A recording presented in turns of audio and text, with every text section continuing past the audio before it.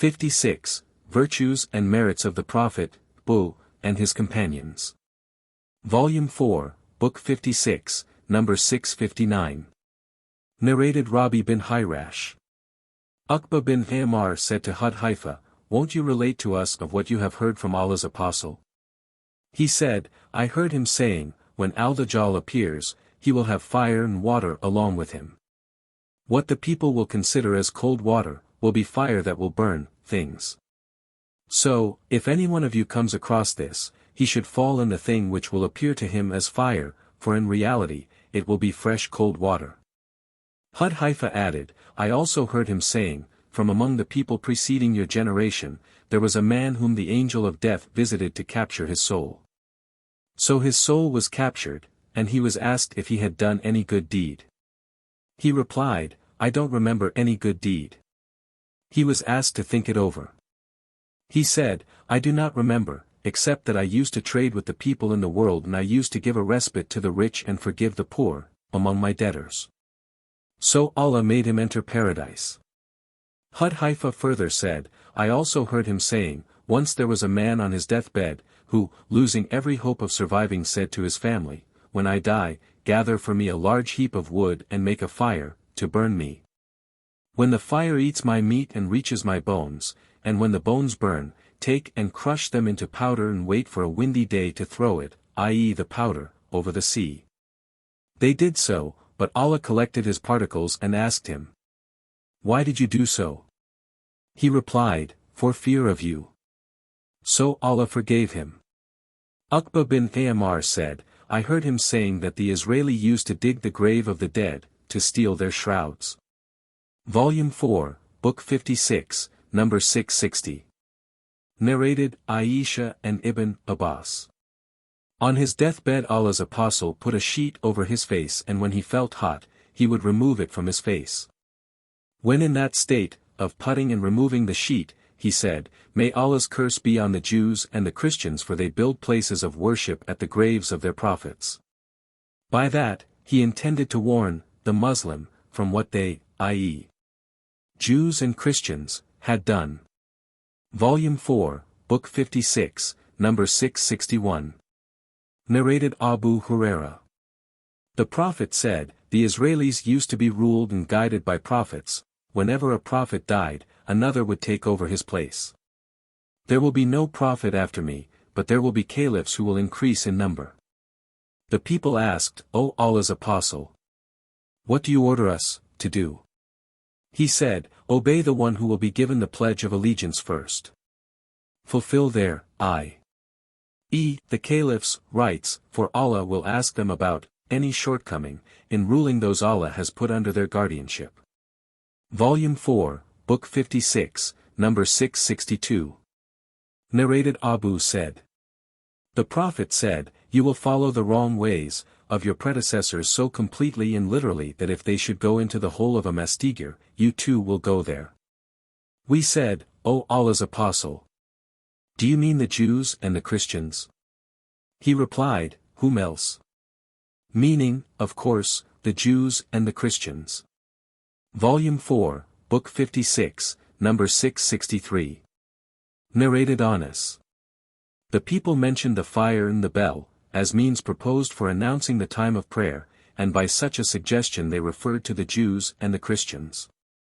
But Bilal was ordered, pronounce the words of the Adhan, i.e. call for the prayer, twice and the Iqama once only. Volume 4, Book 56, number 664. Narrated Aisha.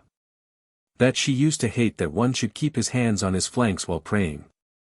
She said that the Jew used to do so. Volume 4, Book 56, number 665. Narrated Ibn Umar. Allah's Apostle said, Your period, i.e. the Muslims' period, in comparison to the periods of the previous nations, is like the period between the Asr prayer and sunset. And your example in comparison to the Jews and the Christians is like the example of a person who employed some laborers and asked them, Who will work for me till midday for 1 qirat each? The Jews worked for half a day for 1 qirat each. The person asked, Who will do the work for me from midday to the time of the Asr prayer, for 1 qirat each? The Christians worked from midday till the Asr prayer for 1 qirat. Then the person asked, who will do the work for me from the Asr till sunset for 2 qirats each? The Prophet added, it is you, i.e. Muslims, who are doing the work from the Asr till sunset, so you will have a double reward. The Jews and the Christians got angry and said, we have done more work but got less wages. Allah said, have I been unjust to you as regards your rights? They said, no, so Allah said, then it is my blessing which I bestow on whomever I like. Volume 4, Book 56, number 666. Narrated Ibn Abbas. I heard Bumar saying, may Allah curse so and so. Doesn't he know that the Prophet said, may Allah curse the Jews for, though they were forbidden, to eat fat, they liquefied it and sold it. Volume 4, Book 56, number 667. Narrated Abdullah bin Amr. The Prophet said, convey my teachings to the people even if it were a single sentence, and tell others the stories of Bani Israel, which have been taught to you. For it is not sinful to do so. And whoever tells a lie on me intentionally, will surely take his place in the hell fire. Volume 4, Book 56, number 668. Narrated Abu Huraira. Allah's apostles said, the Jews and the Christians do not dye their gray hair, so you shall do the opposite of what they do, i.e. dye your gray hair and beards. Volume 4, Book 56, number 669. Narrated Jundub. Allah's apostles said, amongst the nations before you there was a man who got a wound, and growing impatient, with its pain. He took a knife and cut his hand with it and the blood did not stop till he died. Allah said, my slave hurried to bring death upon himself so I have forbidden him, to enter, paradise. Volume 4, Book 56, number 670. Narrated Abu Huraira. That he heard Allah's apostle saying, Allah willed to test 3 Israelis who were a leper, a blind man and a bald-headed man. So, he sent them an angel who came to the leper and said, what thing do you like most? He replied, good color and good skin, for the people have a strong aversion to me. The angel touched him and his illness was cured, and he was given a good color and beautiful skin. The angel asked him, what kind of property do you like best? He replied, camels, or cows. The narrator is in doubt, for either the leper or the bald-headed man demanded camels and the other demanded cows. So he, i.e. the leper, was given a pregnant she-camel, and the angel said, to him, may Allah bless you in it. The angel then went to the bald-headed man and said, what thing do you like most? He said, I like good hair and wish to be cured of this disease, for the people feel repulsion for me. The angel touched him and his illness was cured, and he was given good hair. The angel asked him, what kind of property do you like best? He replied, cows. The angel gave him a pregnant cow and said, may Allah bless you in it. The angel went to the blind man and asked, what thing do you like best? He said, I like, that Allah may restore my eyesight to me so that I may see the people. The angel touched his eyes and Allah gave him back his eyesight. The angel asked him, what kind of property do you like best? He replied, sheep. The angel gave him a pregnant sheep. Afterwards, all the 3 pregnant animals gave birth to young ones, and multiplied and brought forth so much that one of the 3 men had a herd of camels filling a valley, and one had a herd of cows filling a valley. And one had a flock of sheep filling a valley. Then the angel, disguised in the shape and appearance of a leper, went to the leper and said, I am a poor man, who has lost all means of livelihood while on a journey. So none will satisfy my need except Allah and then you. In the name of him who has given you such nice color and beautiful skin, and so much property, I ask you to give me a camel so that I may reach my destination. The man replied, I have many obligations, so I cannot give you. The angel said, I think I know you. Were you not a leper to whom the people had a strong aversion? Weren't you a poor man, and then Allah gave you all this property?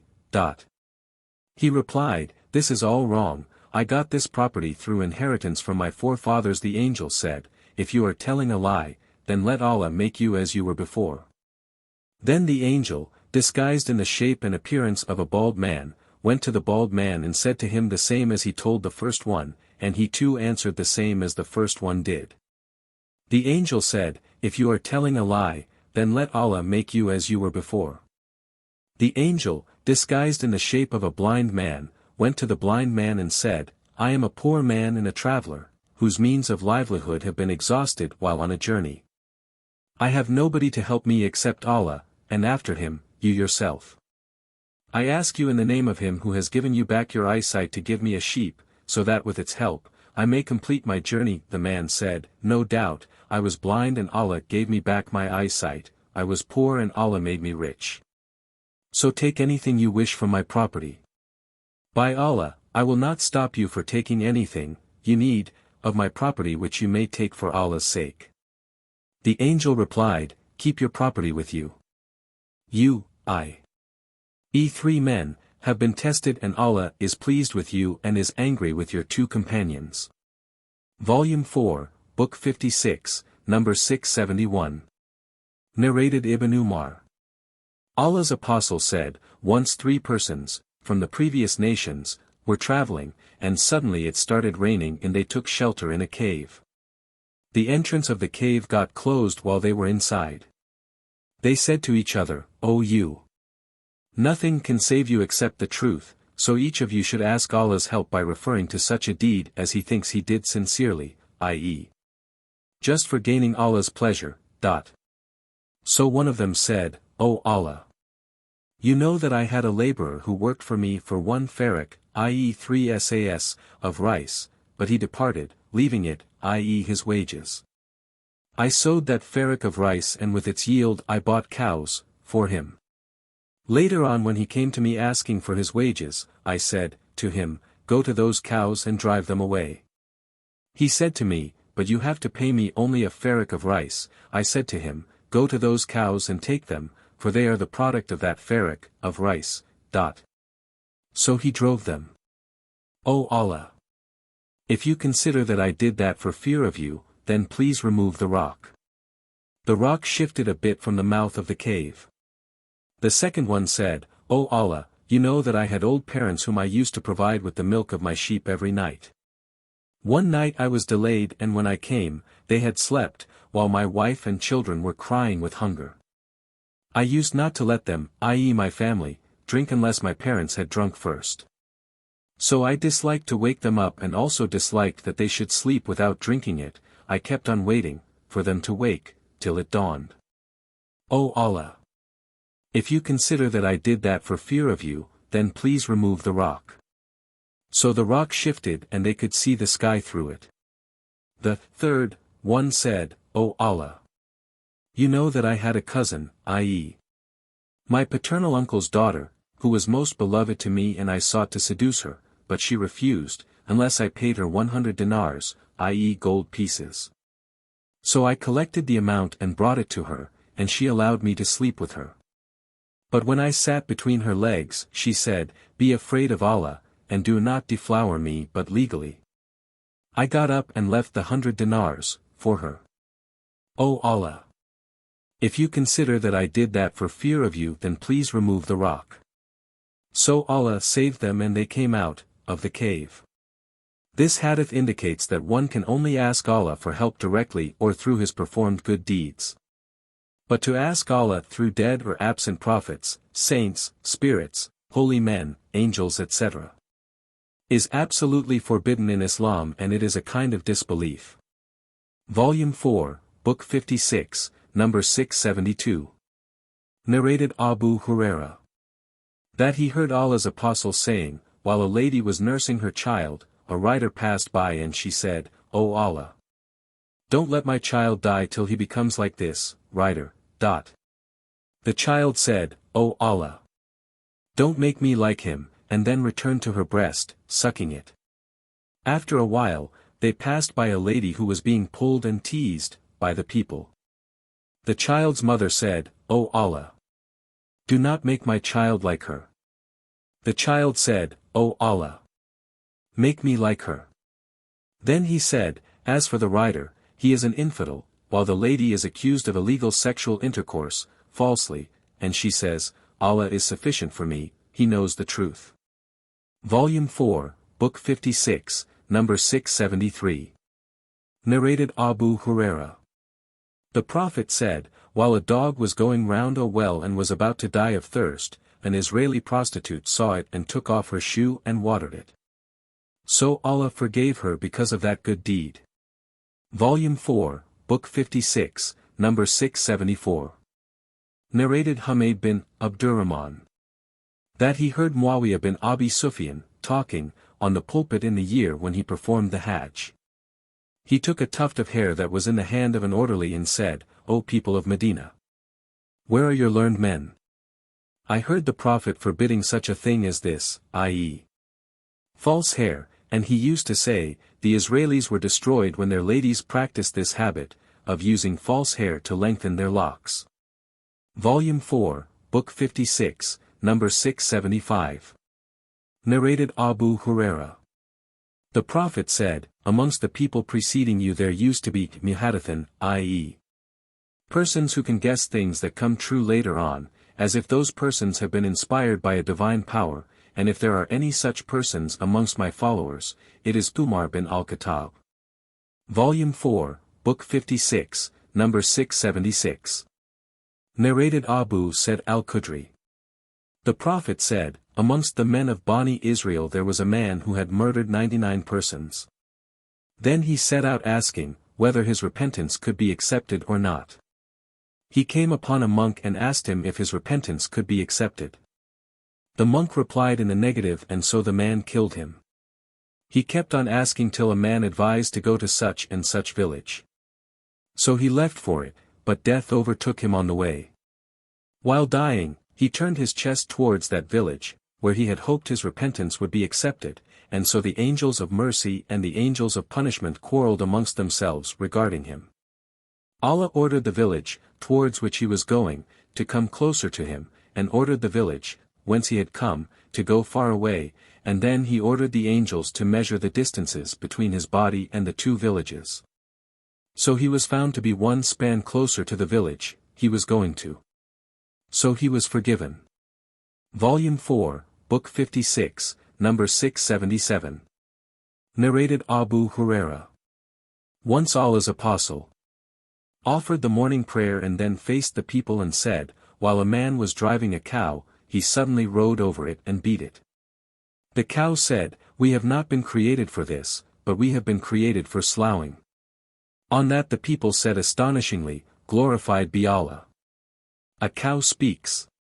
The Prophet said, I believe this, and Abu Bakr and Umar too, believe it, although neither of them was present there. While a person was amongst his sheep, a wolf attacked and took one of the sheep. The man chased the wolf till he saved it from the wolf, whereupon the wolf said, you have saved it from me. But who will guard it on the day of the wild beasts when there will be no shepherd to guard them except me, because of riots and afflictions? The people said surprisingly, glorified be Allah. A wolf speaks. The Prophet said, but I believe this, and Abu Bakr and Umar too, believe this, although neither of them was present there. See the footnote of page number 10 volume 5. Volume 4, Book 56, number 678. Narrated Abu Huraira. Allah's apostle said, a man bought a piece of and from another man, and the buyer found an earthenware jar filled with gold in the land. The buyer said to the seller, take your gold, as I have bought only the land from you, but I have not bought the gold from you. The former, owner of the land said, I have sold you the land with everything in it. So both of them took their case before a man who asked, do you have children? One of them said, I have a boy. The other said, I have a girl. The man said, marry the girl to the boy and spend the money on both of them and give the rest of it in charity. Volume 4, Book 56, number 679. Narrated Usama bin Zaid. Allah's apostle said, plague was a means of torture sent on a group of Israelis, or on some people before you. So if you hear of it spread in a land, don't approach it, and if a plague should appear in a land where you are present, then don't leave that land in order to run away from it, i.e. plague. Volume 4, Book 56, number 680. Narrated, Aisha. The wife of the Prophet, I asked Allah's apostle about the plague. He told me that it was a punishment sent by Allah on whom He wished, and Allah made it a source of mercy for the believers. For if one in the time of an epidemic plague stays in his country patiently hoping for Allah's reward and believing that nothing will befall him except what Allah has written for him, he will get the reward of a martyr. Volume 4, Book 56, number 681. Narrated, Aisha. The people of Quraysh worried about the lady from Bani Makhzum who had committed theft. They asked, who will intercede for her with Allah's apostle? Some said, no one dare to do so except Usama bin Zayd, the beloved one to Allah's apostle. When Usama spoke about that to Allah's apostle said, to him, do you try to intercede for somebody in a case connected with Allah's prescribed punishments? Then he got up and delivered a sermon saying, what destroyed the nations preceding you, was that if a noble amongst them stole, they would forgive him, and if a poor person amongst them stole, they would inflict Allah's legal punishment on him. By Allah, if Fatima, the daughter of Muhammad stole, I would cut off her hand. Volume 4, Book 56, number 682. Narrated Ibn Mas'udi. I heard a person reciting a Quranic verse in a certain way, and I had heard the Prophet reciting the same verse in a different way. So I took him to the Prophet and informed him of that, but I noticed the sign of disapproval on his face, and then he said, both of you are correct, so don't differ, for the nations before you differed, so they were destroyed. Volume 4, Book 56, number 683. Narrated, Abdullah. As if I saw the Prophet talking about one of the prophets whose nation had beaten him and caused him to bleed, while he was cleaning the blood off his face and saying, O Allah! Forgive my nation, for they have no knowledge. Volume 4, Book 56, number 684. Narrated Abu Sa'idi. The Prophet said, amongst the people preceding your age, there was a man whom Allah had given a lot of money. While he was in his deathbed, he called his sons and said, what type of father have I been to you? They replied, you have been a good father. He said, I have never done a single good deed. So when I die, burn me, crush my body, and scatter the resulting ashes on a windy day. His sons did accordingly, but Allah gathered his particles and asked him, what made you do so? He replied, fear of you. So Allah bestowed His mercy upon him. Forgave him. Volume 4, Book 56, number 685. Narrated Ribi bin Hirash. Uqba said to Hudhaifa, won't you narrate to us what you heard from Allah's apostle? Hudhaifa said, I heard him saying, death approached a man, and when he had no hope of surviving, he said to his family, when I die, gather for me much wood and build a fire, to burn me, When the fire has eaten my flesh and reached my bones, take the bones and grind them and scatter the resulting powder in the sea on a hot, or windy, day. That was done. But Allah collected his particles and asked him, why did you do so? He replied, for fear of you. So Allah forgave him. Volume 4, Book 56, number 686. Narrated Abdu Malik. As above, saying, on a windy day. Volume 4, Book 56, number 687. Narrated Abu Huraira. Allah's apostle said, a man used to give loans to the people and used to say to his servant, if the debtor is poor, forgive him, so that Allah may forgive us. So when he met Allah, after his death, Allah forgave him. Volume 4, Book 56, number 688. Narrated Abu Huraira. The Prophet said, a man used to do sinful deeds, and when death came to him, he said to his sons, after my death, burn me and then crush me, and scatter the powder in the air. For by Allah, if Allah has control over me, He will give me such a punishment as He has never given to anyone else. When he died, his sons did accordingly. Allah ordered the earth saying, collect what you hold of his particles. It did so, and behold, there he was, the man, standing. Allah asked him, what made you do what you did? He replied, O my Lord, I was afraid of you. So Allah forgave him. Another narrator said, the man said, Fear of you, O Lord. Volume 4, Book 56, number 689. Narrated, Abdullah bin Umar. Allah's Apostle said, a lady was punished because of a cat which she had imprisoned till it died. She entered the hell fire because of it, for she neither gave it food nor water as she had imprisoned it, nor set it free to eat from the vermin of the earth. Volume 4, Book 56, number 690. Narrated Abu Masud Uqba. The Prophet said, one of the sayings of the prophets which the people have got, is, if you do not feel ashamed, then do whatever you like. Volume 4, Book 56, number 691. Narrated Abu Musudi. The Prophet said, one of the sayings of the prophets which the people have got is, if you do not feel ashamed, then do whatever you like. Volume 4, Book 56, number 692. Narrated Ibn Umar. The Prophet said, while a man was walking, dragging his dress with pride, he was caused to be swallowed by the earth and will go on sinking in it till the day of resurrection. Volume 4, Book 56, number 693. Narrated Abu Huraira.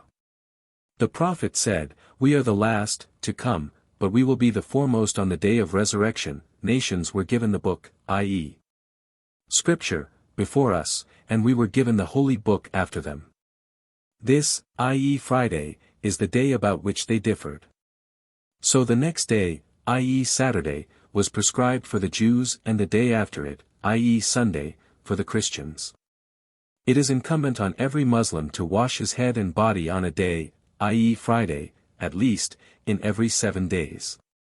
Volume 4, Book 56, number 694. Narrated Said bin al-Musayyab. When Muawiyah bin Abu Sufyan came to Medina for the last time, he delivered a sermon before us. He took out a tuft of hair and said, I never thought that someone other than the Jews would do such a thing, i.e. use false hair.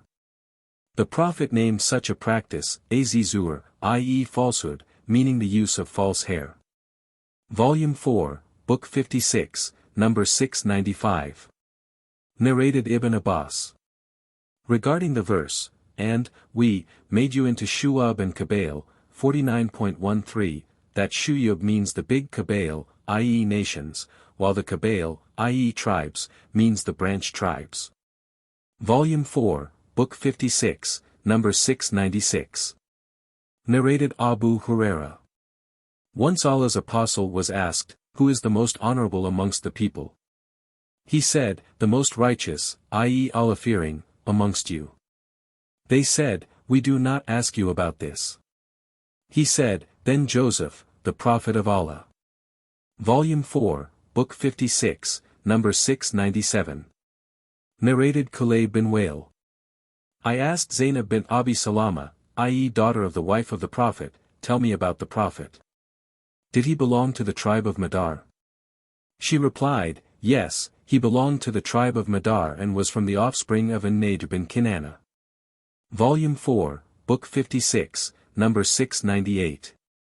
Narrated Kulayb. I was told by the Rabibah, i.e. daughter of the wife of the Prophet, who, I think, was Zainab, that the Prophet forbade the utensils of wine called ad-Duba, al-Hantam, al-Mukayyar and al-Muzafat. I said to her, tell me as to which tribe the Prophet belonged. Was he from the tribe of Madar? She replied, he belonged to the tribe of Madar and was from the offspring of An-Najr bin Kinana. Volume 4, Book 56, number 699. Narrated Abu Huraira. Allah's Apostle said, you see that the people are of different natures. Those who were the best in the pre-Islamic period, are also the best in Islam if they comprehend religious knowledge. You see that the best amongst the people in this respect, i.e. ambition of ruling, are those who hate it most. And you see that the worst among people is the double-faced person, who appears to these with one face and to the others with another face, i.e. a hypocrite.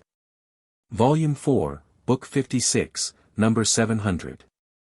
Narrated Abu Huraira. The Prophet said, the tribe of Quraysh has precedence over the people in this connection, i.e. the right of ruling. The Muslims follow the Muslims amongst them, and the infidels follow the infidels amongst them. People are of different natures, the best amongst them in the pre-Islamic period are the best in Islam provided they comprehend the religious knowledge. You will find that the best amongst the people in this respect, i.e. of ruling, is he who hates it, i.e. the idea of ruling, most, till he is given the pledge of allegiance. Volume 4, Book 56, Number 701.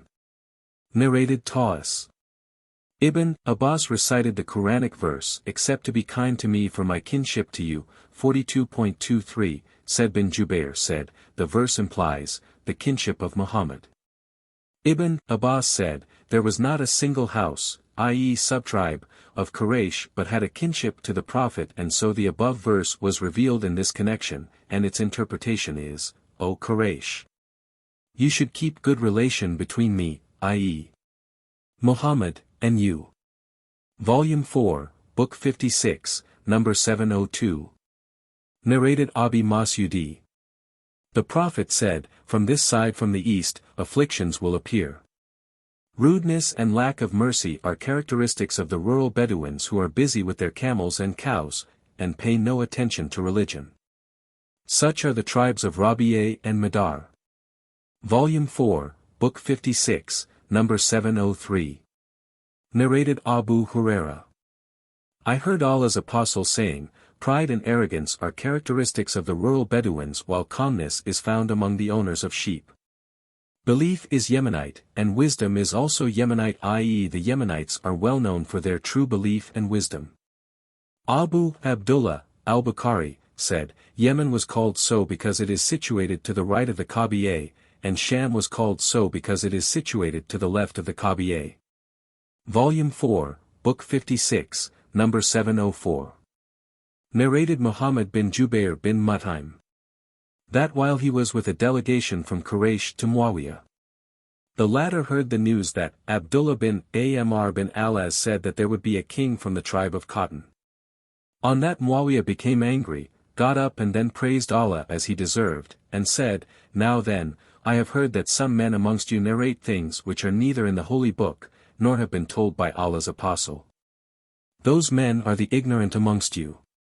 Beware of such hopes as make the people go astray, for I heard Allah's Apostle saying, authority of ruling will remain with Quraysh, and whoever bears hostility to them, Allah will destroy him as long as they abide by the laws of the religion. Volume 4, Book 56, Number 705. Narrated Ibn Umar. The Prophet said, authority of ruling will remain with Quraysh, even if only 2 of them remained. Volume 4, Book 56, Number 706. Narrated Jubair bin Mut'im. Uthman bin Affan went to the Prophet, and said, O Allah's Apostle, you gave property to Bani al-Muttalib and did not give us, although we and they are of the same degree of relationship to you. The Prophet said, only Bani Hashim and Bani al-Muttalib are one thing, as regards family status. Narrated Urwa bin Az-Zubair, Abdullah bin Az-Zubair went with some women of the tribe of Bani Zura to Aisha who used to treat them nicely because of their relation to Allah's Apostle.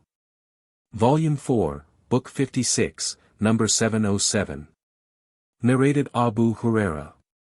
Allah's Apostle said, the tribe of Quraysh, the Ansar, the people of the tribe of Julhana, Muzana, Aslam, Ashja, and Ghifar are my disciples and have no protectors except Allah and His Apostle. Volume 4, Book 56, Number 708. Narrated Urwa bin Az-Zubair. Abdullah bin Az-Zubair was the most beloved person to Aisha excluding the Prophet and Abu Bakr, and he in his turn, was the most devoted to her. Aisha used not to withhold the money given to her by Allah, but she used to spend it in charity.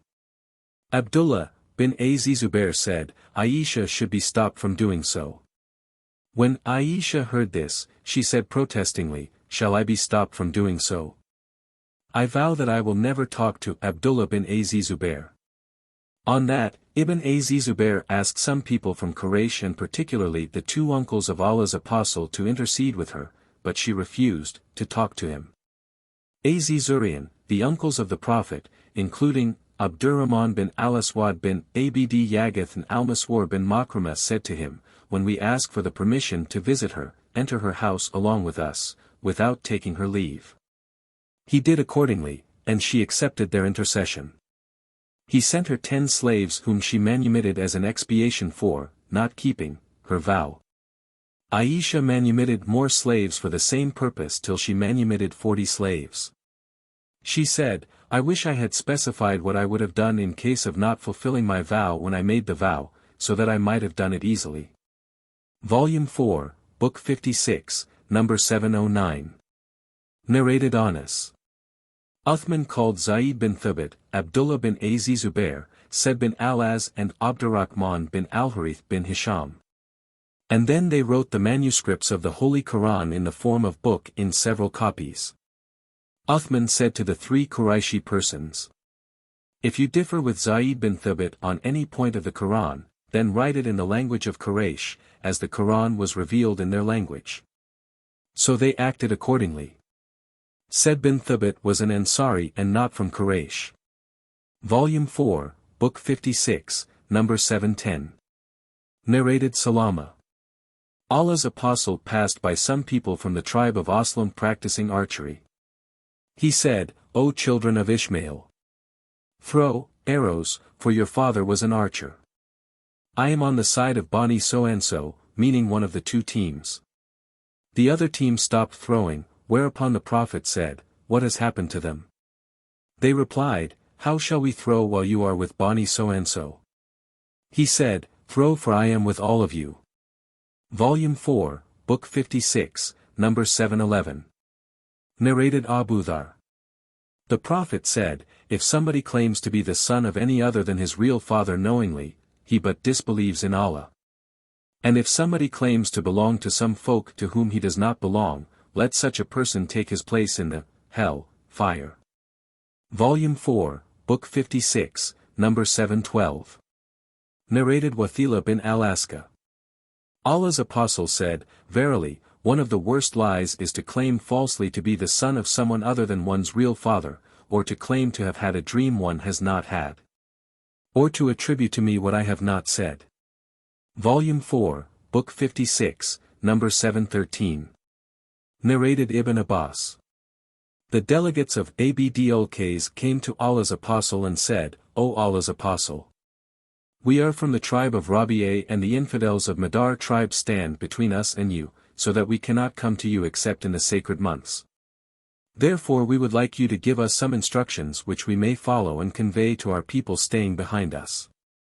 The Prophet said, I order you to observe 4 things and forbid you, to do 4 things. I order you, to believe in Allah testifying that none has the right to be worshipped except Allah, to offer the prayer perfectly, to pay the zakat.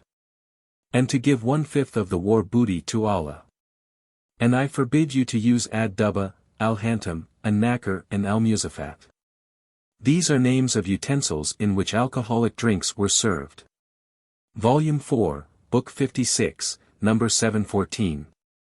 Narrated Abdullah bin Umar. I heard Allah's Apostle on the pulpit saying, verily, afflictions will start from here, pointing towards the east, whence the side of the head of Satan comes out. Volume 4, Book 56, Number 715. Narrated Abu Huraira, the Prophet said, the tribes of Quraysh, Al-Ansar, Juhayna, Muzayna, Aslam, Ghifar and Ashja, are my helpers, and they have no protector, i.e. master, except Allah and His Apostle. Volume 4, Book 56, Number 716. Narrated Abdullah bin Umar. While Allah's Apostle was on the pulpit, he said, May Allah give the tribe of Ghifar. And may Allah save the tribe of Aslam. The tribe of Usayya have disobeyed Allah and His Apostle. Volume 4, Book 56, Number 717. Narrated Abu Huraira. The Prophet said, May Allah save the tribe of Aslam, and may Allah forgive the tribe of Ghifar. Volume 4, Book 56, number 718. Narrated Abu Bakr. The Prophet said, "Do you think that the tribes of Juhayna, Muzayna, Aslam and Ghifar are better than the tribes of Bani Tamim, Bani Asad, Bam, Abdullah bin Ghatafan and Bani Amir bin Sasa?" A man said, "They were unsuccessful and losers."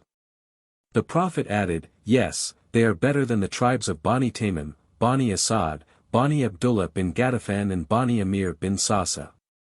Volume 4, Book 56, number 719. Narrated Abu Bakr. Al-Akrath bin Habis said to the Prophet, "Nobody gave you the pledge of allegiance but the robbers of the pilgrims, i.e. those who used to rob the pilgrims, from the tribes of Aslam, Ghifar, Muzayna." Ibn Abi Yaqub is in doubt whether Al-Akrath added, "and Juhayna."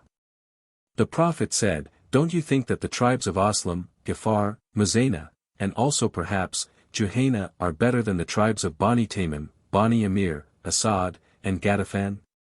Somebody said, "They were unsuccessful and losers."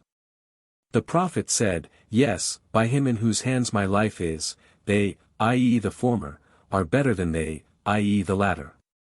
Abu Hurairah said, "The Prophet said, the people of Bani Aslam, Ghifar and some people of Muzayna, or some people of Juhayna or Muzayna, are better in Allah's sight, or on the day of resurrection, than the tribes of Asad, Tamim, Hawazin and Ghatafan."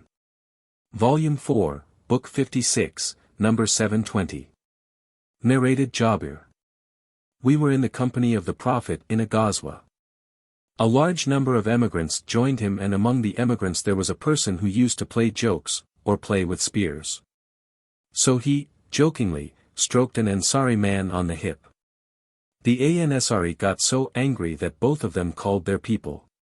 The Ansari said, "Help, O Ansar." And the emigrant said, "Help, O emigrants." The Prophet came out and said, "What is wrong with the people, as they are calling, this call of the period of ignorance?" Then he said, "What is the matter with them?" So he was told about the stroke of the emigrant to the Ansari. The Prophet said, "Stop this, i.e. appeal for help, for it is an evil call." Abdullah bin Ubay bin Salul, a hypocrite, said, "The emigrants have called and gathered against us.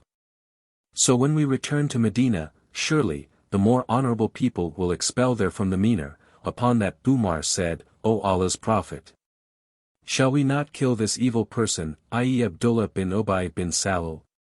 The Prophet said, "No, lest the people should say that Muhammad used to kill his companions." Volume 4, Book 56, number 721. Narrated Abdullah bin Mas'udi. The Prophet said, "Whoever slaps his face or tears the bosom of his dress, or calls the calls of the period of ignorance, is not from us." Volume 4, Book 56, number 722. Narrated Abu Hurairah. Allah's Apostle said, Amr bin Luhai bin Qama bin Kindif was the father of Quzay. Volume 4, Book 56, number 723. Narrated Said bin al-Musayyab. Al-Bahira was an animal whose milk was spared for the idols and other deities, and so nobody was allowed to milk it. As-Saiba was an animal which they, i.e. infidels, used to set free in the names of their gods so that it would not be used for carrying anything. Abu Hurairah said, the Prophet said, I saw Amr bin Amir bin Luhai al-Khuzai dragging his intestines in the hell fire, for he was the first man who started the custom of releasing animals, for the sake of false gods. Volume 4, Book 56, number 724. Narrated Ibn Abbas. When the news of the advent of the Prophet reached Abu Dhar, he said to his brother, Ride to this valley and bring me the news of this man, i.e. the Prophet, who claims to be a prophet receiving information from the heaven. Listen to him and then come to me.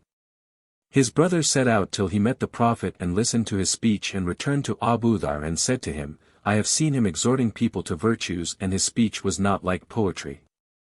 Abu Dhar said, You have not satisfied me as to what I wanted.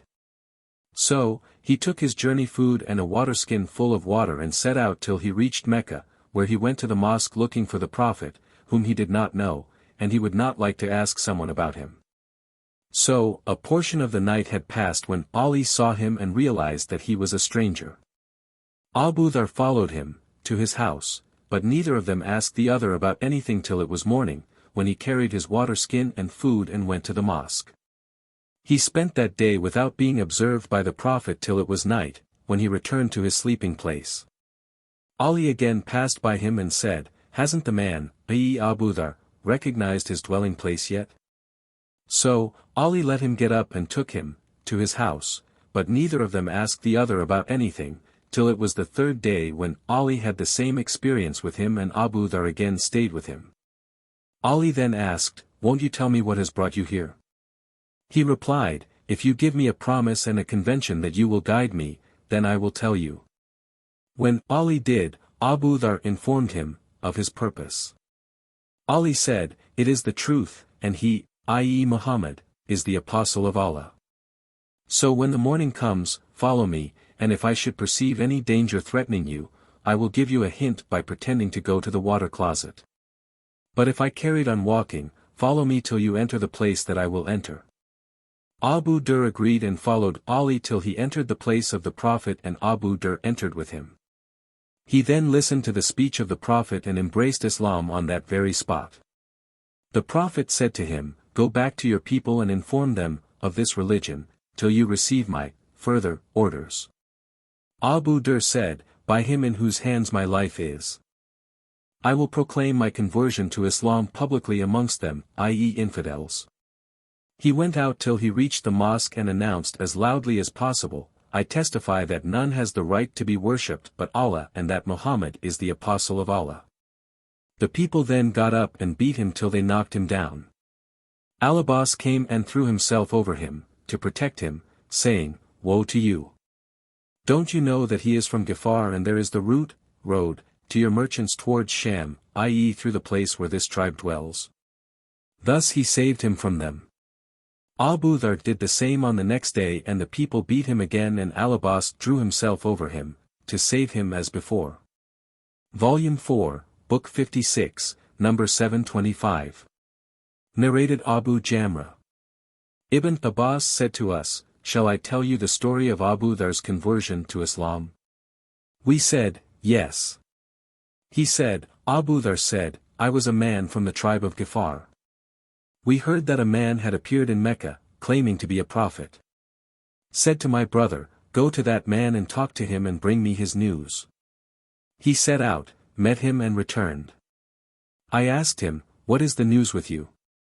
He said, by Allah, I saw a man enjoining what is good and forbidding what is evil. I said to him, you have not satisfied me with this little information. So, I took a water skin and a stick and proceeded towards Mecca. Neither did I know him, i.e., the Prophet, nor did I like to ask anyone about him. I kept on drinking Zam-Zam water and staying in the mosque. Then, Ali passed by me and said, it seems you are a stranger. I said, yes. He proceeded to his house and I accompanied him. Neither did he ask me anything, nor did I tell him anything. Next morning I went to the mosque to ask about the Prophet but no one told me anything about him. Ali passed by me again and asked, hasn't the man recognized his dwelling place yet? I said, no, he said, come along with me. He asked me, what is your business? What has brought you to this town? I said to him, if you keep my secret, I will tell you. He said, I will do. I said to him, we have heard that a person has appeared here, claiming to be a prophet. I sent my brother to speak to him and when he returned, he did not bring a satisfactory report, so I thought of meeting him personally. Ali said, to Abu Dharr, you have reached your goal. I am going to him just now, so follow me, and wherever I enter, enter after me. If I should see someone who may cause you trouble, I will stand near a wall pretending to mend my shoes, as a warning, and you should go away then. Ali proceeded and I accompanied him till he entered a place, and I entered with him to the Prophet to whom I said, present, the principles of Islam to me. When he did, I embraced Islam, immediately. He said to me, O Abu Dharr, keep your conversion as a secret and return to your town, and when you hear of our victory, return to us. I said, by him who has sent you with the truth, I will announce my conversion to Islam publicly amongst them, i.e. the infidels. Abu Dhar went to the mosque, where some people from Quraysh were present, and said, O folk of Quraysh, I testify that none has the right to be worshipped except Allah, and I, also, testify that Muhammad is Allah's slave and his apostle. Hearing that, the Qurayshi men said, Get at this Sabi, i.e. Muslim. They got up and beat me nearly to death. Al-Abbas saw me and threw himself over me to protect me. He then faced them and said, Woe to you! You want to kill a man from the tribe of Ghafar, although your trade and your communications are through the territory of Ghafar. They therefore left me. The next morning I returned to the mosque, and said the same as I have said on the previous day. They again said, Get at this Sabi. I was treated in the same way as on the previous day, and again Al-Abbas found me and threw himself over me to protect me and told them the same as he had said the day before. So, that was the conversion of Abu Dhar, may Allah be merciful to him, to Islam. Volume 4, Book 56, Number 726. Narrated Ibn Abbas. If you wish to know about the ignorance of the Arabs, refer to Surat Al-An'am after verse No. 130, Indeed lost are those who have killed their children from folly without knowledge and have forbidden that which Allah has provided for them, inventing a lie against Allah. They have indeed gone astray and were not guided. 6. 14. Volume 4, Book 56, Number 727. Narrated Ibn Abbas. When the verse, and warn your tribe of near kindred. 26. 2:14, was revealed, the Prophet started calling, the Arab tribes, O Bani Fir, O Bani Adi, mentioning first the various branch tribes of Quraysh. Narrated Ibn Abbas, when the verse, and warn your tribe of near kindred, 26.214. was revealed, the Prophet started calling every tribe by its name. Volume 4, Book 56, Number 728. Narrated Abu Hurairah. The Prophet said, O Bani Abd Manaf. Buy yourselves from Allah, O Bani Abdul Muttalib. Buy yourselves from Allah. O mother of Az Zubair bin al-Awwam, the aunt of Allah's apostle, and O Fatima bint Muhammad. Buy yourselves from Allah, for I cannot defend you before Allah. You, both, can ask me from my property as much as you like. Volume 4, Book 56, Number 729. Narrated Anas. The Prophet sent for the Ansar, and when they came, he asked, Is there any stranger amongst you? They said, No except the son of our sister. Allah's apostle said, The son of the sister of some people belongs to them. Volume 4, Book 56, Number 730. Narrated Aisha. That during the Mina days, Abu Bakr came to her, while there were two girls with her, beating drums, and the Prophet was, lying, covering himself with his garment. Abu Bakr rebuked the two girls, but the Prophet uncovered his face and said, O Abu Bakr! Leave them, for these are the days of Eid, festival. Those days were the days of Mina. Aisha added, I was being screened by the Prophet while I was watching the Ethiopians playing in the mosque. Umar rebuked them, but the Prophet said, Leave them, O Bani Arfida. Play. For, you are safe. Volume 4, Book 56, Number 731. Narrated Aisha. Once Hassan bin Thabit asked the permission of the Prophet to lampoon, i.e. compose satirical poetry defaming, the infidels. The Prophet said, What about the fact that I have common descent with them? Hassan replied, I shall take you out of them as a hare is taken out of dough. Narrated Urwa, I started abusing Hassan in front of Aisha, whereupon she said, Don't abuse him, for he used to defend the Prophet, with his poetry. Volume 4, Book 56, Number 732. Narrated Jubair bin Mut'im. Allah's apostle said, I have 5 names, I am Muhammad and Ahmad. I am Al-Mahdi through whom Allah will eliminate infidelity, I am al-Hashir who will be the first to be resurrected, the people being resurrected thereafter, and I am also al-Aqib, i.e. there will be no prophet after me. Volume 4, Book 56, number 733. Narrated Abu Huraira. Allah's Apostle said, "Doesn't it astonish you how Allah protects me from the Quraysh's abusing and cursing? They abuse Mudhammam and curse Mudhammam while I am Muhammad, and not Mudhammam." Volume 4, Book 56, number 734. Narrated Jabir bin Abdullah. The Prophet said, "My similitude in comparison with the other prophets is that of a man who has built a house completely and excellently except for a place of one brick. When the people enter the house, they admire its beauty and say, 'But for the place of this brick, how splendid the house will be.'" Volume 4, Book 56, number 735. Narrated Abu Huraira. Allah's Apostle said, "My similitude in comparison with the other prophets before me, is that of a man who has built a house nicely and beautifully, except for a place of one brick in a corner. The people go about it and wonder at its beauty, but say, 'Would that this brick be put in its place.' So I am that brick, and I am the last of the prophets." Volume 4, Book 56, number 736. Narrated Aisha. The Prophet died when he was 63 years old.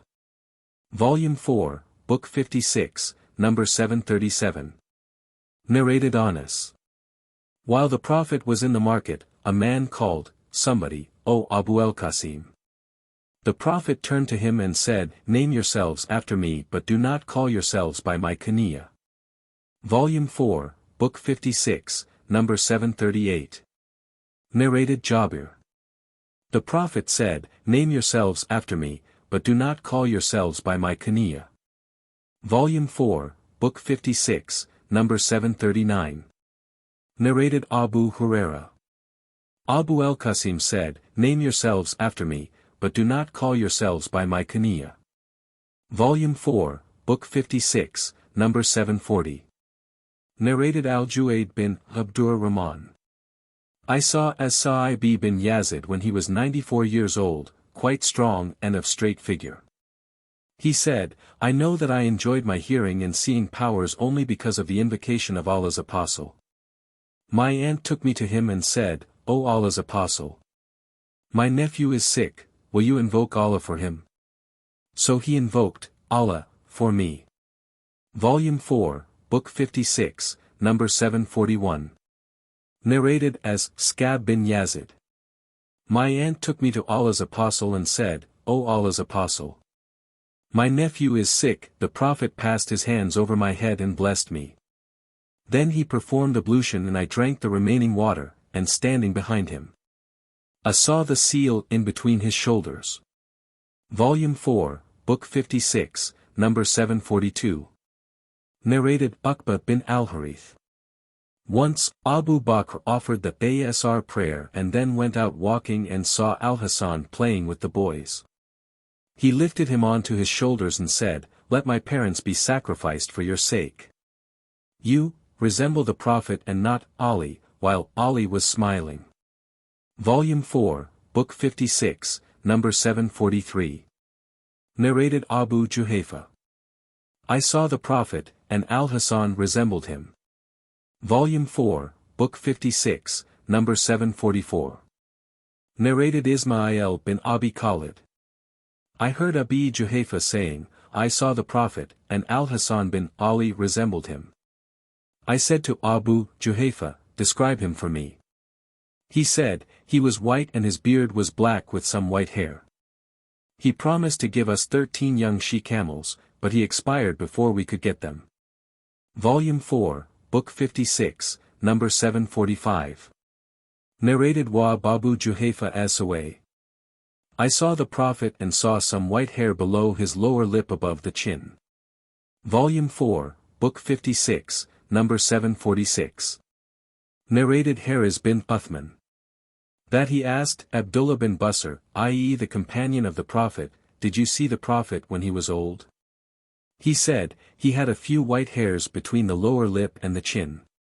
Volume 4, Book 56, number 747. Narrated Rabi'a bin Abi Abdurrahman. I heard Anas bin Malik describing the Prophet saying, he was of medium height amongst the people, neither tall nor short. He had a rosy color, neither absolutely white nor deep brown, his hair was neither completely curly nor quite lank. Divine inspiration was revealed to him when he was 40 years old. He stayed 10 years in Mecca receiving the divine inspiration, and stayed in Medina for 10 more years. When he expired, he had scarcely 20 white hairs in his head and beard. Rabi'a said, I saw some of his hairs and it was red.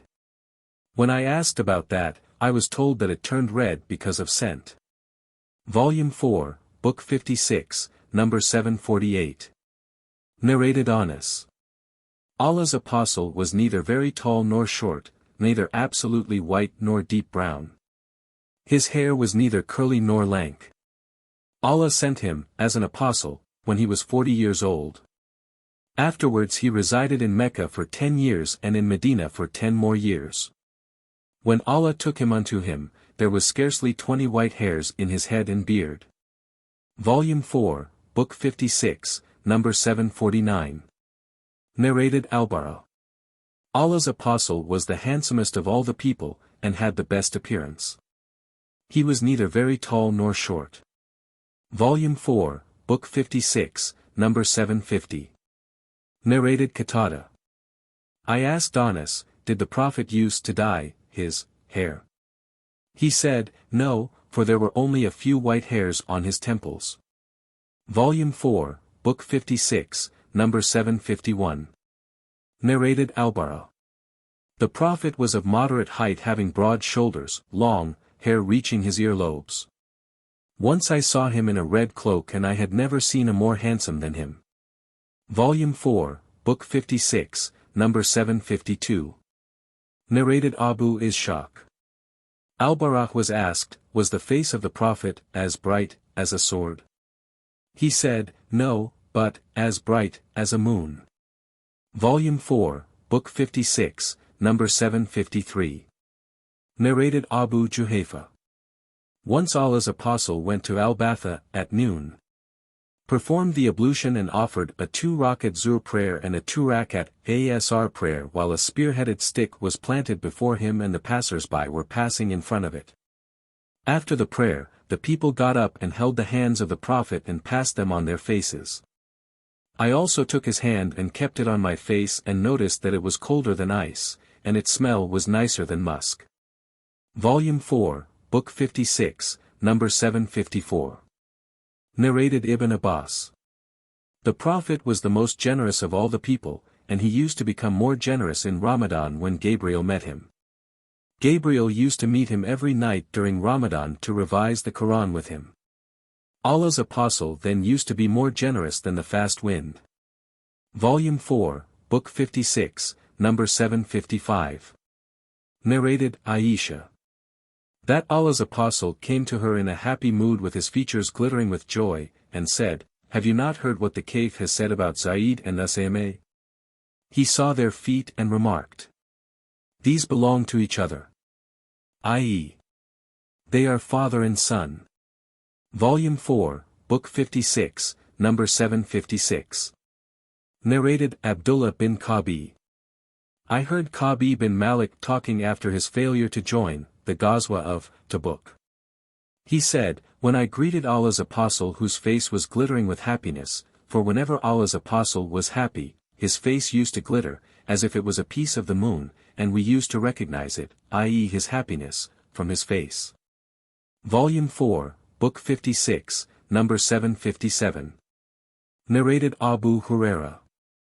Allah's apostle said, I have been sent, as an apostle, in the best of all the generations of Adam's offspring since their creation. Volume 4, Book 56, number 758. Narrated Ibn Abbas. Allah's apostle used to let his hair hang down while the infidels used to part their hair.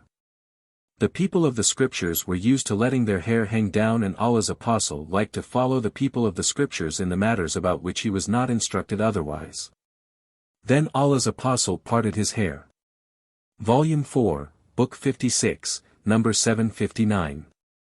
Narrated, Abdullah bin Amr. The Prophet never used bad language, neither a fahish nor a mutafahish. He used to say, "The best amongst you are those who have the best manners and character." See Hadith No. 56, B, Volume 8. Volume 4, Book 56, number 760. Narrated, Aisha.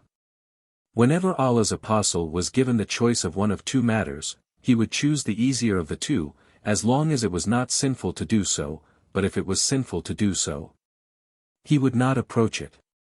Allah's Apostle never took revenge, over anybody, for his own sake, but he did, only when Allah's legal bindings were outraged, in which case he would take revenge for Allah's sake.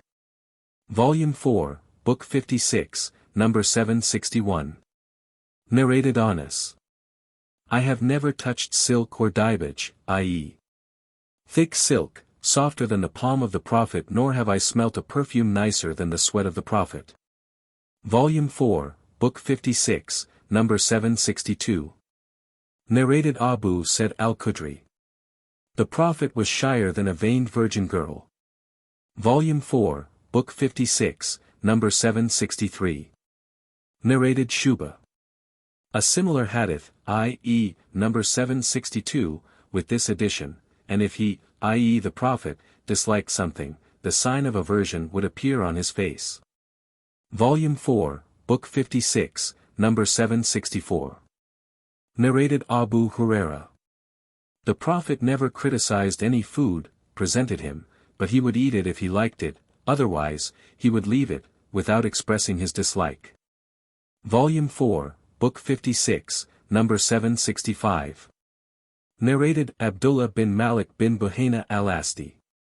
When the Prophet prostrated, he used to keep his arms so widely apart that we used to see his armpits. The sub-narrator, Ibn Bukair, said, "The whiteness of his armpits." Volume 4, Book 56, number 766. Narrated Anas. Allah's Apostle did not use to raise his hands in his invocations except in the istisqa, i.e. invoking Allah for the rain, in which he used to raise his hands so high that one could see the whiteness of his armpits. Note, it may be that Anas did not see the Prophet, as, raising his hands, but it has been narrated that the Prophet, as, used to raise his hands for invocations other than istisqa. See Hadith number 612 Volume 5. And Hadith number 807 and 808 Volume 2. Volume 4, Book 56, number 767. Narrated Abu Juhayfa. By chance I went to the Prophet at noon while he was at Al-Abta, resting, in a tent. Bilal came out, of the tent, and pronounced the adhan for the prayer, and entering again, he brought out the water which was left after Allah's Apostle had performed the ablution. The people rushed to take some of the water. Bilal again went in and brought out a spear-headed stick, and then Allah's Apostle came out. As if I were now looking at the whiteness of his leg. Bilal fixed the stick and the Prophet offered a 2-rakat Zuhr prayer and a 2-rakat Asr prayer, while women and donkeys were passing in front of the Prophet, beyond the stick. Volume 4, Book 56, number 768. Narrated Aisha. The Prophet used to talk so clearly that if somebody wanted to count the number of his words, he could do so. Narrated Urwa bin Az-Zubair, Aisha said, to me, "Don't you wonder at Abu So-and-so who came and sat by my dwelling and started relating the traditions of Allah's Apostle, intending to let me hear that, while I was performing an optional prayer. He left before I finished my optional prayer. Had I found him still there, I would have said to him, Allah's Apostle never talked so quickly and vaguely as you do." Volume 4, Book 56, number 769. Narrated Abu Salama bin Abdurrahman. That he asked Aisha, how was the prayer of Allah's Apostle in the month of Ramadan? She replied, he used not to pray more than 11 rakat whether in Ramadan or in any other month. He used to offer 4 rakat, let alone their beauty and length, and then 4 rakat, let alone their beauty and length. Afterwards he would offer 3 rakat. I said, O Allah's Apostle, Do you go to bed before offering the Witr Prayer? He said, My eyes sleep, but my heart does not sleep.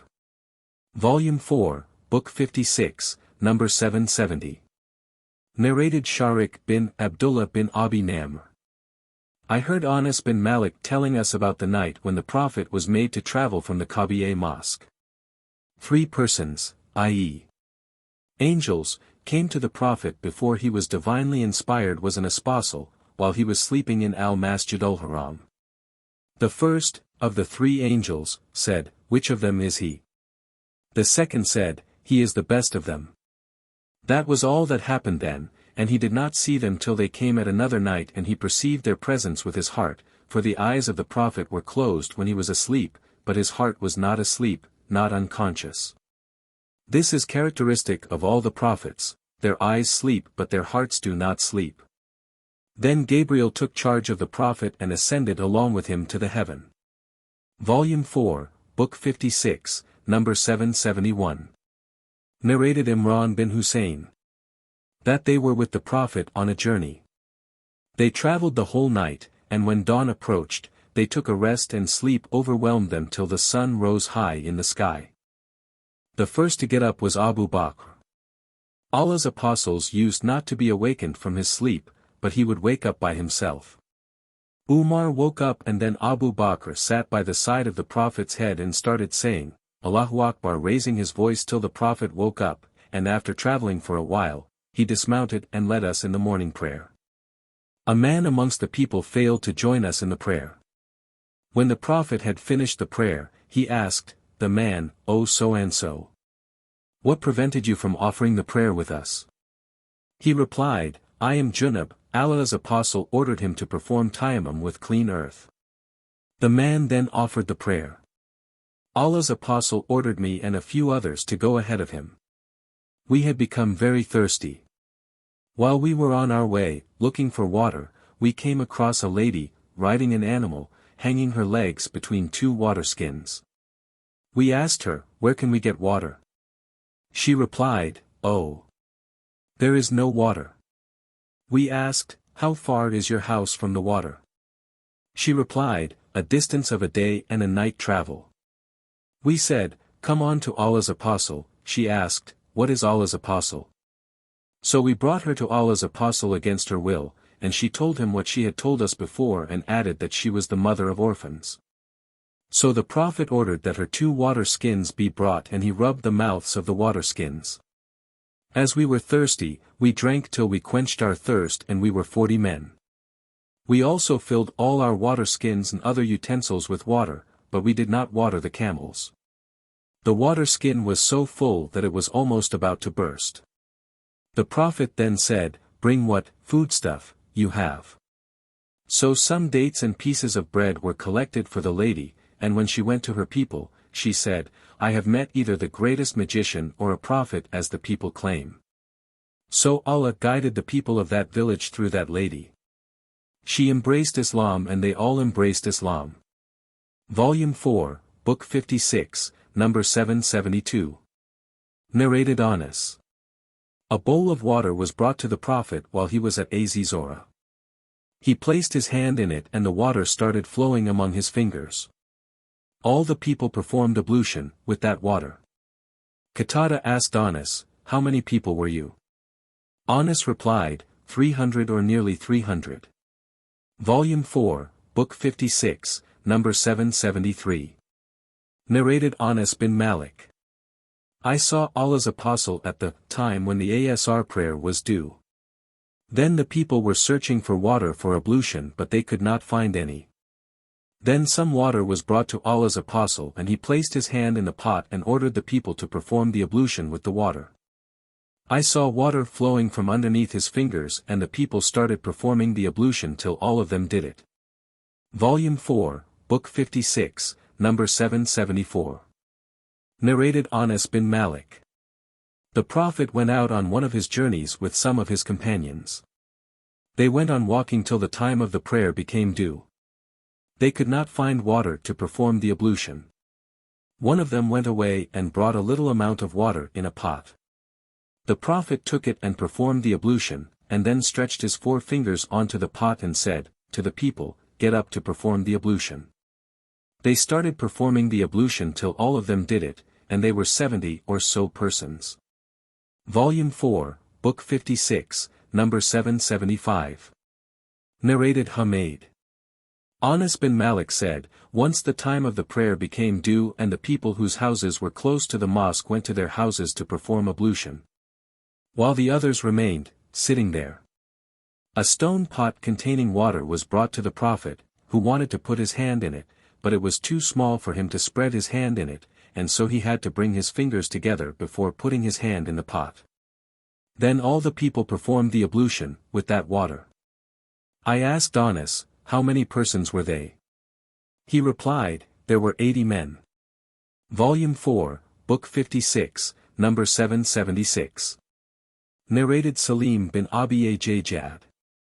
Jabir bin Abdullah said, the people became very thirsty on the day of al-Hudaybiyah, treaty. A small pot containing some water was in front of the Prophet, and when he had finished the ablution, the people rushed towards him. He asked, what is wrong with you? They replied, we have no water either for performing ablution or for drinking except what is present in front of you. So he placed his hand in that pot and the water started flowing among his fingers like springs. We all drank and performed ablution from it. I asked Jabir, how many were you? He replied, even if we had been 100,000, it would have been sufficient for us, but we were 1,500. Volume 4, Book 56, number 777. Narrated Al-Bara. We were 1,400 persons on the day of al-Hudaybiyah, treaty, and, at al-Hudaybiyah, there was a well. We drew out its water not leaving even a single drop. The Prophet sat at the edge of the well and asked for some water with which he rinsed his mouth and then he threw it out into the well. We stayed for a short while and then drew water from the well and quenched our thirst, and even our riding animals drank water to their satisfaction. Volume 4, Book 56, number 778. Narrated Anas bin Malik. Abu Talha said to Sulaym, I have noticed feebleness in the voice of Allah's apostle which I think is caused by hunger. Have you got any food? She said, yes. She brought out some loaves of barley and took out a veil belonging to her, and wrapped the bread in part of it and put it under my arm and wrapped part of the veil round me and sent me to Allah's apostle. I went carrying it and found Allah's apostle in the mosque sitting with some people. When I stood there, Allah's apostle asked, has Abu Talha sent you? I said, yes. He asked, with some food? I said, yes. Allah's apostle then said to the men around him, get up. He set out, accompanied by them, and I went ahead of them till I reached Abu Talha and told him of the Prophet's visit. Abu Talha said, O Sulaym, Allah's apostle is coming with the people and we have no food to feed them. She said, Allah and his apostle know better. So Abu Talha went out to receive Allah's apostle. Allah's apostle came along with Abu Talha. Allah's apostle said, O Sulaym, bring whatever you have.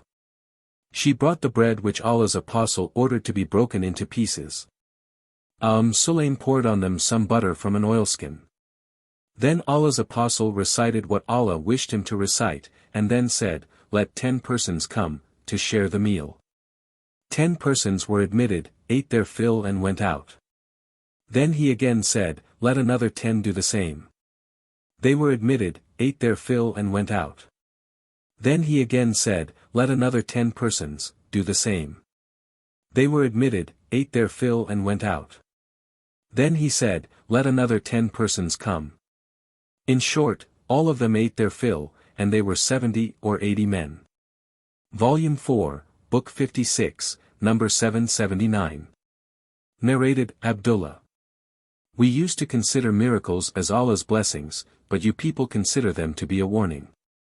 Once we were with Allah's apostle on a journey, and we ran short of water.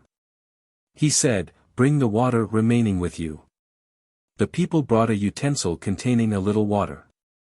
He placed his hand in it and said, come to the blessed water, and the blessing is from Allah. I saw the water flowing from among the fingers of Allah's apostle, and no doubt, we heard the meal glorifying Allah, when it was being eaten, by him. Volume 4, Book 56, number 780. Narrated Jabir. My father had died in debt. So I came to the Prophet and said, my father died, leaving unpaid debts, and I have nothing except the yield of his date palms. And their yield for many years will not cover his debts. So please come with me, so that the creditors may not misbehave with me. The Prophet went round one of the heaps of dates and invoked Allah, and then did the same with another heap and sat on it and said, measure, for them. He paid them their rights and what remained was as much as had been paid to them. Volume 4, Book 56, number 781. Narrated Abdurrahman bin Abi Bakr. The companions of Shuf'a were poor people. The Prophet once said, whoever has food enough for 2 persons, should take a third one, from among them, and whoever has food enough for 4 persons, should take a 5th or a 6th, or said something similar. Abu Bakr brought 3 persons while the Prophet took 10. And Abu Bakr with his 3 family member, who were I, my father and my mother, the sub-narrator is in doubt whether Abdurrahman said, my wife and my servant who was common for both my house and Abu Bakr's house. Abu Bakr took his supper with the Prophet and stayed there till he offered the Isha prayers. He returned and stayed till Allah's apostle took his supper. After a part of the night had passed, he returned to his house. His wife said to him, what has detained you from your guests? He said, have you served supper to them? She said, they refuse to take supper, until you come. They, i.e., some members of the household, presented the meal to them but they refused to eat. I went to hide myself and he said, O Gunther. He invoked Allah to cause my ears to be cut and he rebuked me. He then said, to them please eat. And added, I will never eat the meal. By Allah, whenever we took a handful of the meal grew from underneath more than that handful till everybody ate to his satisfaction, yet the remaining food was more than the original meal. Abu Bakr saw that the food was as much or more than the original amount. He called his wife, O sister of Bani Faras. She said, O pleasure of my eyes. The food has been tripled in quantity. Abu Bakr then started eating thereof and said, it, i.e., my oath not to eat, was because of Saul. He took a handful from it, and carried the rest to the Prophet. So that food was with the Prophet. There was a treaty between us and some people, and when the period of that treaty had elapsed, he divided us into 12 groups, each being headed by a man. Allah knows how many men were under the command of each leader. Anyhow, the Prophet surely sent a leader with each group. Then all of them ate of that meal. Volume 4, Book 56, number 782. Narrated Anas. Once during the lifetime of Allah's apostle, the people of Medina suffered from drought. So while the Prophet was delivering a sermon on a Friday, a man got up saying, O Allah's apostle, the horses and sheep have perished. Will you invoke Allah to bless us with rain? The Prophet lifted both his hands and invoked. The sky at that time was as clear as glass. Suddenly a wind blew, raising clouds that gathered together, and it started raining heavily. We came out of the mosque, wading through the flowing water till we reached our homes. It went on raining till the next Friday, when the same man or some other man stood up and said, O Allah's apostle, the houses have collapsed, please invoke Allah to withhold the rain. On that the Prophet smiled and said, O Allah, let it rain, around us and not on us. I then looked at the clouds to see them separating, forming a sort of a crown round Medina. Volume 4, Book 56, number 783. Narrated Ibn Umar. The Prophet used to deliver his sermons while standing beside a trunk of a data palm. When he had the pulpit made, he used it instead. The trunk started crying and the Prophet went to it, rubbing his hand over it, to stop its crying. Volume 4, Book 56, number 784. Narrated Jabir bin Abdullah. The Prophet used to stand by a tree or a date palm on Friday. Then an Ansari woman or man said, "O Allah's Apostle! Shall we make a pulpit for you?" He replied, "If you wish." So they made a pulpit for him, and when it was Friday, he proceeded towards the pulpit, for delivering the sermon. The date palm cried like a child. The Prophet descended, the pulpit, and embraced it while it continued moaning like a child being quietened. The Prophet said, it was crying for, missing, what it used to hear of religious knowledge given near to it. Volume 4, Book 56, number 785. Narrated Anas bin Malik. That he heard Jabir bin Abdullah saying, the roof of the mosque was built over trunks of date palms working as pillars. When the Prophet delivered a sermon, he used to stand by one of those trunks till the pulpit was made for him, and he used it instead. Then we heard the trunk sending a sound like of a pregnant she-camel till the Prophet came to it, and put his hand over it, then it became quiet. Volume 4, Book 56, number 786. Narrated Hudhaifa. Once Umar bin al-Khattab said, Who amongst you remembers the statement of Allah's Apostle regarding the afflictions? Hudhaifa replied, I remember what he said exactly. Umar said, Tell us, you are really a daring man. Hudhaifa said, Allah's Apostle said, a man's afflictions, i.e. wrong deeds, concerning his relation to his family, his property and his neighbors are expiated by his prayers, giving in charity and enjoining what is good and forbidding what is evil. Umar said, I don't mean these afflictions but the afflictions that will be heaving up and down like waves of the sea. Hudhaifa replied, O chief of the believers! You need not fear those afflictions, as there is a closed door between you and them. Umar asked, Will that door be opened or broken? Hudhaifa replied, No, it will be broken. Umar said, Then it is very likely that the door will not be closed again. Later on the people asked Hudhaifa, Did Umar know what that door meant? He said, Yes, Umar knew it as everyone knows that there will be night before the tomorrow morning. I narrated to Umar an authentic narration, not lies. We dared not ask Hudhaifa. Therefore we requested Masrik, who asked him, What does the door stand for? He said, Umar.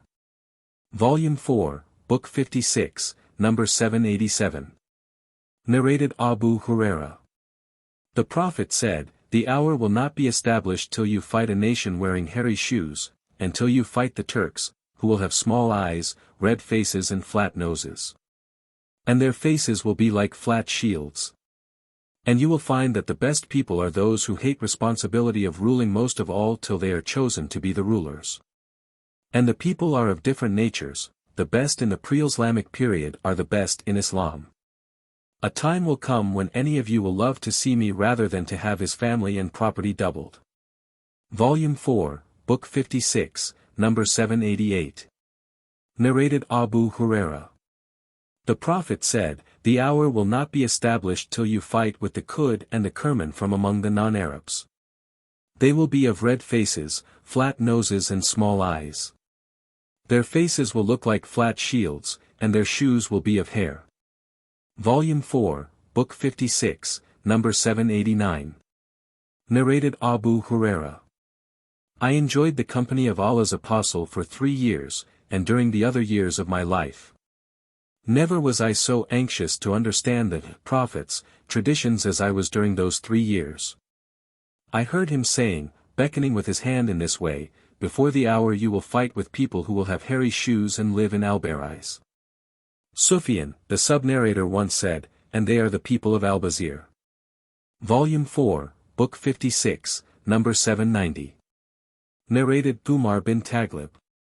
I heard Allah's Apostle saying, Near the hour you will fight with people who will wear hairy shoes, and you will also fight people with flat faces like shields.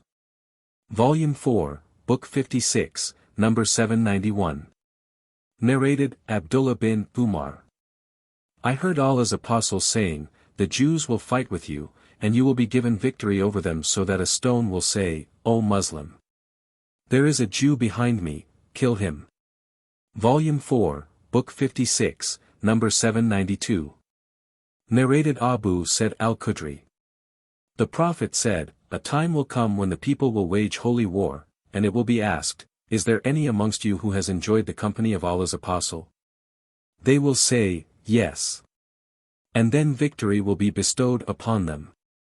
They will wage holy war again, and it will be asked, is there any among you who has enjoyed the company of the companions of Allah's Apostle? They will say, yes. And then victory will be bestowed on them. Volume 4, Book 56, number 793. Narrated Adi bin Hatim. While I was in the city of the Prophet, a man came and complained to him, the Prophet, of destitution and poverty. Then another man came and complained of robbery, by highwaymen. The Prophet said, Adi, have you been to Al-Hira? I said, I haven't been to it, but I was informed about it.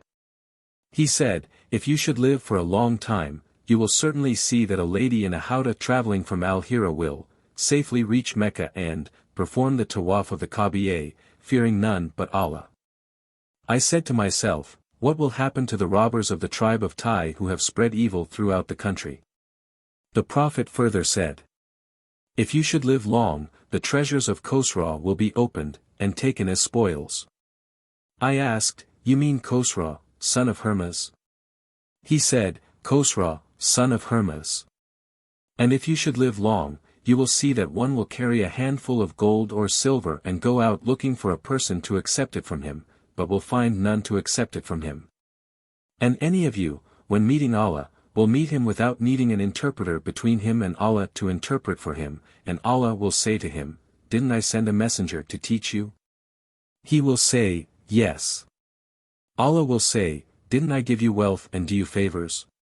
He will say, yes.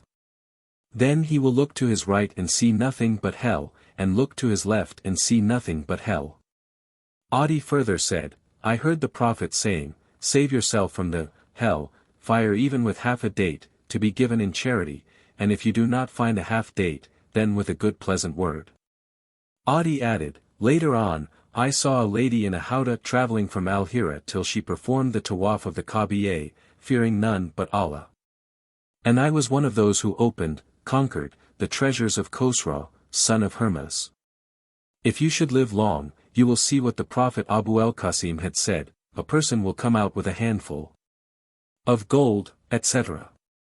Volume 4, Book 56, number 794. Narrated Adi. As above, i.e. Hadith number 793. Volume 4, Book 56, number 795. Narrated Uqba bin Amr. The Prophet once came out and offered the funeral prayer for the martyrs of Uhud, and proceeded to the pulpit and said, I shall be your predecessor and a witness on you. And I am really looking at my sacred fount now, and no doubt, I have been given the keys of the treasures of the world. By Allah, I am not afraid that you will worship others along with Allah, but I am afraid that you will envy and fight one another for worldly fortunes. Volume 4, Book 56, number 796. Narrated Usama. Once the Prophet stood on one of the high buildings of Medina, and said, do you see what I see? I see affliction pouring among your hours like raindrops. Volume 4, Book 56, number 797. Narrated Zainab bint Yash. That the Prophet came to her in a state of fear saying, none has the right to be worshipped but Allah. Woe to the Arabs because of evil that has come near. Today a hole has been made in the wall of Gog and Magog as large as this, pointing with two of his fingers making a circle. Zainab said, I said, O Allah's Apostle, shall we be destroyed though amongst us there are pious people? He said, yes, if evil increases. Narrated Salama, the Prophet woke up and said, glorified be Allah, what great, how many, treasures have been sent down, and what great, how many, afflictions have been sent down. Volume 4, Book 56, number 798. Narrated Sasa. Abu said al-Qadr said to me, I notice that you like sheep and you keep them. So take care of them and their food, for I have heard Allah's Apostle saying, a time will come upon the people when the best of a Muslim's property will be sheep. which he will take to the tops of mountains and to the places of rainfalls to run away with his religion in order to save it from afflictions. Volume 4, Book 56, number 799. Narrated Abu Huraira. Allah's Apostle said, there will be afflictions, and at the time, the sitting person will be better than the standing one, and the standing one will be better than the walking. And the walking will be better than the running. And whoever will look towards those afflictions, they will overtake him, and whoever will find a refuge or a shelter, should take refuge in it. The same narration is reported by Abu Bakr, with the addition, the Prophet said, among the prayers there is a prayer the missing of which will be to one like losing one's family and property. Volume 4, Book 56, number 800. Narrated Ibn Mas'udi. The Prophet said, soon others will be preferred to you, and there will be things which you will not like. The companions of the Prophet asked, O Allah's Apostle, what do you order us to do, in this case? He said, I order you, to give the rights that are on you and to ask your rights from Allah. Volume 4, Book 56, number 801. Narrated Abu Huraira.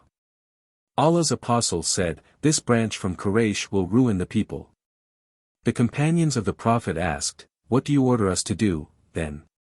He said, I would suggest that the people keep away from them. Volume 4, Book 56, number 802. Narrated said Al-Umawi. I was with Marwan and Abu Huraira and heard Abu Huraira saying, I heard the trustworthy, truly inspired one, i.e. the Prophet, saying, the destruction of my followers will be brought about by the hands of some youngsters from Quraysh. Marwan asked, youngsters? Abu Huraira said, if you wish, I would name them, they are the children of so-and-so and the children of so-and-so. Volume 4, Book 56, number 803. Narrated Hudhaifa bin al-Yaman. The people used to ask Allah's Apostle about good, but I used to ask him about evil for fear that it might overtake me. Once I said, O Allah's Apostle, we were in ignorance and in evil and Allah has bestowed upon us the present good, will there be any evil after this good? He said, yes. I asked, will there be good after that evil? He said, yes, but it would be tamed with dakan, i.e. little evil. I asked, what will its dakan be? He said, there will be some people who will lead people, according to principles other than my tradition. You will see their actions and disapprove of them. I said, will there be any evil after that good? He said, yes, there will be some people who will invite others to the doors of hell, and whoever accepts their invitation to it will be thrown in it, by them. I said, O Allah's Apostle, describe those people to us. He said, they will belong to us and speak our language. I asked, what do you order me to do if such a thing should take place in my life? He said, adhere to the group of Muslims and their chief. I asked, if there is neither a group of Muslims, nor a chief, what shall I do? He said, keep away from all those different sects, even if you had to bite, i.e. eat, the root of a tree, till you meet Allah while you are still in that state. Volume 4, Book 56, number 804. Narrated Hudhaifa. My companions learned something about good through asking the Prophet while I learned something about evil. Volume 4, Book 56, number 805. Narrated Abu Huraira. Allah's Apostle said, the day of judgment will not be established till there is a war between two groups whose claims, or religion, will be the same. Volume 4, Book 56, number 806. Narrated Abu Huraira. The Prophet said, the hour will not be established till there is a war between two groups among whom there will be a great number of casualties.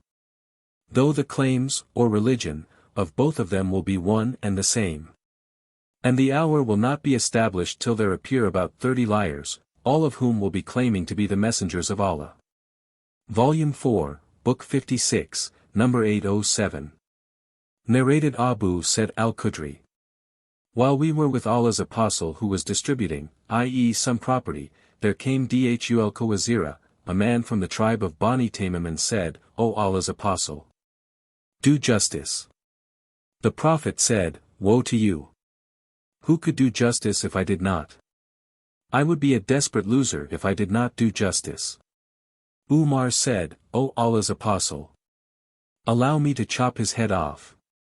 The Prophet said, Leave him, for he has companions who pray and fast in such a way that you will consider your fasting negligible in comparison to theirs. They recite Qur'an but it does not go beyond their throats, i.e. they do not act on it, and they will desert Islam as an arrow goes through a victim's body, so that the hunter, on looking at the arrow's blade, would see nothing on it. He would look at its rizaf and see nothing, he would look at its na-d and see nothing, and he would look at its kuthad, one, and see nothing, neither meat nor blood, for the arrow has been too fast even for the blood and excretions to smear. The sign by which they will be recognized is that among them there will be a black man, one of whose arms will resemble a woman's breast or a lump of meat moving loosely. Those people will appear when there will be differences amongst the people. I testify that I heard this narration from Allah's Apostle, and I testify that Ali bin Abi Talib fought with such people, and I was in his company. He ordered that the man, described by the Prophet, should be looked for.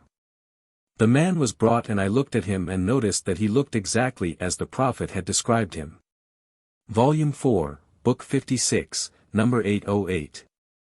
Narrated Ali. I relate the traditions of Allah's Apostle to you, for I would rather fall from the sky than attribute something to him falsely. But when I tell you a thing which is between you and me, then no doubt, war is guile. I heard Allah's Apostle saying, In the last days of this world there will appear some young foolish people who will use, in their claim, the best speech of all people, i.e. the Qur'an, and they will abandon Islam as an arrow going through the game. Their belief will not go beyond their throats, i.e. they will have practically no belief, so wherever you meet them, kill them, for he who kills them shall get a reward on the day of resurrection. Volume 4, Book 56, Number 809. Narrated Kababab bin al-Arath. We complained to Allah's Apostle, of the persecution inflicted on us by the infidels, while he was sitting in the shade of the Kaaba, leaning over his bird, i.e. covering sheet. We said to him, Would you seek help for us? Would you pray to Allah for us? He said, Among the nations before you a believing man would be put in a ditch that was dug for him, and a saw would be put over his head and he would be cut into two pieces, yet that torture would not make him give up his religion. His body would be combed with iron combs that would remove his flesh from the bones and nerves, yet that would not make him abandon his religion. By Allah, this religion, i.e. Islam, will prevail till a traveler from Sana'a, in Yemen, to Hadramaut will fear none but Allah, or a wolf as regards his sheep, but you, people, are hasty. Volume 4, Book 56, Number 810. Narrated Anas bin Malik. The Prophet noticed the absence of Thabit bin Qais.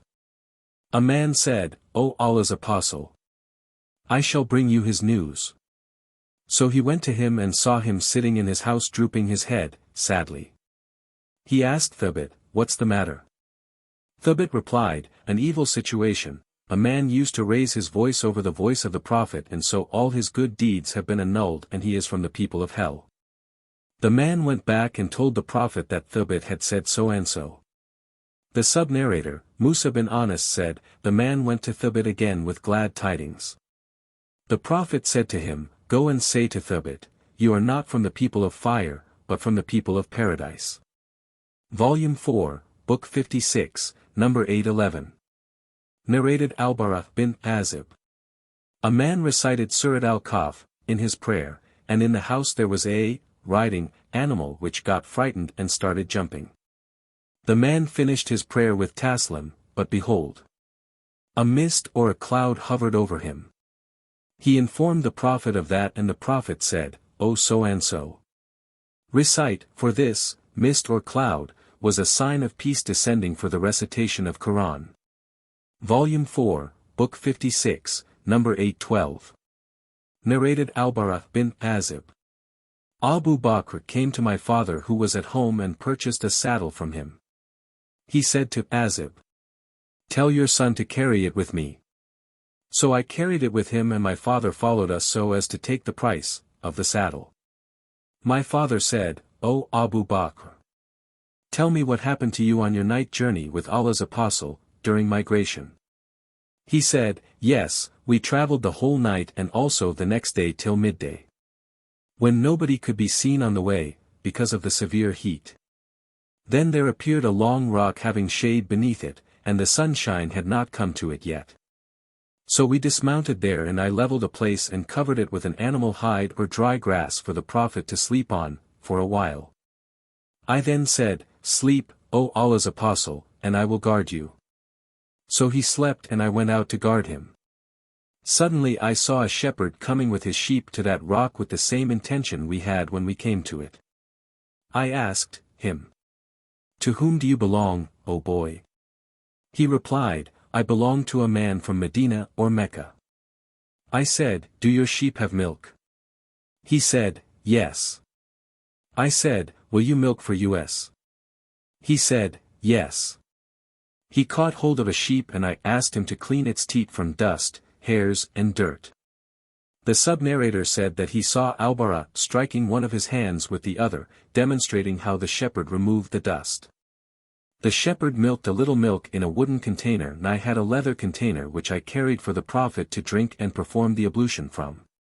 I went to the Prophet, hating to wake him up, but when I reached there, the Prophet had already awakened, so I poured water over the middle part of the milk container, till the milk was cold. Then I said, drink, O Allah's Apostle. He drank till I was pleased. Then he asked, has the time for our departure come? I said, yes. So we departed after midday. Suraka bin Malik followed us and I said, we have been discovered, O Allah's Apostle. He said, don't grieve for Allah is with us. The Prophet invoked evil on him, i.e. Suraka, and so the legs of his horse sank into the earth up to its belly. The sub-narrator, Zuhair is not sure whether Abu Bakr said, it sank, into solid earth. Suraka said, I see that you have invoked evil on me. Please invoke good on me, and by Allah, I will cause those who are seeking after you to return. The Prophet invoked good on him and he was saved. Then, whenever he met somebody on the way, he would say, I have looked for him here in vain. So he caused whomever he met to return. Thus Suraka fulfilled his promise. Volume 4, Book 56, Number 813. Narrated Ibn Abbas. The Prophet paid a visit to a sick Bedouin. The Prophet when visiting a patient used to say, no harm will befall you. May Allah cure you. May Allah cure you. So the Prophet said to the Bedouin, no harm will befall you. May Allah cure you. The Bedouin said, you say, may Allah cure me? No, for it is a fever which boils in the body of an old man, and will lead him to the grave. The Prophet said, yes, then may it be as you say. Volume 4, Book 56, Number 814. Narrated Anas. There was a Christian who embraced Islam and read Surat al-Baqarah and al-Imran, and he used to write the revelations for the Prophet. Later on he returned to Christianity again and he used to say, Muhammad knows nothing but what I have written for him. Then Allah caused him to die, and the people buried him, but in the morning they saw that the earth had thrown his body out. They said, this is the act of Muhammad and his companions. They dug the grave of our companion and took his body out of it because he had run away from them. They again dug the grave deeply for him, but in the morning they again saw that the earth had thrown his body out. They said, this is an act of Muhammad and his companions. They dug the grave of our companion and threw his body outside it, for he had run away from them. They dug the grave for him as deep as they could, but in the morning they again saw that the earth had thrown his body out. So they believed that what had befallen him was not done by human beings and had to leave him thrown on the ground. Volume 4, Book 56, Number 815. Narrated Abu Huraira. Allah's Apostle said, when Khosra perishes, there will be no more Khosra after him, and when Caesar perishes, there will be no more Caesar after him. By him in whose hands Muhammad's life is, you will spend the treasures of both of them in Allah's cause. Volume 4, Book 56, number 816. Narrated Jabir bin Samura. The Prophet said, when Khosra perishes, there will be no more Khosra after him, and when Caesar perishes, there will be no more Caesar after him. The Prophet also said, you will spend the treasures of both of them in Allah's cause. Volume 4, Book 56, number 817. Narrated Ibn Abbas. Musaylama al-Kadhib, i.e. the liar, came in the lifetime of Allah's apostle with many of his people, to Medina, and said, if Muhammad makes me his successor, I will follow him. Allah's apostle went up to him with Thabit bin Qais bin Shams, and Allah's apostle was carrying a piece of a date palm leaf in his hand. He stood before Musaylama, and his companions, and said, if you asked me even this piece, of a leaf, I would not give it to you. You cannot avoid the fate you are destined to, by Allah. If you reject Islam, Allah will destroy you. I think that you are most probably the same person whom I have seen in the dream. Abu Huraira told me that Allah's apostle said, while I was sleeping, I saw, in a dream, 2 gold bracelets round my arm, and that worried me too much. Then I was instructed divinely in my dream, to blow them off, and so I blew them off, and they flew away. I interpreted the 2 bracelets as symbols of 2 liars who would appear after me. And so one of them was Al-Ansi and the other was Musaylama al-Kadhib from Al-Yamama. Volume 4, Book 56, number 818. Narrated Abu Musa. The Prophet said, in a dream I saw myself migrating from Mecca to a place having plenty of date trees. I thought that it was Al-Yamama or Hajar, but it came to be Medina, i.e. Yathrib. In the same dream I saw myself moving a sword and its blade got broken. It came to symbolize the defeat which the Muslims suffered from, on the day of Uhud. I moved the sword again, and it became normal as before, and that was the symbol of the victory Allah bestowed upon Muslims and their gathering together. I saw cows in my dream, and by Allah, that was a blessing, and they symbolized the believers on the day of Uhud. And the blessing was the good Allah bestowed upon us and the reward of true belief which Allah gave us after the day of Badr. Volume 4, Book 56, number 819. Narrated Aisha. Once Fatima came walking and her gait resembled the gait of the Prophet. The Prophet said, welcome, O my daughter. Then he made her sit on his right or on his left side, and then he told her a secret and she started weeping. I asked her, why are you weeping? He again told her a secret and she started laughing. I said, I never saw happiness so near to sadness as I saw today. I asked her what the Prophet had told her. She said, I would never disclose the secret of Allah's apostle. When the Prophet died, I asked her about it. She replied. The Prophet said, every year Gabriel used to revise the Qur'an with me once only, but this year he has done so twice. I think this portends my death, and you will be the first of my family to follow me. So I started weeping. Then he said, don't you like to be the mistress of all the ladies of paradise or the mistress of all the lady believers? So I laughed for that. Volume 4, Book 56, number 820. Narrated Aisha. The Prophet in his fatal illness, called his daughter Fatima and told her a secret because of which she started weeping. Then he called her and told her another secret, and she started laughing. When I asked her about that, she replied, the Prophet told me that he would die in his fatal illness, and so I wept, but then he secretly told me that from amongst his family I would be the first to join him, and so I laughed. Volume 4, Book 56, number 821. Narrated Said bin Jubair. About Ibn Abbas, Umar bin al-Khattab used to treat Ibn Abbas very favorably. Abdur Rahman bin Auf said to him, we also have sons that are equal to him, but you are partial to him. Umar said, it is because of his knowledge. Then Umar asked Ibn Abbas about the interpretation of the verse when come the help of Allah and the conquest of Mecca, 110. 1. Ibn Abbas said, it portended the death of Allah's apostle, which Allah had informed him of. Umar said, I do not know from this verse but what you know. Volume 4, Book 56, number 822. Narrated Ibn Abbas. Allah's apostle in his fatal illness came out, wrapped with a sheet, and his head was wrapped with an oiled bandage. He sat on the pulpit, and praising and glorifying Allah, he said, "Now then, people will increase but the Ansar will decrease in number, so much so that they, compared with the people, will be just like the salt in the meals.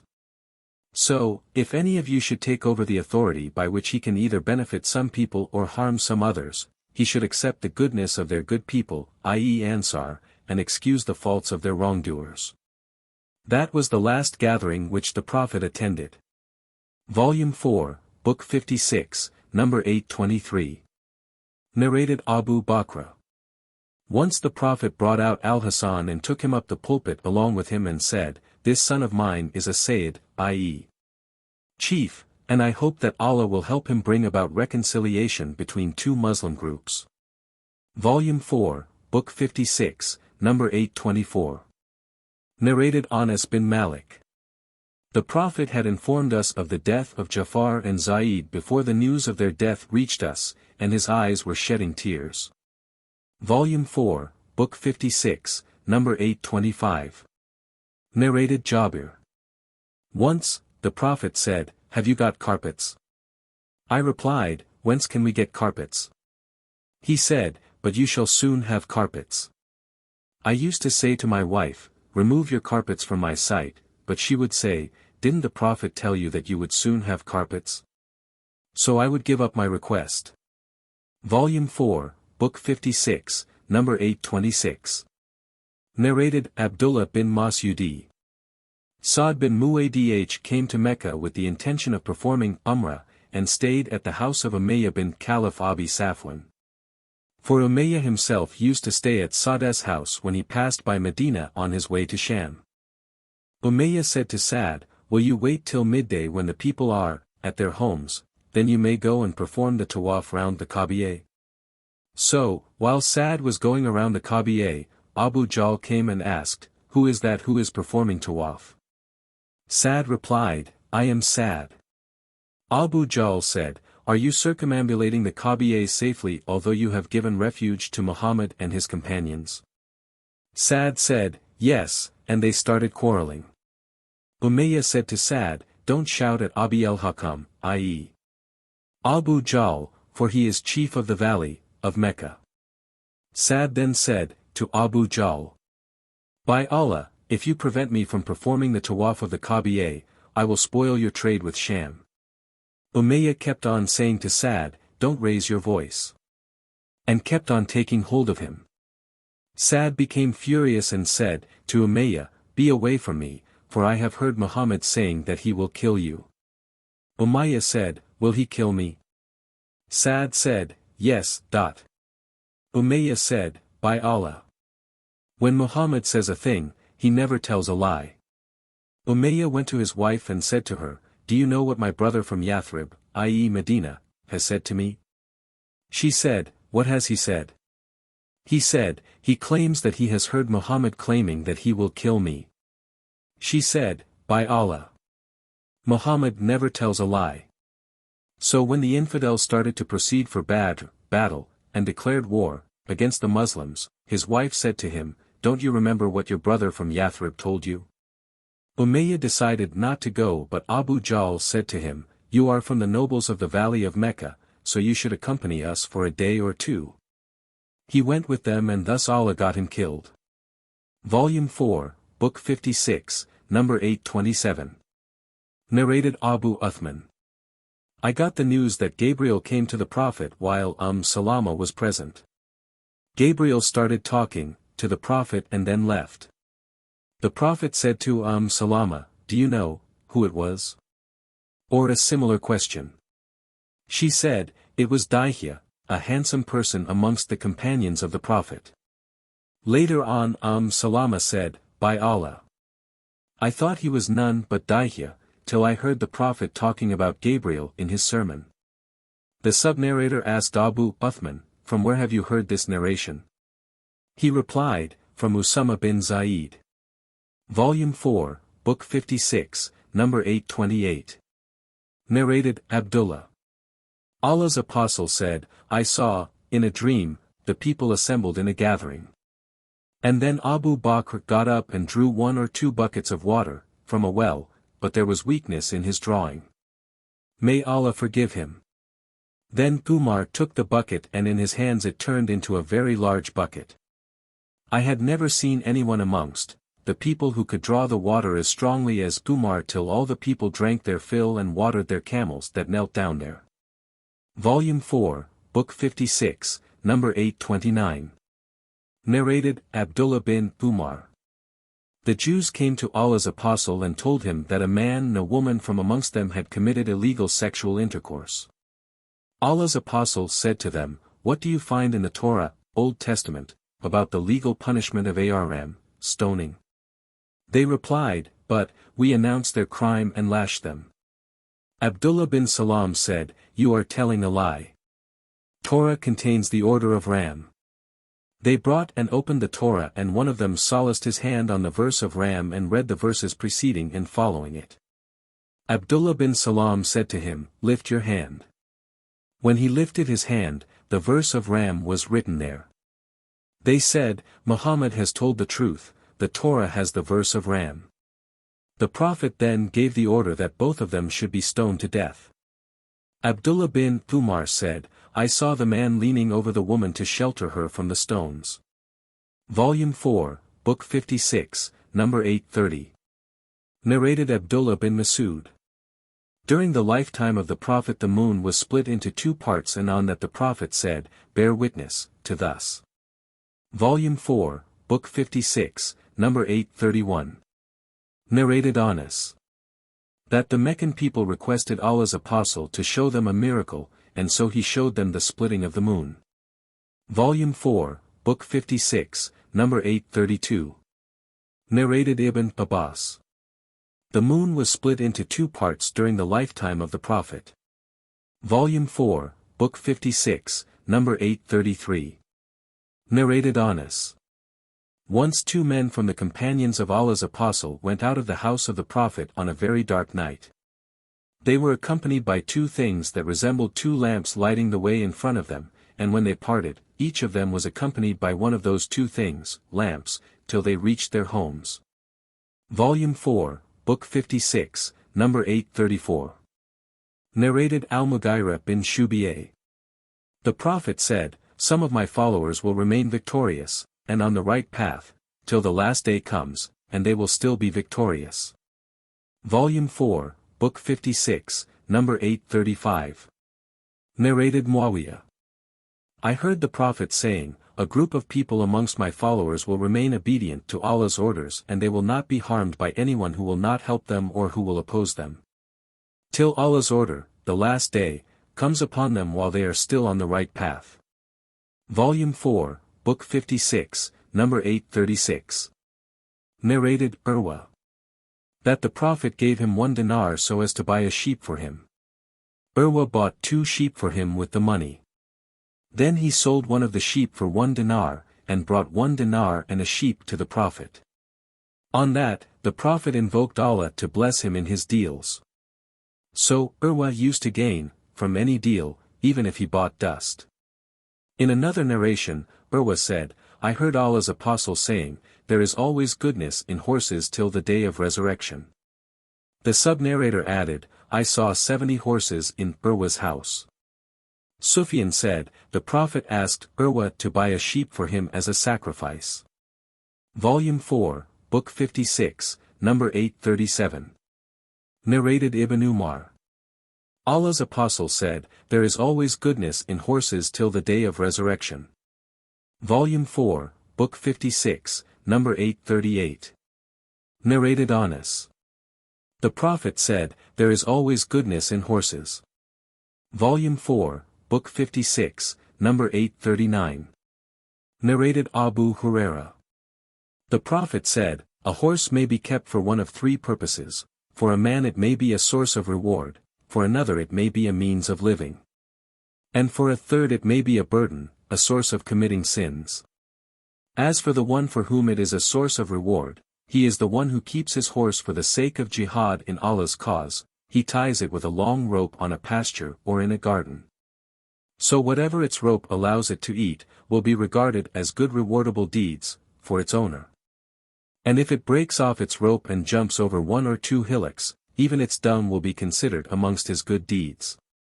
And if it passes by a river and drinks water from it, that will be considered as good deeds for his benefit, even if he has had no intention of watering it.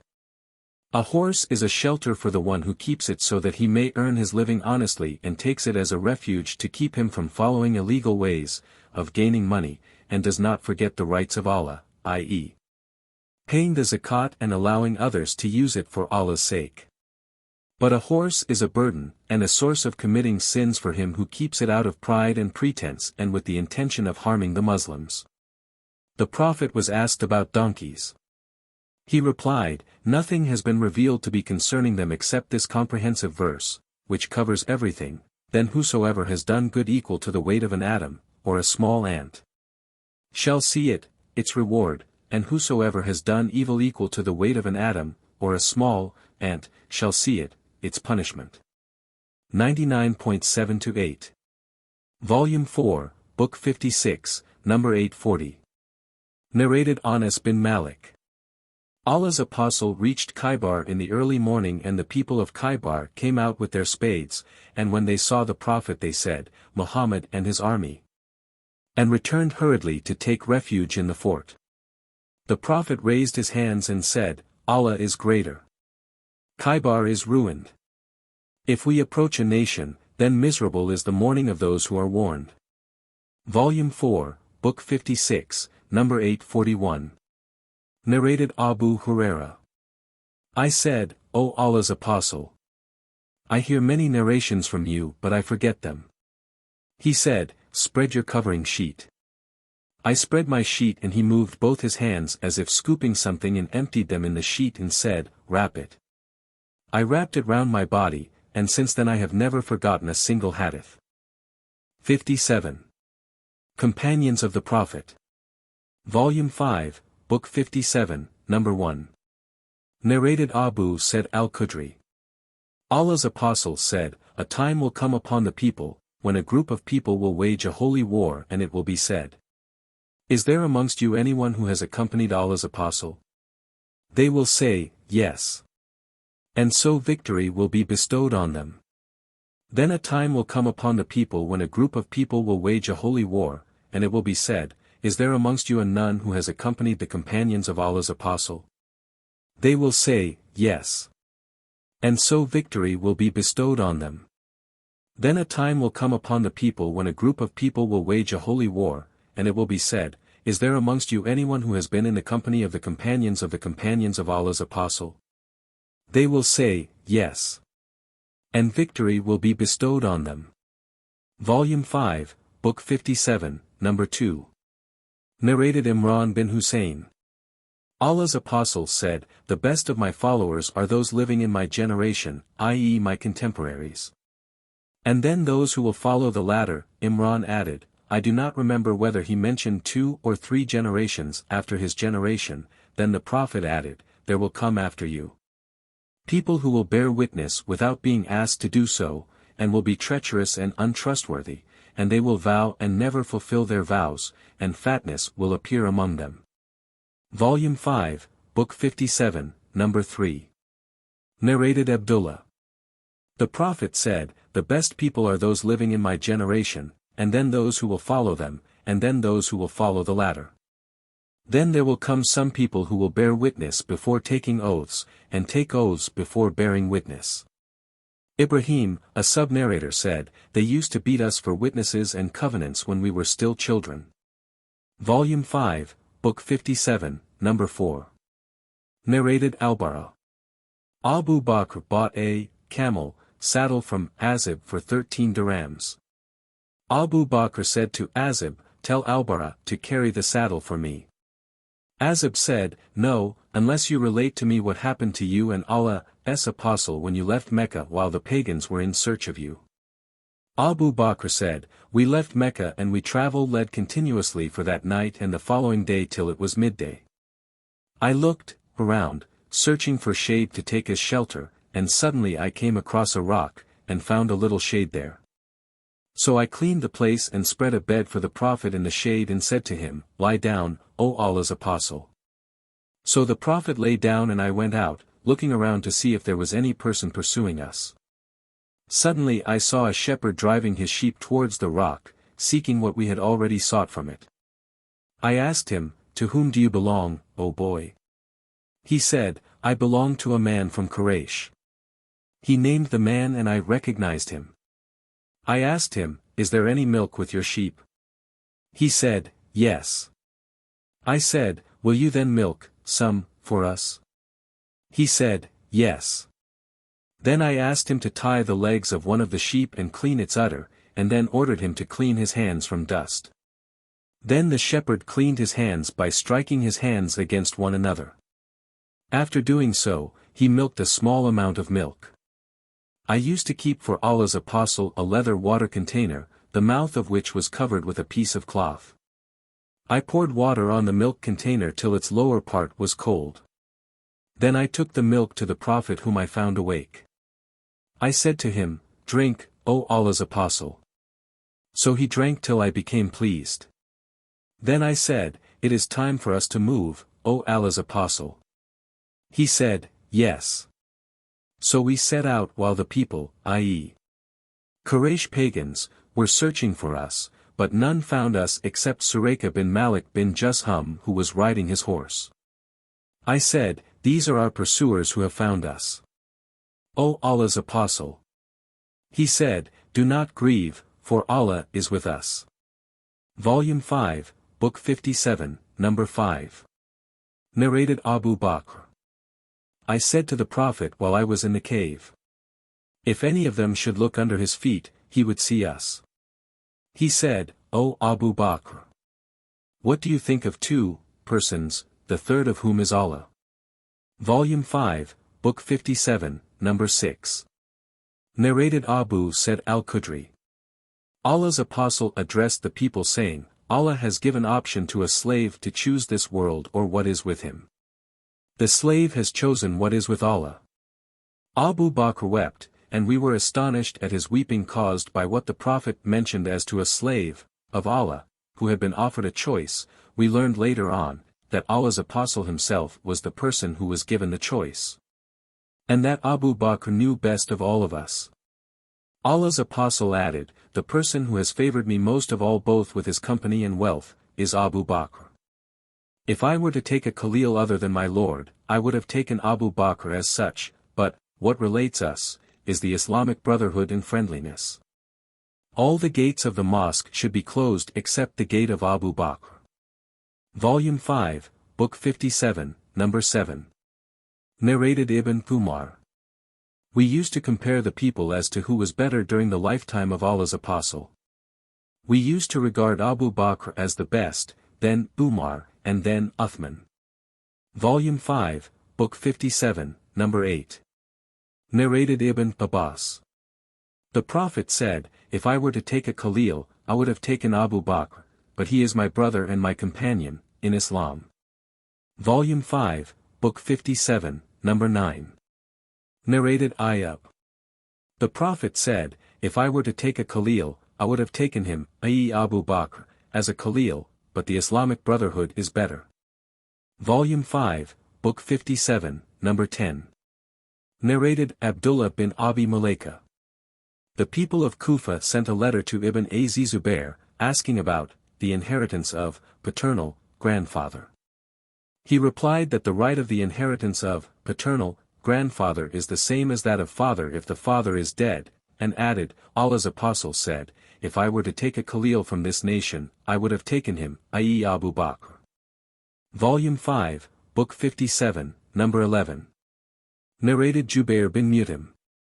A woman came to the Prophet who ordered her to return to him again. She said, What if I came and did not find you, as if she wanted to say, If I found you dead?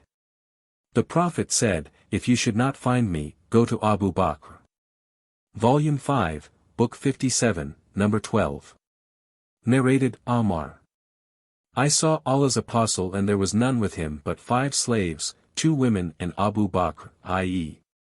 those were the only converts to Islam then. Volume 5, Book 57, number 13. Narrated Abu ad-Darda. While I was sitting with the Prophet, Abu Bakr came, lifting up one corner of his garment uncovering his knee.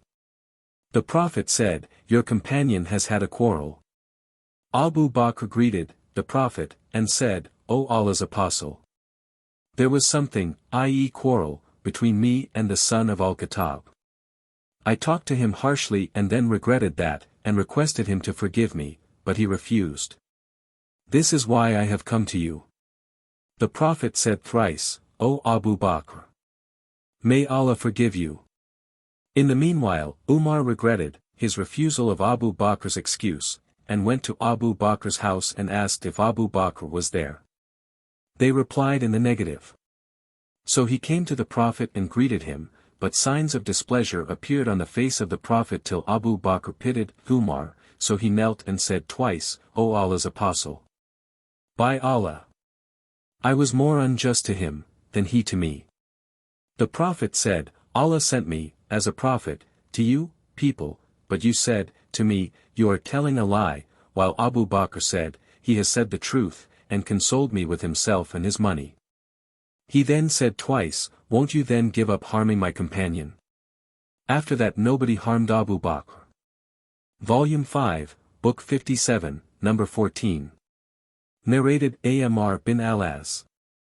The Prophet deputed me to read the army of Dataz Salisil. I came to him and said, "Who is the most beloved person to you?" He said, "Aisha."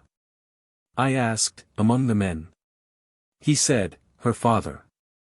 I said, "Who then?" He said, "Then Umar bin al-Khattab." He then named other men. Volume 5, Book 57, number 15. Narrated Abu Huraira. I heard Allah's Apostle saying, while a shepherd was amongst his sheep, a wolf attacked them and took away one sheep. When the shepherd chased the wolf turned towards him and said, "Who will be its guard on the day of wild animals when nobody except I will be its shepherd?" And while a man was driving a cow with a load on it, it turned towards him and spoke to him saying, "I have not been created for this purpose, but for plowing." The people said, "Glorified be Allah." The Prophet said, "But I believe in it and so does Abu Bakr and Umar." Volume 5, Book 57, number 16. Narrated Abu Huraira. I heard Allah's Apostle saying, while I was sleeping, I saw myself standing at a well, on it there was a bucket. I drew water from the well as much as Allah wished.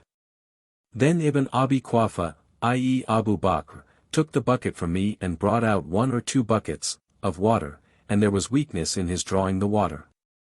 May Allah forgive his weakness for him. Then the bucket turned into a very big one and Ibn al-Khattab took it over, and I had never seen such a mighty person amongst the people as him in performing such hard work.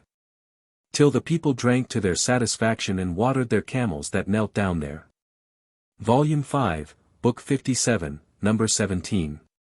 Narrated Abdullah bin Umar. That Allah's Apostle said, Allah will not look on the day of judgment at him who drags his robe behind him, out of pride. Abu Bakr said, "One side of my robe slacks down unless I get very cautious about it." Allah's Apostle said, "But you do not do that with a pride." Volume 5, Book 57, number 18. Narrated Abu Huraira. I heard Allah's Apostle saying, "Anybody who spends a pair of something in Allah's cause will be called from all the gates of paradise, O Allah's slave." This is good. He who is amongst those who pray will be called from the gate of the prayer, in paradise, and he who is from the people of jihad will be called from the gate of jihad, and he who is from those who give in charity, i.e. zakat, will be called from the gate of charity, and he who is amongst those who observe fast will be called from the gate of fasting, the gate of Rayyan. Abu Bakr said, "He who is called from all those gates will need nothing." He added, "Will anyone be called from all those gates, O Allah's Apostle?" He said, "Yes, and I hope you will be among those, O Abu Bakr." Volume 5, Book 57, number 19.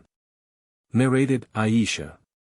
The wife of the Prophet, Allah's Apostle, died while Abu Bakr was at a place called as Sunnah, al-Aliyah.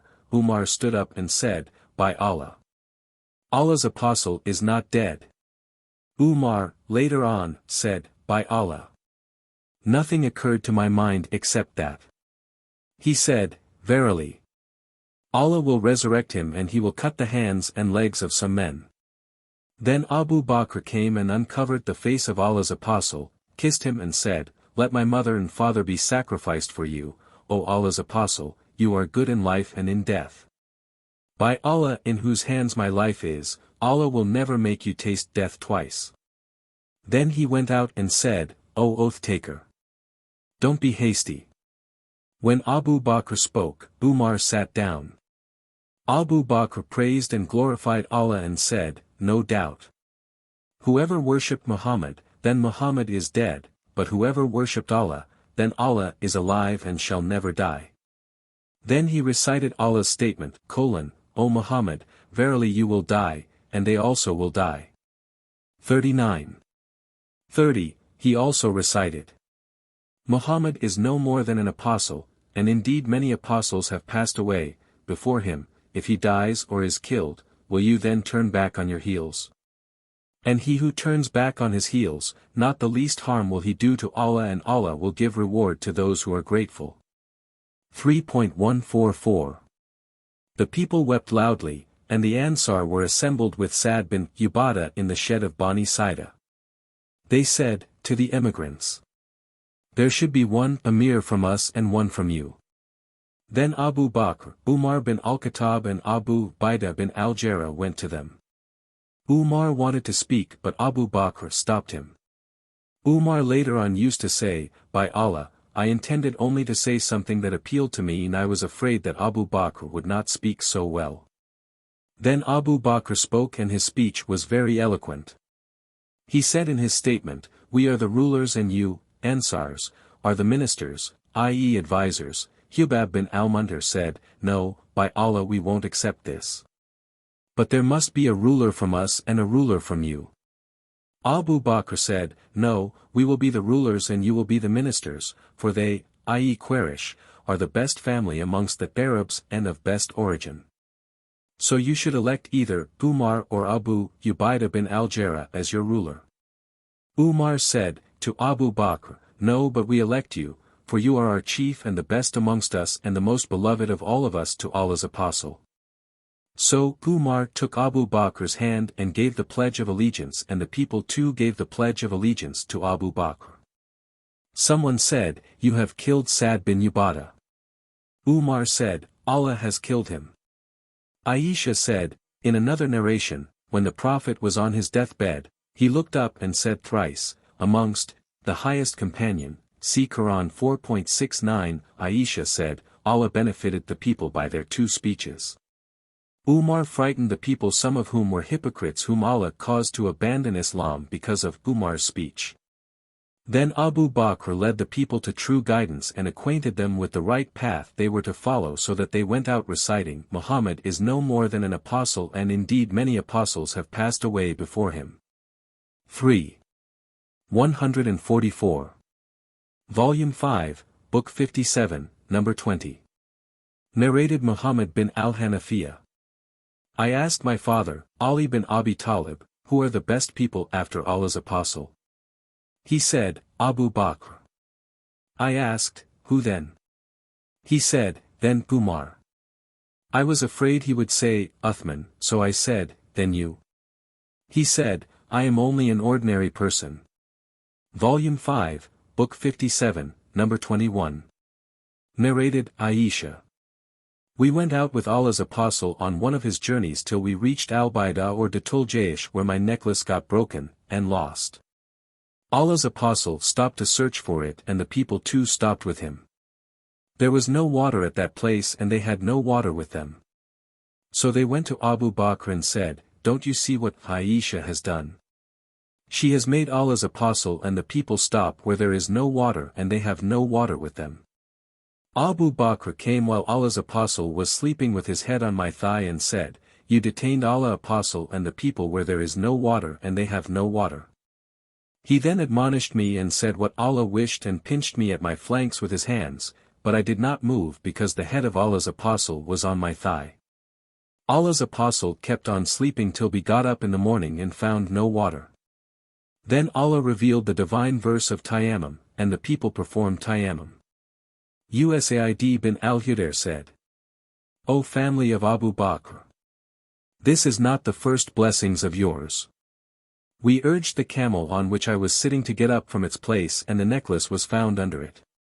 Volume 5, Book 57, Number 22. Narrated Abu said. The Prophet said, Do not abuse my companions, for if any one of you spent gold equal to Uhud, in Allah's cause, it would not be equal to a mud or even a half mud spent by one of them.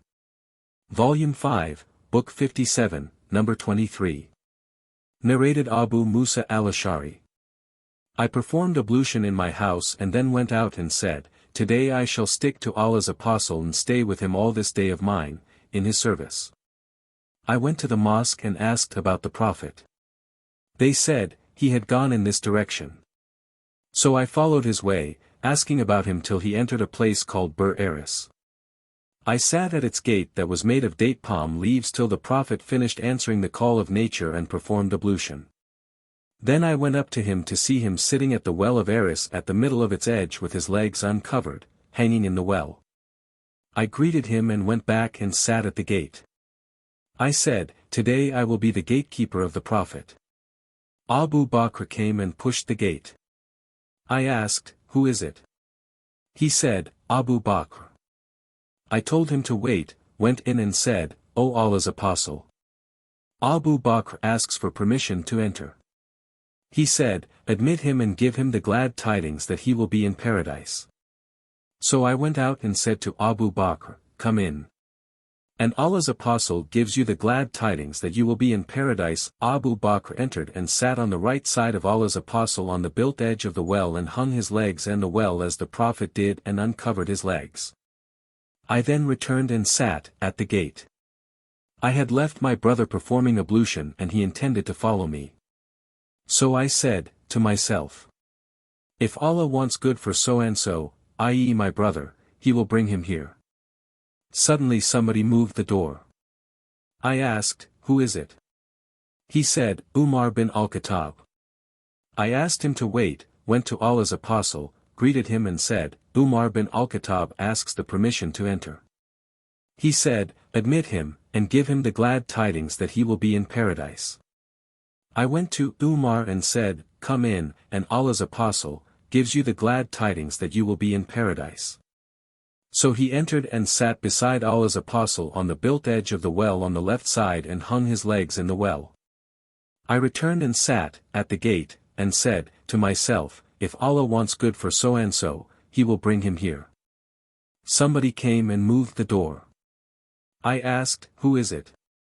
He replied, Uthman bin Affan. I asked him to wait and went to the Prophet and informed him. He said, Admit him, and give him the glad tidings of entering paradise. I asked him to wait and went to the Prophet and informed him. He said, Admit him, and give him the glad tidings of entering paradise after a calamity that will befall him. So I went up to him and said to him, Come in, Allah's apostle gives you the glad tidings of entering paradise after a calamity that will befall you. Uthman then came in and found that the built edge of the well was occupied, so he sat opposite to the Prophet on the other side. Said bin al-Musayyib said, I interpret this narration in terms of their graves. Volume 5, Book 57, Number 24. Narrated Anas bin Malik. The Prophet once climbed the mountain of Uhud with Abu Bakr, Umar and Uthman. The mountain shook with them. The Prophet said, to the mountain, Be firm, O Uhud. For on you there are no more than a prophet, a Siddiq and 2 martyrs. Volume 5, Book 57, Number 25. Narrated Abdullah bin Umar, Allah's apostle said. While, in a dream, I was standing by a well, drawing water from it. Abu Bakr and Umar came to me. Abu Bakr took the bucket from me, and drew 1 or 2 buckets of water, and there was some weakness. Volume 5, Book 57. Number 26. Narrated Ibn Abbas. While I was standing amongst the people who were invoking Allah for Umar bin al-Khattab who was lying, dead, on his bed, a man behind me rested his elbows on my shoulder and said, "O Umar, may Allah bestow His mercy on you. I always hope that Allah will keep you with your two companions, for I often heard Allah's apostle saying, I, Abu Bakr and Umar were, somewhere. I, Abu Bakr and Umar did, something. I, Abu Bakr and Umar set out. So I hope that Allah will keep you with both of them." I turned back to see that the speaker was Ali bin Abi Talib. Volume 5, Book 57, Number 27. Narrated Urwa bin Zubair. I asked Abdullah bin Amr, what was the worst thing the pagans did to Allah's apostle? He said, I saw Uqba bin Abi Mu'ayt coming to the Prophet while he was praying. Uqba put his sheet round the Prophet's neck and squeezed it very severely. Abu Bakr came and pulled Uqba away from the Prophet and said, Do you intend to kill a man just because he says, My Lord is Allah, and he has brought forth to you the evident signs from your Lord? Volume 5, Book 57, Number 28. Narrated Jabir bin Abdullah. The Prophet said, I saw myself, in a dream, entering paradise, and behold. I saw Rumesa, Abu Talha's wife. I heard footsteps. I asked, Who is it? Somebody said, It is Bilal. Then I saw a palace and a lady sitting in its courtyard. I asked, For whom is this palace? Somebody replied, It is for Umar. I intended to enter it and see it, but I thought of your Umar's Gaira, and gave up the attempt. Umar said, Let my parents be sacrificed for you, O Allah's apostle. How dare I think of my Gaira, self-respect, being offended by you? Volume 5, Book 57, Number 29. Narrated Abu Huraira. While we were with Allah's apostle he said, While I was sleeping, I saw myself in paradise, and suddenly I saw a woman performing ablution beside a palace. I asked, For whom is this palace? They replied, It is for Umar. Then I remembered Umar's Gaira, self-respect, and went away quickly. Umar wept and said, O Allah's apostle! How dare I think of my Gaira, self-respect, being offended by you? Volume 5, Book 57, Number 30. Narrated Hamza's father. Allah's apostle said, While I was sleeping, I saw myself drinking, i.e. milk, and I was so contented that I saw the milk flowing through my nails. Then I gave the milk to Umar. They, i.e. the companions of the Prophet, asked, What do you interpret it? He said, Knowledge. Volume 5, Book 57, Number 31. Narrated Abdullah bin Umar. The Prophet said, In a dream I saw myself drawing water from a well with a bucket. Abu Bakr came and drew a bucket or two weekly. May Allah forgive him. Then Umar bin al-Khattab came and the bucket turned into a very large one in his hands. I had never seen such a mighty person as he in doing such hard work till all the people drank to their satisfaction and watered their camels that knelt down there. Volume 5, Book 57, Number 32. Narrated Sa'd bin Abi Waqqas. Umar bin al-Khattab asked the permission of Allah's apostle to see him while some Qurayshi women were sitting with him, talking to him and asking him for more expenses. Raising their voices above the voice of Allah's apostle. When Umar asked for the permission to enter, the women quickly put on their veils. Allah's apostle allowed him to enter and Umar came in while Allah's apostle was smiling. Umar said, O Allah's apostle! May Allah always keep you smiling. The Prophet said, These women who have been here, roused my wonder, for as soon as they heard your voice, they quickly put on their veils. Umar said, O Allah's apostle! You have more right to be feared by them than I. Then Umar addressed the women saying, O enemies of yourselves! You fear me more than you do Allah's apostle. They said, Yes, for you are harsher and sterner than Allah's apostle. Then Allah's apostle said, O Ibn al-Khattab! By him in whose hands my life is. Never does Satan find you going on a way, but he takes another way other than yours. Volume 5, Book 57, Number 33. Narrated Abdullah. We have been powerful since Umar embraced Islam. Volume 5, Book 57, Number 34. Narrated Ibn Abbas. When the dead body of Umar was put on his deathbed, the people gathered around him and invoked Allah, and prayed for him before the body was taken away, and I was amongst them. Suddenly I felt somebody taking hold of my shoulder and found out that he was Ali bin Abi Talib. Ali invoked Allah's mercy for Umar and said, "O Umar! You have not left behind you a person whose deeds I like to imitate and meet Allah with more than I like your deeds. By Allah! I always thought that Allah would keep you with your two companions, for very often I used to hear the Prophet saying, I, Abu Bakr and Umar went, somewhere, I, Abu Bakr and Umar entered, somewhere, and I, Abu Bakr and Umar went out." Volume 5, Book 57, Number 35. Narrated Anas bin Malik. The Prophet ascended the mountain of Uhud and he was accompanied by Abu Bakr, Umar and Uthman. The mountain shook beneath them. The Prophet hit it with his foot and said, "O Uhud! Be firm, for on you there is none but a prophet, a Siddiq and a martyr, i.e. and two martyrs." Volume 5, Book 57, Number 36. Narrated Aslam. Ibn Umar asked me about some matters concerning Umar. He said, "Since Allah's apostle died, I have never seen anybody more serious, hard-working and generous than Umar bin al-Khattab, till the end of his life." Volume 5, Book 57, Number 37. Narrated Anas. A man asked the Prophet about the hour, i.e. Day of Judgment, saying, "When will the hour be?" The Prophet said, "What have you prepared for it?" The man said, "Nothing, except that I love Allah and His Apostle." The Prophet said, "You will be with those whom you love." We had never been so glad as we were on hearing that saying of the Prophet, i.e., "You will be with those whom you love."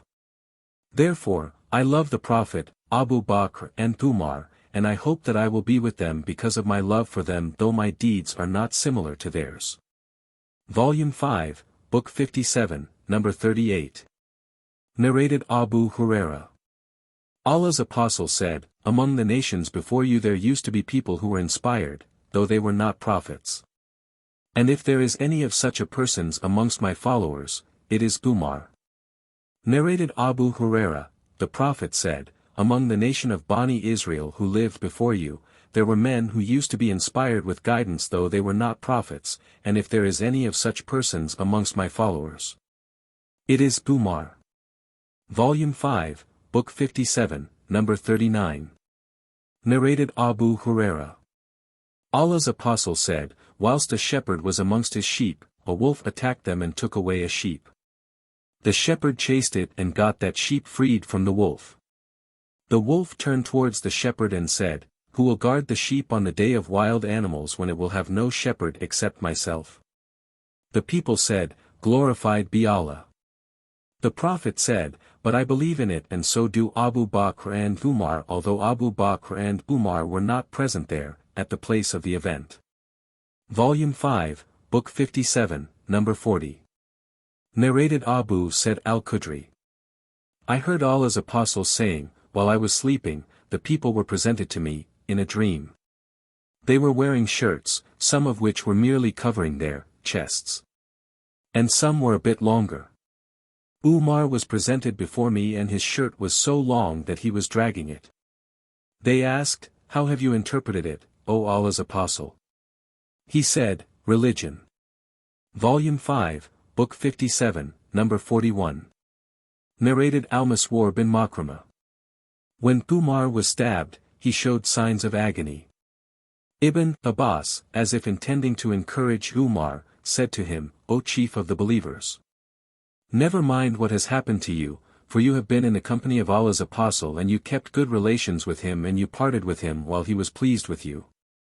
Then you were in the company of Abu Bakr and kept good relations with him and you parted with him, i.e. he died, while he was pleased with you. Then you were in the company of the Muslims, and you kept good relations with them, and if you leave them, you will leave them while they are pleased with you." Umar said, to Ibn Abbas, as for what you have said about the company of Allah's Apostle and his being pleased with me, it is a favor Allah did to me. And as for what you have said about the company of Abu Bakr and his being pleased with me, it is a favor Allah did to me, and concerning my impatience which you see, is because of you and your companions. By Allah!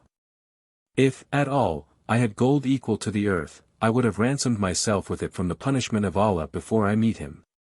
Volume 5, Book 57, Number 42. Narrated Abu Musa. While I was with the Prophet in one of the gardens of Medina, a man came and asked me to open the gate. The Prophet said to me, "Open the gate for him and give him the glad tidings that he will enter paradise." I opened the gate for him, and behold, it was Abu Bakr. I informed him of the glad tidings the Prophet had said, and he praised Allah. Then another man came and asked me to open the gate. The Prophet said to me, "Open the gate, and give him the glad tidings of entering paradise." I opened the gate for him, and behold, it was Umar. I informed him of what the Prophet had said, and he praised Allah. Then another man came and asked me to open the gate. The Prophet said to me, "Open the gate for him and inform him of the glad tidings of entering paradise with a calamity which will befall him." Behold, it was Uthman. I informed him of what Allah's Apostle had said. He praised Allah and said, "I seek Allah's aid." Volume 5, Book 57, Number 43. Narrated Abdullah bin Hisham. We were with the Prophet while he was holding Umar bin al-Khattab by the hand. Volume 5, Book 57, Number 44. Narrated Abu Musa. The Prophet entered a garden and ordered me to guard its gate. A man came and asked permission to enter. The Prophet said, "Admit him and give him the glad tidings of entering paradise." Behold, it was Abu Bakr. Another man came and asked the permission to enter. The Prophet said, "Admit him and give him the glad tidings of entering paradise." Behold, it was Umar. Then another man came, asking the permission to enter. The Prophet kept silent for a short while and then said, "Admit him and give him the glad tidings of entering paradise with a calamity which will befall him." Behold, it was Uthman bin Affan. Asim, in another narration, said that the Prophet was sitting in a place where there was water, and he was uncovering both his knees or his knee, and when Uthman entered, he covered them, or it. Volume 5, Book 57, Number 45. Narrated Ubaydullah bin Adi bin al-Qiyar. Al-Maswar bin Makrama and Abdurrahman bin al-Aswad bin Abu Yagath said, to me, "What forbids you to talk to Uthman about his brother al-Walid because people have talked much about him?" So I went to Uthman, and when he went out for prayer I said to him, "I have something to say to you, and it is a piece of advice for you." Uthman said, "O man, from you." Umar said, "I see that he said, I seek refuge with Allah from you." So I left him and went to them. Then the messenger of Uthman came and I went to him, i.e. Uthman. Uthman asked, "What is your advice?" I replied, "Allah sent Muhammad with the truth, and revealed the divine book, i.e. Qur'an, to him. And you were amongst those who followed Allah and his apostle, and you participated in the 2 migrations, to Ethiopia and to Medina, and enjoyed the company of Allah's apostle and saw his way. No doubt, the people are talking much about al-Walid." Uthman said, "Did you receive your knowledge directly from Allah's apostle?" I said, "No, but his knowledge did reach me, and it reached, even, to a virgin in her seclusion." Uthman said, "And then Allah sent Muhammad with the truth, and I was amongst those who followed Allah and his apostle, and I believed in whatever he, i.e. the Prophet, was sent with, and participated in 2 migrations, as you have said, and I enjoyed the company of Allah's apostle and gave the pledge of allegiance him. By Allah, I never disobeyed him, nor did I cheat him till Allah took him unto him. Then I treated Abu Bakr and then Umar similarly, and then I was made caliph. So, don't I have rights similar to theirs?" I said, "Yes." He said, "Then what are these talks reaching me from you people?" Now, concerning what you mentioned about the question of al-Walid, Allah willing, I shall deal with him according to what is right. Then he called Ali and ordered him to flog him, and Ali flogged him, i.e. al-Walid, 80 lashes. Volume 5, Book 57, Number 46. Narrated Anas. Allah's Apostle ascended the mountain of Uhud with Abu Bakr and Uthman, and it shook. Allah's Apostle said, Be calm, O Uhud. I think he stroked it with his foot and added, There is none on you but a prophet, a Siddiq and 2 martyrs. The 2 martyrs were Umar and Uthman, see Hadith No. 24. Volume 5, Book 57. Number 47. Narrated Ibn Umar. During the lifetime of the Prophet we considered Abu Bakr as peerless, and then Umar, and then Uthman, coming next to him in superiority, and then we used not to differentiate between the companions of the Prophet. Volume 5. Book 57, Number 48. Narrated Uthman.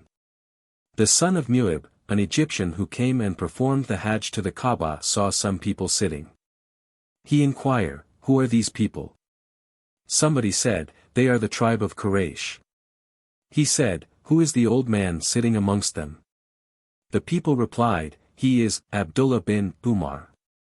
He said, O Ibn Umar, I want to ask you about something. Please tell me about it. Do you know that Uthman fled away on the day of the battle of Uhud? Ibn Umar said, Yes. The Egyptian man said, Do you know that Uthman was absent on the day of the battle of Badr and did not join it? Ibn Umar said, Yes. The man said, Do you know that he failed to attend the Ridwan pledge and did not witness it, i.e. Hudaybiyah pledge of allegiance? Ibn Umar said, Yes. The man said, Allahu Akbar. Ibn Umar said, Let me explain to you all these 3 things. As for his flight on the day of Uhud, I testify that Allah has excused him and forgiven him. And as for his absence from the battle of Badr, it was due to the fact that the daughter of Allah's Apostle was his wife and she was sick then. Allah's Apostle said to him, You will receive the same reward and share of the booty as any one of those who participated in the battle of Badr, if you stay with her. As for his absence from the Ridwan pledge of allegiance, had there been any person in Mecca more respectable than Uthman, to be sent as a representative, Allah's Apostle would have sent him instead of him. No doubt, Allah's Apostle had sent him, and the incident of the Ridwan pledge of allegiance happened after Uthman had gone to Mecca. Allah's Apostle held out his right hand saying, This is Uthman's hand. He stroked his other hand with it saying, This pledge of allegiance is on the behalf of Uthman. Then Ibn Umar said to the man, Bear these excuses in mind with you. Volume 5, Book 57, Number 49. Narrated Anas. The Prophet ascended the mountain of Uhud and Abu Bakr, Umar and Uthman were accompanying him. The mountain gave a shake, i.e. trembled underneath them. The Prophet said, O Uhud, be calm. I think that the Prophet hit it with his foot, adding, For upon you there are none but a prophet, a Siddiq and 2 martyrs. Volume 5, Book 57, Number 50. Narrated Amr bin Maimun. I saw Umar bin al-Khattab a few days before he was stabbed in Medina. He was standing with Hudhaifa bin al-Yaman and Uthman bin Hunayf, to whom he said, What have you done? Do you think that you have imposed more taxation on the land of Aswad, i.e., Iraq, than it can bear? They replied, We have imposed on it what it can bear because of its great yield. Umar again said, Check whether you have imposed on the land what it cannot bear. They said, No, we haven't. Umar added, If Allah should keep me alive, I will let the widows of Iraq need no men to support them after me. But only 4 days had elapsed when he was stabbed to death. The day he was stabbed, I was standing and there was nobody between me and him, i.e. Umar, except Abdullah bin Abbas. Whenever Umar passed between the 2 rows, he would say, Stand in straight lines. When he saw no defect in the rows, he would go forward and start the prayer with takbir. He would recite Surat Yusuf or An-Nahl or the like in the first rak'ah so that the people may have the time to join the prayer. As soon as he said Takbir, I heard him saying, "The dog has killed or eaten me," at the time he, i.e. the murderer, stabbed him. A non-Arab infidel proceeded on carrying a double-edged knife and stabbing all the persons he passed by on the right and left, till he stabbed 13 persons out of whom 7 died. When one of the Muslims saw that, he threw a cloak on him. Realizing that he had been captured, the non-Arab infidel killed himself. Umar held the hand of Abdurrahman bin Auf and let him lead the prayer. Those who were standing by the side of Umar saw what I saw, but the people who were in the other parts of the mosque did not see anything, but they lost the voice of Umar and they were saying, Subhan Allah. Subhan Allah. i.e. glorified be Allah. Abdurrahman bin Auf led the people a short prayer. When they finished the prayer, Umar said, "O Ibn Abbas, find out who attacked me." Ibn Abbas kept on looking here and there for a short time and came to say, "The slave of al-Mughira." On that Umar said, "The craftsman?" Ibn Abbas said, "Yes." Umar said, "May Allah curse him. I did not treat him unjustly. All the praises are for Allah who has not caused me to die at the hand of a man who claims himself to be a Muslim. No doubt, you and your father, Abbas, used to love to have more non-Arab infidels in Medina. Al-Abbas had the greatest number of slaves." Ibn Abbas said to Umar, "If you wish, we will do." He meant, "If you wish we will kill them." Umar said, "You are mistaken, for you can't kill them, after they have spoken your language, prayed towards your Qibla, and performed Hajj like yours." Then Umar was carried to his house, and we went along with him, and the people were as if they had never suffered a calamity before. Some said, "Do not worry, he will be all right soon." Some said, "We are afraid that he will die." Then an infusion of dates was brought to him and he drank it, but it came out, of the wound, of his belly. Then milk was brought to him and he drank it, and it also came out of his belly. The people realized that he would die. We went to him, and the people came, praising him. A young man came saying, "O chief of the believers, receive the glad tidings from Allah to you due to your company with Allah's apostle and your superiority in Islam which you know. Then you became the ruler, i.e. caliph, and you ruled with justice and finally you have been martyred." Umar said, "I wish that all these privileges will counterbalance my shortcomings, so that I will neither lose nor gain anything." When the young man turned back to leave, his clothes seemed to be touching the ground. Umar said, "Call the young man back to me." When he came back, Umar said, "O son of my brother, lift your clothes, for this will keep your clothes clean and save you from the punishment of your Lord." Umar further said, "O Abdullah bin Umar, see how much I am in debt to others." When the debt was checked, it amounted to approximately 86,000. Umar said, "If the property of Umar's family covers the debt, then pay the debt thereof. Otherwise request it from Bani Adi bin Kabi, and if that too is not sufficient, ask for it from Quraysh tribe, and do not ask for it from anyone else, and pay this debt on my behalf." Umar then said, to Abdullah, "Go to Aisha, the mother of the believers, and say, Umar is paying his salutation to you.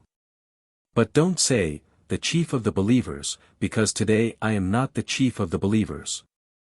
And say, Umar bin al-Khattab asks the permission to be buried with his 2 companions, i.e. the Prophet and Abu Bakr." Abdullah greeted Aisha and asked for the permission for entering, and then entered to her and found her sitting and weeping. He said to her, "Umar bin al-Khattab is paying his salutations to you, and asks the permission to be buried with his 2 companions." She said, "I had the idea of having this place for myself, but today I prefer Umar to myself." When he returned it was said, to Umar, "Abdullah bin Umar has come." Umar said, "Make me sit up." Somebody supported him against his body and Umar asked, "Abdullah, what news do you have?" He said, "O chief of the believers, it is as you wish. She has given the permission." Umar said, "Praise be to Allah, there was nothing more important to me than this. So when I die, take me, and greet Aisha and say, Umar bin al-Khattab asks the permission, to be buried with the Prophet, and if she gives the permission, bury me there, and if she refuses, then take me to the graveyard of the Muslims." Then Hafsa, the mother of the believers, came with many other women walking with her. When we saw her, we went away. She went in, to Umar, and wept there for some time. When the men asked for permission to enter, she went into another place, and we heard her weeping inside. The people said, to Umar, "O chief of the believers, appoint a successor." Umar said, "I do not find anyone more suitable for the job than the following persons or group whom Allah's apostle had been pleased with before he died." Then Umar mentioned Ali, Uthman, Zubair, Talha, Sa'd and Abdurrahman bin Auf, and said, "Abdullah bin Umar will be a witness to you, but he will have no share in the rule. His being a witness will compensate him for not sharing the right of ruling. If Sa'd becomes the ruler, it will be all right, otherwise, whoever becomes the ruler should seek his help, as I have not dismissed him because of disability or dishonesty." Umar added, "I recommend that my successor takes care of the early emigrants, to know their rights and protect their honor and sacred things. I also recommend that he be kind to the Ansar who had lived in Medina before the emigrants and belief had entered their hearts before them. I recommend that the ruler should accept the good of the righteous among them and excuse their wrongdoers, and I recommend that he should do good to all the people of the towns, al-Ansar, as they are the protectors of Islam and the source of wealth and the source of annoyance to the enemy. I also recommend that nothing be taken from them except from their surplus with their consent. I also recommend that he do good to the Arab Bedouin, as they are the origin of the Arabs and the material of Islam. He should take from what is inferior, amongst their properties and distribute that to the poor amongst them. I also recommend him concerning Allah's and his apostles' protectees, i.e., dhimmis, to fulfill their contracts and to fight for them and not to overburden them with what is beyond their ability. So when Umar expired, we carried him out and set out walking. Abdullah bin Umar greeted Aisha, and said, "Umar bin al-Khattab asks for the permission."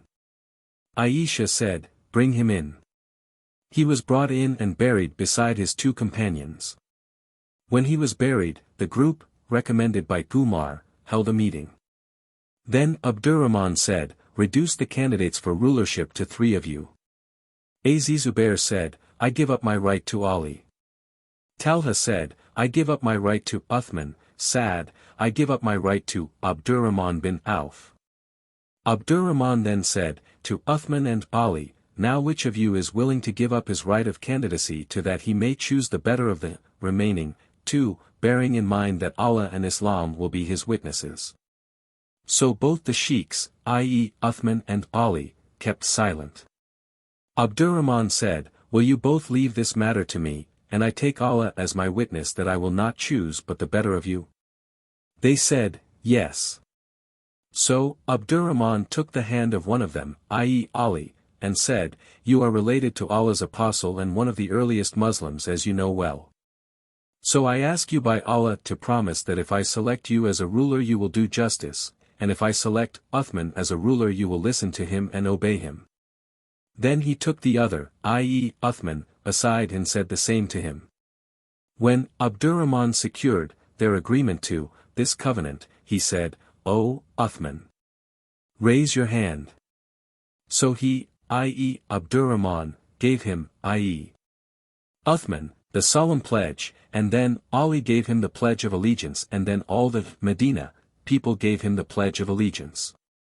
Volume 5, Book 57, Number 51.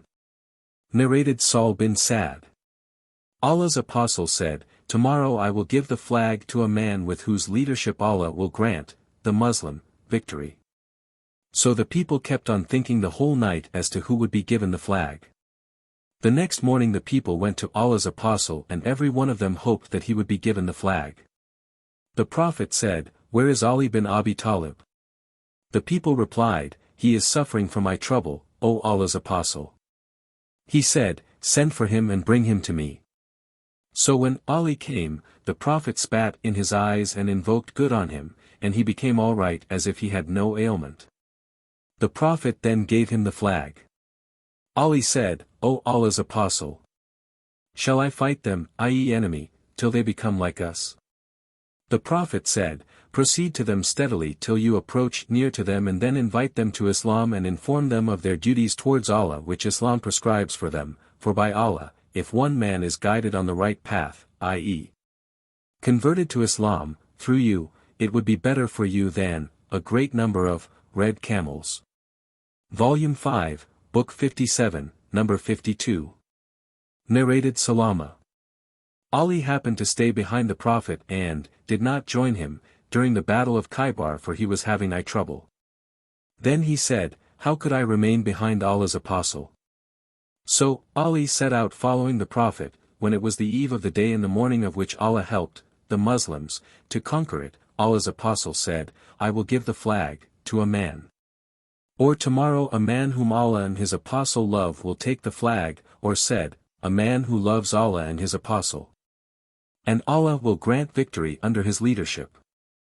Suddenly came Ali whom we did not expect. The people said, "This is Ali." Allah's Apostle gave him the flag and Allah granted victory under his leadership. Volume 5, Book 57, Number 53. Narrated Abu Hazim. A man came to Sahl bin Sa'd and said, "This is so-and-so, meaning the governor of Medina, he is calling Ali bad names near the pulpit." Sahl asked, "What is he saying?" He, i.e. the man, replied, "He calls him, i.e. Ali, Abu Turab." Sahl laughed and said, "By Allah, none but the Prophet called him by this name and no name was dearer to Ali than this." So I asked Sahl to tell me more, saying, "O Abu Abbas, how was this name given to Ali?" Sahl said, "Ali went to Fatima and then came out and slept in the mosque. The Prophet asked Fatima, 'Where is your cousin?' She said, 'In the mosque.' The Prophet went to him and found that his, i.e. Ali's, covering sheet had slipped of his back and dust had soiled his back. The Prophet started wiping the dust off his back and said twice, 'Get up, O Abu Turab, i.e. O man with the dust.'"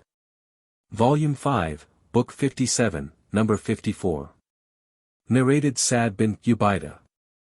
A man came to Ibn Thumar and asked about Uthman, and Ibn Thumar mentioned his good deeds and said to the questioner, "Perhaps these facts annoy you?" The other said, "Yes." Ibn Thumar said, "May Allah stick your nose in the dust, i.e. degrade you."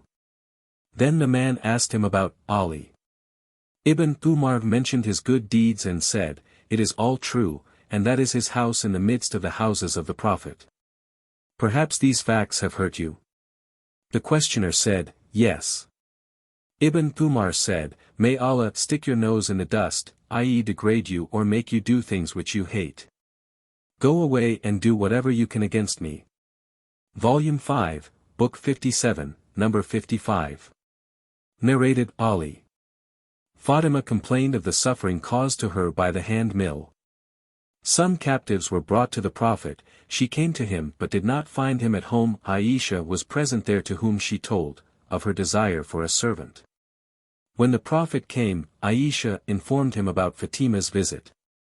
Ali added, "So the Prophet came to us, while we had gone to our bed. I wanted to get up but the Prophet said, 'Remain at your place.' Then he sat down between us till I found the coolness of his feet on my chest. Then he said, 'Shall I teach you a thing which is better than what you have asked me? When you go to bed, say, Allahu Akbar 34 times, and Subhan Allah 33 times, and Alhamdulillah 33 times, for that is better for you both than a servant." Volume 5, Book 57, Number 56. Narrated Ubaidah. Ali said, "To the people of Iraq, judge as you used to judge, for I hate differences, and I do my best, till the people unite as one group, or I die as my companions have died." And narrated Sa'd that the Prophet said to Ali, "Will you not be pleased from this that you are to me like Aaron was to Moses?" Volume 5, Book 57, Number 57. Narrated Abu Huraira. The people used to say, Abu Huraira narrates too many narrations. In fact, I used to keep close to Allah's apostle and was satisfied with what filled my stomach. I ate no leavened bread and dressed no decorated striped clothes, and never did a man or a woman serve me, and I often used to press my belly against gravel because of hunger. And I used to ask a man to recite a Quranic verse to me although I knew it, so that he would take me to his home and feed me. And the most generous of all the people to the poor was Ja'far bin Abi Talib. He used to take us to his home and offer us what was available therein. He would even offer us an empty folded leather container, of butter, which we would split and lick whatever was in it. Volume 5, Book 57, Number 58. Narrated Ash-Shabai. Whenever Ibn Umar greeted Ibn Ja'far, he used to say, As-salamu alayka, i.e. peace be on you, O son of Dhul Janahain, son of the two-winged person. Volume 5, Book 57, Number 59. Narrated Anas. Whenever there was drought, Umar bin al-Khattab used to ask Allah for rain through al-Abbas bin Abdul Muttalib, saying, O Allah! We used to request our Prophet to ask you for rain, and you would give us. Now we request the uncle of our Prophet to ask you for rain, so give us rain. And they would be given rain. Volume 5, Book 57, Number 60. Narrated Aisha. Fatima sent somebody to Abu Bakr asking him to give her inheritance from the Prophet from what Allah had given to his apostle through Fai, i.e. booty gained without fighting. She asked for the sadaqah, i.e. wealth assigned for charitable purposes, of the Prophet at Medina, and fadak, and what remained of the kumas, i.e. 1/5, of the Khaybar booty. Abu Bakr said, Allah's apostle said, we, prophets, our property is not inherited, and whatever we leave is sadaqah, but Muhammad's family can eat from this property, i.e. Allah's property, but they have no right to take more than the food they need. By Allah! I will not bring any change in dealing with the sadaqah of the Prophet, and will keep them, as they used to be observed in his, i.e. the Prophet's, lifetime, and I will dispose with it as Allah's apostle used to do. Then Ali said, I testify that none has the right to be worshipped but Allah, and that Muhammad is his apostle, and added, O Abu Bakr! We acknowledge your superiority. Then he, i.e. Ali, mentioned their own relationship to Allah's apostle and their right. Abu Bakr then spoke saying, By Allah in whose hands my life is. I love to do good to the relatives of Allah's apostle rather than to my own relatives. Abu Bakr added, Look at Muhammad through his family, i.e. if you are no good to his family you are not good to him. Volume 5, Book 57, Number 61. Narrated Al-Maswar bin Makramah. Allah's apostle said, Fatima is a part of me, and he who makes her angry, makes me angry. Volume 5, Book 57, Number 62. Narrated Aisha. The Prophet called his daughter Fatima during his illness in which he died, and told her a secret whereupon she wept. Then he called her again and told her a secret whereupon she laughed. When I asked her about that, she replied, The Prophet spoke to me in secret and informed me that he would die in the course of the illness during which he died, so I wept. He again spoke to me in secret and informed me that I would be the first of his family to follow him, after his death, and on that I laughed. Volume 5, Book 57, Number 63. Narrated Marwan bin al-Hakam. Uthman bin Affan was afflicted with severe nose-bleeding in the year when such illness was prevalent and that prevented him from performing Hajj. And, because of it, he made his will. A man from Quraysh came to him and said, Appoint your successor. Uthman asked, Did the people name him? I.e. the successor, the man said, Yes. Uthman asked, Who is that? The man remained silent. Another man came to Uthman and I think it was Al-Harith. He also said, Appoint your successor. Uthman asked, Did the people name him? The man replied, Yes. Uthman said, Who is that? The man remained silent. Uthman said, Perhaps they have mentioned Zubair. The man said, Yes. Uthman said, by him in whose hands my life is, he is the best of them as I know, and the dearest of them to Allah's Apostle. Volume 5, Book 57, Number 64. Narrated Marwan bin al-Hakam. While I was with Uthman, a man came to him and said, "Appoint your successor." Uthman said, "Has such successor been named?" He replied, "Yes, Az-Zubair." Uthman said, "Thrice, by Allah.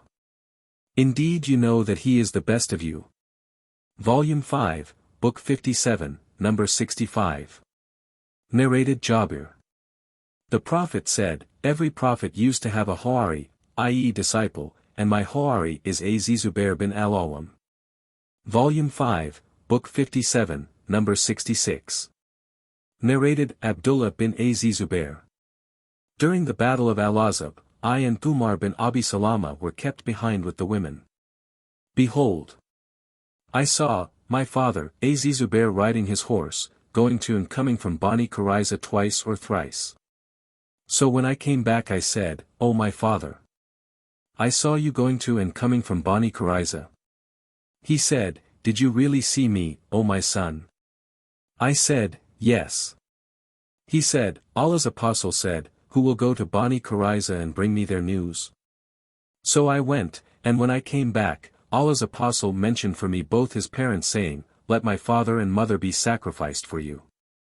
Volume 5, Book 57, Number 67. Narrated Urwa.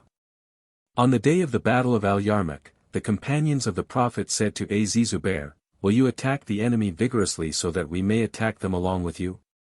So Az-Zubair attacked them, and they inflicted 2 wounds over his shoulder, and in between these 2 wounds there was an old scar he had received on the day of the Battle of Badr when I was a child. I used to insert my fingers into those scars in play. Volume 5, Book 57, Number 68.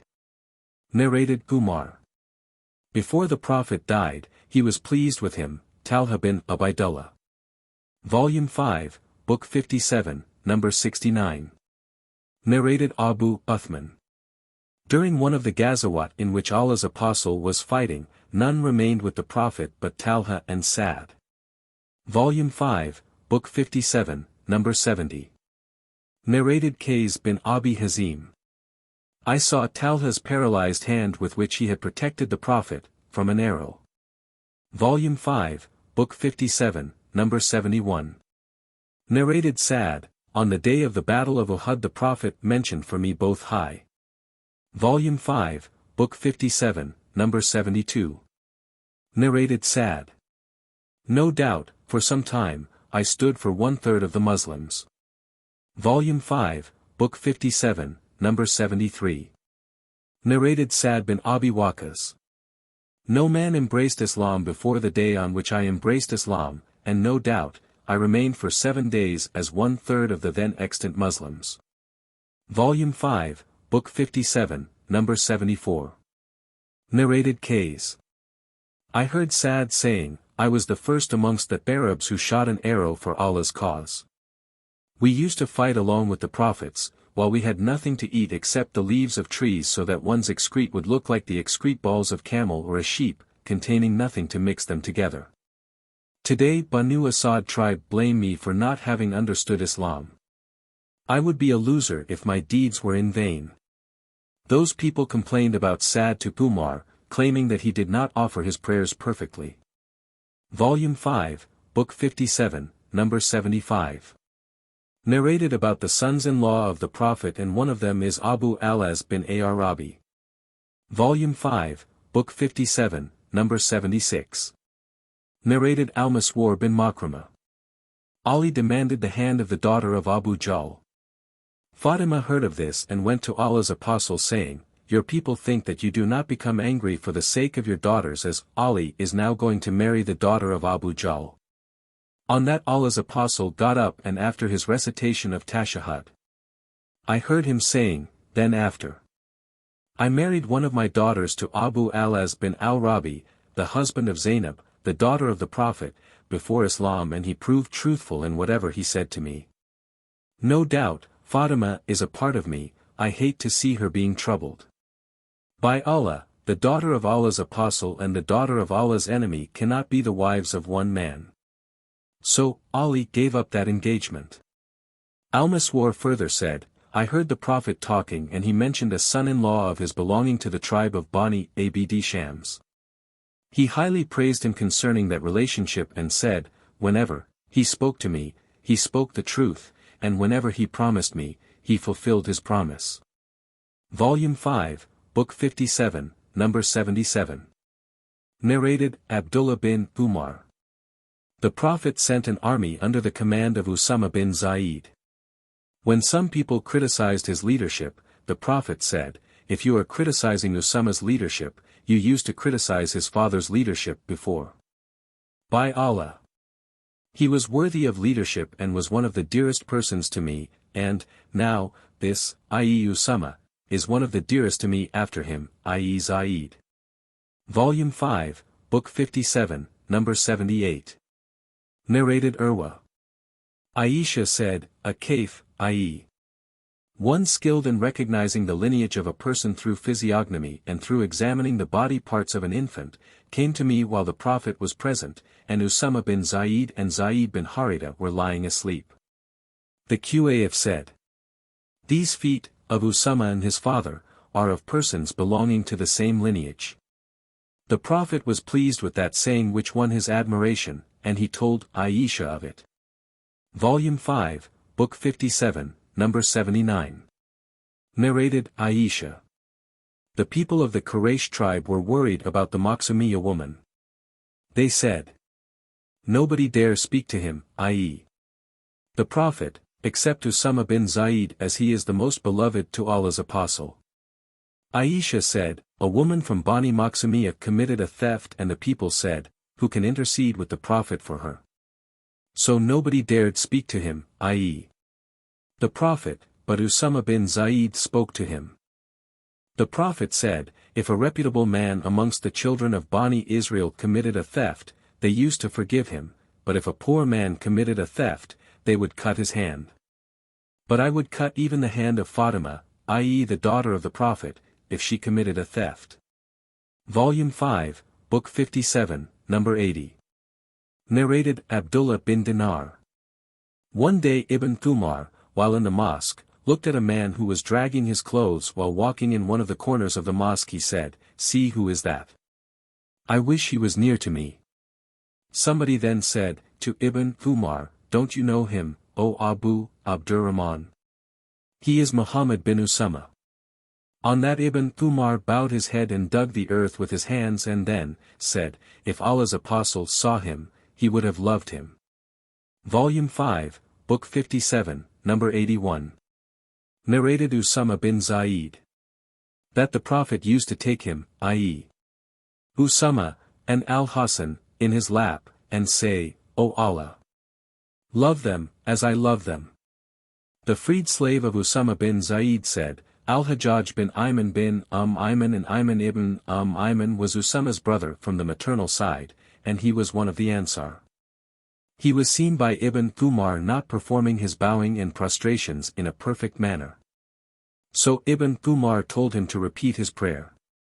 Harmala, the freed slave of Usama bin Zaid said that while he was in the company of Abdullah bin Umar, Al-Hajjaj bin Ayman came in and, while praying, he did not perform his bowing and prostrations properly. So Ibn Umar told him to repeat his prayer. When he went away, Ibn Umar asked me, who is he? I said, Al-Hajjaj bin Ayman. Ibn Umar said, if Allah's apostle saw him, he would have loved him.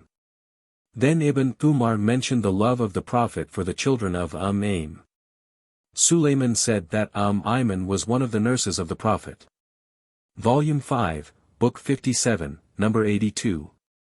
The Merits of Abdullah bin Umar bin al-Khattab. Volume 5, Book 57, Number 83. Narrated Ibn Umar. If a man saw a dream during the lifetime of the Prophet, he would narrate it to the Prophet. Once I wished to see a dream and narrate it to the Prophet. I was young, unmarried, and used to sleep in the mosque during the lifetime of the Prophet. I dreamt that two angels took me and went away with me towards the hell, fire which looked like a well with the inside walls built up, and had 2 side walls like those of a well. There I saw some people in it whom I knew. I started saying, I seek refuge with Allah from the hell fire, I seek refuge with Allah from the hell fire. Then another angel met the other 2 and said to me, do not be afraid. I narrated my dream to Hafsa who, in her turn, narrated it to the Prophet. He said, what an excellent man Abdullah is if he only observes the night prayer. Salem, a sub-narrator said, Abdullah used not to sleep at night but very little henceforward. Volume 5, Book 57, number 84. Narrated Ibn Thumar from Hafsa his sister. That the Prophet had said to her, Abdullah is a pious man. Volume 5, Book 57, number 85. Narrated Alqamah. I went to Sham and offered a 2-rakat prayer and then said, O Allah, bless me with a good pious companion. So I went to some people and sat with them. An old man came and sat by my side. I asked, who is he?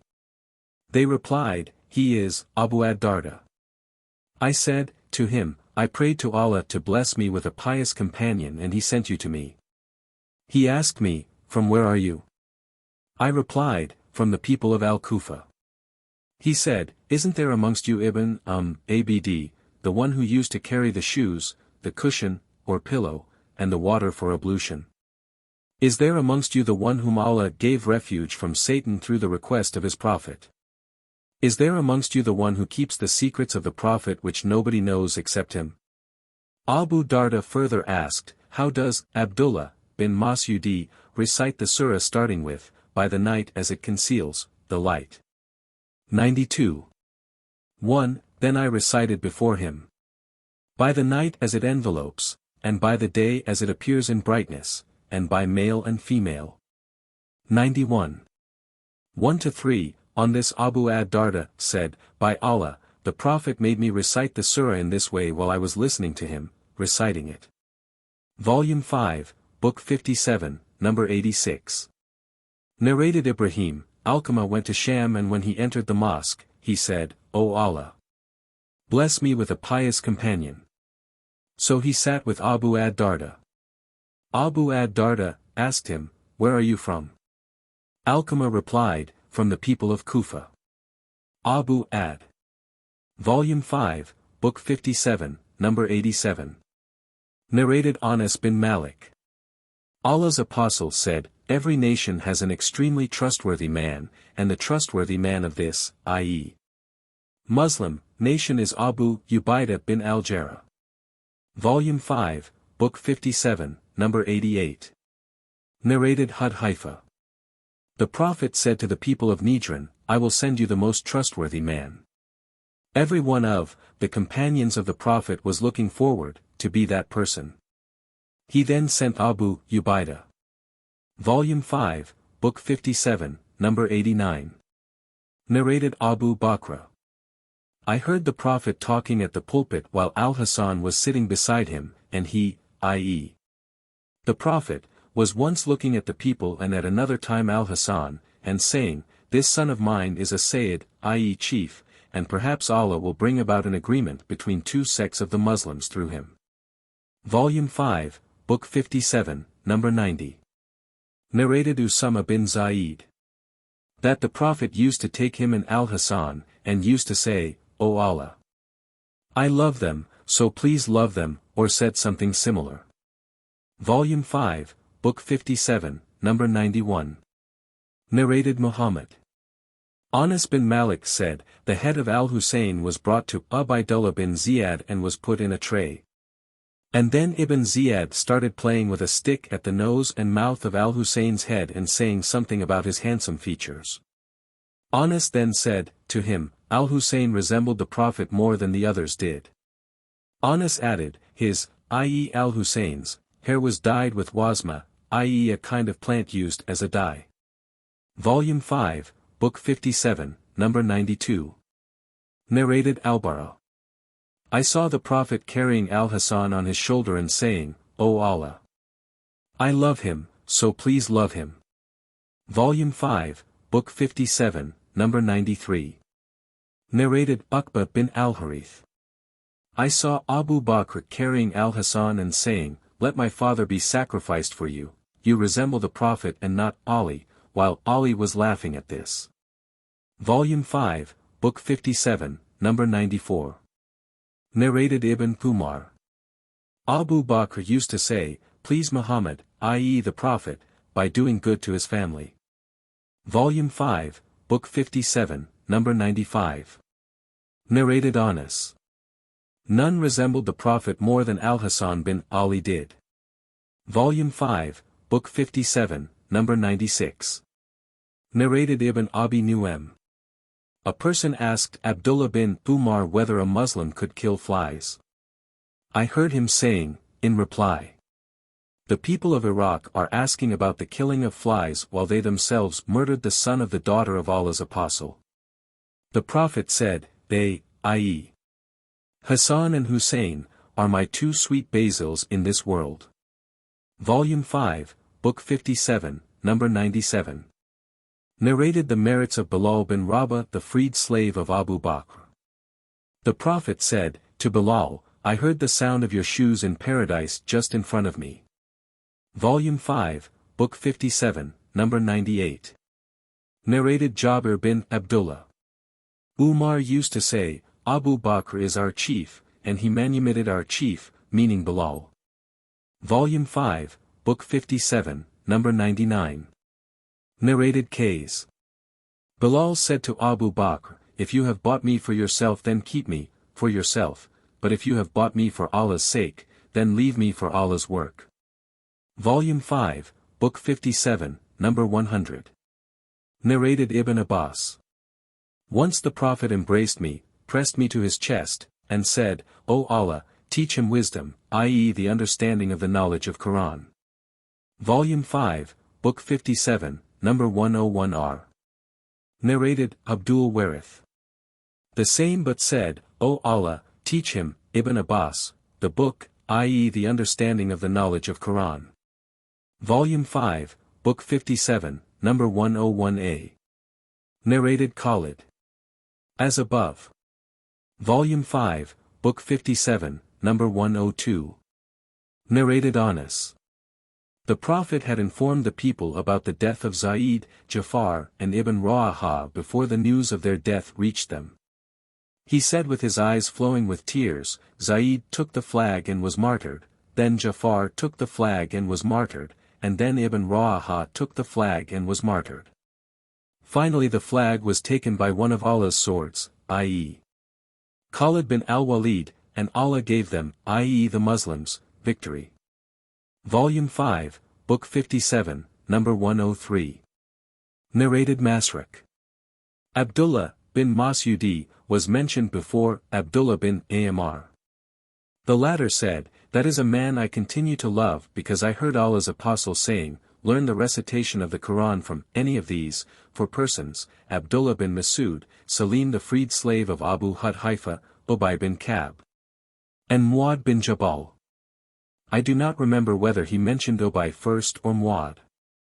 Volume 5, Book 57, number 104. Narrated Abdullah bin Amr. Allah's apostle neither talked in an insulting manner nor did he ever speak evil intentionally. He used to say, "The most beloved to me amongst you is the one who has the best character and manners." He added, "Learn the Qur'an from any of these, four persons.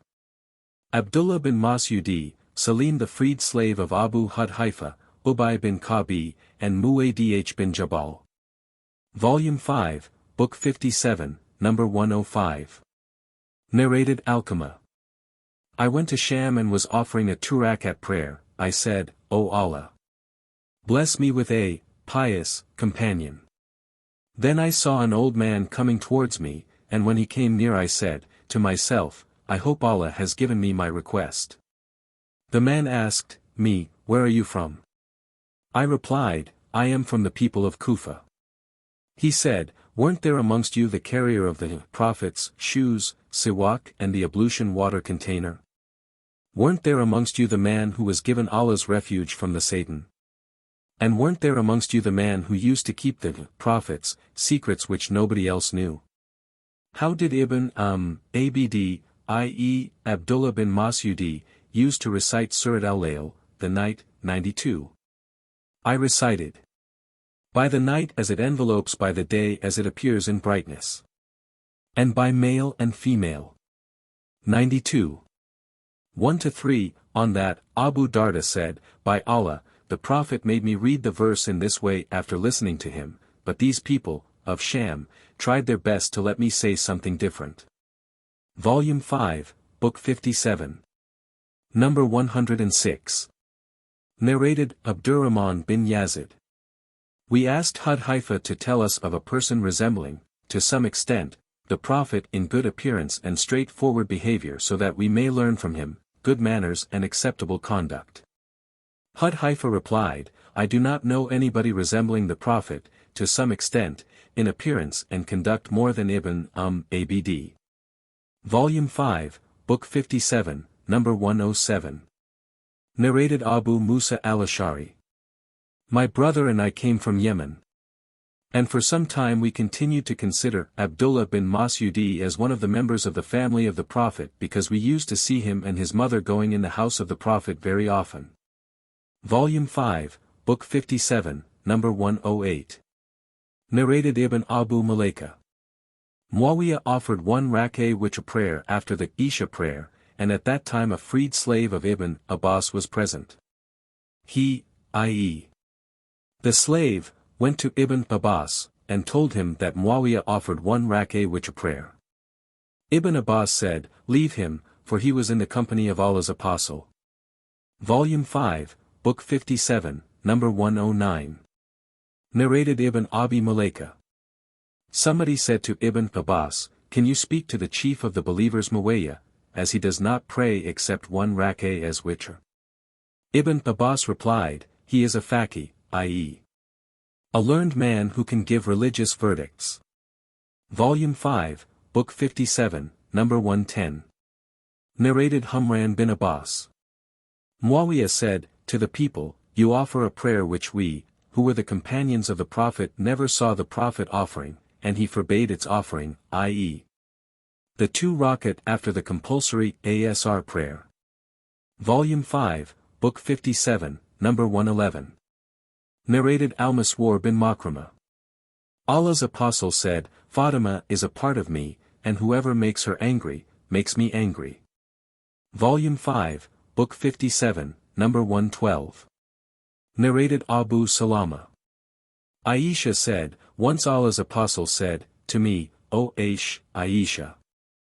This is Gabriel greeting you. I said, peace and Allah's mercy and blessings be on him, you see what I don't see. She was addressing Allah's Apostle.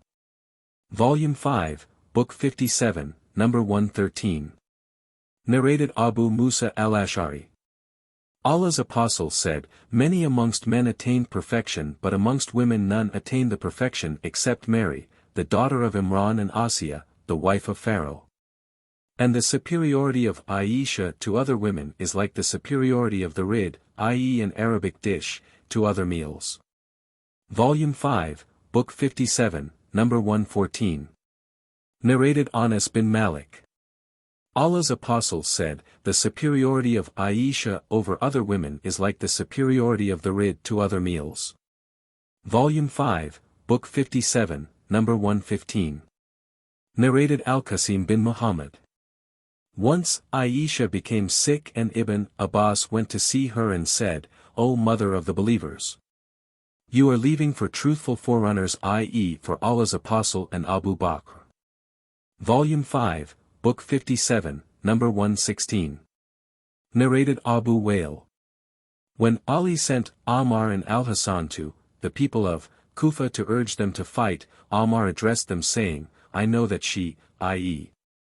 Aisha, is the wife of the Prophet in this world and in the hereafter, world to come, but Allah has put you to test, whether you will follow him, i.e. Allah, or her. Volume 5, Book 57, Number 117. Narrated Aisha. That she borrowed a necklace from Asma and it was lost. Allah's apostle sent some of his companions to look for it. During their journey the time of prayer was due and they prayed without ablution. When they returned to the Prophet they complained about it. So the divine verse of Tayammum was revealed. Usaid bin Hudayr said, to Aisha, "May Allah reward you handsomely. By Allah, whenever you have a difficulty, Allah took you out of it and brought with it, a blessing for the Muslims." Volume 5, Book 57, number 118. Narrated Hisham's father. When Allah's apostle was in his fatal illness, he started visiting his wives and saying, "Where will I be tomorrow?" He was anxious to be in Aisha's home. Aisha said, "So when it was my day, the Prophet became silent, no longer asked the question." Volume 5, Book 57, number 119. Narrated Hisham's father. The people used to send presents to the Prophet on the day of Aisha's turn. Aisha said, "My companions, i.e. the other wives of the Prophet, gathered in the house of Salama and said, 0 Salama. By Allah, the people choose to send presents on the day of Aisha's turn and we too, love the good, i.e. presents etc. As Aisha does. You should tell Allah's apostle to tell the people to send their presents to him wherever he may be, or wherever his turn may be." Salama said that to the Prophet and he turned away from her, and when the Prophet returned to her, i.e. Salama, she repeated the same, and the Prophet again turned away, and when she told him the same for the third time, the Prophet said, "O Salama. Don't trouble me by harming Aisha, for by Allah, the divine inspiration never came to me while I was under the blanket of any woman amongst you except her." 58, Merits of the Helpers in Medina, Ansar. Volume 5, Book 58, number 120. Narrated Galen bin Jarir. I asked Anas, "Tell me about the name Al-Ansar, did you call yourselves by it or did Allah call you by it?" He said, "Allah called us by it. We used to visit Anas, at Basra, and he used to narrate to us the virtues and deeds of the Ansar, and he used to address me or a person from the tribe of Al-Azd and say, 'Your tribe did so and so on such and such a day.'" Volume 5, Book 58, number 121. Narrated Aisha. The day of Bu'ath, i.e. day of fighting between the two tribes of the Ansar, the Aus and Khazraj, was brought about by Allah for the good of his apostle so that when Allah's apostle reached Medina, the tribes of Medina had already divided and their chiefs had been killed and wounded. So Allah had brought about the battle for the good of his apostle in order that they, i.e. the Ansar, might embrace Islam. Volume 5, Book 58, number 122. Narrated Anas. On the day of the conquest of Mecca, when the Prophet had given, from the booty, the Quraysh, the Ansar said, "By Allah. This is indeed very strange, while our swords are still dribbling with the blood of Quraysh, our war booty are distributed amongst them." When this news reached the Prophet he called the Ansar and said, "What is this news that has reached me from you?" They used not to tell lies, so they replied, "What has reached you is true." He said, "Doesn't it please you that the people take the booty to their homes and you take Allah's apostle to your homes? If the Ansar took their way through a valley or a mountain pass, I would take the Ansar's valley or a mountain pass." Volume 5, Book 58, number 123. Narrated Abu Huraira. The Prophet or Abul Qasim said, "If the Ansar took their way through a valley or a mountain pass, I would take Ansar's valley. And but for the migration, I would have been one of the Ansar." Abu Huraira used to say, "The Prophet is not unjust, by saying so. May my parents be sacrificed for him, for the Ansar sheltered and helped him," or said a similar sentence. Volume 5, Book 58, number 124. Narrated Saad's father. When the emigrants reached Medina, Allah's apostle established the bond of fraternity between Abdurrahman and Sa'd bin Arabi. Sa'd said to Abdurrahman, "I am the richest of all the Ansar, so I want to divide my property between us, and I have 2 wives, so see which of the 2 you like and tell me, so that I may divorce her. And when she finishes her prescribed period, i.e. iddah, of divorce, then marry her." Abdurrahman said, "May Allah bless your family and property for you, where is your market?" So they showed him the Kainukaf market. He went there and returned with a profit in the form of dried yogurt and butter. He continued going to the market, till one day he came, bearing the traces of yellow scent. The Prophet asked, "What is this scent?" He replied, "I got married." The Prophet asked, "How much mar did you give her?" He replied, "I gave her a date stone of gold or a gold piece equal to the weight of a date stone." The narrator, Ibrahim, is in doubt as to which is correct. Volume 5, Book 58, number 125. Narrated Anas. When Abdurrahman bin Auf came to us, Allah's Apostle made a bond of fraternity between him and Sa'd bin Rabi, who was a rich man. Sa'd said, "The Ansar know that I am the richest of all of them, so I will divide my property into 2 parts between me and you, and I have 2 wives. See which of the 2 you like so that I may divorce her and you can marry her after she becomes lawful to you by her passing the prescribed period, i.e., iddah, of divorce." Abdurrahman said, "May Allah bless you your family, i.e. wives, for you." But Abdurrahman went to the market, and did not return on that day except with some gain of dried yogurt and butter. He went on trading just a few days till he came to Allah's Apostle bearing the traces of yellow scent over his clothes. Allah's Apostle asked him, "What is this scent?" He replied, "I have married a woman from the Ansar." Allah's Apostle asked, "How much mar have you given?" He said, "A date stone weight of gold or a golden date stone." The Prophet said, "Arrange a marriage banquet even with a sheep."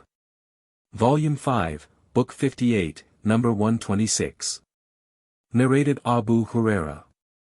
The Ansar said, to the Prophet, "Please divide the date palm trees between us and them, i.e. emigrants." The Prophet said, "No." The Ansar said, "Let them, i.e. the emigrants, do the labor for us in the gardens and share the date fruits with us." The emigrants said, "We accepted this." Volume 5, Book 58, number 127. Narrated Al-Bara. I heard the Prophet saying, or the Prophet said, "None loves the Ansar but a believer, and none hates them but a hypocrite. So Allah will love him who loves them, and he will hate him who hates them." Volume 5, Book 58, number 128. Narrated Anas bin Malik. The Prophet said, "The sign of belief is to love the Ansar, and the sign of hypocrisy is to hate the Ansar." Volume 5, Book 58, number 129. Narrated Anas. The Prophet saw the women and children of the Ansar coming forward. The sub-narrator said, "I think that Anas said, they were returning from a wedding party." The Prophet stood up and said thrice, "By Allah! You are from the most beloved people to me." Volume 5, Book 58, number 130. Narrated Anas bin Malik. Once an Ansari woman, accompanied by a son of hers, came to Allah's Apostle. Allah's Apostle spoke to her and said twice, "By him in whose hand my life is, you are the most beloved people to me." Volume 5, Book 58, number 131. Narrated Zayd bin al-Arqam. The Anwar said, "O Allah's Apostle! Every prophet has his own followers and we have followed you. So will you invoke Allah to let our followers be considered from us, as Ansar too?" So he invoked Allah accordingly. Volume 5, Book 58, number 132. Narrated Abu Hamza. A man from the Ansar said, "Every nation has followers and, O Prophet, we have followed you, so invoke Allah to let our followers be considered from us, as Ansar like ourselves." So the Prophet said, "O Allah! Let their followers be considered as Ansar like themselves." Volume 5, Book 58, number 133. Narrated Abu Usaid. The Prophet said, "The best of the Ansar's families, homes, are those of Banu an-Najjar and then, those of Banu Abdul Ashhal. Then, those of Banu al-Harith bin al-Khazraj and then, those of Banu Sa'ida. Nevertheless, there is good in all the families, houses, of the Ansar." On this, Sa'd bin Ubadah said, I see that the Prophet has preferred some people to us. Somebody said, to him, no, but he has given you superiority to many. Volume 5, Book 58, number 134. Narrated Abu Usaid. That he heard the Prophet saying, the best of the Ansar, or the best of the Ansar families, homes, are Banu an-Najjar, Bani Abdul Ashhal, Banu al-Harith and Banu Saida. Volume 5, Book 58, number 135. Narrated Abu Hamid. The Prophet said, the best of the Ansar families, homes, are the families, homes, of Banu an-Najjar, and then that of Banu Abdul Ashhal, and then that of Banu al-Harith. And then that of Banu Saida. And there is good in all the families, homes, of the Ansar. Sa'd bin Ubadah followed us and said, O Abu Usaid. Don't you see that the Prophet compared the Ansar and made us the last of them in superiority? Then Sa'd met the Prophet and said, O Allah's Apostle. In comparing the Ansar's families, homes, as to the degree of superiority, you have made us the last of them.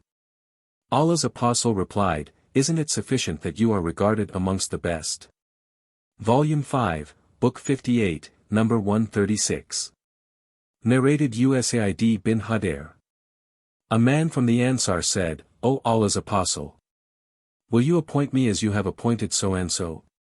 The Prophet said, After me you will see others given preference to you, so be patient till you meet me at the tank, i.e. Lake of Kawthar.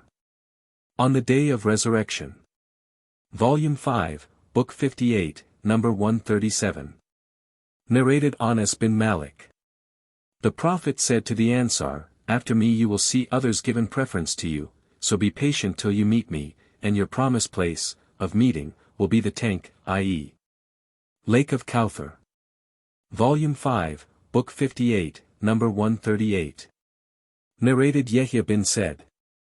That he heard Anas bin Malik when he went with him to al-Walid, saying, Once the Prophet called the Ansar in order to give them the territory of Bahrain. They said, No.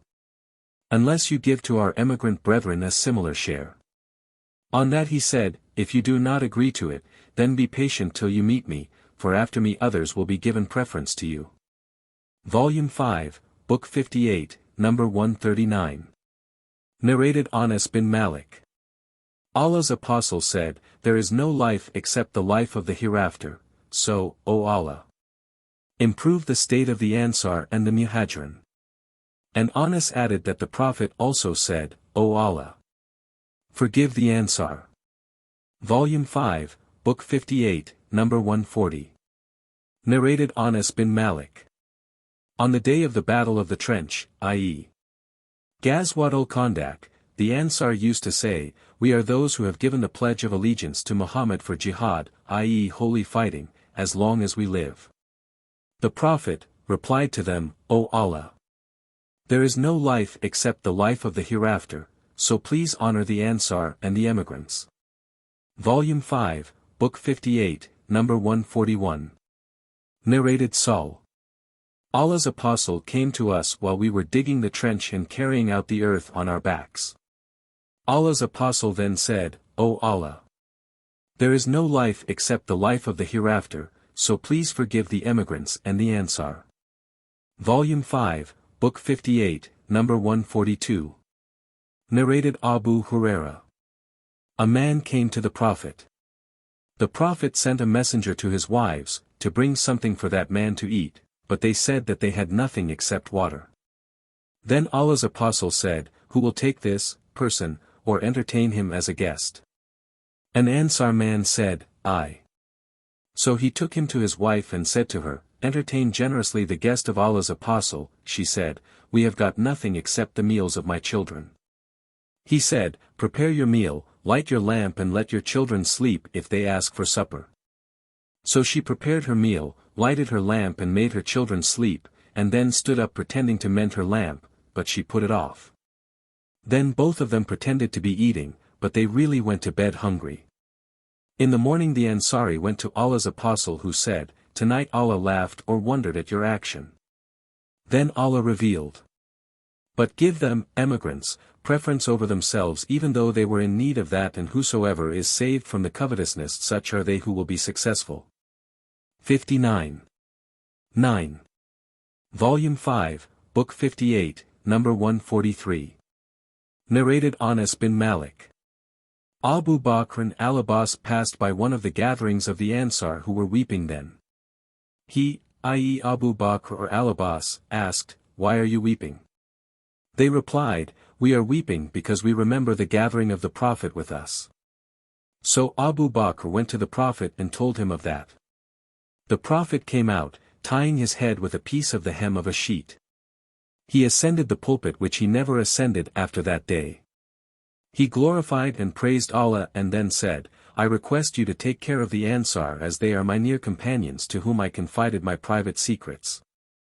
They have fulfilled their obligations and rights which were enjoined on them, but there remains what is for them.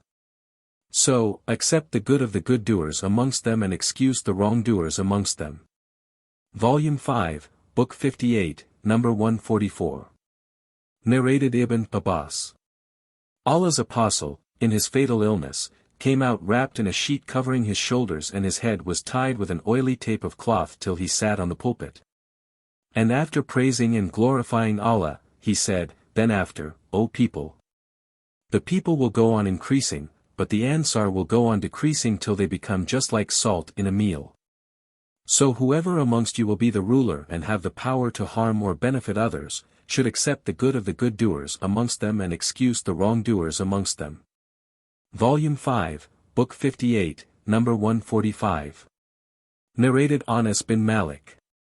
The Prophet said, "The Ansar are my near companions to whom I confided my private secrets. People will go on increasing, but the Ansar will go on decreasing.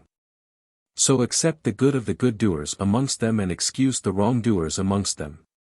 Volume 5, Book 58, number 146. Narrated Al-Bara. A silken cloth was given as a present to the Prophet. His companions started touching it and admiring its softness. The Prophet said, "Are you admiring its softness? The handkerchiefs of Sa'd bin Mu'adh, in paradise, are better and softer than it." Volume 5, Book 58, number 147. Narrated Jabir. I heard the Prophet saying, "The throne of Allah shook at the death of Sa'd bin Mu'adh." Through another group of narrators, Jabir added, "I heard the Prophet saying, the throne of the Beneficent shook because of the death of Sa'd bin Mu'adh." Volume 5, Book 58, number 148. Narrated Abu Sa'id al-Khudri. Some people, i.e. the Jews of Bani bin Qurayza, agreed to accept the verdict of Sa'd bin Mu'adh, so the Prophet sent for him, i.e. Sa'd bin Mu'adh. He came riding a donkey, and when he approached the mosque, the Prophet said, "Get up for the best amongst you." Or said, "Get up for your chief." Then the Prophet said, "O Sa'd, these people have agreed to accept your verdict." Sa'd said, "I judge that their warriors should be killed and their children and women should be taken as captives." The Prophet said, "You have given a judgment similar to Allah's judgment, or the king's judgment." Volume 5, Book 58, number 149. Narrated Anas. Two men left the Prophet on a very dark night. Suddenly a light came in front of them, and when they separated, the light also separated along with them. Volume 5, Book 58, number 150. Narrated Abdullah bin Amr. I heard the Prophet saying, "Learn the recitation of Qur'an from 4 persons, Ibn Mas'ud, Salim, the freed slave of Abu Hudhaifa, Ubay and Muad bin Jabal." Volume 5, Book 58, number 151. Narrated the virtue of Sa'd bin Ubadah. Aisha said, "Before that, he, i.e. Sa'd, was a pious man." Volume 5, Book 58, number 152. Narrated Abu Usaid. Allah's Apostle said, "The best of the Ansar's houses are those of Bani and Najjar, then those of Bani Abdul Ashhal, then those of Bani al-Harith bin al-Khazraj, then those of Bani Saida. But there is goodness in all the houses of the Ansar." Sa'd bin Ubadah, who was one of those who embraced Islam early, said, I see that Allah's apostle is giving others superiority above us. Some people said to him, but he has given you superiority above many other people. Volume 5, Book 58, number 153. Narrated Masruq. Abdullah bin Mas'ud was mentioned before Abdullah bin Amr, who said, that is a man I still love. As I heard the Prophet saying, learn the recitation of Qur'an from Abdullah bin Mas'ud, he started with him Salim, the freed slave of Abu Hudayfa, Mu'adh bin Jabal and Ubay bin Kabi. Volume 5, Book 58, number 154. Narrated Anas bin Malik. The Prophet said to Ubay, Allah has ordered me to recite to you, those who disbelieve, Surat al-Bayyinah 98. Ubay said, has he mentioned my name? The Prophet said, yes. On hearing this, Ubay started weeping. Volume 5, Book 58, number 155. Narrated Qatada.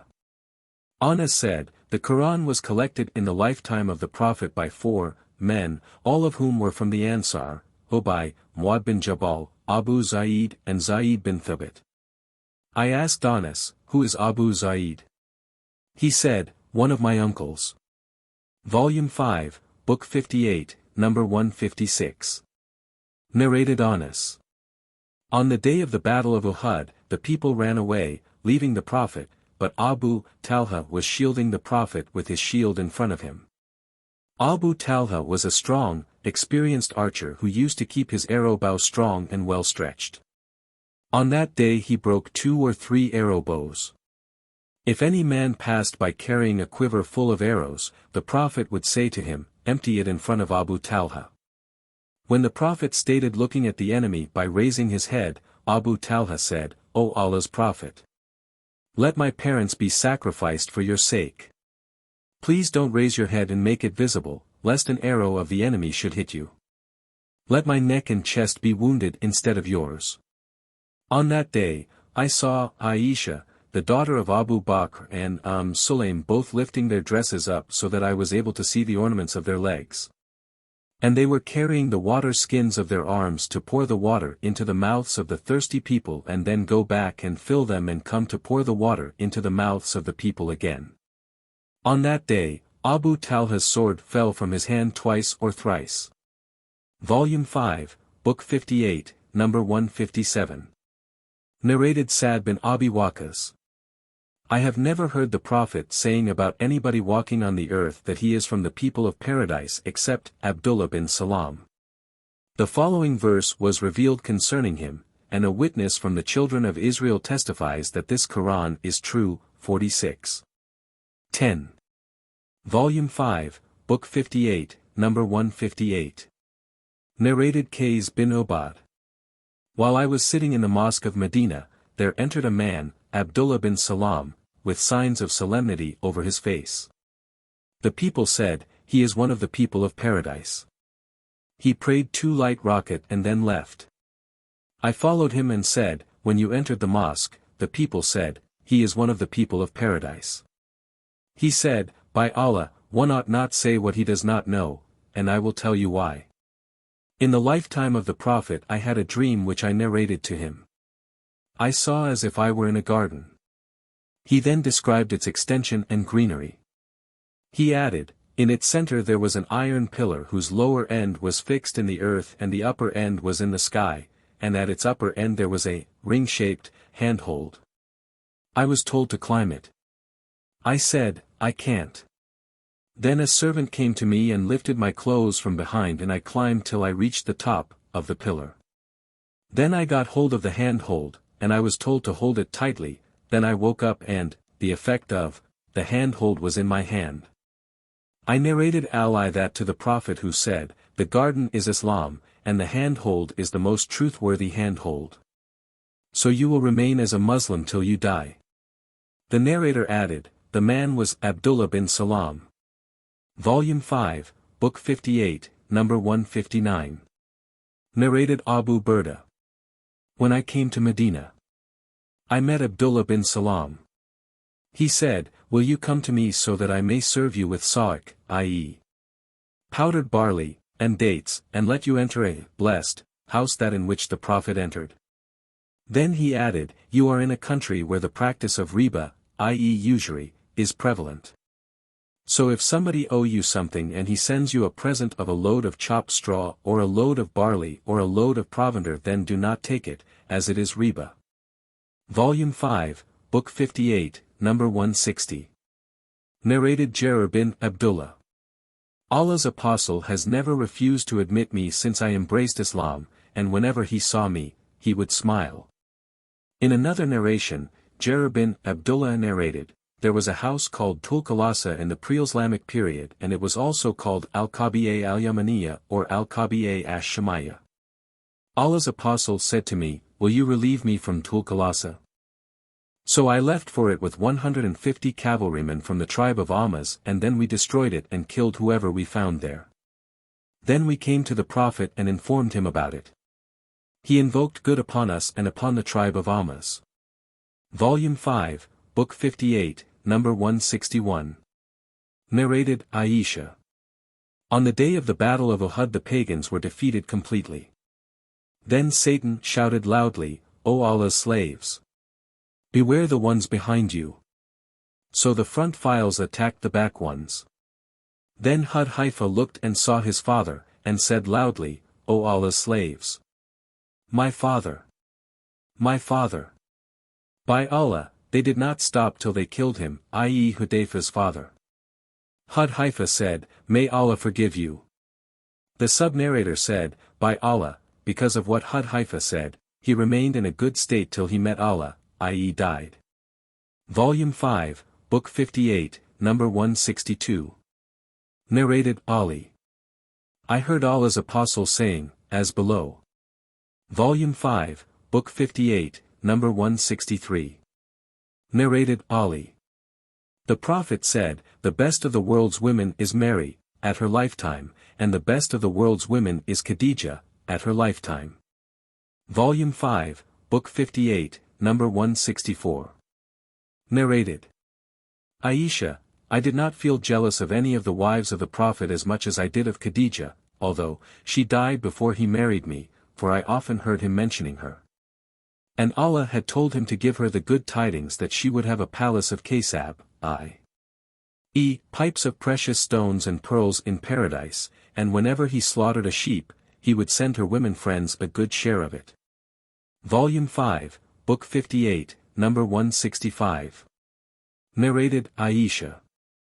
I did not feel jealous of any woman as much as I did of Khadijah because Allah's Apostle used to mention her very often. He married me after 3 years of her death, and his Lord, or Gabriel, ordered him to give her the good news of having a palace of Kasab in paradise. Volume 5, Book 58, number 166. Narrated Aisha. I did not feel jealous of any of the wives of the Prophet as much as I did of Khadijah, though I did not see her, but the Prophet used to mention her very often. And whenever he slaughtered a sheep, he would cut its parts and send them to the women friends of Khadijah. When I sometimes said to him, You treat Khadijah in such a way, as if there is no woman on earth except Khadijah, he would say, Khadijah was such, and from her I had children. Volume 5, Book 58, number 167. Narrated Ismail. I asked Abdullah bin Abi Aufa, did the Prophet give glad tidings to Khadijah? He said, yes, of a palace of Kasab, in paradise, where there will be neither any noise nor any fatigue. Volume 5, Book 58, number 168. Narrated Abu Huraira. Gabriel came to the Prophet and said, O Allah's Apostle! This is Khadijah coming to you with a dish having meat soup, or some food or drink. When she reaches you, greet her on behalf of her Lord, i.e. Allah, and on my behalf, and give her the glad tidings of having a Kasab palace in paradise wherein there will be neither any noise nor any fatigue, trouble. Narrated Aisha, once Hala bint Khuwaylid, Khadijah's sister, asked the permission of the Prophet to enter. On that, the Prophet remembered the way Khadijah used to ask permission, and that upset him. He said, O Allah! Hala! So I became jealous and said, What makes you remember an old woman amongst the old women of Quraysh, an old woman, with a teethless mouth, of red gums who died long ago, and in whose place Allah has given you somebody better than her. Volume 5, Book 58, number 169. Narrated, Abdullah bin Umar. The Prophet met Zayd bin Amr bin Nufail in the bottom of the valley of Balda before any divine inspiration came to the Prophet. A meal was presented to the Prophet but he refused to eat from it. Then it was presented to Zayd, who said, I do not eat anything which you slaughter in the name of your stone idols. I eat none but those things on which Allah's name has been mentioned at the time of slaughtering. Zayd bin Amr used to criticize the way Quraysh used to slaughter their animals, and used to say, Allah has created the sheep and he has sent the water for it from the sky, and he has grown the grass for it from the earth. Yet you slaughter it in other than the name of Allah.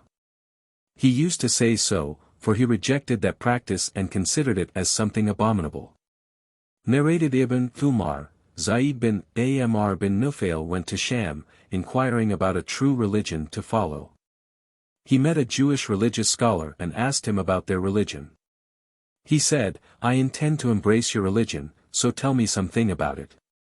The Jew said, You will not embrace our religion unless you receive your share of Allah's anger. Zayd said, I do not run except from Allah's anger, and I will never bear a bit of it if I have the power to avoid it. Can you tell me of some other religion? He said, I do not know any other religion except the Hanif. Zayd inquired, What is Hanif? He said, Hanif is the religion of the Prophet Abraham, who was neither a Jew nor a Christian, and he used to worship none but Allah alone. Then Zayd went out and met a Christian religious scholar and told him the same as before. The Christian said, You will not embrace our religion unless you get a share of Allah's curse. Zayd replied, I do not run except from Allah's curse, and I will never bear any of Allah's curse and his anger if I have the power to avoid them. Will you tell me of some other religion? He replied, I do not know any other religion except Hanif. Zayd inquired, What is Hanif? He replied, Hanif is the religion of the Prophet Abraham, who was neither a Jew nor a Christian, and he used to worship none but Allah alone. When Zayd heard their statement about the religion of Abraham, he left that place. And when he came out, he raised both his hands and said, O Allah! I make you my witness that I am on the religion of Abraham. Narrated Asma bint Abi Bakr, I saw Zayd bin Amr bin Nufail standing with his back against the Kaaba and saying, O people of Quraysh! By Allah, none amongst you is on the religion of Abraham except me.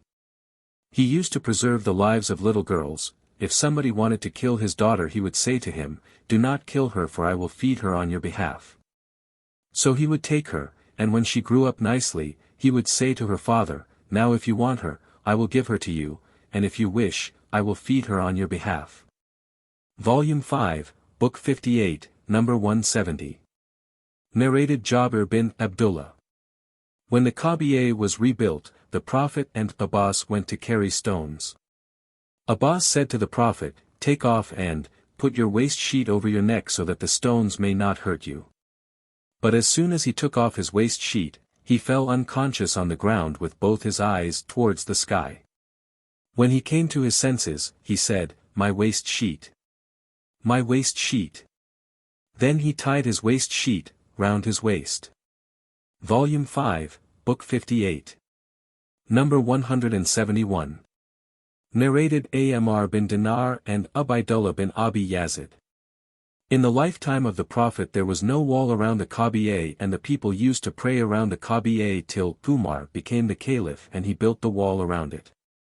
Ubaydullah further said, Its wall was low, so Ibn Zubayr built it. Volume 5, Book 58, number 172. Narrated Aisha. Ashura, i.e. the 10th of Muharram, was a day on which the tribe of Quraysh used to fast in the pre-Islamic period of ignorance. The Prophet also used to fast on this day. So when he migrated to Medina, he fasted on it and ordered the Muslims to fast on it. When the fasting of Ramadan was enjoined, it became optional for the people to fast or not to fast on the day of Ashura. Volume 5, Book 58, number 173. Narrated Ibn Abbas.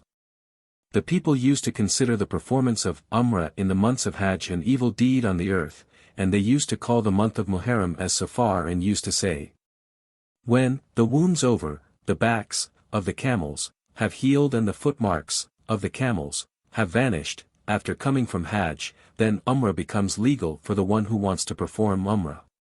Allah's Apostle and his companions reached Mecca assuming ihram for Hajj on the 4th of Dhul Hijjah. The Prophet ordered his companions to perform Umrah with that ram instead of Hajj. They asked, O Allah's Apostle, what kind of finishing of ihram? The Prophet said, finish the ihram completely. Volume 5, Book 58, number 174. Narrated Sa'id bin al-Musayyib's grandfather. In the pre-Islamic period of ignorance a flood of rain came and filled the valley in between the two mountains, around the Kaaba. Volume 5, Book 58, number 175. Narrated Qays bin Abi Hazim. Abu Bakr went to a lady from the Ammaz tribe called Zainab bint al-Muhajir and found that she refused to speak. He asked, why does she not speak? The people said, she has intended to perform Hajj without speaking. He said to her, speak, for it is illegal not to speak, as it is an action of the pre-Islamic period of ignorance. So she spoke and said, who are you? He said, a man from the emigrants. She asked, which emigrants? He replied, from Quraysh. She asked, from what branch of Quraysh are you? He said, you ask too many questions, I am Abu Bakr. She said, how long shall we enjoy this good order, i.e. Islamic religion, which Allah has brought after the period of ignorance?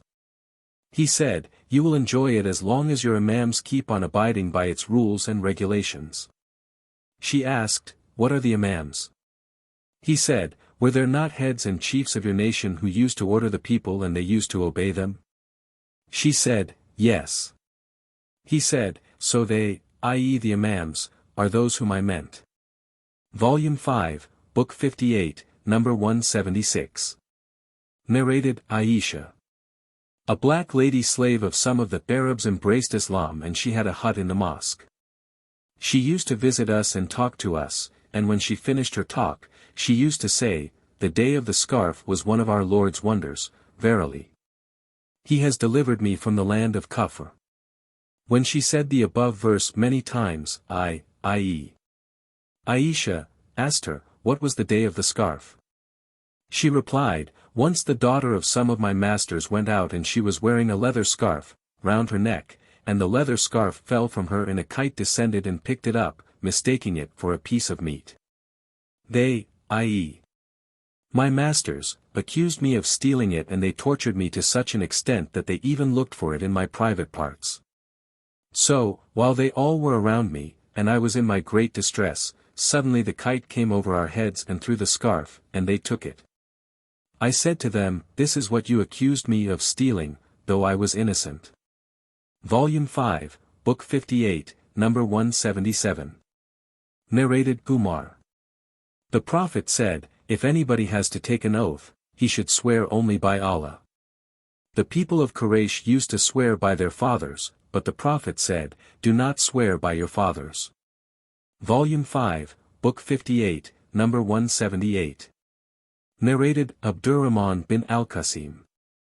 Al-Qasim used to walk in front of the funeral procession.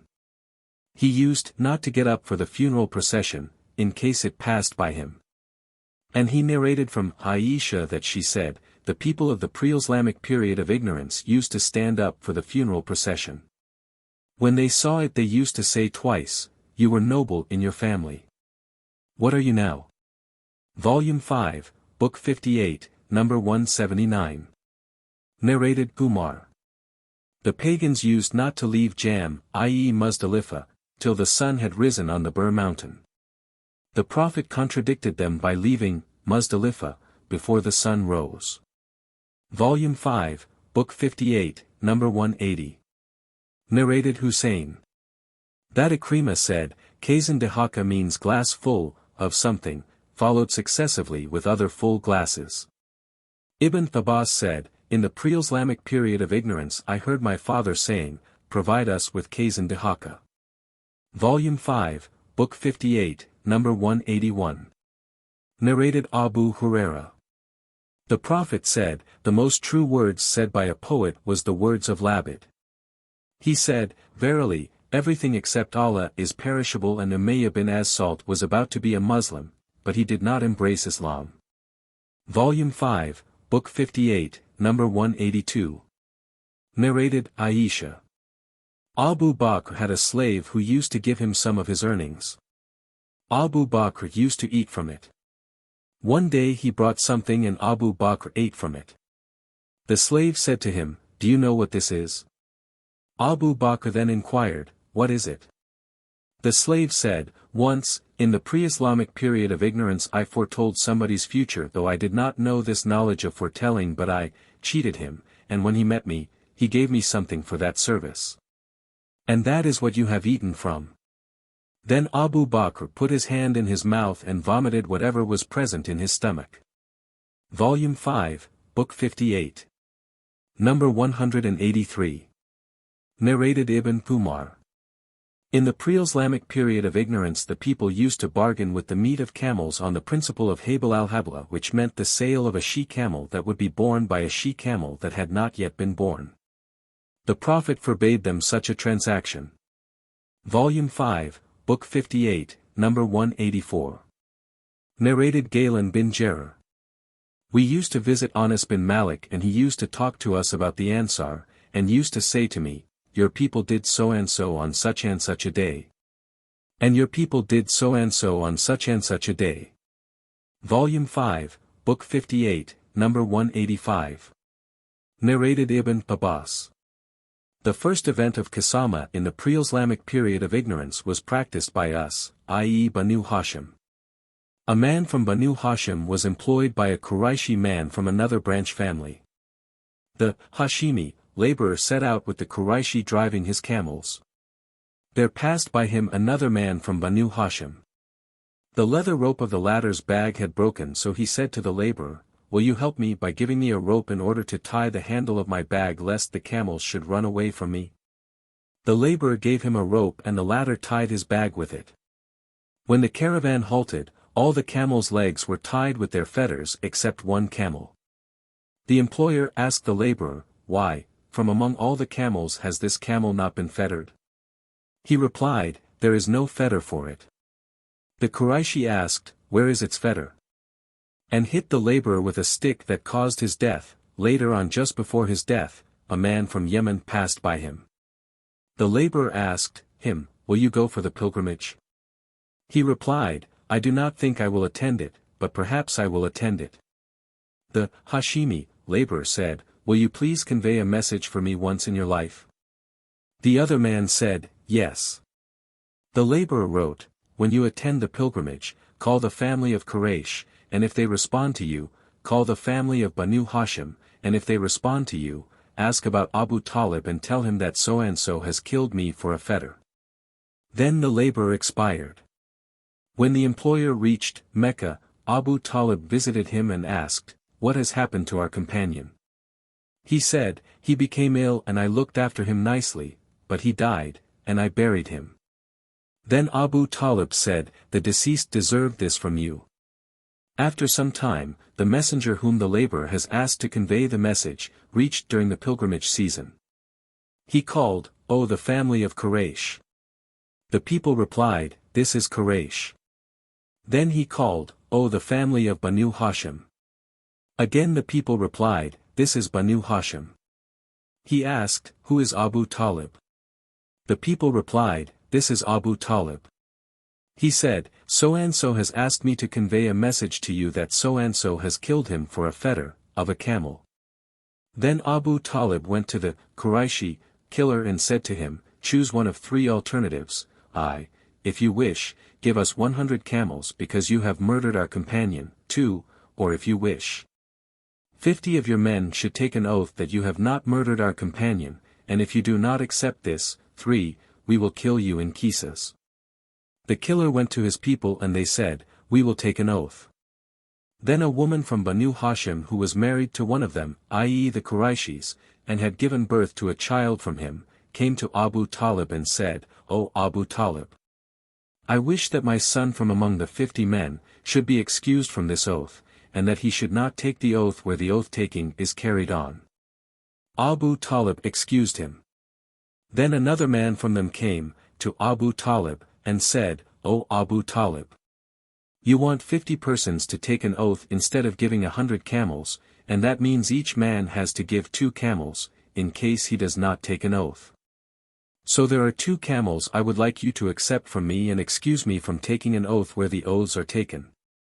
Abu Talib accepted them from him. Then 48 men came and took the oath. Ibn Abbas further said, By him in whose hand my life is, before the end of that year, none of those 48 persons remained alive. Volume 5, Book 58, number 186. Narrated Aisha.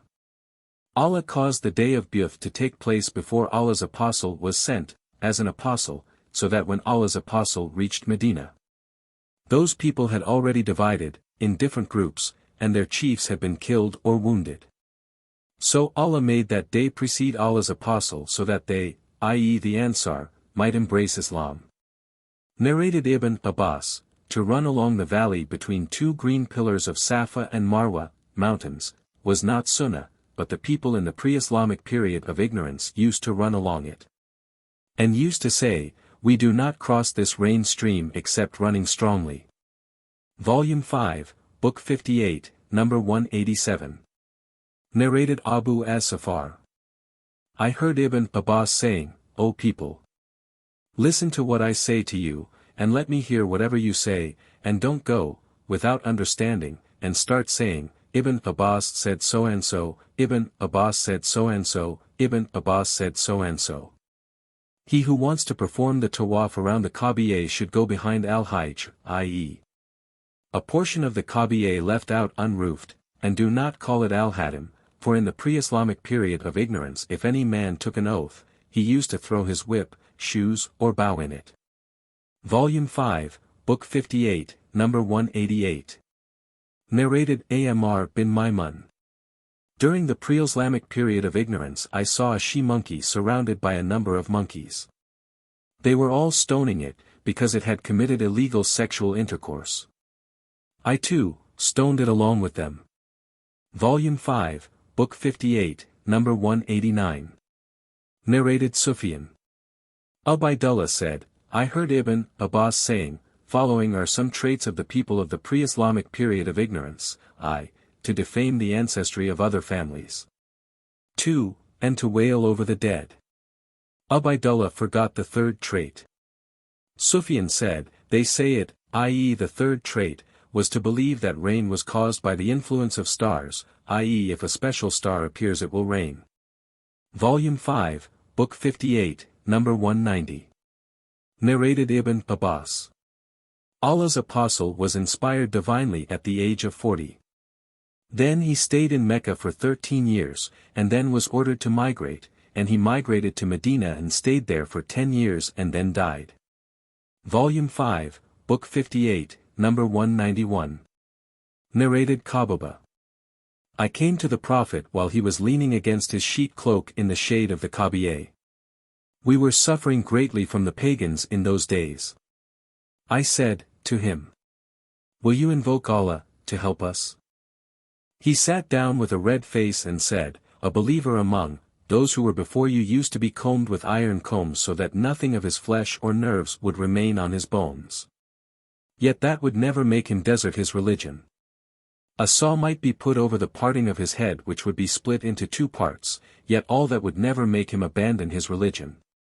Allah will surely complete this religion, i.e. Islam, so that a traveler from Sana'a to Hadramaut will not be afraid of anybody except Allah. The sub-narrator, Bayan added, or the wolf, lest it should harm his sheep. Volume 5, Book 58, number 192. Narrated Abdullah. The Prophet recited Surat an-Najm and prostrated, and there was nobody who did not prostrate then except a man whom I saw taking a handful of pebbles, lifting it, and prostrating on it. He then said, This is sufficient for me. No doubt I saw him killed as a disbeliever afterwards. Volume 5, Book 58, number 193. Narrated Abdullah. While the Prophet was prostrating, surrounded by some of Quraysh, Uqba bin Abi Mu'ayt brought the intestines, i.e. abdominal contents, of a camel and put them over the back of the Prophet. The Prophet did not raise his head, till Fatima came and took it off his back and cursed the one who had done the harm. The Prophet said, O Allah! Destroy the chiefs of Quraysh, Abu Jahl bin Hisham, Utbah bin Rabi'ah, Shaba bin Rabi'ah, Umayyah bin Khalaf or Ubay bin Khalaf. The subnarrator Shubi'ah is not sure of the last name. I saw these people killed on the day of Badr battle and thrown in the well except Umayyah or Ubay whose body parts were mutilated but he was not thrown in the well. Volume 5, Book 58, number 194. Narrated Said bin Jubair. Abdurrahman bin Abza said, Ask Ibn Abbas about these two Quranic verses, nor kill such life as Allah has made sacred, except for just cause. 25. 168, And whoever kills a believer intentionally, his recompense is hell. 4. 93. So I asked Ibn Abbas who said, when the verse that is in Surah Al-Furqan was revealed, the pagans of Mecca said, But we have slain such life as Allah has made sacred, and we have invoked other gods along with Allah. And we have also committed fornication. So Allah revealed, except those who repent, believe, and do good, 25.70. So this verse was concerned with those people. As for the verse in Surah An-Nisa, 4-93, it means that if a man, after understanding Islam and its laws and obligations, murders somebody, then his punishment is to dwell in the hell fire forever. Then I mentioned this to Mujahid who said, except the one who regrets one's crime. Volume 5, Book 58, number 195. Narrated Urwa bin Zubair. I asked Ibn Amr bin al-As, tell me of the worst thing which the pagans did to the Prophet. He said, while the Prophet was praying in the Hajj of the Kaaba, Uqba bin Abi Mu'ayt came and put his garment around the Prophet's neck and throttled him violently. Abu Bakr came and caught him by his shoulder and pushed him away from the Prophet and said, Do you want to kill a man just because he says, My Lord is Allah? Volume 5, Book 58, number 196. Narrated Urwa. As above, Hadith 195. Volume 5, Book 58, number 197. Narrated Ammar bin Yasir. I saw Allah's apostle, and the only converts, to Islam, with him, were 5 slaves, 2 women and Abu Bakr. Volume 5, Book 58, number 198. Narrated Abu Ishaq Sa'd bin Abi Waqqas. None embraced Islam, except on the day I embraced it. And for 7 days I was one of the 3 persons who were Muslims, 1/3 of Islam. Volume 5, Book 58, number 199. Narrated Abdurrahman. I asked Masruk, who informed the Prophet about the jinns at the night when they heard the Qur'an. He said, Your father Abdullah informed me that a tree informed the Prophet about them. Volume 5, Book 58, number 200. Narrated Abu Hurairah. That once he was in the company of the Prophet carrying a water pot for his ablution and for cleaning his private parts. While he was following him carrying it, i.e. the pot, the Prophet said, Who is this? He said, I am Abu Hurairah. The Prophet said, Bring me stones in order to clean my private parts, and do not bring any bones or animal dung. Abu Hurairah went on narrating, So I brought some stones, carrying them in the corner of my robe till I put them by his side and went away. When he finished, I walked with him and asked, What about the bone and the animal dung? He said, They are of the food of jinns. The delegate of jinns of the city of Nazibin came to me and how nice those jinns were and asked me for the remains of the human food. I invoked Allah for them that they would never pass by a bone or animal dung but find food on them. Volume 5, Book 58, number 201. Narrated Ibn Abbas. When Abu Dhar received the news of the advent of the Prophet he said to his brother, Ride to this valley, of Mecca, and try to find out the truth of the person who claims to be a prophet who is informed of the news of heaven. Listen to what he says and come back to me. So his brother set out and came to the Prophet and listened to some of his talks, and returned to Abu Dhar and said to him, I have seen him enjoining virtuous behavior and saying something that is not poetry. Abu Dhar said, You have not satisfied me as to what I wanted. He then took his journey food and carried a water skin of his, containing some water till he reached Mecca. He went to the mosque and searched for the Prophet, and though he did not know him, he hated to ask anybody about him. When a part of the night had passed away, Ali saw him and knew that he was a stranger. So when Abu Dhar saw Ali, he followed him, and none of them asked his companion about anything, and when it was dawn, Abu Dhar took his journey food and his water skin to the mosque and stayed there all the day long without being perceived by the Prophet, and when it was evening, he came back to his retiring place. Ali passed by him and said, Has the man not known his dwelling place yet? So Ali awakened him and took him with him, and none of them spoke to the other about anything. When it was the third day, Ali did the same and Abu Dhar stayed with him. Then Ali said, Will you tell me what has brought you here? Abu Dhar said, If you give me a firm promise that you will guide me, then I will tell you. Ali promised him, and he informed Ali about the matter. Ali said, It is true, and he is the apostle of Allah. Next morning when you get up, accompany me, and if I see any danger for you, I will stop as if to pass water, but if I go on, follow me and enter the place which I will enter. Abu Dhar did so, and followed Ali till he entered the place of the Prophet, and Abu Dhar went in with him. Abu Dhar listened to some of the Prophet's talks and embraced Islam on the spot. The Prophet said to him, Go back to your people and inform them about it, till you receive my order. Abu Dhar said, By him in whose hand my life is, I will proclaim my conversion loudly amongst them, i.e. the pagans.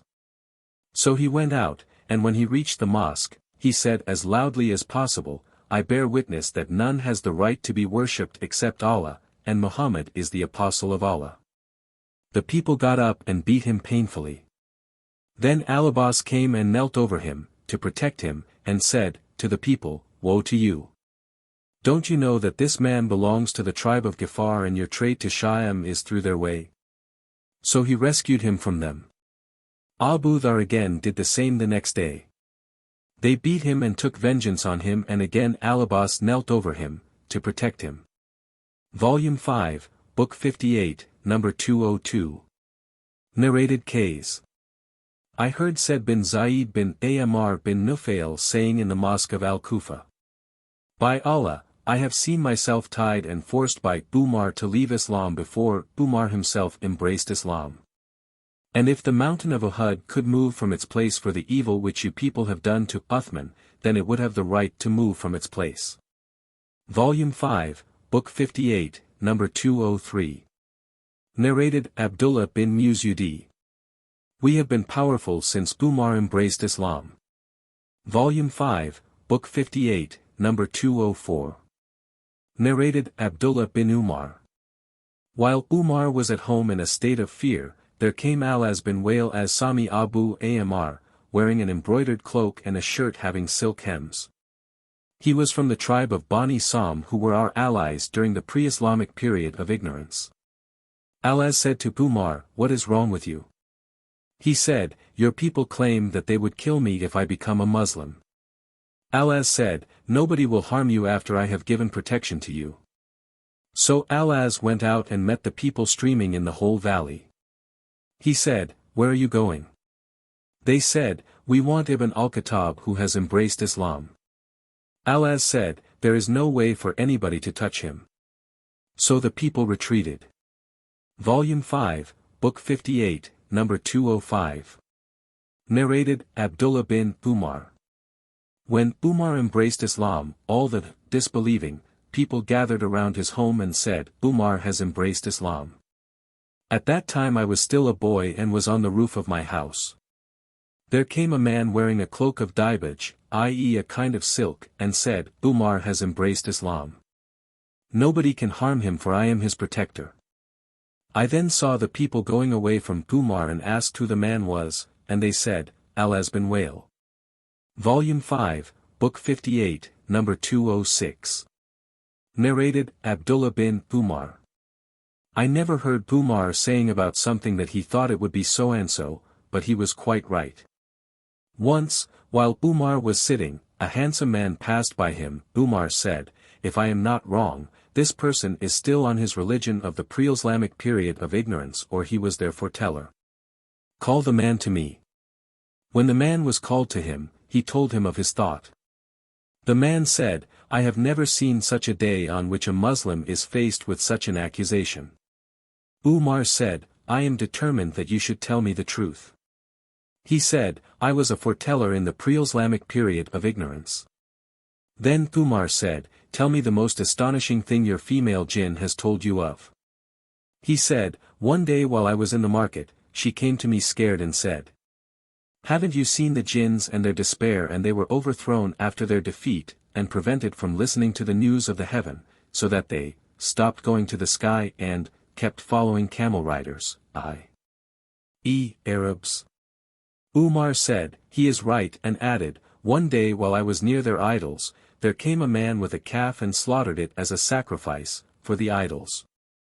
An unseen creature shouted at him, and I have never heard harsher than his voice. He was crying, "O you bold evildoer! A matter of success. An eloquent man is saying, none has the right to be worshipped except you, O Allah. On that the people fled, but I said, I shall not go away till I know what is behind this. Then the cry came again, O you bold evildoer! A matter of success. An eloquent man is saying, none has the right to be worshipped except Allah. I then went away, and a few days later it was said, a prophet has appeared. Volume 5, Book 58, number 207. Narrated Ks. I heard Said bin Zaid saying to the people, if you but saw me and Umar's sister tied and forced by Umar to leave Islam while he was not yet a Muslim. And if the mountain of Uhud could move from its place for the evil which you people have done to Uthman, it would have the right to do that. Volume 5, Book 58, number 208. Narrated Anas bin Malik. The people of Mecca asked Allah's apostle to show them a miracle. So he showed them the moon split in two halves, between which they saw the Hiram mountain. Volume 5, Book 58, number 209. Narrated Abdullah. The moon was split into two pieces, while we were with the Prophet in Mina. He said, be witnesses. Then a piece of the moon went towards the mountain. Volume 5, Book 58, number 210. Narrated Abdullah bin Abbas. During the lifetime of Allah's apostle the moon was split into two places. Volume 5, Book 58, number 211. Narrated Abdullah. The moon was split into two pieces. Volume 5, Book 58, number 212. Narrated Ubaydullah bin Adi bin al-Qiyar. That Al-Maswar bin Makrama and Abdurrahman bin al-Aswad bin Abu Yagath had said to him, what prevents you from speaking to your uncle Uthman regarding his brother al-Walid bin Uqba? The people were speaking against the latter for what he had done. Ubaydullah said, so I kept waiting for Uthman, and when he went out for the prayer, I said to him, I have got something to say to you as a piece of advice. Uthman said, O man! I seek refuge with Allah from you. So I went away. When I finished my prayer, I sat with Al-Maswar and Ibn Abu Yagath and talked to both of them of what I had said to Uthman and what he had said to me. They said, you have done your duty. So while I was sitting with them, Uthman's messenger came to me. They said, Allah has put you to trial. I set out, and when I reached Uthman, he said, what is your advice which you mentioned a while ago? I recited Tashahhud and added, Allah has sent Muhammad and has revealed the holy book, i.e. Qur'an, to him. You, O Uthman, were amongst those who responded to the call of Allah and his apostle and had faith in him. And you took part in the first two migrations, to Ethiopia and to Medina, and you enjoyed the company of Allah's apostle and learned his traditions and advice. Now the people are talking much about al-Walid bin Uqba, and so it is your duty to impose on him the legal punishment. Uthman then said to me, O my nephew! Did you ever meet Allah's apostle? I said, no, but his knowledge has reached me as it has reached the Virgin in her seclusion. Uthman then recited Tashahhud and said, no doubt, Allah has sent Muhammad with the truth and has revealed to him his holy book, i.e. Qur'an, and I was amongst those who responded to the call of Allah and his apostle, and I had faith in Muhammad's mission, and I had performed the first 2 migrations as you have said. And I enjoyed the company of Allah's apostle and gave the pledge of allegiance to him. By Allah, I never disobeyed him and never cheated him till Allah caused him to die. Then Allah made Abu Bakr caliph, and by Allah, I was never disobedient to him, nor did I cheat him. Then Umar became caliph, and by Allah, I was never disobedient to him, nor did I cheat him. Then I became caliph. Have I not then the same rights over you as they had over me? I replied in the affirmative. Uthman further said, what are these talks which are reaching me from you?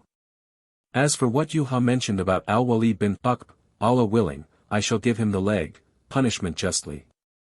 Then Uthman ordered that al-Walid be flogged 4 lashes. He ordered Ali to flog him and he himself flogged him as well. Volume 5, Book 58, number 213. Narrated Aisha. Habiba and Salama mentioned a church they had seen in Ethiopia, and in the church there were pictures. When they told the Prophet of this, he said, those people are such that if a pious man amongst them died, they build a place of worship over his grave and paint these pictures in it. Those people will be Allah's worst creatures on the day of resurrection. Volume 5, Book 58, number 214. Narrated Khalid bin Khalid. When I came from Ethiopia to Medina, I was a young girl. Allah's apostle made me wear a sheet having marks on it. Allah's apostle was rubbing those marks with his hand saying, Sana. Sana. I.e. good, good. Volume 5, Book 58, number 215. Narrated Abdullah. We used to greet the Prophet while he used to be in prayers, and he used to reply to our greetings. But when we came back from Najashi, the king of Ethiopia, we greeted him, while he was praying, and he did not reply to us. We said, O Allah's apostle. We used to greet you in the past and you used to reply to us. He said, verily the mind is occupied and busy with more important matter during the prayer. So one cannot return one's greetings. Volume 5, Book 58, number 216. Narrated Abu Musa. We received the news of the departure of the Prophet, to Medina, while we were in Yemen. So we went on board a ship, but our ship took us away to a Najashi, the Negus, in Ethiopia. There we met Ja'far bin Abi Talib and stayed with him till we came, to Medina, by the time when the Prophet had conquered Khaybar. The Prophet said, O you people of the ship! You will have, the reward of, 2 migrations. Volume 5, Book 58, number 217. Narrated Jabir. When Negus died, the Prophet said, today a pious man has died. So get up and offer the funeral prayer for your brother Ashama. Volume 5, Book 58. Number 218. Narrated Jabir bin Abdullah al-Ansari. Allah's apostle led the funeral prayer for the Negus and made us stand in rows behind him, and I was in the 2nd or 3rd row. Volume 5, Book 58, number 219. Narrated Jabir bin Abdullah. The Prophet offered the funeral prayer for Ashama, the Negus, with 4 takbir. Volume 5, Book 58, number 220. Narrated Abu Huraira. That Allah's apostle informed them, i.e.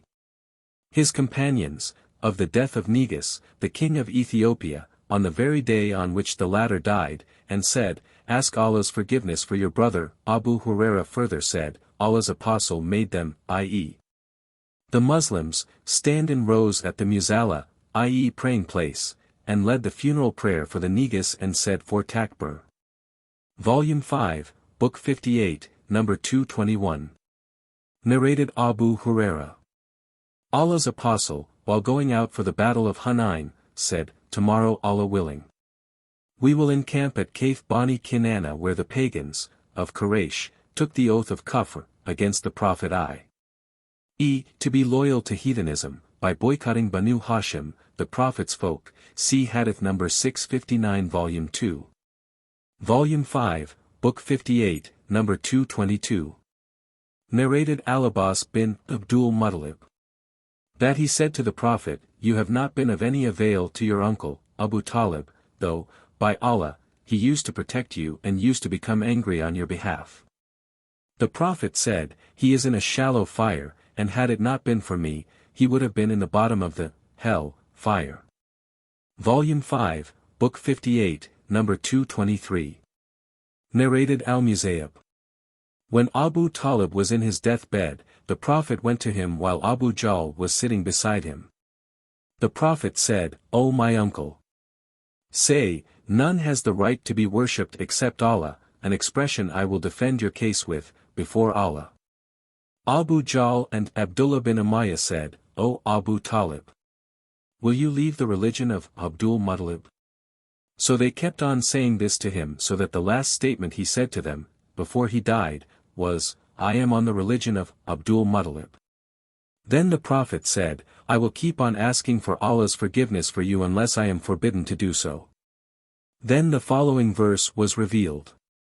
It is not fitting for the Prophet and the believers to ask Allah's forgiveness for the pagans, even if they were their near relatives, after it has become clear to them that they are the dwellers of the hell fire. 9.113. The other verse was also revealed, "O Prophet! Verily, you guide not whom you like, but Allah guides whom He will." 28. 56. Volume 5, Book 58, number 224. Narrated Abu Said al-Khudri. That he heard the Prophet when somebody mentioned his uncle, i.e.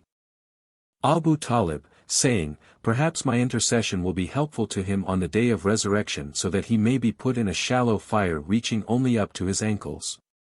His brain will boil from it." Volume 5, Book 58, number 225. Narrated Yazid. As above, Hadith 224, using the words, "will make his brain boil." Volume 5, Book 58, number 226. Narrated Jabir bin Abdullah. That he heard Allah's apostle saying, "When the people of Quraysh did not believe me, i.e. the story of my night journey, I stood up in al-Hajj and Allah displayed Jerusalem in front of me, and I began describing it to them while I was looking at it." Volume 5, Book 58, number 227. Narrated Abbas bin Malik. Malik bin Sasa said that Allah's apostle described to them his night journey saying, "While I was lying in al-Hadim or al-Hajj, suddenly someone came to me and cut my body open from here to here. I asked al-Jarid who was by my side, 'What does he mean?' He said, 'It means from his throat to his pubic area,' or said, 'from the top of the chest.' The Prophet further said, 'He then took out my heart. Then a gold tray of belief was brought to me and my heart was washed and was filled with belief, and then returned to its original place. Then a white animal which was smaller than a mule and bigger than a donkey was brought to me. On this al-Jarid asked, 'Was it the al-Burak, O Abu Hamza?' I, i.e. Anas, replied in the affirmative. The Prophet said, 'The animal's step was so wide that it reached the farthest point within the reach of the animal's sight. I was carried on it, and Gabriel set out with me till we reached the nearest heaven. When he asked for the gate to be opened, it was asked, "Who is it?" Gabriel answered, "Gabriel." It was asked, "Who is accompanying you?" Gabriel replied, "Muhammad." It was asked, "Has Muhammad been called?" Gabriel replied in the affirmative. Then it was said, "He is welcomed. What an excellent visit his is." The gate was opened, and when I went over the first heaven, I saw Adam there. Gabriel said, to me, "This is your father, Adam, pay him your greetings." So I greeted him and he returned the greeting to me and said, "You are welcomed, O pious son and pious prophet." Then Gabriel ascended with me till we reached the second heaven. Gabriel asked for the gate to be opened. It was asked, "Who is it?" Gabriel answered, "Gabriel." It was asked, who is accompanying you? Gabriel replied, Muhammad. It was asked, has he been called? Gabriel answered in the affirmative. Then it was said, he is welcomed. What an excellent visit his is. The gate was opened. When I went over the second heaven, there I saw Yahya, i.e. John, and Isa, i.e. Jesus, who were cousins of each other. Gabriel said, to me, these are John and Jesus, pay them your greetings. So I greeted them and both of them returned my greetings to me and said, you are welcomed, O pious brother and pious prophet. Then Gabriel ascended with me to the third heaven and asked for its gate to be opened. It was asked, who is it? Gabriel replied, Gabriel. It was asked, who is accompanying you? Gabriel replied, Muhammad. It was asked, has he been called? Gabriel replied in the affirmative. Then it was said, he is welcomed, what an excellent visit his is. The gate was opened, and when I went over the third heaven there I saw Joseph. Gabriel said, to me, this is Joseph, pay him your greetings. So I greeted him and he returned the greeting to me and said, you are welcomed, O pious brother and pious prophet. Then Gabriel ascended with me to the fourth heaven and asked for its gate to be opened. It was asked, who is it? Gabriel replied, Gabriel. It was asked, who is accompanying you? Gabriel replied, Muhammad. It was asked, has he been called? Gabriel replied in the affirmative. Then it was said, he is welcomed, what an excellent visit his is. The gate was opened, and when I went over the fourth heaven, there I saw Idris. Gabriel said, to me, this is Idris, pay him your greetings.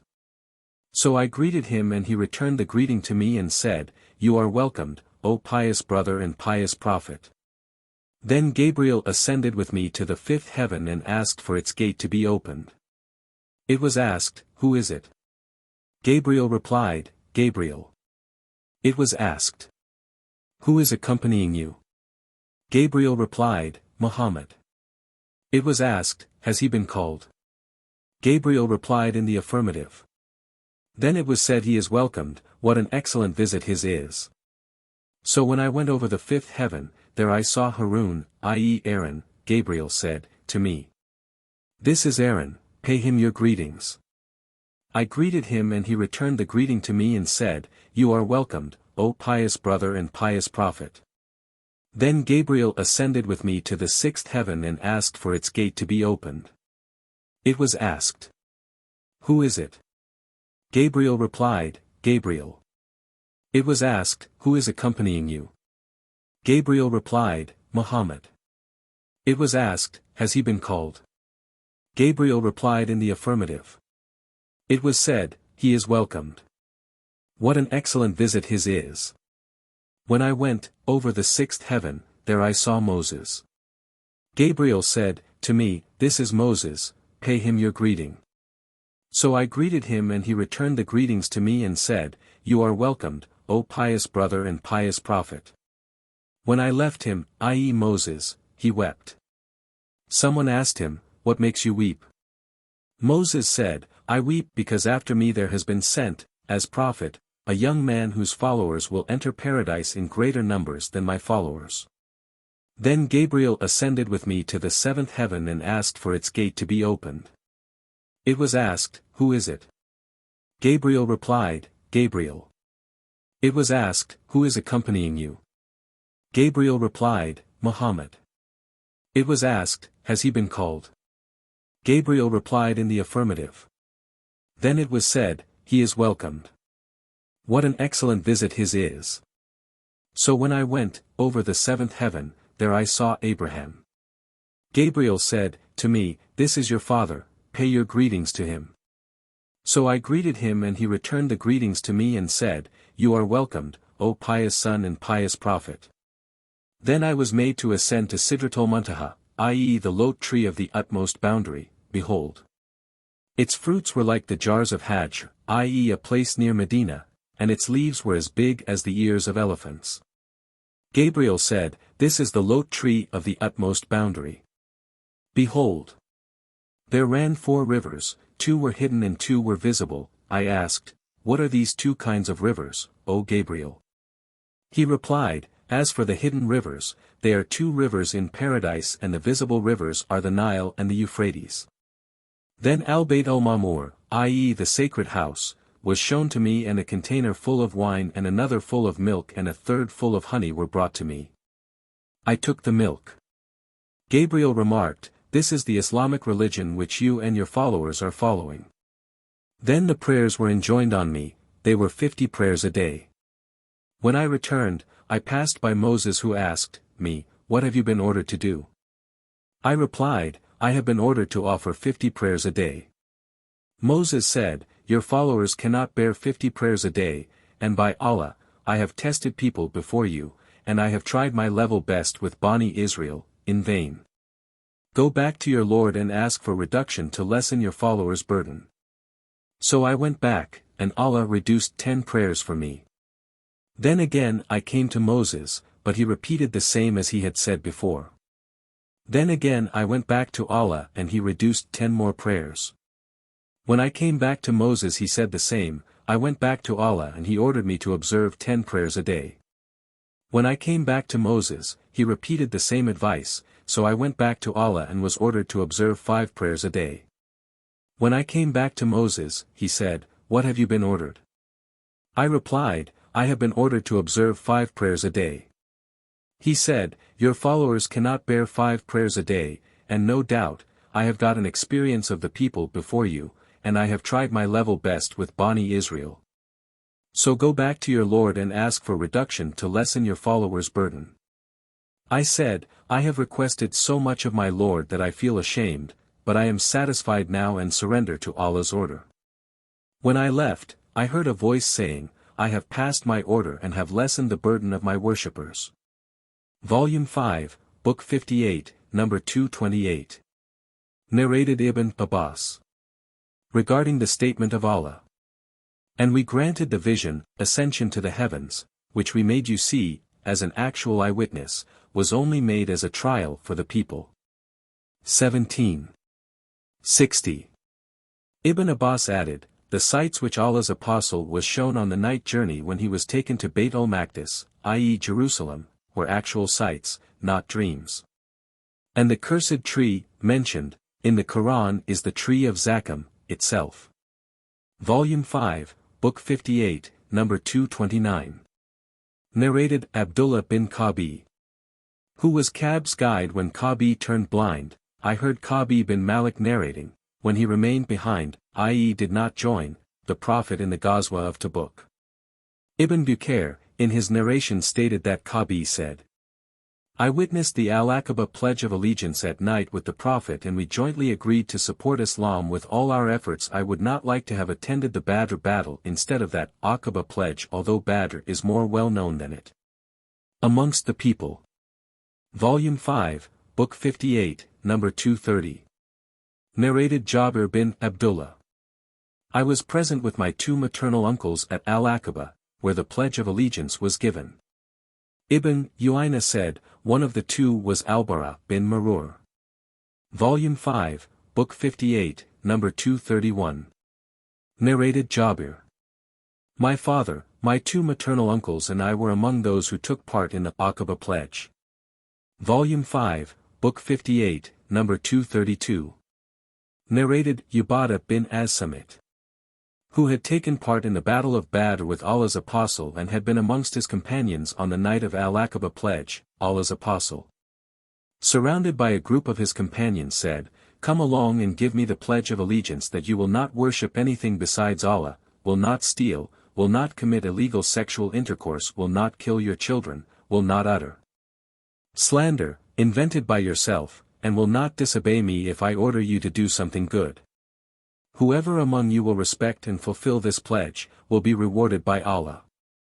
And if one of you commits any of these sins and is punished in this world, then that will be his expiation for it, and if one of you commits any of these sins and Allah screens his sin, then his matter will rest with Allah, if He will.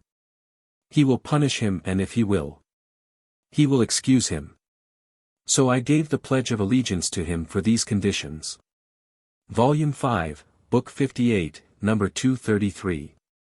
Narrated, Ubadah bin as-Samit. I was one of the Naqibs who gave the Aqaba, pledge of allegiance to Allah's Apostle. We gave the pledge of allegiance to him that we would not worship anything other than Allah, would not steal, would not commit illegal sexual intercourse, would not kill a person whose killing Allah has made illegal except rightfully, would not rob each other, and we would not be promised paradise. If we did the above sins, then if we committed one of the above sins, Allah will give his judgment concerning it. Volume 5, Book 58, number 234. Narrated Aisha. The Prophet engaged me when I was a girl of 6 years. We went to Medina and stayed at the home of Bani al-Harith bin Khazraj. Then I got ill and my hair fell down. Later on my hair grew, again, and my mother, Ruman, came to me while I was playing in a swing with some of my girl friends. She called me, and I went to her, not knowing what she wanted to do to me. She caught me by the hand and made me stand at the door of the house. I was breathless then, and when my breathing became all right, she took some water and rubbed my face and head with it. Then she took me into the house. There in the house I saw some Ansari women who said, "Best wishes and Allah's blessing and a good luck." Then she entrusted me to them and they prepared me for the marriage. Unexpectedly Allah's Apostle came to me in the forenoon and my mother handed me over to him, and at that time I was a girl of 9 years of age. Volume 5, Book 58, number 235. Narrated Aisha. That the Prophet said to her, "You have been shown to me twice in my dream.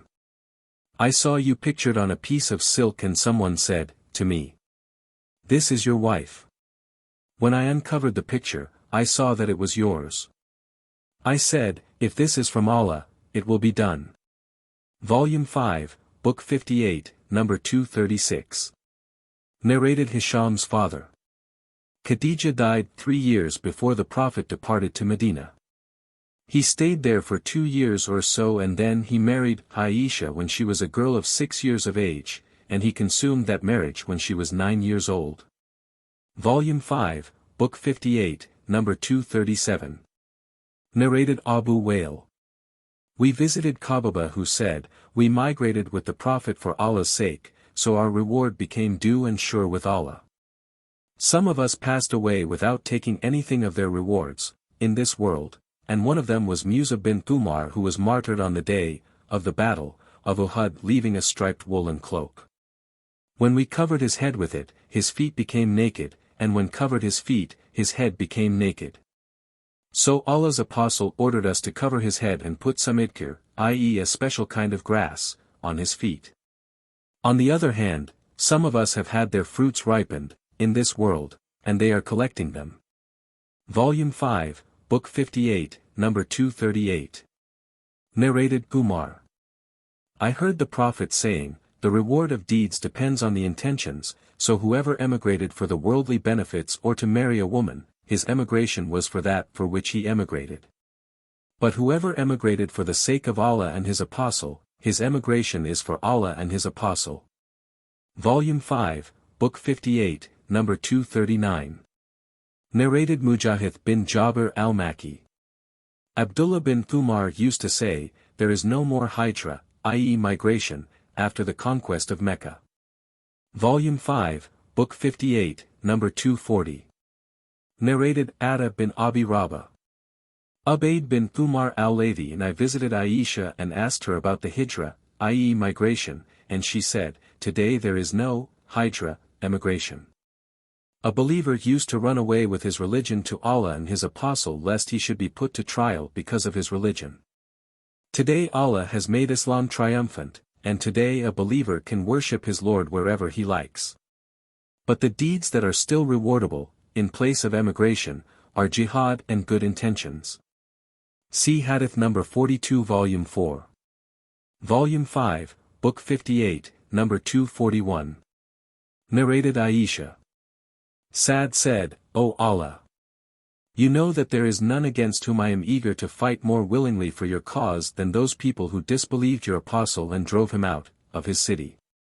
O Allah! I think that you have ended the fight between us and them." Volume 5, Book 58, number 242. Narrated Ibn Abbas.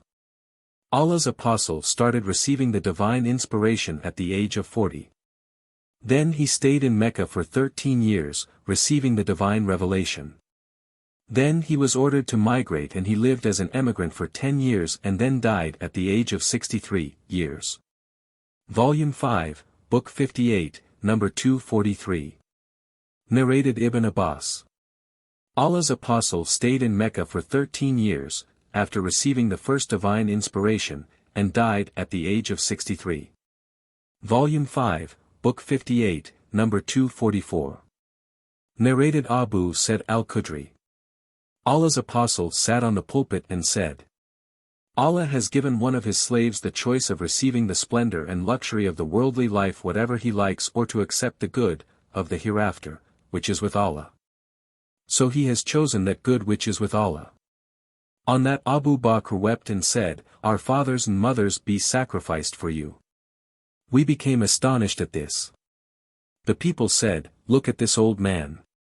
Allah's apostle talks about a slave of Allah to whom he has given the option to choose either the splendor of this worldly life or the good which is with him, while he says, Our fathers and mothers be sacrifice, I for you. But it was Allah's apostle who had been given option, and Abu Bakr knew it better than we. Allah's apostle added, No doubt, I am indebted to Abu Bakr more than to anybody else regarding both his companionship and his wealth. And if I had to take a Khalil from my followers, I would certainly have taken Abu Bakr, but the fraternity of Islam is sufficient. Let no door, i.e. Kuka, of the mosque remain open, except the door of Abu Bakr. Volume 5, Book 58, number 245. Narrated Aisha. The wife of the Prophet, I never remembered my parents believing in any religion other than the true religion, i.e. Islam, and, I don't remember, a single day passing without our being visited by Allah's apostle in the morning and in the evening. When the Muslims were put to test, i.e. troubled by the pagans, Abu Bakr set out migrating to the land of Ethiopia, and when he reached Bark al-Gimad, Ibn ad-Dagina, the chief of the tribe of Kara, met him and said, O Abu Bakr, where are you going? Abu Bakr replied, My people have turned me out of my country, so I want to wander on the earth and worship my Lord. Ibn ad-Dagina said, O Abu Bakr, a man like you should not leave his homeland, nor should he be driven out, because you help the destitute, earn their livings, and you keep good relations with your kith and kin, help the weak and poor, entertain guests generously, and help the calamity-stricken persons. Therefore I am your protector. Go back and worship your Lord in your town. So Abu Bakr returned and Ibn ad-Dagina accompanied him. In the evening Ibn ad-Dagina visited the nobles of Quraysh and said to them, A man like Abu Bakr should not leave his homeland, nor should he be driven out. Do you, i.e. Quraysh, drive out a man who helps the destitute, earns their living, keeps good relations with his kith and kin, helps the weak and poor, entertains guests generously and helps the calamity-stricken persons? So the people of Quraysh could not refuse Ibn ad-Dagina's protection, and they said to Ibn ad-Dagina, Let Abu Bakr worship his Lord in his house. He can pray and recite there whatever he likes, but he should not hurt us with it, and should not do it publicly, because we are afraid that he may affect our women and children. Ibn ad-Dagina told Abu Bakr of all that. Abu Bakr stayed in that state, worshipping his Lord in his house. He did not pray publicly, nor did he recite Qur'an outside his house. Then a thought occurred to Abu Bakr to build a mosque in front of his house, and there he used to pray and recite the Qur'an. The women and children of the pagans began to gather around him in great number. They used to wonder at him and look at him. Abu Bakr was a man who used to weep too much, and he could not help weeping on reciting the Qur'an. That situation scared the nobles of the pagans of Quraysh, so they sent for Ibn ad-Dagina. When he came to them, they said, We accepted your protection of Abu Bakr on condition that he should worship his Lord in his house. But he has violated the conditions and he has built a mosque in front of his house where he prays and recites the Qur'an publicly. We are now afraid that he may affect our women and children unfavorably. So, prevent him from that. If he likes to confine the worship of his Lord to his house, he may do so, but if he insists on doing that openly, ask him to release you from your obligation to protect him, for we dislike to break our pact with you. But we deny Abu Bakr the right to announce his act publicly. Ibn ad-Daghina went to Abu Bakr and said, O Abu Bakr! You know well what contract I have made on your behalf. Now, you are either to abide by it, or else release me from my obligation of protecting you, because I do not want the Arabs hear that my people have dishonored a contract I have made on behalf of another man. Abu Bakr replied, I release you from your pact to protect me, and am pleased with the protection from Allah. At that time the Prophet was in Mecca, and he said to the Muslims, In a dream I have been shown your migration place, a land of date palm trees, between two mountains, the two stony tracts. So, some people migrated to Medina, and most of those people who had previously migrated to the land of Ethiopia, returned to Medina. Abu Bakr also prepared to leave for Medina, but Allah's apostle said to him, Wait for a while, because I hope that I will be allowed to migrate also. Abu Bakr said, Do you indeed expect this? Let my father be sacrificed for you. The Prophet said, Yes. So Abu Bakr did not migrate for the sake of Allah's apostle in order to accompany him. He fed 2 she-camels he possessed with the leaves of az-samar tree that fell on being struck by a stick for 4 months. One day, while we were sitting in Abu Bakr's house at noon, someone said to Abu Bakr, This is Allah's apostle with his head covered coming at a time at which he never used to visit us before. Abu Bakr said, May my parents be sacrificed for him. By Allah, he has not come at this hour except for a great necessity. So Allah's apostle came and asked permission to enter, and he was allowed to enter. When he entered, he said to Abu Bakr, Tell everyone who is present with you to go away. Abu Bakr replied, There are none but your family. May my father be sacrificed for you, O Allah's apostle. The Prophet said, I have been given permission to migrate. Abu Bakr said, Shall I accompany you? May my father be sacrificed for you, O Allah's apostle. Allah's apostle said, Yes. Abu Bakr said, O Allah's apostle. May my father be sacrificed for you, take one of these 2 she-camels of mine. Allah's apostle replied, I will accept it, with payment. So we prepared the baggage quickly and put some journey food in a leather bag for them. Asma, Abu Bakr's daughter, cut a piece from her waist belt and tied the mouth of the leather bag with it, and for that reason she was named Data Nidakain, i.e. the owner of 2 belts. Then Allah's apostle and Abu Bakr reached a cave on the mountain of Thor and stayed there for 3 nights. Abdullah bin Abi Bakr, who was intelligent and a sagacious youth, used to stay with them overnight. He used to leave them before day break so that in the morning he would be with Quraysh as if he had spent the night in Mecca. He would keep in mind any plot made against them, and when it became dark he would go and inform them of it. Amir bin Fuhaira, the freed slave of Abu Bakr, used to bring the milch sheep of his master, Abu Bakr, to them a little while after nightfall in order to rest the sheep there. So they always had fresh milk at night, the milk of their sheep, and the milk which they warmed by throwing heated stones in it. Amir bin Fuhaira would then call the herd away when it was still dark, before daybreak. He did the same in each of those 3 nights. Allah's apostle and Abu Bakr had hired a man from the tribe of Bani ad-Dail from the family of Bani Abd bin Adi as an expert guide. And he was in alliance with the family of Al-Az bin Wail as-Sami, and he was on the religion of the infidels of Quraysh. The Prophet and Abu Bakr trusted him and gave him their 2 she-camels and took his promise to bring their 2 she-camels to the cave of the mountain of Thor in the morning after 3 nights later. And, when they set out, Amir bin Fuhaira and the guide went along with them, and the guide led them along the seashore. The nephew of Suraka bin Jusham said that his father informed him that he heard Suraka bin Jusham saying, The messengers of the heathens of Quraysh came to us declaring that they had a sign for the persons who would kill or arrest Allah's apostle and Abu Bakr, a reward equal to their blood money. While I was sitting in one of the gatherings of my tribe, Bani Mudlij, a man from them came to us and stood up while we were sitting, and said, O Suraka! No doubt, I have just seen some people far away on the seashore, and I think they are Muhammad and his companions." Suraka added, "I too realized that it must have been they. But I said, no, it is not they, but you have seen so-and-so whom we saw set out. I stayed in the gathering for a while and then got up and left for my home.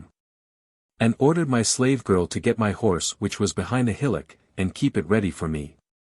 Then I took my spear and left by the back door of my house, dragging the lower end of the spear on the ground and keeping it low.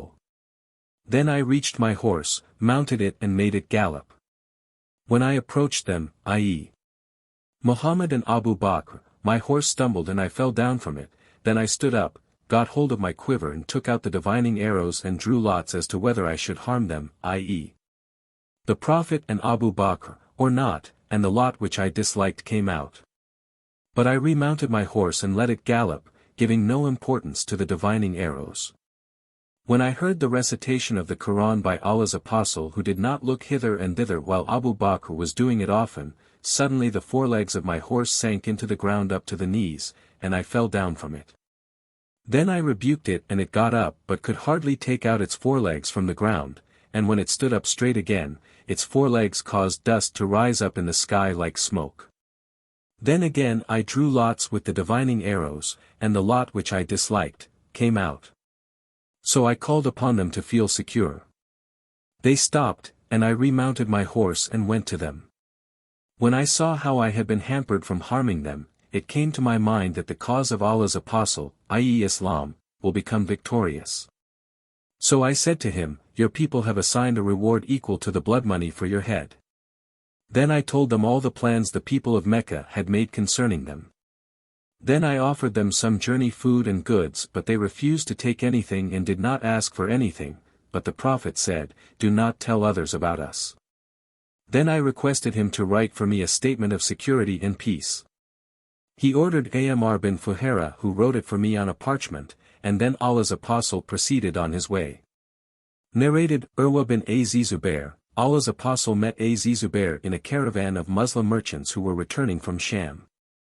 Az-Zubair provided Allah's Apostle and Abu Bakr with white clothes to wear. When the Muslims of Medina heard the news of the departure of Allah's Apostle from Mecca, towards Medina, they started going to the Hara every morning. They would wait for him till the heat of the noon forced them to return. One day, after waiting for a long while, they returned home, and when they went into their houses, a Jew climbed up the roof of one of the forts of his people to look for something. And he saw Allah's Apostle and his companions dressed in white clothes, emerging out of the desert mirage. The Jew could not help shouting at the top of his voice, "O you Arabs! Here is your great man whom you have been waiting for." So all the Muslims rushed to their arms and received Allah's Apostle on the summit of Hara. The Prophet turned with them to the right and alighted at the quarters of Bani Amr bin Auf, and this was on Monday in the month of Rabi al-Awwal. Abu Bakr stood up, receiving the people while Allah's Apostle sat down and kept silent. Some of the Ansar who came and had not seen Allah's Apostle before, began greeting Abu Bakr, but when the sunshine fell on Allah's Apostle and Abu Bakr came forward and shaded him with his sheet, only then the people came to know Allah's Apostle. Allah's Apostle stayed with Bani Amr bin Auf for 10 nights and established the Mosque of Quba, which was founded on piety. Allah's Apostle prayed in it and then mounted his she-camel and proceeded on, accompanied by the people till his she-camel knelt down at the place of the Mosque of Allah's Apostle at Medina. Some Muslims used to pray there in those days, and that place was a yard for drying dates belonging to Suhail and Saul, the orphan boys who were under the guardianship of Asad bin Zurara. When his she-camel knelt down, Allah's Apostle said, "This place, Allah willing, will be our abiding place." Allah's Apostle then called the 2 boys and told them to suggest a price for that yard so that he might take it as a mosque. The 2 boys said, "No, but we will give it as a gift, O Allah's Apostle." Allah's Apostle then built a mosque there. The Prophet himself started carrying unburnt bricks for its building, and while doing so, he was saying, "This load is better than the load of Khaybar, for it is more pious in the sight of Allah and purer and better rewardable." He was also saying, "O Allah! The actual reward is the reward in the hereafter, so bestow your mercy on the Ansar and the emigrants. Thus the Prophet recited, by way of proverb, the poem of some Muslim poet whose name is unknown to me. Ibn Shirbab said, in the hadiths it does not occur that Allah's apostle recited a complete poetic verse other than this one. Volume 5, Book 58, number 246. Narrated Asma. I prepared the journey food for the Prophet and Abu Bakr when they wanted to migrate to Medina. I said to my father, Abu Bakr, I do not have anything to tie the container of the journey food with except my waist belt. He said, divide it lengthwise into two. I did so, and for this reason I was named Data Nidakain, i.e. the owner of two belts. Ibn Abbas said, Asma, Data Nitak. Volume 5, Book 58, number 247. Narrated Al-Bara. When the Prophet migrated to Medina, Suraka bin Malik bin Jusham pursued him. The Prophet invoked evil on him, therefore the forelegs of his horse sank into the ground. Suraka said to the Prophet, invoke Allah to rescue me, and I will not harm you. The Prophet invoked Allah for him. Then Allah's apostle felt thirsty and he passed by a shepherd. Abu Bakr said, I took a bowl and milked a little milk in it and brought it to the Prophet and he drank till I was pleased. Volume 5, Book 58, number 248. Narrated Asma. That she conceived Abdullah bin Az Zubair. She added, I migrated to Medina while I was at full term of pregnancy and alighted at Quba where I gave birth to him. Then I brought him to the Prophet and put him in his lap. The Prophet asked for a date, chewed it, and put some of its juice in the child's mouth. So, the first thing that entered the child's stomach was the saliva of Allah's apostle. Then the Prophet rubbed the child's palate with a date and invoked for Allah's blessings on him, and he was the first child born amongst the emigrants in the Islamic land, i.e. Medina. Volume 5, Book 58, number 249. Narrated Aisha. The first child who was born in the Islamic land, i.e. Medina, amongst the emigrants, was Abdullah bin Az Zubair. They brought him to the Prophet. The Prophet took a date, and after chewing it, put its juice in his mouth. So the first thing that went into the child's stomach, was the saliva of the Prophet. Volume 5, Book 58, number 250. Narrated Anas bin Malik. Allah's apostle arrived at Medina with Abu Bakr, riding behind him on the same camel. Abu Bakr was an elderly man known to the people, while Allah's apostle was a youth that was unknown. Thus, if a man met Abu Bakr, he would say, O Abu Bakr, who is this man in front of you?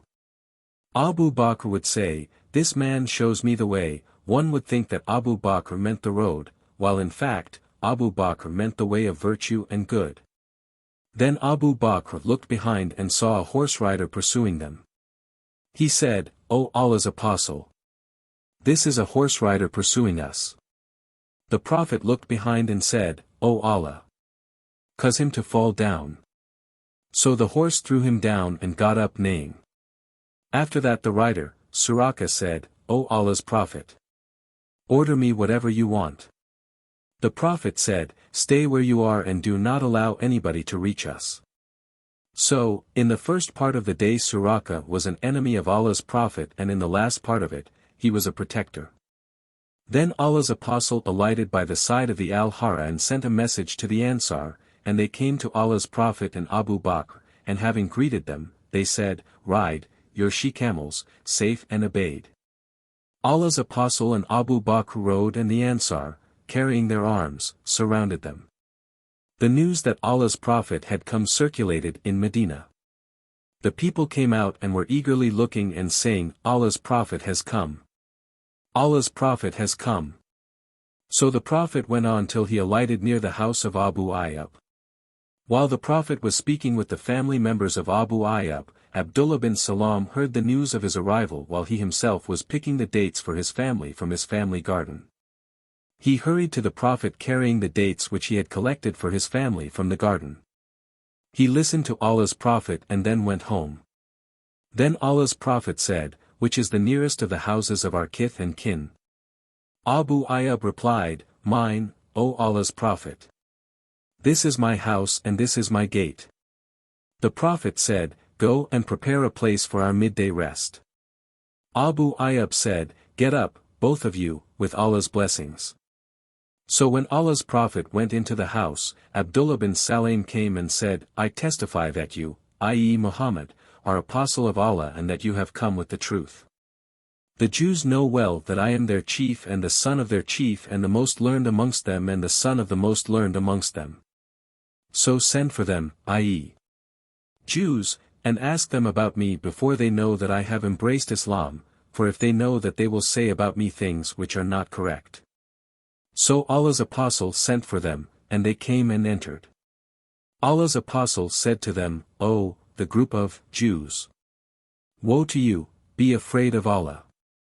By Allah except whom none has the right to be worshipped, you people know for certain, that I am apostle of Allah and that I have come to you with the truth, so embrace Islam. The Jews replied, We do not know this. So they said this to the Prophet and he repeated it thrice. Then he said, What sort of a man is Abdullah bin Salam amongst you? They said, He is our chief and the son of our chief and the most learned man, and the son of the most learned amongst us. He said, What would you think if he should embrace Islam? They said, Allah forbid. He cannot embrace Islam. He said, What would you think if he should embrace Islam? They said, Allah forbid. He cannot embrace Islam. He said, What would you think if he should embrace Islam? They said, Allah forbid. He cannot embrace Islam. He said, O Ibn Salam! Come out to them. He came out and said, O, the group of Jews! Ain't ye afraid of Allah except whom none has the right to be worshipped? You know for certain that he is apostle of Allah and that he has brought a true religion. They said, You tell a lie.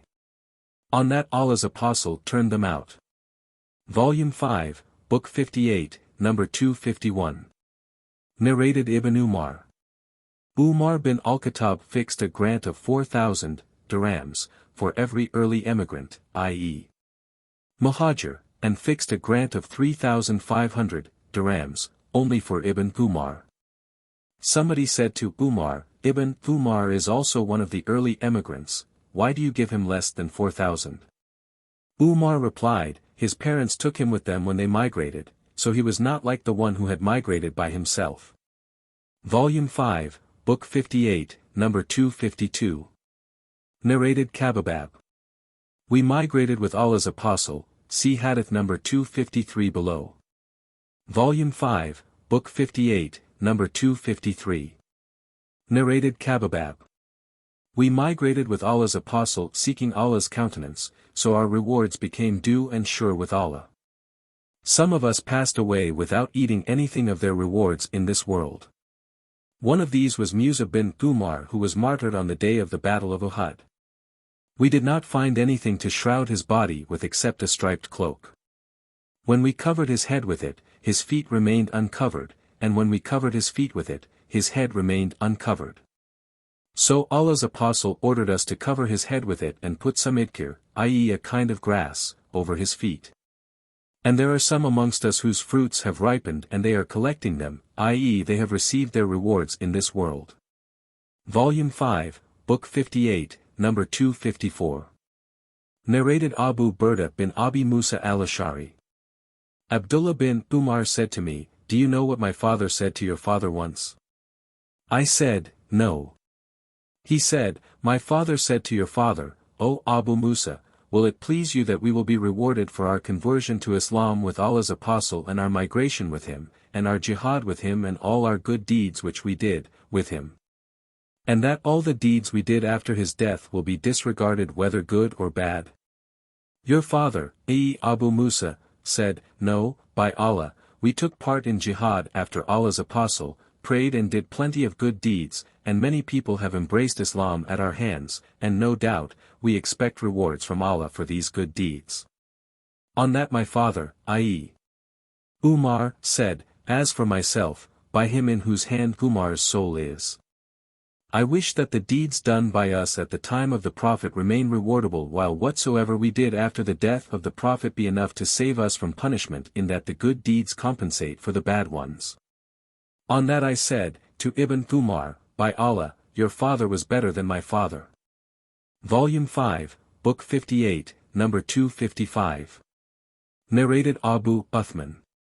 I heard that Ibn Thumar used to become angry if someone mentioned that he had migrated before his father, Thumar, and he used to say, Umar and I came to Allah's Apostle and found him having his midday rest, so we returned home. Then Umar sent me again, to the Prophet, and said, Go and see whether he is awake. I went to him and entered his place and gave him the pledge of allegiance. Then I went back to Umar and informed him that the Prophet was awake. So we both went, running slowly, and when Umar entered his place, he gave him the pledge of allegiance, and thereafter I too gave him the pledge of allegiance. Volume 5, Book 58. Number 256. Narrated Al-Bara. Abu Bakr bought a camel's saddle from Azib, and I carried it for him. Azib, i.e. my father, asked Abu Bakr regarding the journey of the migration of Allah's Apostle. Abu Bakr said, Close observers were appointed by our enemies to watch us. So we went out at night and traveled throughout the night and the following day till it was noon, then we perceived a rock and went towards it, and there was some shade under it.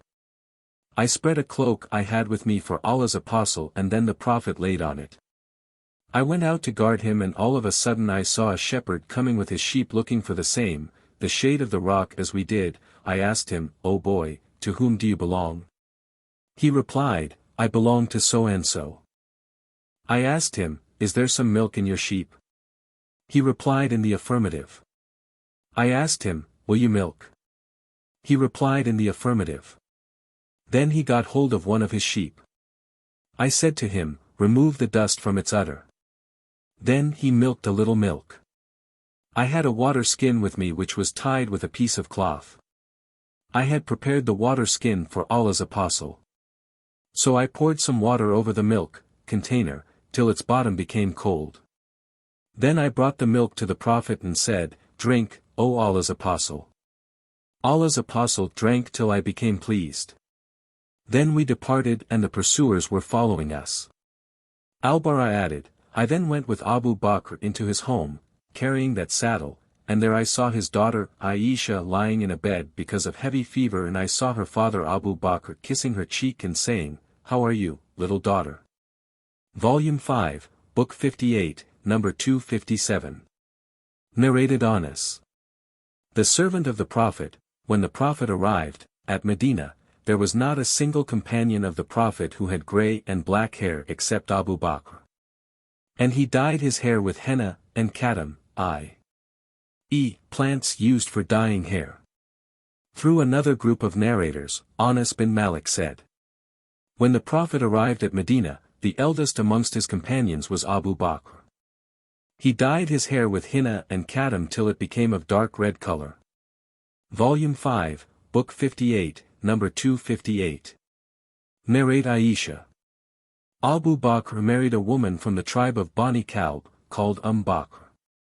When Abu Bakr migrated to Medina, he divorced her and she was married by her cousin, the poet who said the following poem lamenting the infidels of Quraysh. What is there kept in the well of Badr? The owners of, the trays of roasted camel humps. What is there kept in the well of Badr, the owners of, lady singers and friends of the honorable companions, who used to drink wine together. Bakr greets us with the greeting of peace, but can I find peace after my people have gone? The Apostle tells us that we shall live again, but what sort of life will owls and skulls live? Volume 5, Book 58, number 259. Narrated Abu Bakr. I was with the Prophet in the cave. When I raised my head, I saw the feet of the people. I said, O Allah's Apostle, if some of them should look down, they will see us. The Prophet said, O Abu Bakr, be quiet. For we are, two and Allah is the third of us. Volume 5, Book 58, number 260. Narrated Abu said. Once a Bedouin came to the Prophet and asked him about the migration. The Prophet said, "Mercy of Allah be on you. The migration is a quite difficult matter. Have you got some camels?" He replied in the affirmative. Then the Prophet said, "Do you give their zakat?" He replied in the affirmative. The Prophet said, "Do you let others benefit by their milk gratis?" He replied in the affirmative. Then the Prophet asked, "Do you milk them on their watering days and give their milk to the poor and needy?" He replied in the affirmative. The Prophet said, "Go on doing like this from beyond the seas, and there is no doubt that Allah will not overlook any of your good deeds." Volume 5, Book 58, number 261. Narrated al-Bara. The first people who came to us, in Medina, were Musa bin Umar and Ibn Maktum. Then came to us Ammar bin Yasir and Bilal. Volume 5, Book 58, number 262. Narrated al-Bara bin Azib. The first people who came to us, in Medina, were Musa bin Umar and Ibn Maktum who were teaching Qur'an to the people. Then there came Bilal, Sa'd and Ammar bin Yasir. After that Umar bin al-Khattab came along with 20 other companions of the Prophet. Later on the Prophet himself, to Medina, and I had never seen the people of Medina so joyful as they were on the arrival of Allah's Apostle, for even the slave girls were saying, "Allah's Apostle has arrived." And before his arrival I had read the surah starting with, "Glorify the name of your Lord, the Most High," 87.1, together with other surahs of al-Mufassal. Volume 5, Book 58, number 263. Narrated Aisha. When Allah's Apostle came to Medina, Abu Bakr and Bilal got fever, and I went to both of them and said, "O my father, how do you feel? O Bilal, how do you feel?" Whenever Abu Bakr's fever got worse, he would say, "Every man will meet his death once in one morning while he will be among his family, for death is really nearer to him than his leather shoe laces, to his feet." And whenever fever deserted Bilal, he would say aloud, "Would that I know whether I shall spend a night in the valley of Mecca, with Idkir and Jalil, i.e. kinds of grass, around me, and whether I shall drink one day the water of Majana, and whether I shall see once again the hills of Shama and Tafel." Then I went to Allah's Apostle and told him of that. He said, "O Allah, make us love Medina as much as or more than we used to love Mecca, O Allah, make it healthy and bless its Sa and mud, i.e. measures, and take away its fever to al-Jufa." Volume 5, Book 58, number 264. Narrated Ubaydullah bin Ad bin Qiyar. I went to Uthman. After reciting Tashahhud, he said. Then after no doubt, Allah sent Muhammad with the truth, and I was amongst those who responded to the call of Allah and His Prophet and believed in the message of Muhammad. Then took part in the 2 migrations. I became the son-in-law of Allah's Apostle and gave the pledge of allegiance to him by Allah. I never disobeyed him, nor did I deceive him till Allah took him unto him.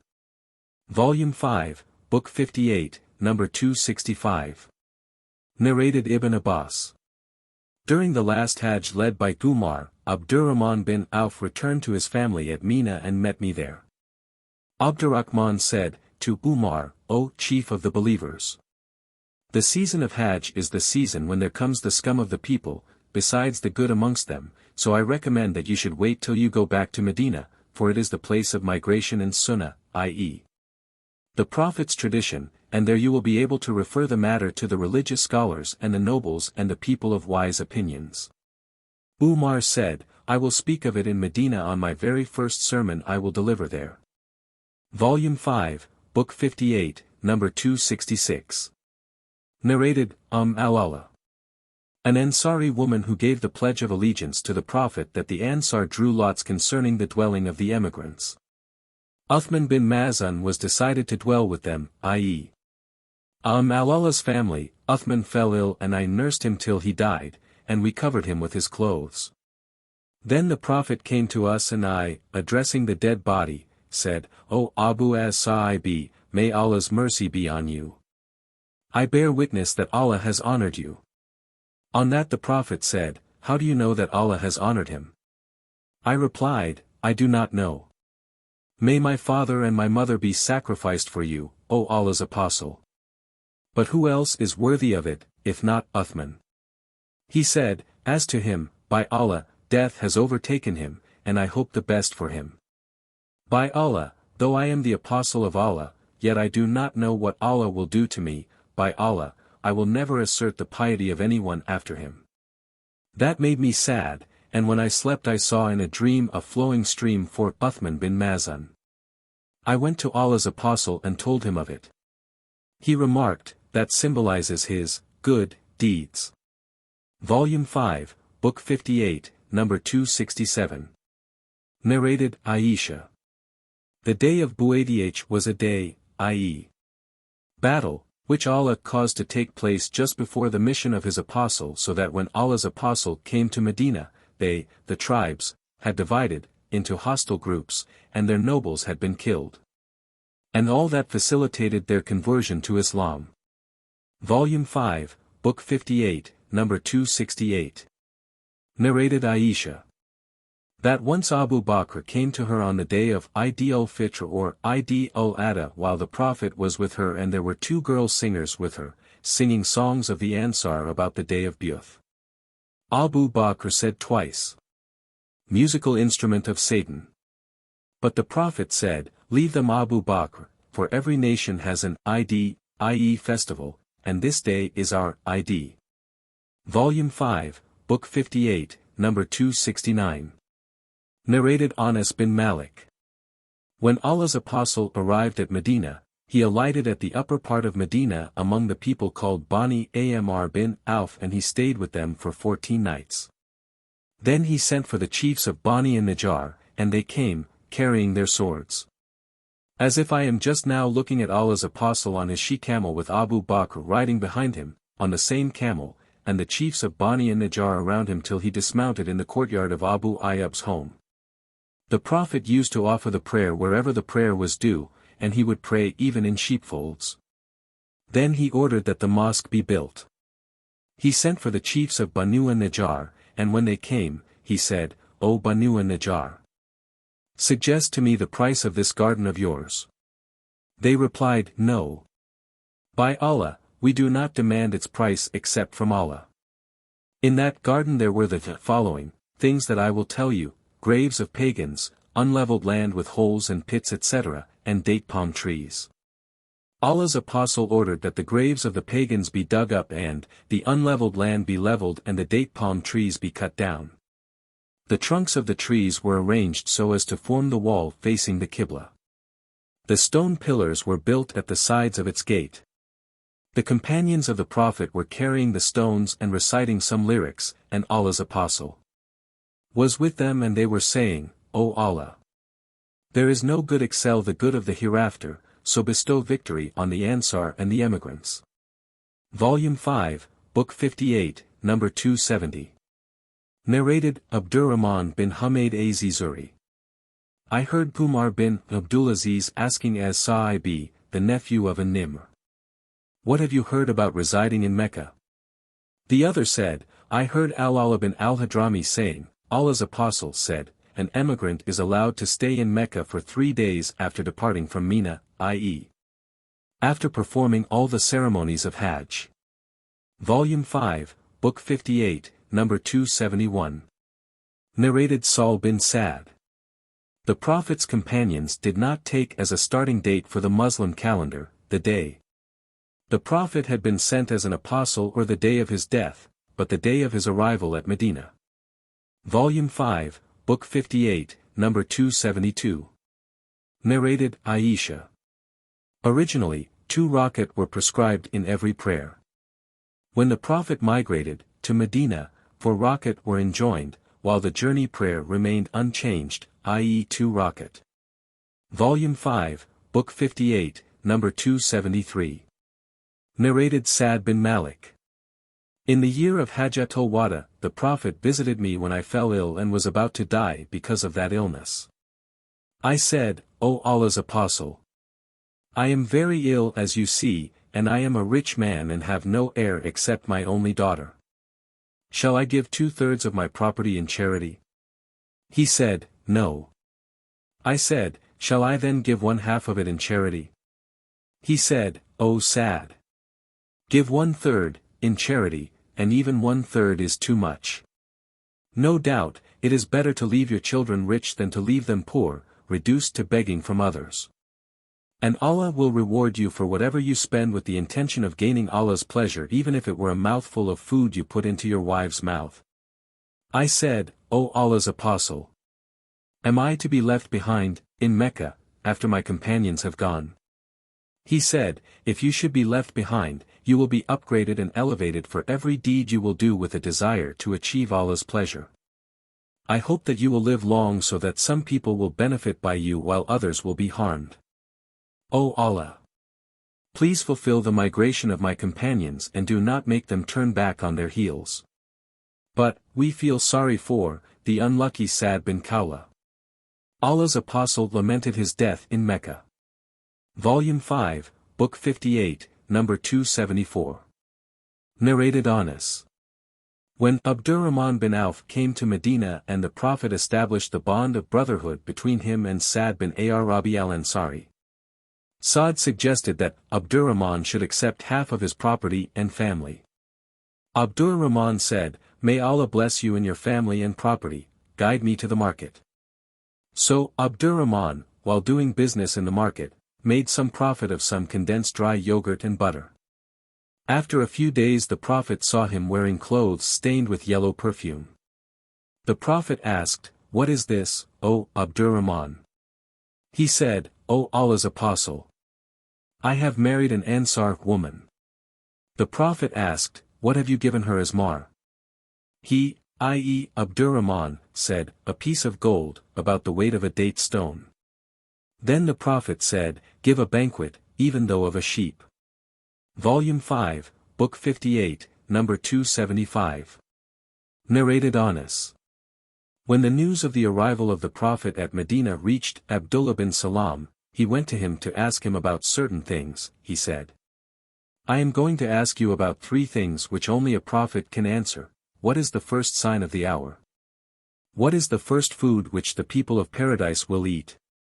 Why does a child attract the similarity to his father or to his mother? The Prophet replied, Gabriel has just now informed me of that. Ibn Salam said, he, i.e. Gabriel, is the enemy of the Jews amongst the angels.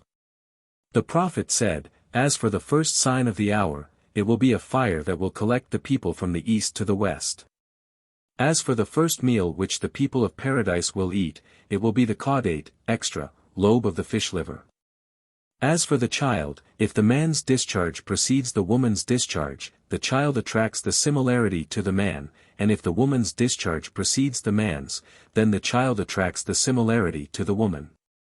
On this, Abdullah bin Salam said, I testify that none has the right to be worshipped except Allah, and that you are the Apostle of Allah, and added, O Allah's Apostle. Jews invent such lies as make one astonished, so please ask them about me before they know about my conversion to Islam. The Jews came, and the Prophet said, what kind of man is Abdullah bin Salam among you? They replied, the best of us and the son of the best of us and the most superior among us, and the son of the most superior among us. The Prophet said, what would you think if Abdullah bin Salam should embrace Islam? They said, may Allah protect him from that. The Prophet repeated his question and they gave the same answer. Then Abdullah came out to them and said, I testify that none has the right to be worshipped except Allah and that Muhammad is the Apostle of Allah. On this, the Jews said, he is the most wicked among us and the son of the most wicked among us. So they degraded him. On this, he, i.e. Abdullah bin Salam, said, it is this that I was afraid of, O Allah's Apostle. Volume 5, Book 58, number 276. Narrated Abu al-Minhal Abdurrahman bin Mut'im. A partner of mine sold some dirhams on credit in the market. I said, glorified be Allah. Is this legal? He replied, glorified be Allah.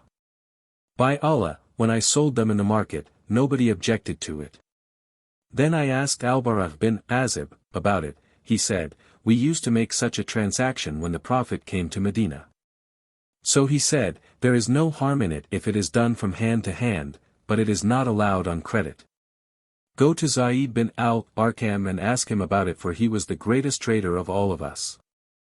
So I asked Zayd bin al-Arqam. And he said the same, as Al-Bara did. Volume 5, Book 58, number 277. Narrated Abu Huraira. The Prophet said, had only 10 Jews, amongst their chiefs, believed me, all the Jews would definitely have believed me. Volume 5, Book 58, number 278. Narrated Abu Musa. When the Prophet arrived at Medina, he noticed that some people among the Jews used to respect Ashura, i.e. 10th of Muharram, and fast on it.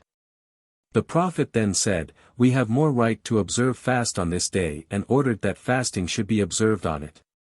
Volume 5, Book 58, number 279. Narrated Ibn Abbas. When the Prophet arrived at Medina, he found that the Jews observed fast on the day of Ashura. They were asked the reason for the fast. They replied, this is the day when Allah caused Moses and the children of Israel to have victory over Pharaoh, so we fast on this day as a sign of glorifying it. Allah's apostle said, we are closer to Moses than you. Then he ordered that fasting on this day should be observed. Volume 5, Book 58, number 280. Narrated Abdullah bin Abbas.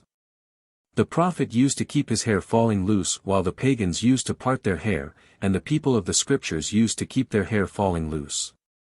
And the Prophet liked to follow the people of the scriptures in matters about which he had not been instructed differently, but later on the Prophet started parting his hair. Volume 5, Book 58, number 281. Narrated Ibn Abbas. They, the people of the scriptures, divided this scripture into parts, believing in some portions of it and disbelieving the others. See 15 hours 91 minutes. Volume 5, Book 58, number 282. Narrated Salman al-Farisi. That he was sold, as a slave, by one master to another for more than 10 times, i.e. between 13 and 19. Volume 5, Book 58, number 283. Narrated Salman. I am from Ram Hermas, i.e. a Persian town. Volume 5, Book 58, number 284. Narrated Salman. The interval between Jesus and Muhammad was 600 years. 59. Military expeditions led by the Prophet, Bull, al-Maghazi. Volume 5, Book 59, number 285. Narrated Abu Ishaq. Once, while I was sitting beside Zayd bin al-Arqam, he was asked, how many Ghazwat did the Prophet undertake? Zayd replied, 19. They said, in how many Ghazwat did you join him? He replied, 17. I asked, which of these was the first? He replied, al-Ashira or al-Ashiru. Volume 5, Book 59, number 286. Narrated Abdullah bin Mas'udi. From Sa'd bin Mu'adh. Sa'd bin Mu'adh was an intimate friend of Umayyah bin Khalaf, and whenever Umayyah passed through Medina, he used to stay with Sa'd, and whenever Sa'd went to Mecca, he used to stay with Umayyah. When Allah's apostle arrived at Medina, Sa'd went to perform Umrah and stayed at Umayyah's home in Mecca. He said to Umayyah, tell me of a time when the mosque is empty so that I may be able to perform tawaf around the Kaaba. So Umayyah went with him about midday. Abu Jahl met them and said, O Abu Safwan, who is this man accompanying you? He said, he is Sa'd. Abu Jahl addressed Sa'd saying, I see you wandering about safely in Mecca in spite of the fact that you have given shelter to the people who have changed their religion, i.e. became Muslims, and have claimed that you will help them and support them. By Allah, if you were not in the company of Abu Safwan, you would not be able to go your family safely. Sa'd, raising his voice, said to him, by Allah, if you should stop me from doing this, i.e. performing tawaf, I would certainly prevent you from something which is more valuable for you, that is, your passage through Medina. On this, Umayyah said to him, O Sa'd, do not raise your voice before Abu al-Hakam, the chief of the people of the valley, of Mecca. Sa'd said, "O Umayyah, stop that. By Allah, I have heard Allah's apostle predicting that the Muslim will kill you." Umayyah asked, "In Mecca?" Sa'd said, "I do not know." Umayyah was greatly scared by that news. When Umayyah returned to his family, he said to his wife, "Oh, Safwan. Don't you know what Sa'd told me?" She said, "What has he told you?" He replied, "He claims that Muhammad has informed them, i.e. companions, that they will kill me." I asked him, "In Mecca?" He replied, "I do not know." Then Umayyah added, "By Allah, I will never go out of Mecca." But when the day of the Ghazwa of Badr came, Abu Jahl called the people to war, saying, "Go and protect your caravan." But Umayyah disliked to go out of Mecca. Abu Jahl came to him and said, "O Abu Safwan, if the people see you staying behind though you are the chief of the people of the valley, then they will remain behind with you." Abu Jahl kept on urging him to go until he, i.e. Umayyah, said, "As you have forced me to change my mind, by Allah, I will buy the best camel in Mecca." Then Umayyah said, to his wife, "O Safwan, prepare what I need, for the journey." She said to him, "O Abu Safwan, have you forgotten what your Yathribi brother told you?" He said, "No, but I do not want to go with them but for a short distance." So when Umayyah went out, he used to tie his camel wherever he camped. He kept on doing that till Allah caused him to be killed at Badr. Volume 5, Book 59, number 287. Narrated Ka'b bin Malik. I never failed to join Allah's apostle in any of his Ghazawat except in the Ghazwa of Tabuk. However, I did not take part in the Ghazwa of Badr, but none who failed to take part in it was blamed, for Allah's apostle had gone out to meet the caravans of Quraysh, but Allah caused them, i.e. Muslims, to meet their enemy unexpectedly, with no previous intention. Volume 5, Book 59, number 288. Narrated Ibn Masud. I witnessed al-Miqdad bin al-Aswad in a scene which would have been dearer to me than anything had I been the hero of that scene. He, i.e. al-Miqdad, came to the Prophet while the Prophet was urging the Muslims to fight with the pagans. Al-Miqdad said, "We will not say as the people of Moses said, 'Go you and your Lord and fight you too.' 5.27. But we shall fight on your right and on your left and in front of you and behind you." I saw the face of the Prophet getting bright with happiness, for that saying delighted him. Volume 5, Book 59, number 289. Narrated Ibn Abbas. On the day of the Battle of Badr, the Prophet said, "O Allah, I appeal to you, to fulfill your covenant and promise. O Allah, if your will is that none should worship you, then give victory to the pagans." Then Abu Bakr took hold of him by the hand and said, "This is sufficient for you." The Prophet came out saying, "Their multitude will be put to flight and they will show their backs." 54. 45. Volume 5, Book 59, number 290. Narrated Ibn Abbas. The believers who failed to join the Ghazwa of Badr and those who took part in it are not equal, in reward. Volume 5, Book 59, number 291. Narrated Al-Bara. I and Ibn Umar were considered too young to take part in the Battle of Badr. Volume 5, Book 59, number 292. Narrated Al-Bara. I and Ibn Umar were considered too young to take part in the Battle of Badr, and the number of the emigrant warriors were over 60 men, and the Ansar were over 249. Volume 5, Book 59, number 293. Narrated Al-Bara. The companions of the Prophet Muhammad who took part in Badr told me that their number was that of Saul's, i.e. Talat's, companions who crossed the river of Jordan with him, and they were over 310 men. By Allah, none crossed the river with him but a believer. See Qur'an 2:249. Volume 5, Book 59, number 294. Narrated Al-Bara. We, the companions of Muhammad, used to say that the number of the warriors of Badr was the same as the number of Saul's companions who crossed the river, of Jordan, with him. And none crossed the river with him but a believer, and there were over 310 men. Volume 5, Book 59, number 295. Narrated Al-Bara. As below, Hadith 295. Volume 5, Book 59, number 296. Narrated Al-Bara. We used to say that the warriors of Badr were over 310, as many as the companions of Saul who crossed the river with him, and none crossed the river with him but a believer. Volume 5, Book 59, number 297. Narrated Abdullah bin Mas'ud. The Prophet faced the Kabi'ah and invoked evil on some people of Quraysh, on Shayba bin Rabi'ah, Utbah bin Rabi'ah, Al-Walid bin Utbah and Abu Jahl bin Hisham. I bear witness, by Allah, that I saw them all dead, putrefied by the sun, as that day was a very hot day.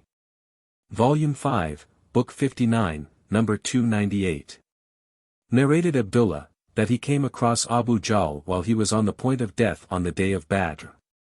Abu Jahl said, "You should not be proud that you have killed me, nor I am ashamed of being killed by my own folk." Volume 5, Book 59, number 299. Narrated Anas. As below, Hadith 300. Volume 5, Book 59, number 300.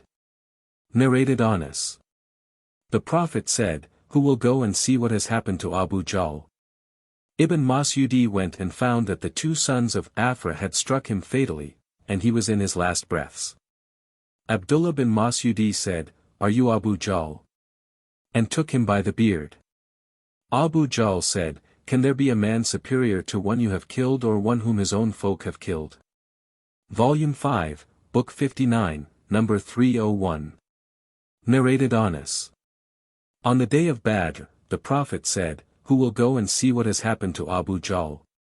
Ibn Mas'ud went and found that the two sons of Afra had struck him fatally. Abdullah bin Mas'ud got hold of his beard and said, "Are you Abu Jahl?" He replied, "Can there be a man more superior to one whom his own folk have killed, or you have killed?" Volume 5, Book 59, number 302. Narrated Anas bin Malik. As above, Hadith 301. Volume 5, Book 59, number 303. Narrated Abdurrahman bin Auf. The grandfather of Salih bin Ibrahim, the story of Badr, namely, the narration regarding the sons of Afra. Volume 5, Book 59, number 304. Narrated Abu Mijlaz. From Qays bin Ubad, Ali bin Abi Talib said, "I shall be the first man to kneel down before Allah, the Beneficent, to receive his judgment on the day of resurrection, in my favor." Qays bin Ubad also said, the following verse was revealed in their connection. These two opponents, believers and disbelievers, dispute with each other about their Lord. 22. 19. Qays said that they were those who fought on the day of Badr, namely, Hamza, Ali, Ubaidah or Abu Ubaidah bin al-Harith, Shayba bin Rabi'ah, Utbah and Al-Wad bin Utbah. Volume 5, Book 59, number 305. Narrated Abu Dhar. The following holy verse. These two opponents, believers and disbelievers, dispute with each other about their Lord. 22. 19, was revealed concerning 6 men from Quraysh, namely, Ali, Hamza, Ubaidah bin al-Harith, Shayba bin Rabi'ah, Utbah bin Rabi'ah and Al-Walid bin Utbah. Volume 5, Book 59, number 306. Narrated Ali. The following holy verse. These two opponents, believers and disbelievers, dispute with each other about their Lord. 22.19, was revealed concerning us. Volume 5, Book 59, number 307. Narrated Qays bin Ubad. I heard Abu Dhar swearing that these holy verses were revealed in connection with those 6 persons on the day of Badr.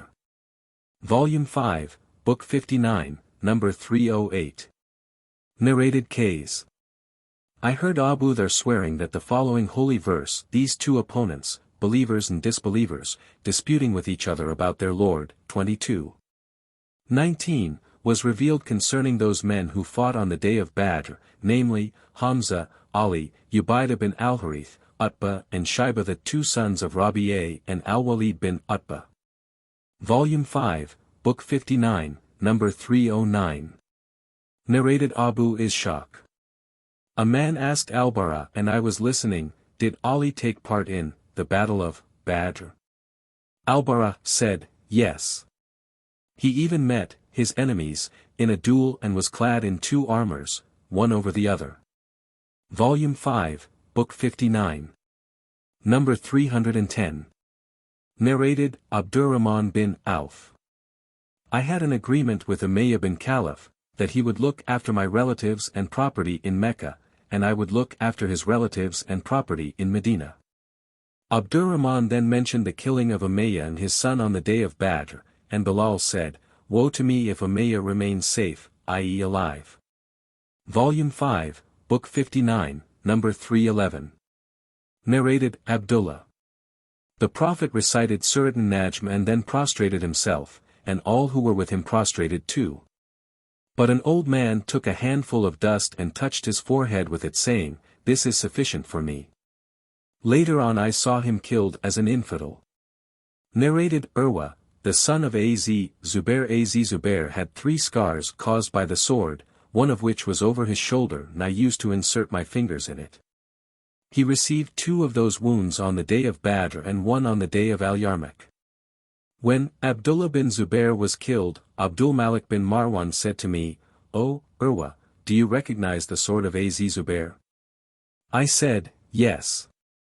He said, what marks does it have? I replied, it has a dent in its sharp edge which was caused in it on the day of Badr. Abdul Malik said, you are right. I.e. their swords have dents because of clashing with the regiments of the enemies. Then Abdul Malik returned that sword to me, i.e. Urwa. Hisham, Urwa's son, said, we estimated the price of the sword as 3,000 dinars, and after that it was taken by one of us, i.e. the inheritors, and I wish I could have had it. Volume 5, Book 59, number 312. Narrated Hisham. That his father said, the sword of Az Zubair was decorated with silver. Hisham added, the sword of Urwa was, also, decorated with silver. Volume 5, Book 59, number 313. Narrated Urwa. On the day of the Battle of al-Yarmouk, the companions of Allah's Apostle said to Az Zubair, will you attack the enemy so that we shall attack them with you? Az Zubair replied, if I attack them, you people would not support me. They said, no, we will support you. So Az Zubair attacked them, i.e. Byzantine, and pierced through their lines, and went beyond them, and none of his companions was with him. Then he returned, and the enemy got hold of the bridle of his horse, and struck him 2 blows, with the sword, on his shoulder. Between these 2 wounds there was a scar caused by a blow he had received on the day of Badr battle. When I was a child I used to play with those scars by putting my fingers in them. On that day, my brother, Abdullah bin Az Zubair, was also with him, and he was 10 years old. Az Zubair had carried him on a horse and led him to the care of some men. Volume 5, Book 59, number 314. Narrated Abu Talha. On the day of Badr, the Prophet ordered that the corpses of 24 leaders of Quraysh should be thrown into one of the dirty dry wells of Badr. It was a habit of the Prophet that whenever he conquered some people, he used to stay at the battlefield for 3 nights. So, on the 3rd day of the Battle of Badr, he ordered that his she-camel be saddled, then he set out, and his companions followed him, saying among themselves, definitely he, i.e. the Prophet, is proceeding for some great purpose. When he halted at the edge of the well, he addressed the corpses of the Quraysh infidels by their names and their fathers' names, O so-and-so, son of so-and-so, and O so-and-so, son of so-and-so.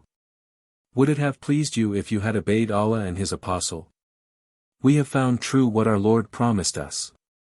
Have you too found true what your Lord promised you? Umar said, O Allah's Apostle, you are speaking to bodies that have no souls. Allah's apostle said, by him in whose hand Muhammad's soul is, you do not hear what I say better than they do. Qatada said, Allah brought them to life, again, to let them hear him, to reprimand them and slight them and take revenge over them and cause them to feel remorseful and regretful. Volume 5, Book 59, number 315. Narrated Ibn Abbas. Regarding the statement of Allah, those who have changed Allah's blessings for disbelief. 14.28, the people meant here by Allah, are the infidels of Quraysh. Amr, a sub-narrator said, those are, the infidels of, Quraysh and Muhammad is Allah's blessing. Regarding Allah's statement and have led their people into the house of destruction. 14.29, Ibn Abbas said, it means the fire they will suffer from, after their death, on the day of Badr. Volume 5, Book 59.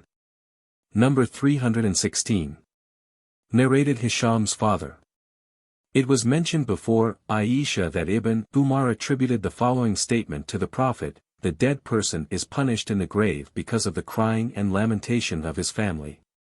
On that, Aisha said, but Allah's apostle said, the dead person is punished for his crimes and sins while his family cry over him then. She added, and this is similar to the statement of Allah's apostle when he stood by the edge of the well which contained the corpses of the pagans killed at Badr, they hear what I say. She added, but he said now they know very well what I used to tell them was the truth. Aisha then recited, you cannot make the dead hear. 30.52, and, you cannot make those who are in their graves, hear you. 35.22, that is, when they had taken their places in the hell fire. Volume 5, Book 59, number 317. Narrated Ibn Umar. The Prophet stood at the well of Badr, which contained the corpses of the pagans, and said, have you found true what your Lord promised you? Then he further said, they now hear what I say. This was mentioned before Aisha and she said, but the Prophet said, now they know very well that what I used to tell them was the truth. Then she recited, the holy verse you cannot make the dead hear, till the end of verse 30.52. Volume 5, Book 59, number 318. Narrated Anas. Harita was martyred on the day of the battle of Badr, and he was a young boy then. His mother came to the Prophet and said, O Allah's apostle, you know how dear Harita is to me. If he is in paradise, I shall remain patient, and hope for reward from Allah, but if it is not so, then you shall see what I do. He said, may Allah be merciful to you. Have you lost your senses? Do you think there is only one paradise? There are many paradises and your son is in the most superior paradise of Al-Firdaus. Volume 5, Book 59, number 319. Narrated Ali. Allah's apostle sent me, Abu Marthad and Az Zubair, and all of us were riding horses, and said, go till you reach Radat where there is a pagan woman carrying a letter from Hatib bin Abi Balta, to the pagans of Mecca. So we found her riding her camel at the place which Allah's apostle had mentioned. We said, to her, give us the letter. She said, I have no letter. Then we made her camel kneel down and we searched her, but we found no letter. Then we said, Allah's apostle had not told us a lie, certainly. Take out the letter, otherwise we will strip you naked. When she saw that we were determined, she put her hand below her waist belt, for she had tied her cloak round her waist, and she took out the letter, and we brought her to Allah's apostle. Then Umar said, O Allah's apostle, this Hatib has betrayed Allah, his apostle and the believers. Let me cut off his neck. The Prophet asked Hatib, what made you do this? Hatib said, by Allah, I did not intend to give up my belief in Allah and his apostle, but I wanted to have some influence among the Mecca people so that through it, Allah might protect my family and property. There is none of your companions but has some of his relatives there through whom Allah protects his family and property. The Prophet said, he has spoken the truth, do no say to him but good. Umar said, he has betrayed Allah, his apostle and the faithful believers. Let me cut off his neck. The Prophet said, "Is he not one of the Badr warriors?" Maybe Allah looked at the Badr warriors and said, "Do whatever you like, as I have granted paradise to you," or said, "I have forgiven you." On this, tears came out of Umar's eyes, and he said, "Allah and his apostle know better." Volume 5, Book 59, number 320. Narrated USAID. On the day of Badr, Allah's apostle said to us, "When the enemy comes near to you, shoot at them but use your arrows sparingly, so that your arrows should not be wasted." Volume 5, Book 59, number 321. Narrated Abu Usaid. On the day of the Battle of Badr, Allah's apostle said to us, "When your enemy comes near to you, i.e. overcome you by sheer number, shoot at them but use your arrows sparingly." Volume 5, Book 59, number 322. Narrated Al-Bara bin Azib. On the day of Uhud the Prophet appointed Abdullah bin Jubair as chief of the archers, and 70 among us were injured and martyred. On the day of the Battle of Badr, the Prophet and his companions had inflicted 140 casualties on the pagans, 70 were taken prisoners, and 70 were killed. Abu Sufyan said, "This is a day of revenge, for the day of Badr and the issue of war is undecided." Volume 5, Book 59, number 323. Narrated Abu Musa. That the Prophet said, "The good is what Allah gave us later on, after Uhud, and the reward of truthfulness is what Allah gave us after the day of the Battle of Badr." Volume 5, Book 59, number 324. Narrated Abdurrahman bin Auf. While I was fighting in the front file on the day of the Battle of Badr, suddenly I looked behind and saw on my right and left 2 young boys and did not feel safe by standing between them. Then one of them asked me secretly so that his companion may not hear, "O uncle, show me Abu Jahl." I said, "O nephew, what will you do to him?" He said, "I have promised Allah that if I see him, i.e. Abu Jahl, I will either kill him or be killed before I kill him." Then the other said the same to me secretly so that his companion should not hear. I would not have been pleased to be in between 2 other men instead of them. Then I pointed him, Abu Jahl, out to them. Both of them attacked him like 2 hawks till they knocked him down. Those 2 boys were the sons of Afra, i.e. an Ansari woman. Volume 5, Book 59, number 325. Narrated Abu Huraira. Allah's apostle sent out 10 spies under the command of Asim bin Thabit al-Ansari, the grandfather of Asim bin Umar al-Khattab. When they reached a place called Al-Hada between Usfan and Mecca, their presence was made known to a subtribe of Hud Hail called Banu Lihyan. So they sent about 100 archers after them.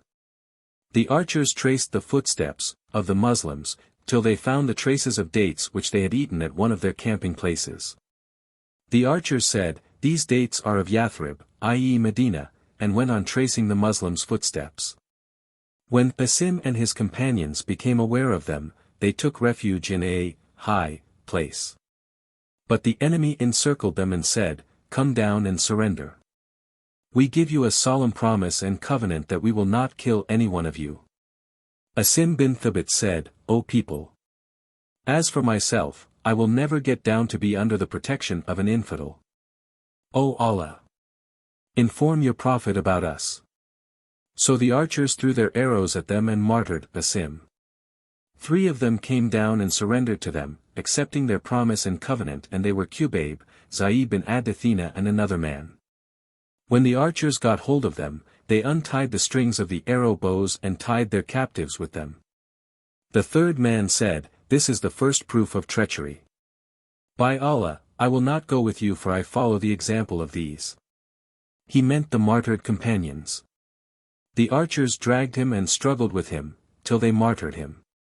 Then Qubayb and Zaid bin Adathina were taken away by them, and later on they sold them as slaves in Mecca after the event of the Badr battle. The sons of Al-Harith bin Amr bin Nawfal bought Qubayb, for he was a person who had killed their father, Al-Harith bin Amr, on the day of the Battle of Badr. Qubayb remained imprisoned by them till they decided unanimously to kill him. One day Qubayb borrowed from a daughter of al-Harith a razor for shaving his public hair, and she lent it to him. By chance, while she was inattentive, a little son of hers went to him, i.e. Qubayb, and she saw that Qubayb had seated him on his thigh while the razor was in his hand. She was so much terrified that Qubayb noticed her fear and said, "Are you afraid that I will kill him? Never would I do such a thing." Later on, while narrating the story, she said, "By Allah, I had never seen a better captive than Qubayb. By Allah, one day I saw him eating from a bunch of grapes in his hand while he was fettered with iron chains and, at that time, there was no fruit in Mecca." She used to say, it was food Allah had provided Qubayb with. When they took him to Al-Hil out of Mecca's sanctuary to martyr him, Qubayb requested them, "Allow me to offer a 2-rakat prayer." They allowed him and he prayed 2 rakat and then said, "By Allah, had I not been afraid that you would think I was worried, I would have prayed more." Then he invoked evil upon them, saying, "O Allah, count them and kill them one by one, and do not leave any one of them." Then he recited, "As I am martyred as a Muslim, I do not care in what way I receive my death for Allah's sake, for this is for the cause of Allah. If He wishes, He will bless the cut limbs of my body." Then Abu Sarva, Ubqa bin al-Harith went up to him and killed him. It was Qubayb who set the tradition of praying for any Muslim to be martyred in captivity, before he is executed. The Prophet told his companions of what had happened, to those 10 spies, on the same day they were martyred. Some Quraysh people, being informed of Basim bin Thabit's death, sent some messengers to bring a part of his body so that his death might be known for certain, for he had previously killed one of their leaders, in the Battle of Badr. But Allah sent a swarm of wasps to protect the dead body of Basim, and they shielded him from the messengers who could not cut anything from his body. Volume 5, Book 59, number 326. Narrated Nafi. Ibn Umar was once told that Said bin Zayd bin Amr bin Nufail, one of the Badr warriors, had fallen ill on a Friday. Ibn Umar rode to him late in the forenoon. The time of the Friday prayer approached and Ibn Umar did not take part in the Friday prayer. Narrated Sabaya bint al-Harith, that she was married to Sa'd bin Khawla who was from the tribe of Bani Amr bin Lu'ay, and was one of those who fought the Badr battle. He died while she was pregnant during Hajjatul Wada. Soon after his death, she gave birth to a child. When she completed the term of deliver, i.e. became clean, she prepared herself for suitors.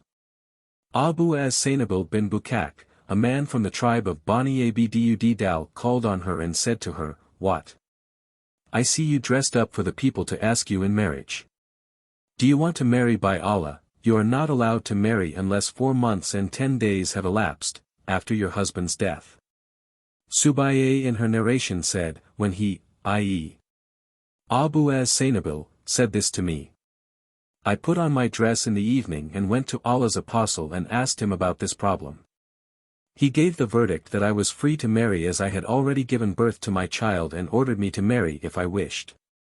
Volume 5, Book 59, number 327. Narrated Rifa. Who was one of the Badr warriors, Gabriel came to the Prophet and said, "How do you look upon the warriors of Badr among yourselves?" The Prophet said, "As the best of the Muslims." Or said a similar statement. On that, Gabriel said, "And so are the angels who participated in the Badr battle." Volume 5, Book 59, number 328. Narrated Muaydh bin Rifa'a bin Rafi. Rifa'a was one of the warriors of Badr while, his father, Rafi, was one of the people of Al-Aqaba, i.e. those who gave the pledge of allegiance at Al-Aqaba. Rafi used to say to his son, "I would not have been happier if I had taken part in the Badr battle instead of taking part in the Aqaba pledge." Volume 5, Book 59, number 329. Narrated Muaydh. The one who asked, the Prophet, was Gabriel. Volume 5, Book 59, number 330. Narrated Ibn Abbas. The Prophet said on the day of the battle of Badr this is Gabriel holding the head of his horse and equipped with arms for the battle. Volume 5, Book 59, number 331. Narrated Anas. Abu Zaid died and did not leave any offspring, and he was one of the Badr warriors. Volume 5, Book 59, number 332. Narrated Ibn Abbas. Abu Said bin Malik al-Qudri returned from a journey and his family offered him some meat of sacrifices offered at Eid al-Adha. On that he said, I will not eat it before asking, whether it is allowed. He went to his maternal brother, Qatada bin Nu'man, who was one of the Badr warriors, and asked him about it. Qatada said, after your departure, an order was issued by the Prophet cancelling the prohibition of eating sacrifices after 3 days. Volume 5, Book 59, number 333. Narrated Urwa. Az Zubair said, I met Ubaidah bin Said bin al-Az on the day of the battle of Badr and he was covered with armor, so much that only his eyes were visible. He was surnamed Abu Dat al-Karish. He said, proudly, I am Abu al-Karish. I attacked him with the spear and pierced his eye and he died. I put my foot over his body to pull that spear out, but even then I had to use a great force to take it out as its both ends were bent. Urwa said, later on Allah's apostle asked Az Zubair for the spear and he gave it to him. When Allah's apostle died, Az Zubair took it back. After that Abu Bakr demanded it and he gave it to him, and when Abu Bakr died, Az Zubair took it back.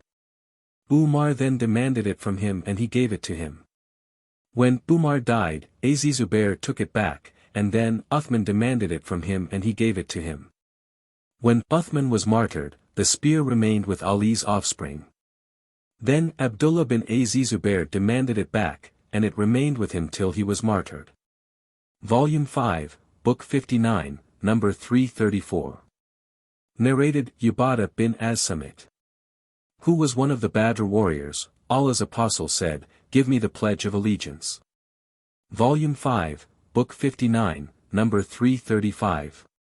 Narrated Aisha. The wife of the Prophet, Abu Hudhaifa, one of those who fought the Battle of Badr. With Allah's apostle adopted Salim as his son and married his niece Hind bint al-Wad bin Utbah to him, and Salim was a freed slave of an Ansari woman.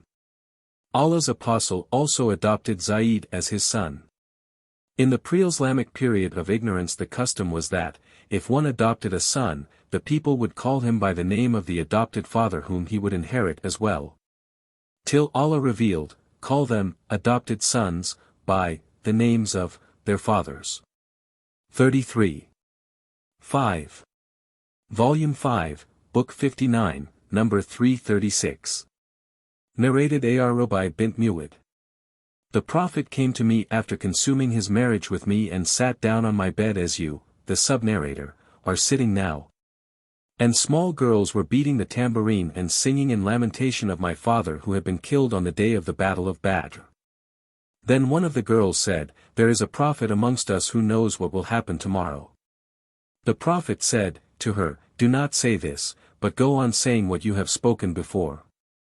Volume 5, Book 59, number 337. Narrated Ibn Abbas. As below, Hadith 338. Volume 5, Book 59, number 338. Narrated Ibn Abbas. Abu Talha, a companion of Allah's apostle and one of those who fought at Badr together with Allah's apostle told me that Allah's apostle said, angels do not enter a house in which there is a dog or a picture. He meant the images of creatures that have souls. Volume 5, Book 59, number 339. Narrated Ali. As below, Hadith 340. Volume 5, Book 59, number 340. Narrated Ali. I had a she-camel which I got in my share from the booty of the Battle of Badr, and the Prophet had given me another she-camel from the kumis which Allah had bestowed on him that day. And when I intended to celebrate my marriage to Fatima, the daughter of the Prophet, I made an arrangement with a goldsmith from Bani Kainuka, that he should go with me to bring idkir, i.e., a kind of grass used by goldsmiths, which I intended to sell to goldsmiths in order to spend its price on the marriage banquet. While I was collecting ropes and sacks of pack saddles for my 2 she-camels which were kneeling down beside an Ansari's dwelling, and after collecting what I needed, I suddenly found that the humps of the 2 she-camels had been cut off and their flanks had been cut open and portions of their livers had been taken out. On seeing that, I could not help weeping. I asked, "Who has done that?" They, i.e. the people, said, "Hamza bin Abdul Muttalib has done it. He is present in this house with some Ansari drinkers, a girl singer, and his friends." The singer said in her song, "O Hamza, get at the fat she-camels." On hearing this, Hamza rushed to his sword and cut of the camels' humps and cut their flanks open and took out portions from their livers.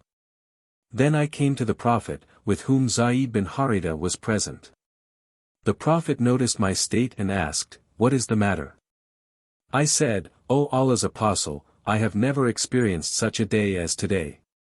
Hamza attacked my 2 she-camels, cut off their humps and cut their flanks open, and he is still present in a house along some drinkers." The Prophet asked for his cloak, put it on, and proceeded, followed by Zayd bin Haritha and myself, till he reached the house where Hamza was. He asked the permission to enter, and he was permitted. The Prophet started blaming Hamza for what he had done. Hamza was drunk and his eyes were red. He looked at the Prophet, then raised his eyes to look at his knees and raised his eaves more to look at his face, and then said, "You are not but my father's slaves." When the Prophet understood that Hamza was drunk, he retreated, walking backwards went out, and we left with him. Volume 5, Book 59, number 341. Narrated Ibn Makhl. Ali led the funeral prayer of Sahl bin Hunayf and said, he was one of the warriors of Badr. Volume 5, Book 59, number 342. Narrated Abdullah bin Umar. Umar bin al-Khattab said, "When, my daughter, Hafsa bint Umar lost her husband Kanais bin Hudhaifa as-Sarni, who was one of the companions of Allah's Apostle and had fought in the Battle of Badr and had died in Medina, I met Uthman bin Affan and suggested that he should marry Hafsa, saying, 'If you wish, I will marry Hafsa bint Umar to you.' On that, he said, 'I will think it over.' I waited for a few days and then he said to me, 'I am of the opinion that I shall not marry at present.' Then I met Abu Bakr and said, 'If you wish, I will marry you, Hafsa bint Umar.' He kept quiet and did not give me any reply, and I became more angry with him than I was with Uthman. Some days later, Allah's Apostle demanded her hand in marriage and I married her to him. Later on Abu Bakr met me and said, 'Perhaps you were angry with me when you offered me Hafsa for marriage and I gave no reply to you?' I said, 'Yes.'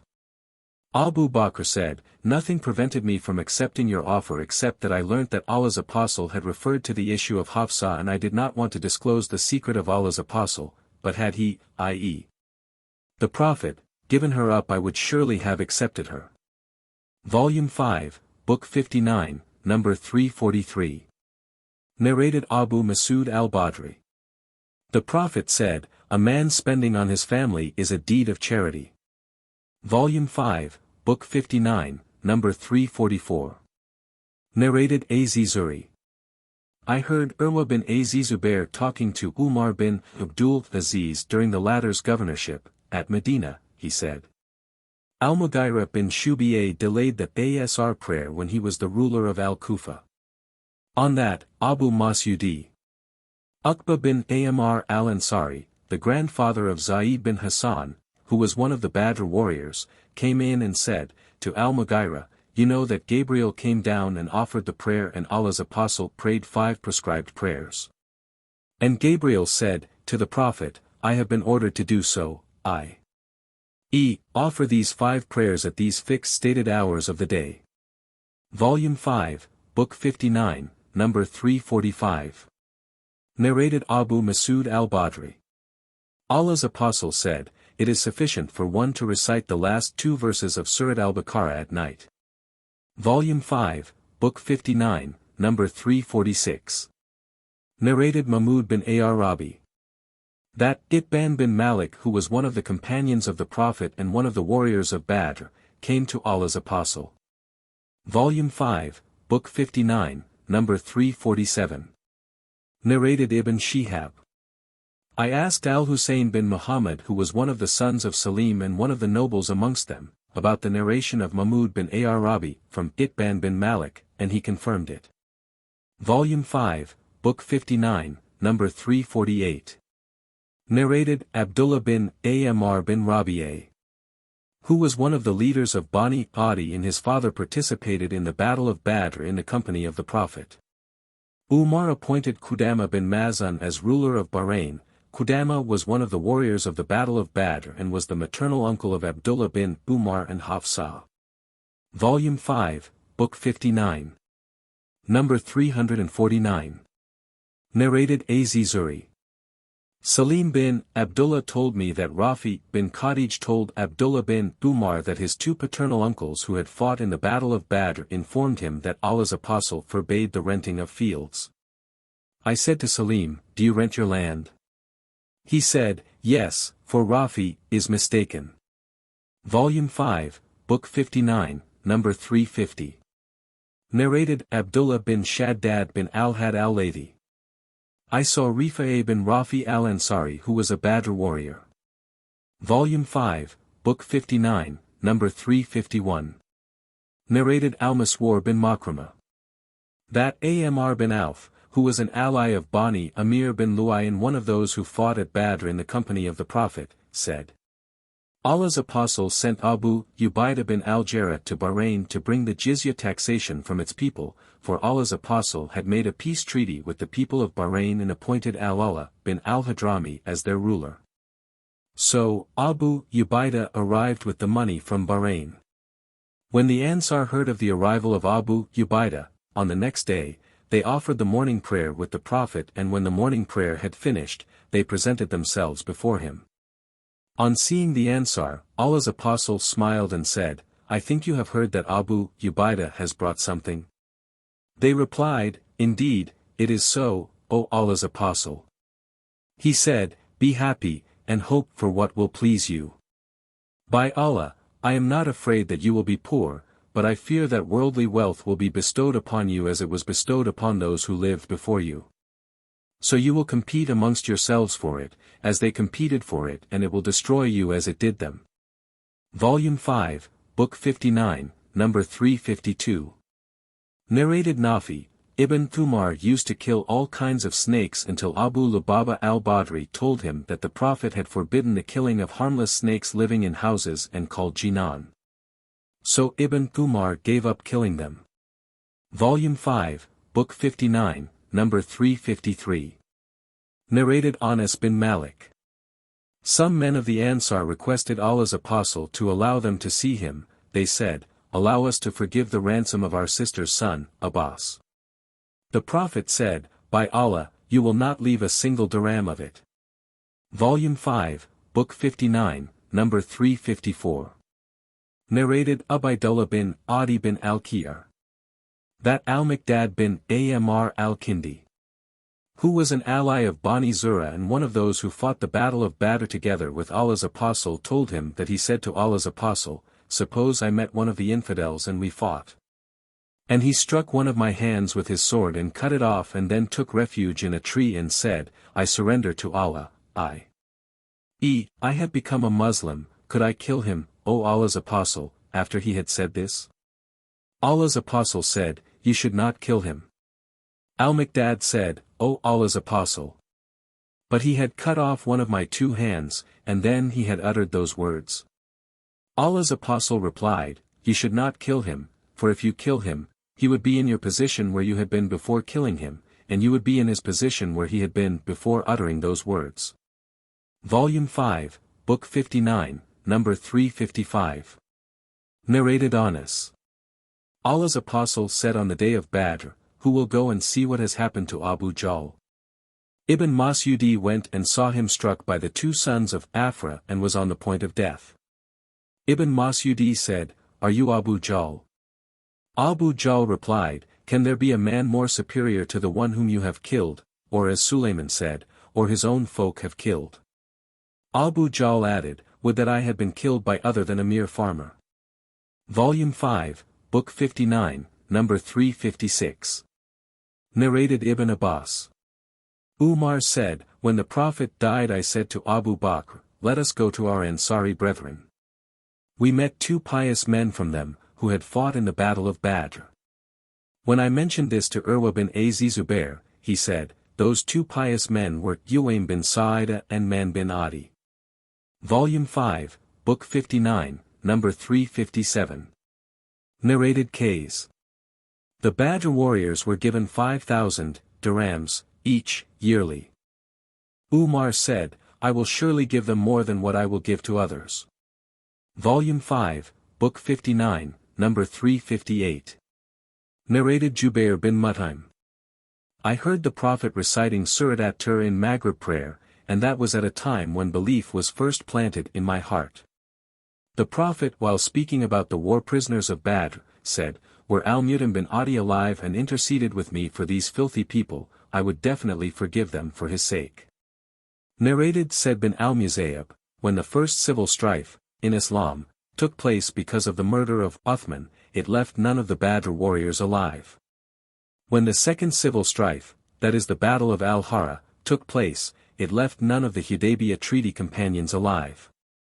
Then the third civil strife took place and it did not subside till it had exhausted all the strength of the people. Volume 5, Book 59, number 359. Narrated Yunus bin Yazid. I heard Az-Zuri saying, I heard Urwa bin Az-Zubair.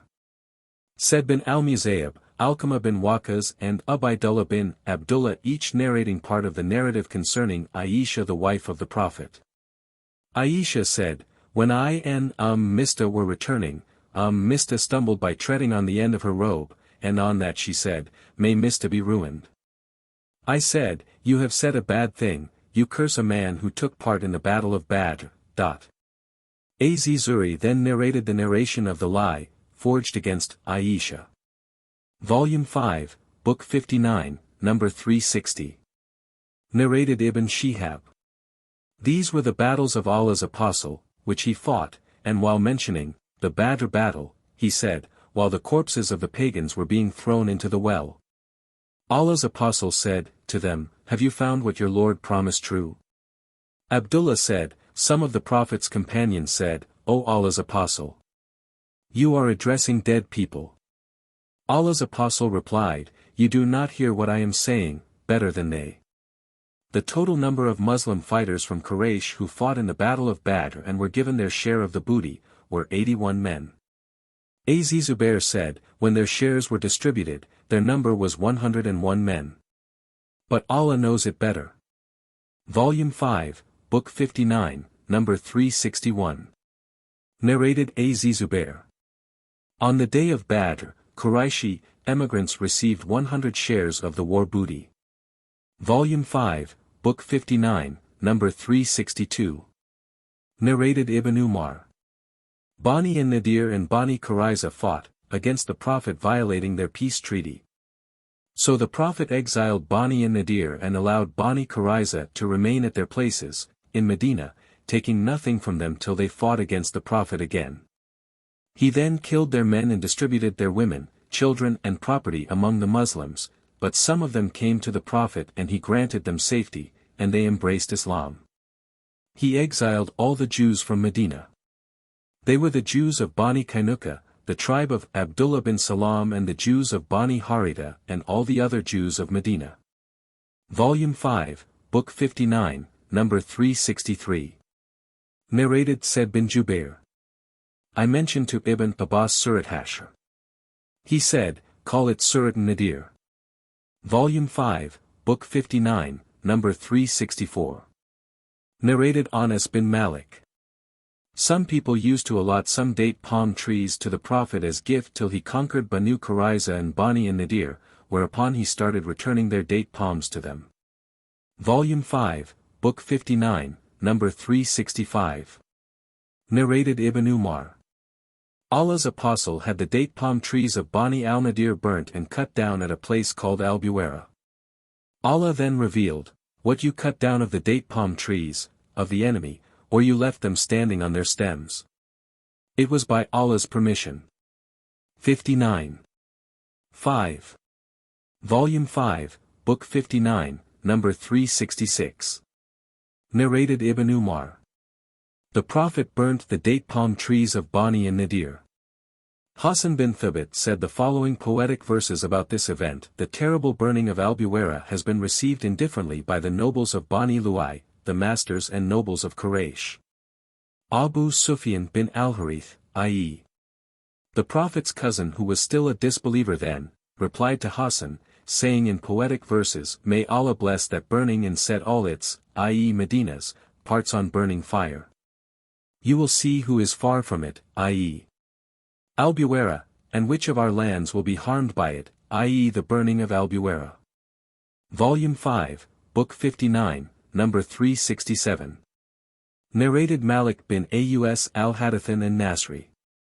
That once Umar bin al-Khattab called him, and while he was sitting with him, his gatekeeper, Yarfa, came and said, "Will you admit, Uthman, Abdurrahman bin Auf, Zubair and Sa'd bin Abi Waqqas, who are waiting for your permission?" Umar said, "Yes, let them come in."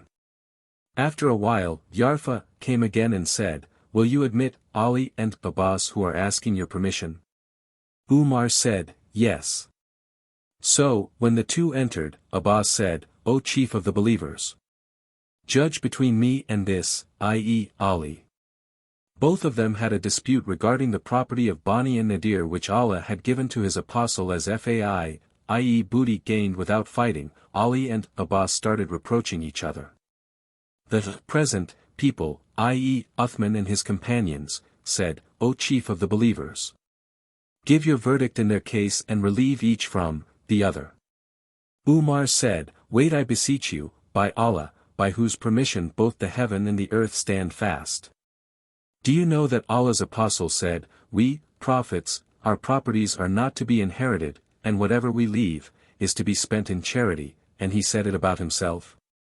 They, i.e. Uthman and his company, said, "He did say it." Umar then turned towards Ali and Abbas and said, "I beseech you both, by Allah, do you know that Allah's apostle said this?" They replied in the affirmative. He said, "Now I am talking to you about this matter. Allah the Glorified favored his apostle with something of this fai, i.e. booty won without fighting, which he did not give to anybody else." Allah said, "And what Allah gave to his apostle, fai booty, from them for which you made no expedition with either cavalry or camelry. But Allah gives power to his apostles over whomsoever he will, and Allah is able to do all things." 59. 6. So this property was especially granted to Allah's apostle. But by Allah, the Prophet neither took it all for himself only, nor deprived you of it, but he gave it to all of you and distributed it amongst you till only this remained out of it.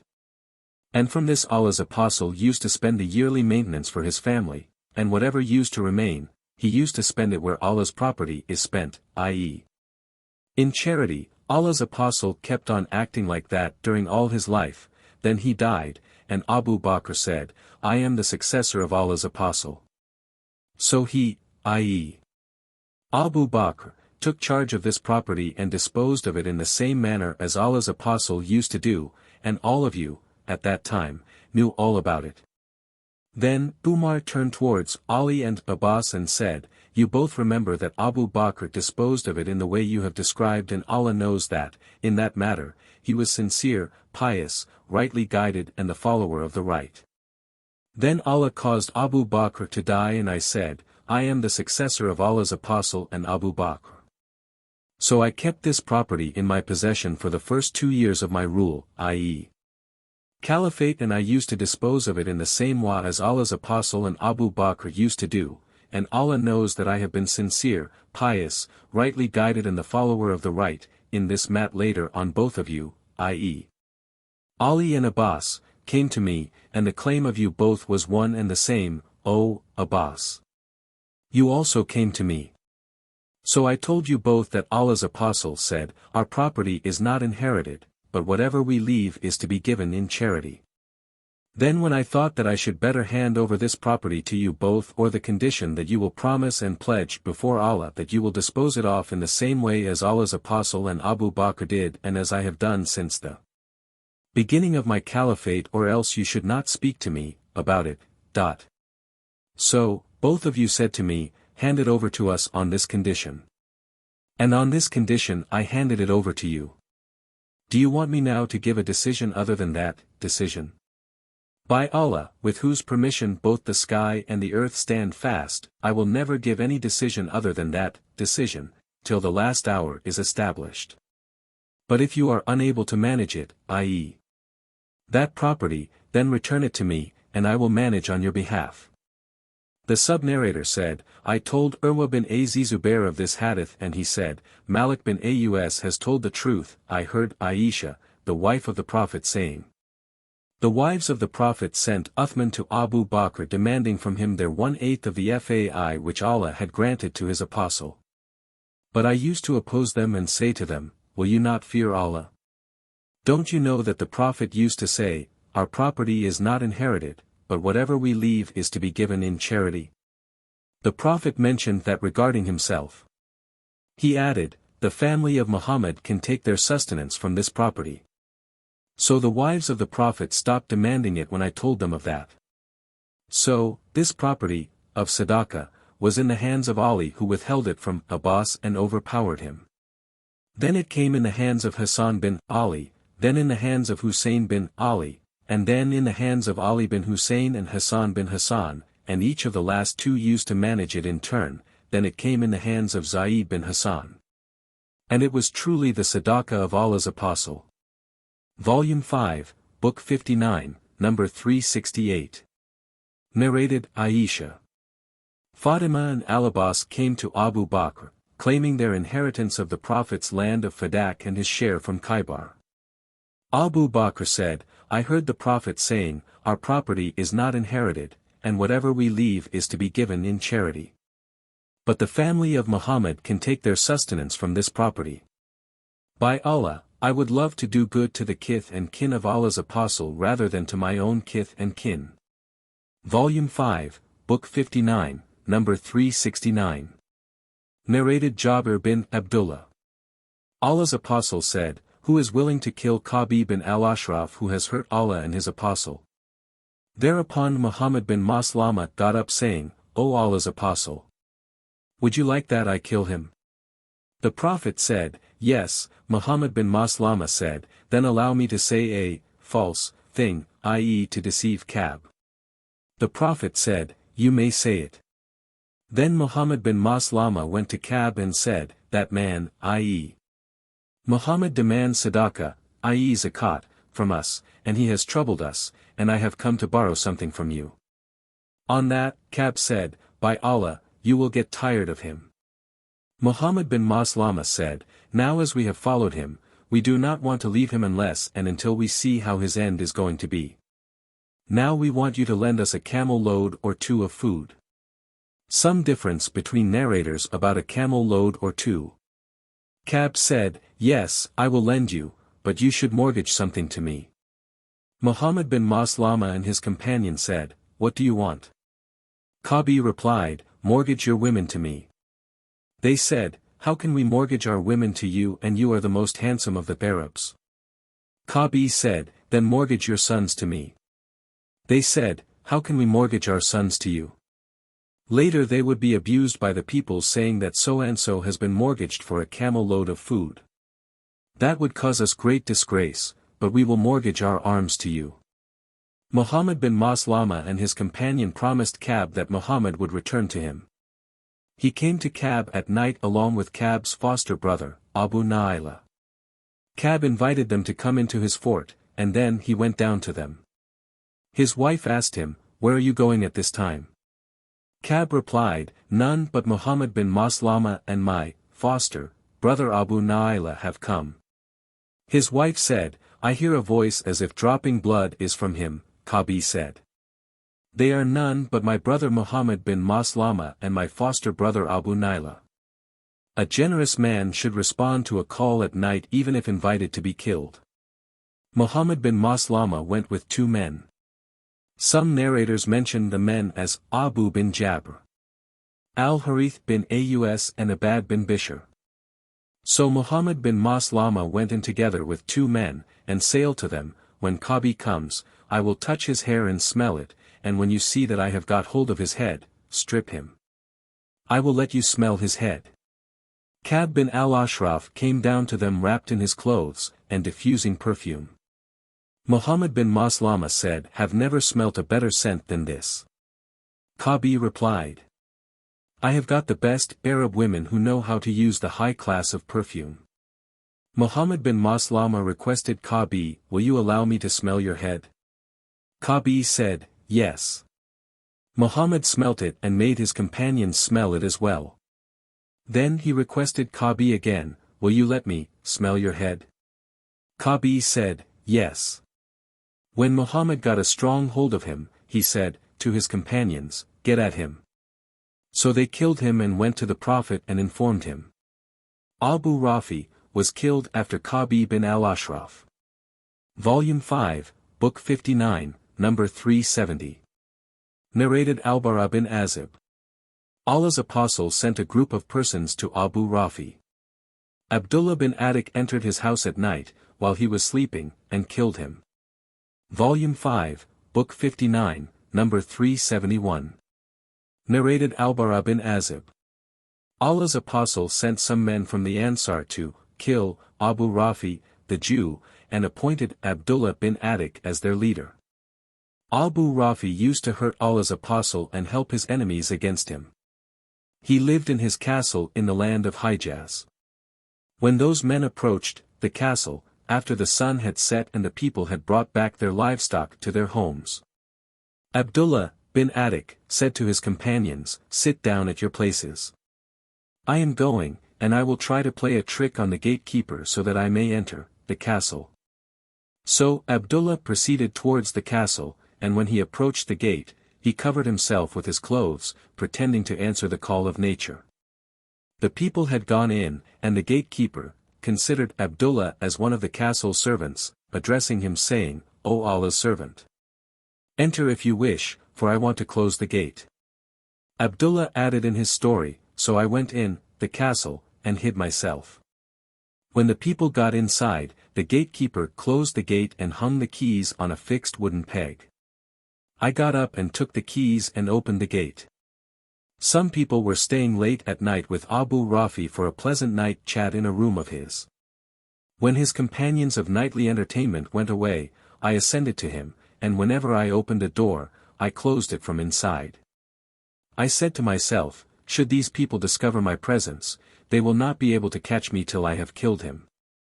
So I reached him and found him sleeping in a dark house amidst his family. I could not recognize his location in the house. So I shouted, O Abu Rafi. Abu Rafi said, who is it? I proceeded towards the source of the voice and hit him with the sword, and because of my perplexity, I could not kill him. He cried loudly, and I came out of the house and waited for a while, and then went to him again and said, what is this voice, O Abu Rafi? He said, woe to your mother. A man in my house has hit me with a sword. I again hit him severely but I did not kill him. Then I drove the point of the sword into his belly, and pressed it through, till it touched his back, and I realized that I have killed him. I then opened the doors one by one till I reached the staircase, and thinking that I had reached the ground, I stepped out and fell down and got my leg broken in a moonlit night. I tied my leg with a turban and proceeded on till I sat at the gate, and said, I will not go out tonight till I know that I have killed him. So, when, early in the morning, the cock crowed, the announcer of the casualty stood on the wall saying, I announce the death of Abu Rafi, the merchant of Hijaz. Thereupon I went to my companions and said, let us save ourselves, for Allah has killed Abu Rafi. So I, along with my companions proceeded and went to the Prophet and described the whole story to him. He said, stretch out your broken leg. I stretched it out and he rubbed it and it became all right as if I had never had any ailment whatsoever. Volume 5, Book 59, number 372. Narrated Al-Bara. Allah's Apostle sent Abdullah bin Atik and Abdullah bin Utbah with a group of men to Abu Rafi, to kill him. They proceeded till they approached his castle, whereupon Abdullah bin Atik said to them, "Wait, here, and in the meantime I will go and see." Abdullah said later on, "I played a trick in order to enter the castle. By chance, they lost a donkey of theirs and came out carrying a flaming light to search for it.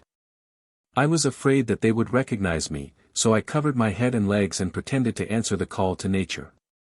The gatekeeper called, 'Whoever wants to come in, should come in before I close the gate.' So I went in and hid myself in a stall of a donkey near the gate of the castle.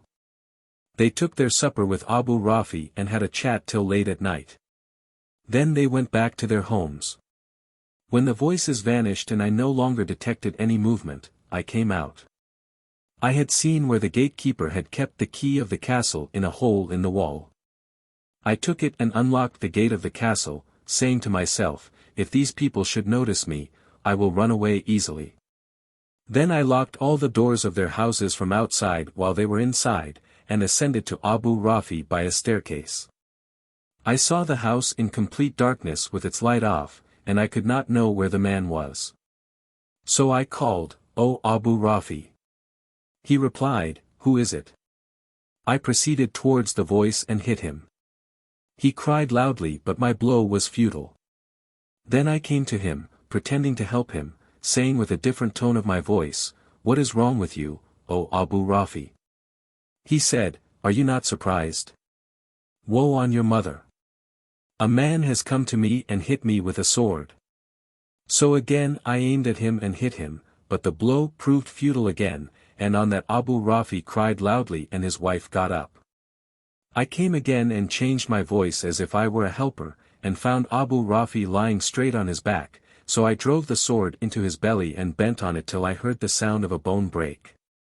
Then I came out, filled with astonishment and went to the staircase to descend, but I fell down from it and got my leg dislocated. I bandaged it and went to my companions limping. I said to them, 'Go and tell Allah's Apostle of this good news, but I will not leave this place till I hear the news of his, i.e. Abu Rafi's, death.' When dawn broke, an announcer of death got over the wall and announced, 'I convey to you the news of Abu Rafi's death.' I got up and proceeded without feeling any pain till I caught up with my companions before they reached the Prophet to whom I conveyed the good news." Volume 5, Book 59, number 373. Narrated Ibn Abbas. On the day of Uhud. The Prophet said, "This is Gabriel holding the head of his horse and equipped with war material." Volume 5, Book 59, number 374. Narrated Uqba bin Amir. Allah's Apostle offered the funeral prayers of the martyrs of Uhud 8 years after their death, as if bidding farewell to the living and the dead. Then he ascended the pulpit and said, "I am your predecessor before you, and I am a witness on you, and your promised place to meet me will be al-Hawd, i.e., the tank, on the day of resurrection, and I am, now, looking at it from this place of mine. I am not afraid that you will worship others besides Allah, but I am afraid that worldly life will tempt you and cause you to compete with each other for it." That was the last look which I cast on Allah's Apostle. Volume 5, Book 59, number 375. Narrated Al-Bara. We faced the pagans on that day, of the Battle of Uhud, and the Prophet placed a batch of archers, at a special place, and appointed Abdullah bin Jubair as their commander and said, "Do not leave this place. And if you should see us conquering the enemy, do not leave this place, and if you should see them conquering us, do not come to help us." So, when we faced the enemy, they took to their heel till I saw their women running towards the mountain, lifting up their clothes from their legs, revealing their leg bangles. The Muslims started saying, "The booty, the booty." Abdullah bin Jubair said, "The Prophet had taken a firm promise from me not to leave this place. But his companions refused to stay. So when they refused to stay there, Allah confused them so that they could not know where to go, and they suffered 70 casualties. Abu Sufyan ascended a high place and said, "Is Muhammad present amongst the people?" The Prophet said, "Do not answer him." Abu Sufyan said, "Is the son of Abu Quafa present among the people?" The Prophet said, "Do not answer him." Abd Sufyan said, "Is the son of Al-Khattab amongst the people?" He then added, "All these people have been killed, for, were they alive, they would have replied." On that, Umar could not help saying, "You are a liar, O enemy of Allah. Allah has kept what will make you unhappy." Abu Sufyan said, "Superior may be Hubal." On that the Prophet said, to his companions, "Reply to him." They asked, "What may we say?" He said, "Say, Allah is more elevated and more majestic." Abu Sufyan said, "We have, the idol, Al-Uzza, whereas you have no Uzza." The Prophet said, to his companions, "Reply to him." They said, "What may we say?" The Prophet said, "Say, Allah is our helper and you have no helper." Abu Sufyan said, "This day compensates for our loss at Badr and, in the battle, the victory is always undecided and shared in turns by the belligerents. You will see some of your dead men mutilated, but neither did I urge this action, nor am I sorry for it." Narrated Jabir, "Some people took wine in the morning of the day of Uhud and were then killed as martyrs." Volume 5, Book 59, number 376. Narrated Sa'd bin Ibrahim. A meal was brought to Abdurrahman bin Auf while he was fasting. He said, "Musab bin Umar was martyred, and he was better than I, yet he was shrouded in a burda, i.e. a sheet, so that, if his head was covered, his feet became naked, and if his feet were covered, his head became naked." Abdurrahman added, "Hamza was martyred and he was better than one. Then worldly wealth was bestowed upon us and we were given thereof too much. We are afraid that the reward of our deeds have been given to us in this life." Abdurrahman then started weeping so much that he left the food. Volume 5, Book 59, number 377. Narrated Jabir bin Abdullah. On the day of the Battle of Uhud, a man came to the Prophet and said, "Can you tell me where I will be if I should get martyred?" The Prophet replied, "In paradise."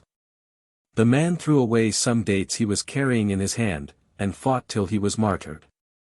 Volume 5, Book 59, number 378.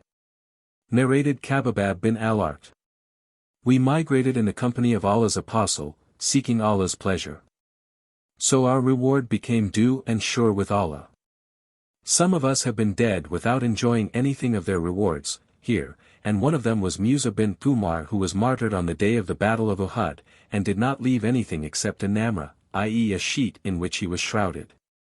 If we covered his head with it, his feet became naked, and if we covered his feet with it, his head became naked. So the Prophet said to us, "Cover his head with it and put some idkir, i.e. a kind of grass, over his feet or throw idkir over his feet. But some amongst us have got the fruits of their labor ripened, and they are collecting them." Narrated Anas, his uncle, Anas bin Nadr, was absent from the battle of Badr and he said, "I was absent from the first battle of the Prophet, i.e. Badr battle, and if Allah should let me participate in a battle with the Prophet, Allah will see how strongly I will fight." So he encountered the day of Uhud battle. The Muslims fled and he said, "O Allah! I appeal to you to excuse me for what these people, i.e. the Muslims, have done, and I am clear from what the pagans have done." Then he went forward with his sword and met Sa'd bin Mu'adh, fleeing, and asked him, "Where are you going, O Sa'd? I detect the smell of paradise before Uhud." Then he proceeded on and was martyred. Nobody was able to recognize him till his sister recognized him by a mole on his body or by the tips of his fingers. He had over 80 wounds caused by stabbing, striking or shooting with arrows. Volume 5, Book 59, number 379. Narrated Zayd bin Thabit. When we wrote the Holy Qur'an, I missed one of the verses of Surat al-Ahzab which I used to hear Allah's Apostle reciting. Then we searched for it and found it with Khuzaymah bin Thabit al-Ansari. The verse was, "Among the believers are men who have been true to their covenant with Allah, of them, some have fulfilled their obligations to Allah, i.e.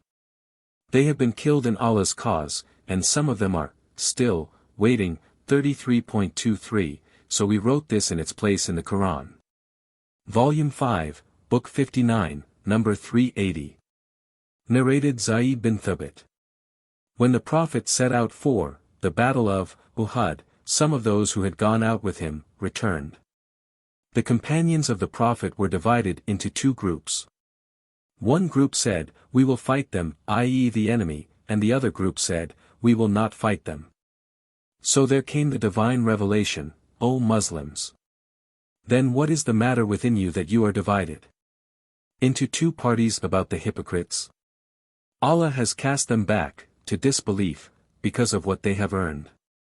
4.88, on that, the Prophet said, that is Taiba, i.e.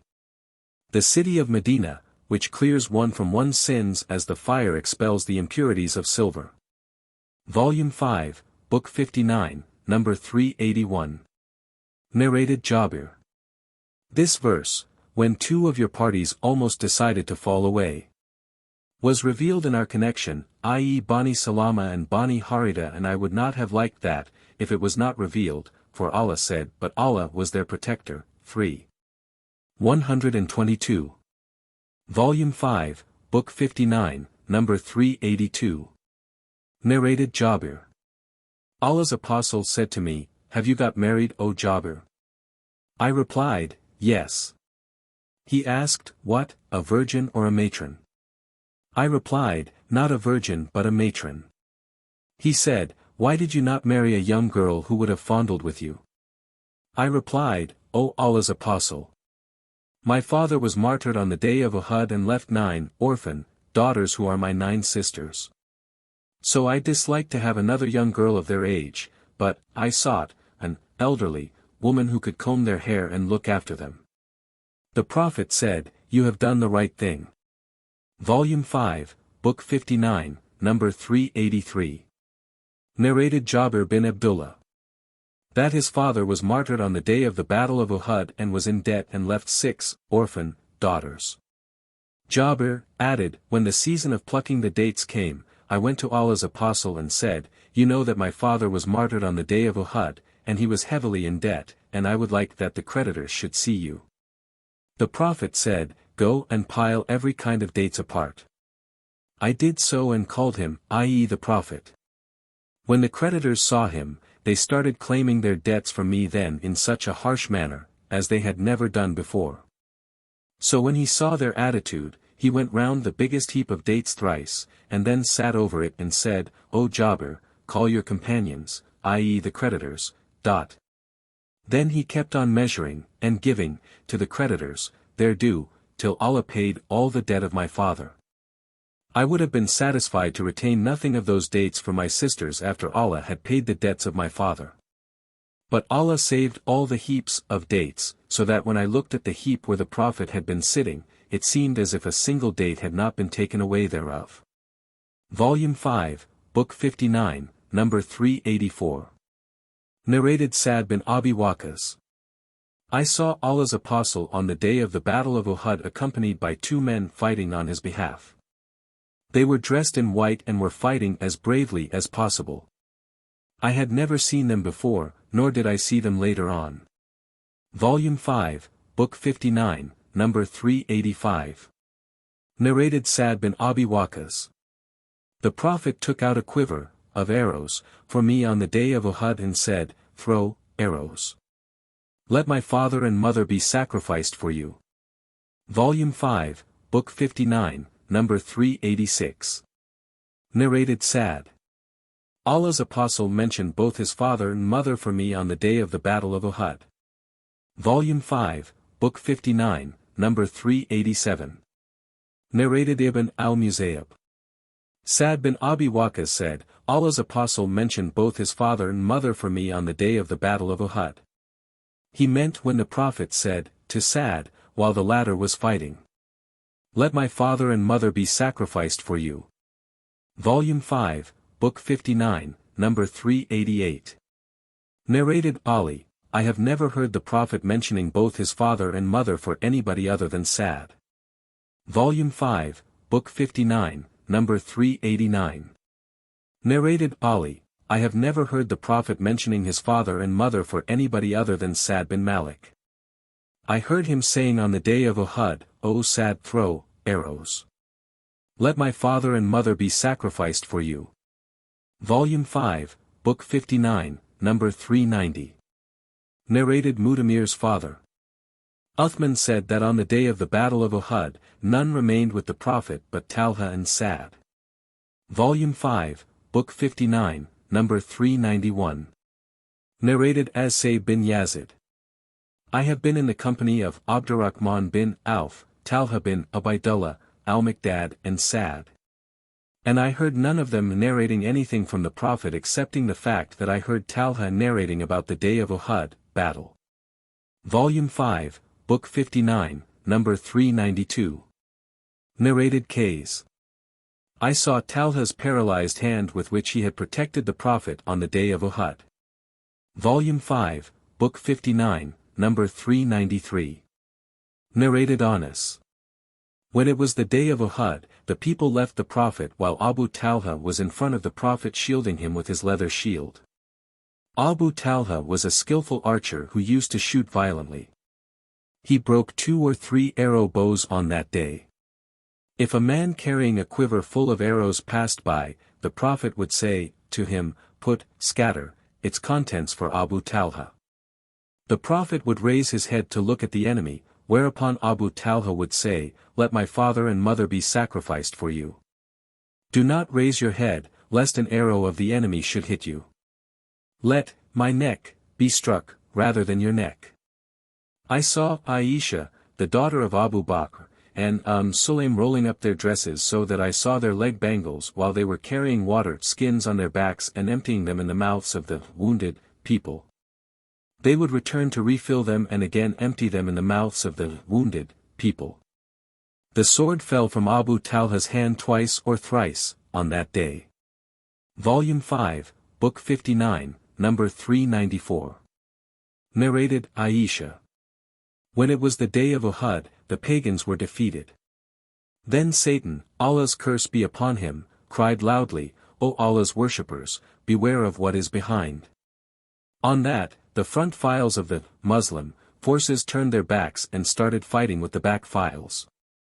Hudhaifa looked, and on seeing his father Al-Yaman, he shouted, O Allah's worshippers, my father, my father. But by Allah, they did not stop till they killed him. Hudhaifa said, May Allah forgive you. The sub-narrator, Urwa, said, By Allah, Hudhaifa continued asking Allah's forgiveness for the killers of his father till he departed to Allah, i.e. died.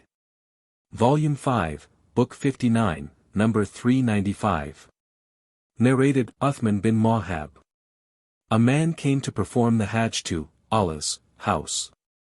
Seeing some people sitting, he said, Who are these sitting people? Somebody said, They are the people of Quraysh. He said, Who is the old man? They said, Ibn Umar. He went to him and said, I want to ask you about something, will you tell me about it? I ask you with the respect due to the sanctity of this sacred house, do you know that Uthman bin Affan fled on the day of Uhud? Ibn Umar said, Yes. He said, Do you know that he, i.e. Uthman, was absent from the Badr battle, and did not join it? Ibn Umar said, Yes. He said, Do you know that he failed to be present at the Ridwan Pledge of Allegiance, i.e. Pledge of Allegiance at Hudaybiyah, and did not witness it? Ibn Umar replied, Yes. He then said, Allahu Akbar. Ibn Umar said, Come along, I will inform you and explain to you what you have asked. As for the flight of Uthman, on the day of Uhud, I testify that Allah forgave him. As regards his absence from the Badr battle, he was married to the daughter of Allah's apostle and she was ill, so the Prophet said to him, You will have such reward as a man who has fought the Badr battle will get. And will also have the same share of the booty. As for his absence from the Ridwan Pledge of Allegiance, if there had been anybody more respected by the Meccans than Uthman bin Affan, the Prophet would surely have sent that man instead of Uthman. So the Prophet sent him, i.e. Uthman to Mecca, and the Ridwan Pledge of Allegiance took place after Uthman had gone to Mecca. The Prophet raised his right hand saying, "This is the hand of Uthman," and clapped it over his other hand and said, "This is for Uthman." Ibn Umar then said, to the man, "Go now," after taking this information. Volume 5, Book 59, number 396. Narrated al-Bara bin Azib. The Prophet appointed Abdullah bin Jubair as the commander of the cavalry archers on the day of the Battle of Uhud. Then they returned defeated, and that what is referred to by Allah's statement and the Apostle, Muhammad, in your rear was calling you. 3. 153. Volume 5, Book 59, number 397. Narrated Salim's father. That he heard Allah's Apostle, when raising his head from bowing of the first rak'ah of the morning prayer, saying, "O Allah! Curse so-and-so and so-and-so," after he had said, "Allah hears him who sends his praises to him. Our Lord, all the praises are for you. So Allah revealed not for you, O Muhammad." Till the end of verse, they are indeed wrongdoers. 3. 128, Salim bin Abdullah said Allah's Apostle used to invoke evil upon Safwan bin Umayyah, Suhail bin Amr and Al-Harith bin Hisham. So the verse was revealed not for you, O Muhammad. Till the end of verse, for they are indeed wrongdoers. 3.128. Volume 5, Book 59, number 398. Narrated Dalaba bin Abi Malik. Umar bin al-Khattab distributed woolen clothes amongst some women of Medina, and a nice woolen garment remained. Some of those who were sitting with him, said, "O chief of the believers! Give it to the daughter of Allah's Apostle who is with you," and by that, they meant Kulthum, the daughter of Ali. Umar said, Salat has got more right than she. Sa'd was amongst those Ansari women who had given the pledge of allegiance to Allah's Apostle. Umar added, she, i.e. Salat, used to carry the filled water skins for us on the day of the Battle of Uhud. Volume 5, Book 59, number 399. Narrated Ja'far bin Amr bin Umayyah. I went out with Ubaydullah bin Adi al-Khayyar. When we reached Hims, i.e. a town in Syria, Ubaydullah bin Adi said, to me, "Would you like to see Washer so that we may ask him about the killing of Hamza?" I replied, "Yes." Washer used to live in Hims. We inquired about him and somebody said to us, "He is that in the shade of his palace, as if he were a full water skin." So we went up to him, and when we were at a short distance from him, we greeted him and he greeted us in return. Ubaydullah was wearing his turban and Washer could not see except his eyes and feet. Ubaydullah said, "O Washer! Do you know me?" Washer looked at him and then said, "No, by Allah. But I know that Adi bin al-Khayyar married a woman called Kaital, the daughter of Abu Al-Is, and she delivered a boy for him at Mecca, and I looked for a wet nurse for that child. Once, I carried that child along with his mother and then I handed him over to her, and your feet resemble that child's feet." Then Ubaydullah uncovered his face and said, to Washer, "Will you tell us, the story of, the killing of Hamza?" Washer replied, "Yes, Hamza killed Tuaima bin Adi bin al-Khayyar at Badr, battle, so my master, Jubair bin Mut'im said to me, if you kill Hamza in revenge for my uncle, then you will be set free." When the people set out, for the battle of Uhud, in the year of I9. I9 is a mountain near the mountain of Uhud, and between it and Uhud there is a valley. I went out with the people for the battle. When the army aligned for the fight, Seba came out and said, "Is there any Muslim to accept my challenge to a duel?" Hamza bin Abdul Muttalib came out and said, "O Seba! O Ibn Manmar, the one who circumcises other ladies! Do you challenge Allah and his apostle?" Then Hamza attacked and killed him, causing him to be non-extant like the bygone yesterday. I hid myself under a rock, and when he, i.e. Hamza, came near me, I threw my spear at him, driving it into his umbilicus so that it came out through his buttocks, causing him to die. When all the people returned to Mecca, I too returned with them. I stayed in Mecca, till Islam spread in it, i.e. Mecca. Then I left for Taif, and when the people of Taif sent their messengers to Allah's apostle, I was told that the Prophet did not harm the messengers. So I too went out with them till I reached Allah's apostle. When he saw me, he said, "Are you washer?" I said, "Yes." He said, "Was it you who killed Hamza?" I replied, "What happened is what you have been told of." He said, "Can you hide your face from me?" So I went out when Allah's apostle died, and Musaylama al-Kadhib appeared, claiming to be a prophet. I said, "I will go out to Musaylama so that I may kill him, and make amends for killing Hamza." So I went out with the people, to fight Musaylama and his followers, and then famous events took place concerning that battle. Suddenly I saw a man, i.e. Musaylama, standing near a gap in a wall. He looked like an ash-colored camel and his hair was disheveled. So I threw my spear at him, driving it into his chest and between his breasts till it passed out through his shoulders, and then an Ansari man attacked him and struck him on the head with a sword. Abdullah bin Umar said, a slave girl on the roof of a house said, "Alas! The chief of the believers, i.e. Musaylama, has been killed by a black slave." Volume 5, Book 59, number 400. Narrated Abu Huraira. Allah's apostle, pointing to his broken canine tooth, said, "Allah's wrath has become severe on the people who harmed his prophet. Allah's wrath has become severe on the man who is killed by the apostle of Allah in Allah's cause." Volume 5, Book 59, number 401. Narrated Ibn Abbas. Allah's wrath became severe on him whom the prophet had killed in Allah's cause. Allah's wrath became severe on the people who caused the face of Allah's prophet to bleed. Volume 5, Book 59, number 402. Narrated Abu Hazim. That he heard Sahl bin Sa'd being asked about the wounds of Allah's apostle saying, "By Allah, I know who washed the wounds of Allah's apostle and who poured water, for washing them. And with what he was treated." Sahl added, "Fatima, the daughter of Allah's apostle used to wash the wounds, and Ali bin Abi Talib used to pour water from a shield. When Fatima saw that the water aggravated the bleeding, she took a piece of a mat, burnt it, and inserted its ashes into the wound so that the blood was congealed, and bleeding stopped. His canine tooth got broken on that day, and face was wounded, and his helmet was broken on his head." Volume 5, Book 59, number 403. Narrated Ibn Abbas. Allah's wrath gets severe on a person killed by a prophet, and Allah's wrath became severe on him who had caused the face of Allah's apostle to bleed. Volume 5, Book 59. Number 404.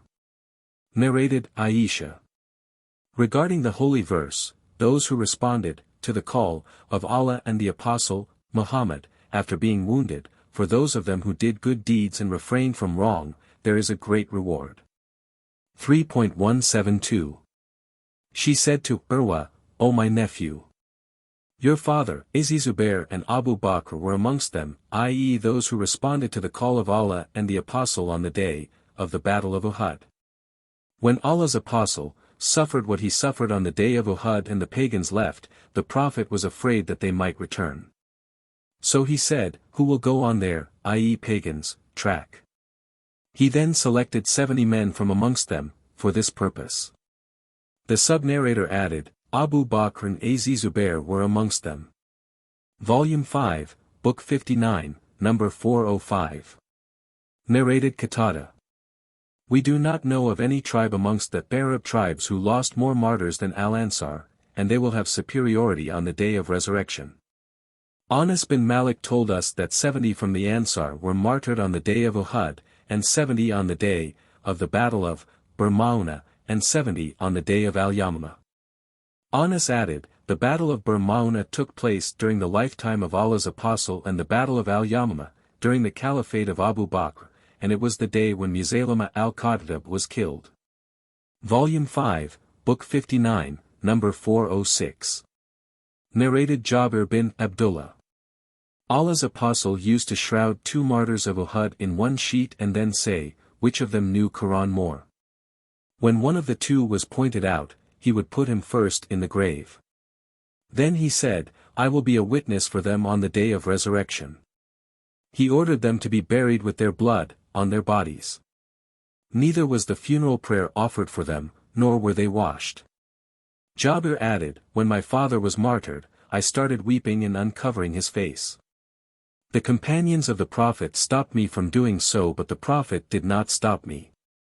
Then the Prophet said, O Jabir, don't weep over him, for the angels kept on covering him with their wings till his body was carried away, for burial. Volume 5, Book 59, number 407.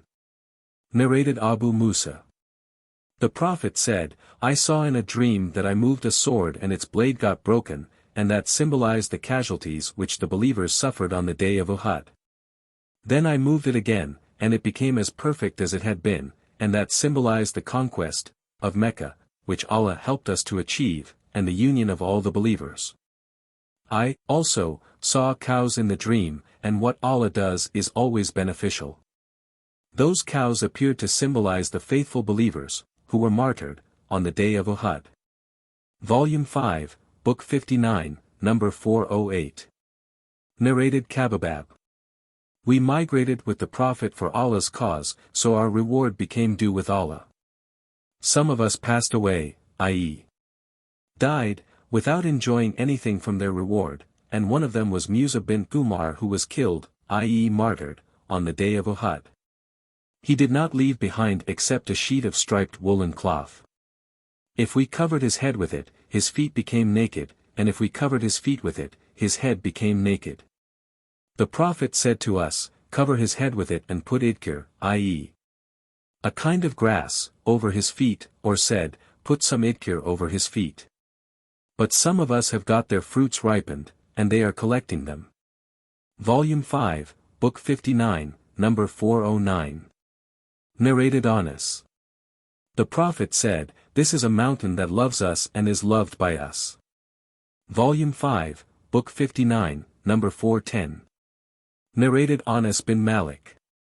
When the mountain of Uhud appeared before Allah's apostle, he said, this is a mountain that loves us and is loved by us. O Allah! Abraham made Mecca a sanctuary, and I have made Medina, i.e. the area between its two mountains, a sanctuary as well. Volume 5, Book 59, number 411. Narrated Uqba. One day the Prophet went out and offered the funeral prayer for the people, i.e. martyrs, of Uhud, as he used to offer a funeral prayer for any dead person, and then, after returning, he ascended the pulpit and said, I am your predecessor before you, and I am a witness upon you, and I am looking at my tank just now. And I have been given the keys of the treasures of the world, or the keys of the world. By Allah, I am not afraid that you will worship others besides Allah after me, but I am afraid that you will compete with each other for the pleasures of this world. Volume 5, Book 59, number 412. Narrated Abu Huraira. The Prophet sent a Sariyah of spies and appointed Asim bin Thabit, the grandfather of Asim bin Umar bin al-Khattab, as their leader. So they set out, and when they reached a place between Usfan and Mecca, they were mentioned to one of the branch tribes of Bani Hudhayl called Lihyan. So, about 100 archers followed their traces till they, i.e. the archers, came to a journey station where they, i.e. Asim and his companions, had encamped and found stones of dates they had brought as journey food from Medina. The archers said, these are the dates of Medina, and followed their traces till they took them over.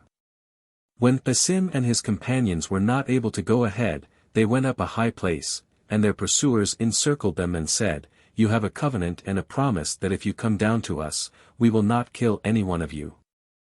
Asim said, as for me, I will never come down on the security of an infidel. O Allah! Inform your Prophet about us. So they fought with them till they killed Asim along with 7 of his companions with arrows, and there remained Qubayb, Zaid and another man to whom they gave a promise and a covenant. So when the infidels gave them the covenant and promise, they came down. When they captured them, they opened the strings of their arrow bows and tied them with it. The third man who was with them said, this is the first breach in the covenant, and refused to accompany them. They dragged him and tried to make him accompany them, but he refused, and they killed him. Then they proceeded on taking Qubayb and Zaid till they sold them in Mecca. The sons of Al-Harith bin Amr bin Nawfal bought Qubayb. It was Qubayb who had killed Al-Harith bin Amr on the day of Badr. Qubayb stayed with them for a while as a captive till they decided unanimously to kill him. At that time, Qubayb borrowed a razor from one of the daughters of Al-Harith to shave his pubic hair. She gave it to him. She said later on, I was heedless of a little baby of mine, who moved towards Qubayb, and when it reached him, he put it on his thigh. When I saw it, I got scared so much that Qubayb noticed my distress while he was carrying the razor in his hand. He said, Are you afraid that I will kill it? Allah willing, I will never do that. Later on she used to say, I have never seen a captive better than Qubayb. Once I saw him eating from a bunch of grapes, although at that time no fruits were available at Mecca. And he was fettered with iron chains, and in fact, it was nothing but food bestowed upon him by Allah. So they took him out of the sanctuary, of Mecca, to kill him. He said, Allow me to offer a 2-rakat prayer. Then he went to them and said, Had I not been afraid that you would think I was afraid of death, I would have prayed for a longer time. So it was Qubayb who first set the tradition of praying 2 rakat before being executed. He then said, O Allah! Count them one by one, and added, When I am being martyred as a Muslim, I do not care in what way I receive my death for Allah's sake, because this death is in Allah's cause. If He wishes, He will bless the cut limbs. Then Uqba bin al-Harith got up and martyred him. The narrator added, The Quraysh, infidels, sent some people to Asim in order to bring a part of his body so that his death might be known for certain, for Asim had killed one of their chiefs on the day of Badr. But Allah sent a cloud of wasps which protected his body from their messengers who could not harm his body consequently. Volume 5, Book 59, number 413. Narrated Jabir. The person who killed Qubayb was Abu Sarwa, i.e. Uqba bin al-Harith. Volume 5, Book 59, number 414. Narrated Abdul Aziz. Anas said, the Prophet sent 70 men, called al-Qurra, for some purpose. The 2 groups of Bani Sulaim called Riel and Dakwan, appeared to them near a well called Bir Mauna. The people, i.e. al-Qurra, said, By Allah, we have not come to harm you, but we are passing by you on our way to do something for the Prophet. But, the infidels, killed them. The Prophet therefore invoked evil upon them for a month during the morning prayer. That was the beginning of al-Qunut, and we used not to say Qunut before that. A man asked Anas about al-Qunut, is it to be said after the bowing, in the prayer, or after finishing the recitation, i.e. before bowing? Anas replied, No, but, it is to be said, after finishing the recitation. Volume 5, Book 59, number 415. Narrated Anas. Allah's Apostle said al-Qunut for 1 month after the posture of bowing, invoking evil upon some Arab tribes. Volume 5, Book 59, number 416. Narrated Anas bin Malik. The tribes of Ril, Dakwan, Usayya and Bani Lihyan asked Allah's Apostle to provide them with some men to support them against their enemy. He therefore provided them with 70 men from the Ansar whom we used to call al-Qurra, in their lifetime. They used to collect wood by daytime and pray at night. When they were at the well of Mauna, the infidels killed them by betraying them. When this news reached the Prophet, he said al-Qunut for 1 month in the morning prayer, invoking evil upon some of the Arab tribes, upon Ril, Dakwan, Usayya and Bani Libyan. We used to read a verse of the Qur'an revealed in their connection, but later the verse was cancelled. It was, Convey to our people on our behalf the information that we have met our Lord, and He is pleased with us, and has made us pleased. Anas bin Malik added. Allah's Prophet said Qunut for 1 month in the morning prayer, invoking evil upon some of the Arab tribes, namely, Ril, Dakwan, Usayya, and Bani Libyan. Anas added. Those 70 Ansari men were killed at the well of Mauna. Volume 5, Book 59, number 417. Narrated Anas. That the Prophet sent his uncle, the brother of Sulaim at the head of 70 riders. The chief of the pagans, Amir bin at-Tufail proposed 3 suggestions, to the Prophet, saying, choose one of 3 alternatives: 1, that the Bedouins will be under your command and the townspeople will be under my command. 2, or that I will be your successor. 3, or otherwise I will attack you with 2,000 from Bani Gaddafan.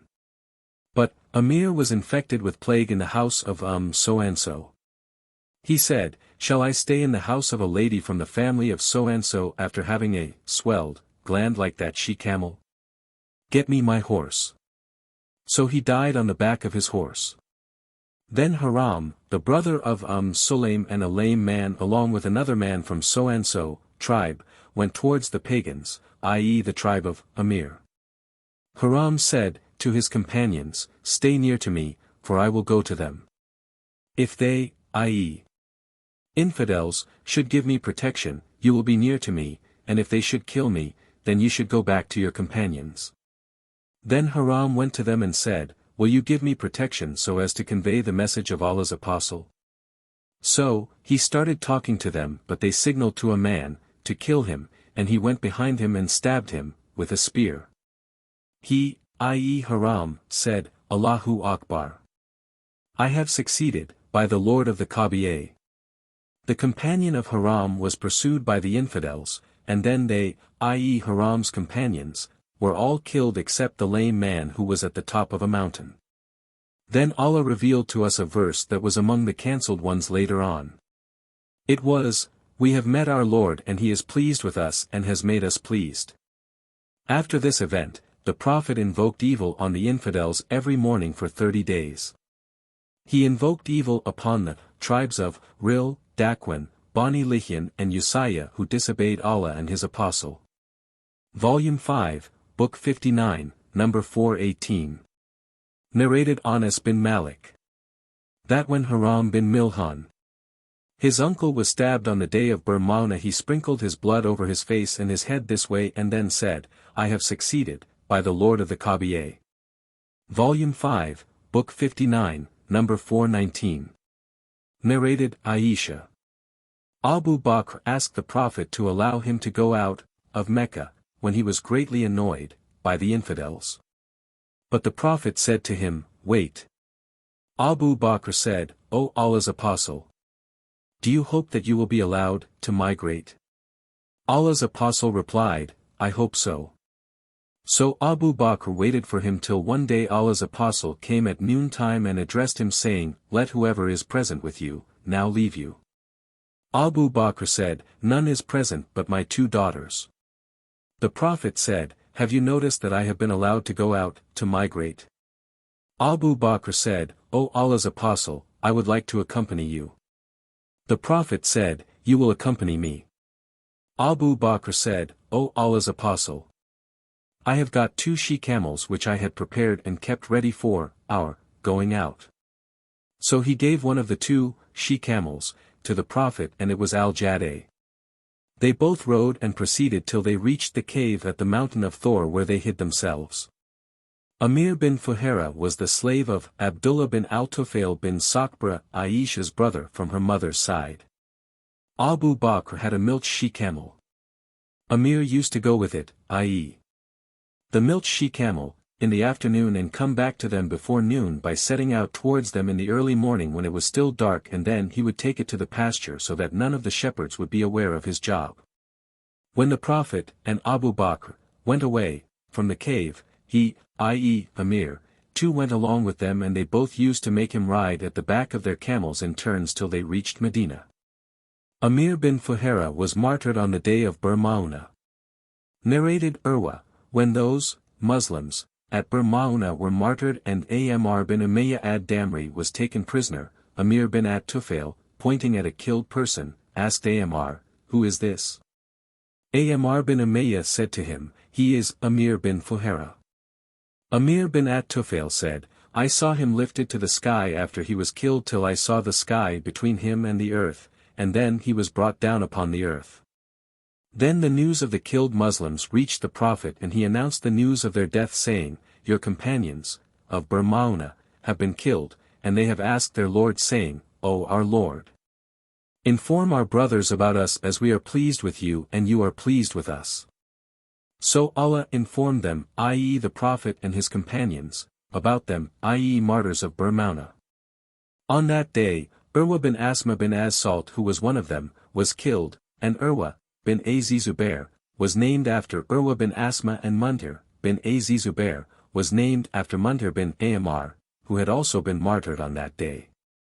Volume 5, Book 59, number 420. Narrated Anas. The Prophet said al-Qunut after bowing, i.e. ar ruku, for 1 month, invoking evil upon the tribes of Ril and Dakwan. He used to say, Usayya disobeyed Allah and his apostle. Volume 5, Book 59, number 421. Narrated Anas bin Malik.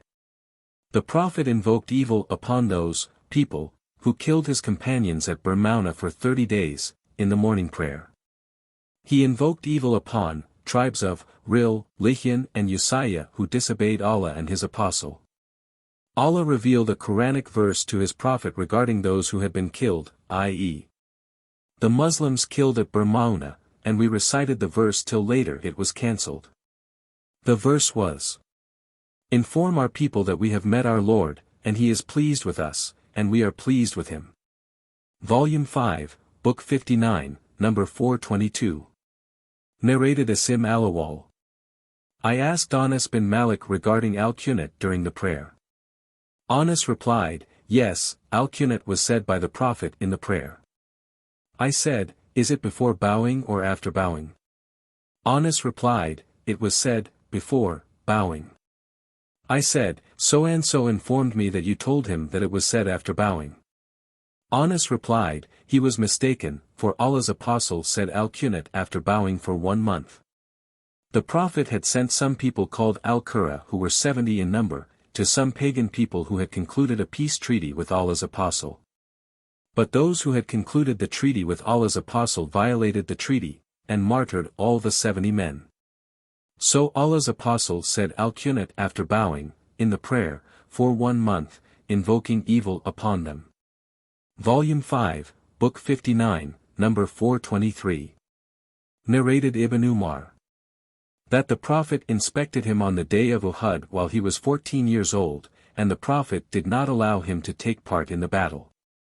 He was inspected again by the Prophet on the day of al-Khandak, i.e. Battle of the Trench, while he was 15 years old, and the Prophet allowed him to take part in the battle. Volume 5, Book 59, number 424. Narrated Sahl bin Sa'd. We were with Allah's apostle in the trench, and some were digging the trench while we were carrying the earth on our shoulders. Allah's apostle said, O Allah! There is no life except the life of the hereafter, so please forgive the emigrants and the Ansar. Volume 5, Book 59, number 425. Narrated Anas. Allah's apostle went out towards the Khandak, i.e. trench, and saw the emigrants and the Ansar digging the trench in the cold morning. They had no slaves to do that work for them. When the Prophet saw their hardship and hunger, he said, O Allah! The real life is the life of the hereafter, so please forgive Ansar and the emigrants. They said in reply to him, we are those who have given the pledge of allegiances to Muhammad for to observe jihad as long as we live. Volume 5, Book 59, number 426. Narrated Anas. Al-Muhajirin, i.e. the emigrants, and the Ansar were digging the trench around Medina and were carrying the earth on their backs while saying, we are those who have given the pledge of allegiance to Muhammad for Islam as long as we live. The Prophet said in reply to their saying, O Allah! There is no goodness except the goodness of the hereafter, so please grant your blessing to the Ansar and the emigrants. The people used to bring a handful of barley, and a meal used to be prepared thereof by cooking it with a cooking material, i.e. oil, fat and butter having a change in color and smell, and it used to be presented to the people, i.e. workers, who were hungry, and it used to stick to their throats and had a nasty smell. Volume 5, Book 59, number 427. Narrated Jabir. We were digging the trench on the day of al-Qadr, i.e. trench, and we came across a big solid rock. We went to the Prophet and said, "Here is a rock appearing across the trench." He said, "I am coming down." Then he got up, and a stone was tied to his belly, for we had not eaten anything for 3 days. So the Prophet took the spade and struck the big solid rock, and it became like sand. I said, "O Allah's Apostle, allow me to go home."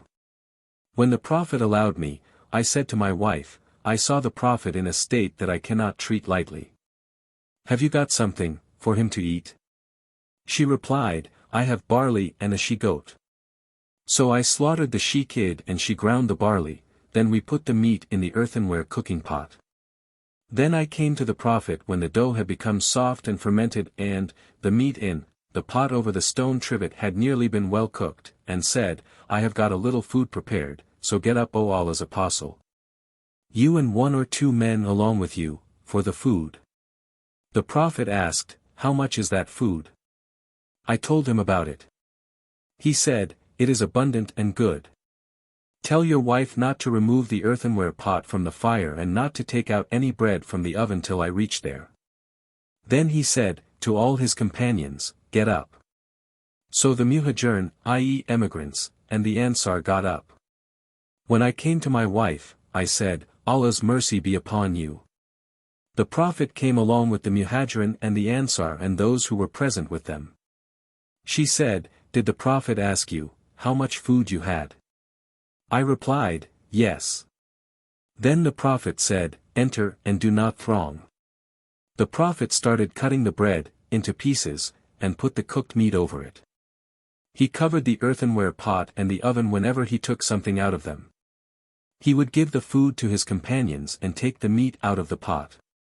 He went on cutting the bread and scooping the meat, for his companions, till they all ate their fill, and even then, some food remained. Then the Prophet said, to my wife, "Eat and present to others as the people are struck with hunger."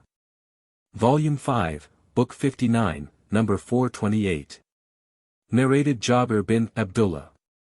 When the trench was dug, I saw the Prophet in the state of severe hunger. So I returned to my wife and said, "Have you got anything to eat, for I have seen Allah's Apostle in a state of severe hunger." She brought out for me a bag containing 1 saw of barley, and we had a domestic she-animal, i.e. a kid, which I slaughtered then, and my wife ground the barley and she finished at the time I finished my job, i.e. slaughtering the kid. Then I cut the meat into pieces and put it in an earthenware, cooking, pot, and returned to Allah's Apostle. My wife said, "Do not disgrace me in front of Allah's Apostle and those who are with him." So I went to him and said to him secretly, "O Allah's Apostle, I have slaughtered a she-animal, i.e. kid, of ours, and we have ground a saw of barley which was with us. So please come, you and another person along with you." The Prophet raised his voice and said, "O people of trench, Jabir has prepared a meal, so let us go."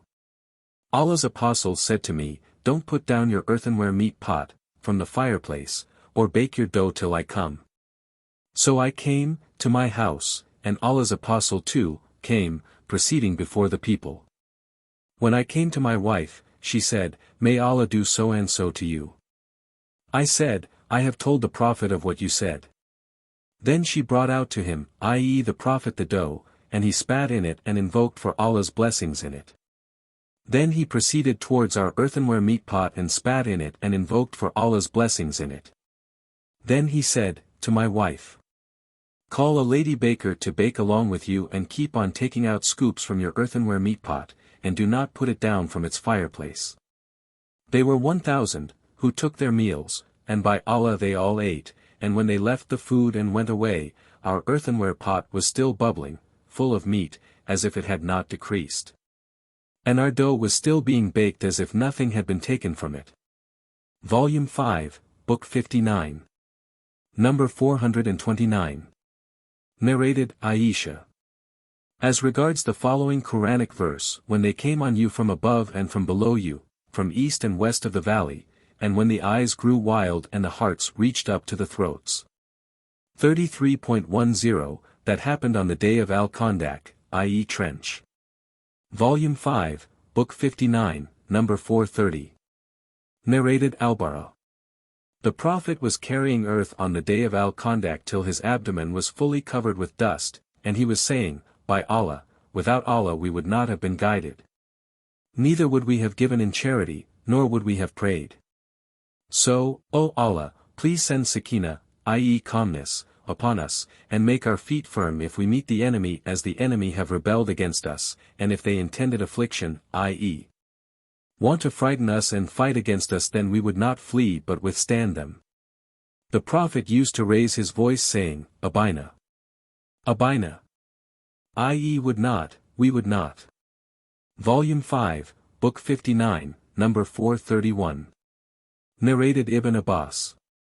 The Prophet said, I have been made victorious by As-Saba, i.e. an easterly wind, and the Ad nation was destroyed by Ad-Dabr, i.e. a westerly wind.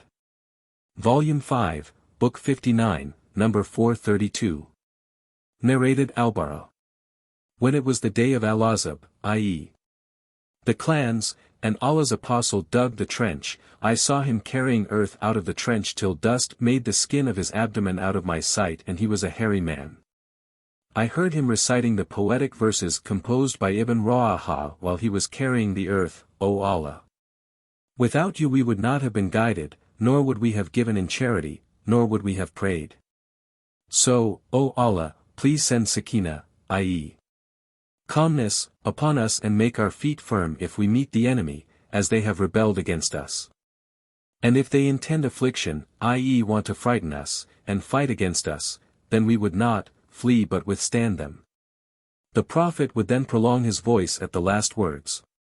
Volume 5, Book 59, number 433. Narrated Ibn Umar.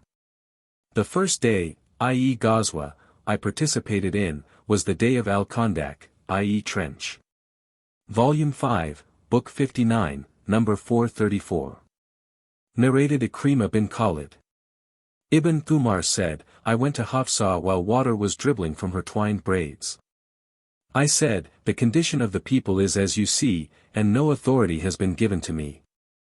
Hafsa said, to me, go to them, and as they, i.e. the people, are waiting for you, and I am afraid your absence from them will produce division amongst them. So Hafsa did not leave Ibn Umar till we went to them. When the people differed, Muawiyah addressed the people saying, if anybody wants to say anything in this matter of the caliphate, he should show up and not conceal himself, for we are more rightful to be a caliph than he and his father. On that, Habib bin Maslama said, to Ibn Umar, why don't you reply to him, i.e. Muawiyah? Abdullah bin Umar said, I untied my garment that was going round my back and legs while I was sitting and was about to say, he who fought against you and against your father for the sake of Islam, is more rightful to be a caliph. But I was afraid that my statement might produce differences amongst the people and cause bloodshed, and my statement might be interpreted not as I intended. So I kept quiet, remembering what Allah has prepared in the gardens of paradise, for those who are patient and prefer the hereafter to this worldly life. Habib said, you did what kept you safe and secure, i.e. you were wise in doing so. Volume 5, Book 59, number 435. Narrated Sulayman bin Surd. On the day of Al-Azab, i.e. clans, the Prophet said, after this battle, we will go to attack them, i.e. the infidels, and they will not come to attack us. Volume 5, Book 59, number 436. Narrated Sulayman bin Surd. When the clans were driven away, I heard the Prophet saying, from now onwards we will go to attack them, i.e. the infidels, and they will not come to attack us, but we will go to them. Volume 5, Book 59, number 437. Narrated Ali. On the day of al-Qadr, i.e. trench, the Prophet said, let Allah fill their, i.e. the infidels, houses and graves with fire just as they have prevented us from offering the middle prayer, i.e. Asr prayer, till the sun had set. Volume 5, Book 59, number 438. Narrated Jabir bin Abdullah. Umar bin al-Khattab came on the day of al-Qadr after the sun had set and he was abusing the infidels of Quraysh saying, O Allah's apostle!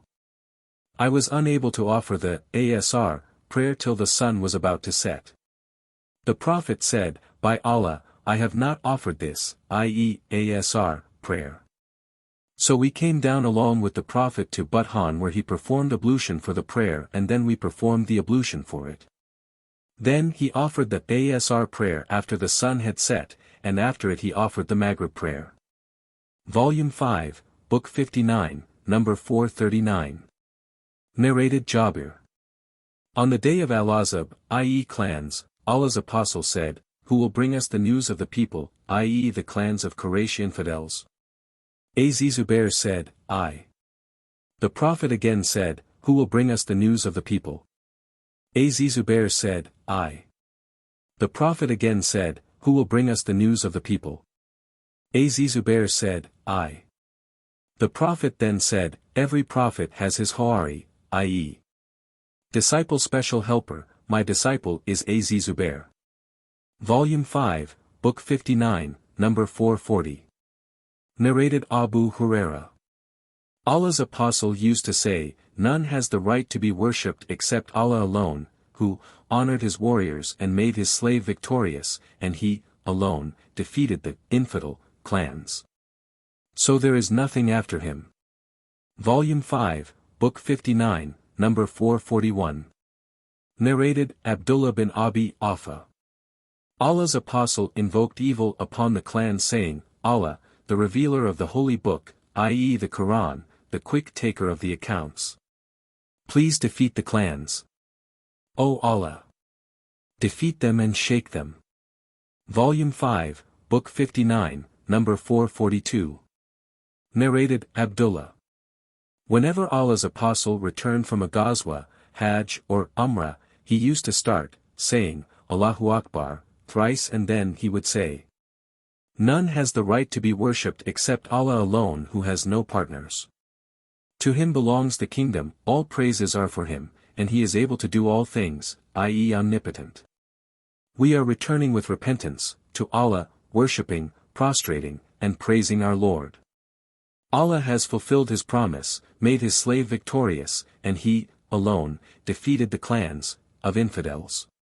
Volume 5, Book 59, number 443. Narrated Aisha. When the Prophet returned from Al-Khandak, i.e. trench, and laid down his arms and took a bath, Gabriel came and said, to the Prophet, you have laid down your arms. By Allah, we angels have not laid them down yet. So set out for them. The Prophet said, where to go? Gabriel said, towards this side, pointing towards Banu Qurayza. So the Prophet went out towards them. Volume 5, Book 59, number 444. Narrated Anas. As if I am just now looking at the dust rising in the street of Banu Gan, in Medina, because of the marching of Gabriel's regiment when Allah's apostle set out to Banu Qurayza, to attack them. Volume 5, Book 59, number 445. Narrated Ibn Umar. On the day of Al-Azab, i.e. clans, the Prophet said, none of you Muslims should offer the Asr prayer but at Banu Qurayza's place. The Asr prayer became due for some of them on the way. Some of those said, we will not offer it till we reach it, the place of Banu Qurayza, while some others said, no, we will pray at this spot, for the Prophet did not mean that for us.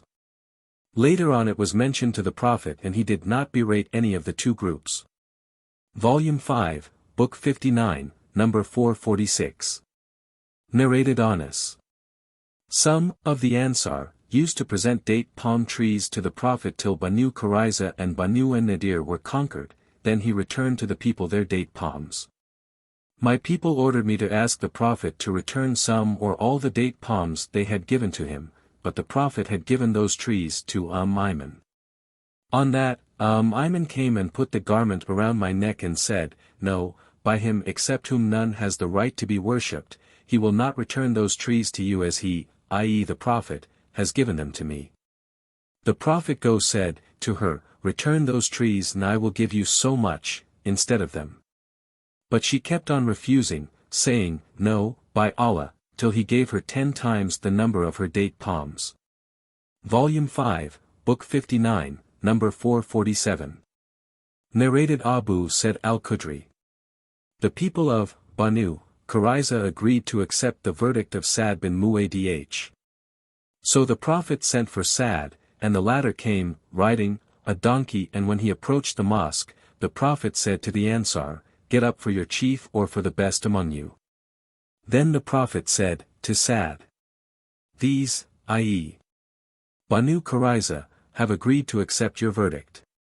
Sa'd said, "Kill their men, warriors, and take their offspring as captives." On that the Prophet said, "You have judged according to Allah's judgment," or said, "according to the king's judgment."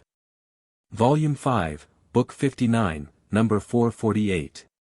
Narrated Aisha. Sa'd was wounded on the day of Khandak, i.e. trench, when a man from Quraysh, called Hibban bin al-Araka, hit him with an arrow. The man was Hibban bin Qays from the tribe of Bani Mays bin Amir bin Lu'ai, who shot an arrow at Sa'd's medial arm vein, or main artery of the arm. The Prophet pitched a tent for Sa'd in the mosque so that he might be near to the Prophet to visit. When the Prophet returned from the battle of al-Khandak, i.e. trench, and laid down his arms and took a bath, Gabriel came to him while he, i.e. Gabriel, was shaking the dust off his head, and said, "You have laid down the arms? By Allah, I have not laid them down. Go out to them, to attack them." The Prophet said, "Where?" Gabriel pointed towards Bani Qurayza. So Allah's apostle went to them, i.e. Banu Qurayza, i.e. besieged them. They then surrendered to the Prophet's judgment, but he directed them to Sa'd to give his verdict concerning them. Sa'd said, "I give my judgment that their warriors should be killed, their women and children should be taken as captives, and their properties distributed." Narrated Hisham, "My father informed me that Aisha said, Sa'd said, O Allah, you know that there is nothing more beloved to me than to fight in your cause against those who disbelieved your apostle and turned him out of Mecca. O Allah, I think you have put to an end the fight between us and them, i.e. Quraysh infidels. And if there still remains any fight with the Quraysh infidels, then keep me alive till I fight against them for your sake. But if you have brought the war to an end, then let this wound burst and cause my death thereby." So blood gushed from the wound. There was a tent in the mosque belonging to Banu Gifar who were surprised by the blood flowing towards them. They said, "O people of the tent, what is this thing which is coming to us from your side? Behold, blood was flowing profusely out of Sa'd's wound. Sa'd then died because of that." Volume 5, Book 59, number 449. Narrated Al-Bara. The Prophet said to Hassan, "Abuse them with your poems, and Gabriel is with you, i.e. supports you." Through another group of sub-narrators, Al-Bara bin Azib said, "On the day of Qurayza's besiege, Allah's apostle said to Hassan bin Thabit, abuse them with your poems, and Gabriel is with you, i.e. supports you." Volume 5, Book 59, number 450. Narrated Abu Burda. Abu Musa said, "We went out in the company of the Prophet for a ghazwa, and we were 6 persons having 1 camel which we rode in rotation. So, due to excessive walking, our feet became thin and my feet became thin and my nail dropped, and we used to wrap our feet with the pieces of cloth, and for this reason, the ghazwa was named Dat Uarika, as we wrapped our feet with rags." When Abu Musa narrated this hadith, he felt regretful to do so and said, as if he disliked to have disclosed a good deed of his. Volume 5, Book 59, number 451. Narrated Salih bin Kawat. Concerning those who witnessed the fear prayer that was performed in the battle of Dat Uarika, in the company of Allah's apostle. One batch lined up behind him while another batch lined up, facing the enemy. The Prophet led the batch that was with him in 1 rak'ah, and he stayed in the standing posture while that batch completed their 2 rakat prayer by themselves and went away, lining in the face of the enemy, while the other batch came and he, i.e. the Prophet, offered his remaining rak'ah with them, and then kept on sitting till they completed their prayer by themselves, and he then finished his prayer with taslim along with them. Narrated Ibn Az Zubair, Jabir said, we were with the Prophet at Naql, and then he mentioned the fear prayer. Narrated Al-Qasim bin Muhammad, the Prophet offered the fear prayer in the Ghazwa of Banu Anmar.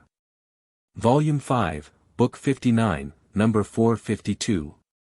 Narrated Sahl bin Abi Hathma.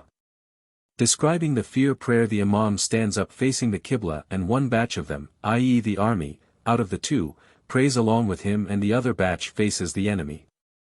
The Imam offers one rak'ah with the first batch. They themselves stand up alone and offer one bowing and two prostrations while they are still in their place, and then go away to relieve the second batch. And the second batch comes, and takes the place of the first batch in the prayer behind the Imam, and he offers the second rak'ah with them. So he completes his 2 rakat and then the second batch bows and prostrates 2 prostrations, i.e. complete their second rak'ah, and thus all complete their prayer. Volume 5, Book 59, number 453. Narrated Salih bin Hathma. The Prophet said as above, Hadith 452. Volume 5, Book 59, number 454. Narrated Salih bin Kawat. Sahl said as above, Hadith 452. Volume 5, Book 59, number 455. Narrated Ibn Umar. I took part in a Ghazwa towards Najd along with Allah's Apostle, and we clashed with the enemy, and we lined up for them. Volume 5, Book 59, number 456. Narrated Abdullah bin Umar.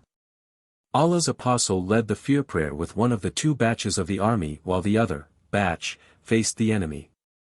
Then the first batch went away and took places of their companions, i.e. second batch, and the second batch came and he led his second rak'ah with them.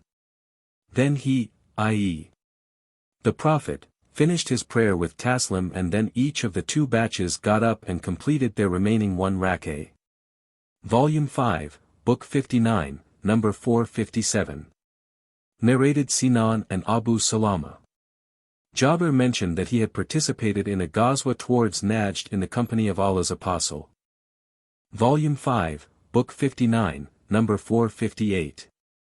Narrated Jabir bin Abdullah.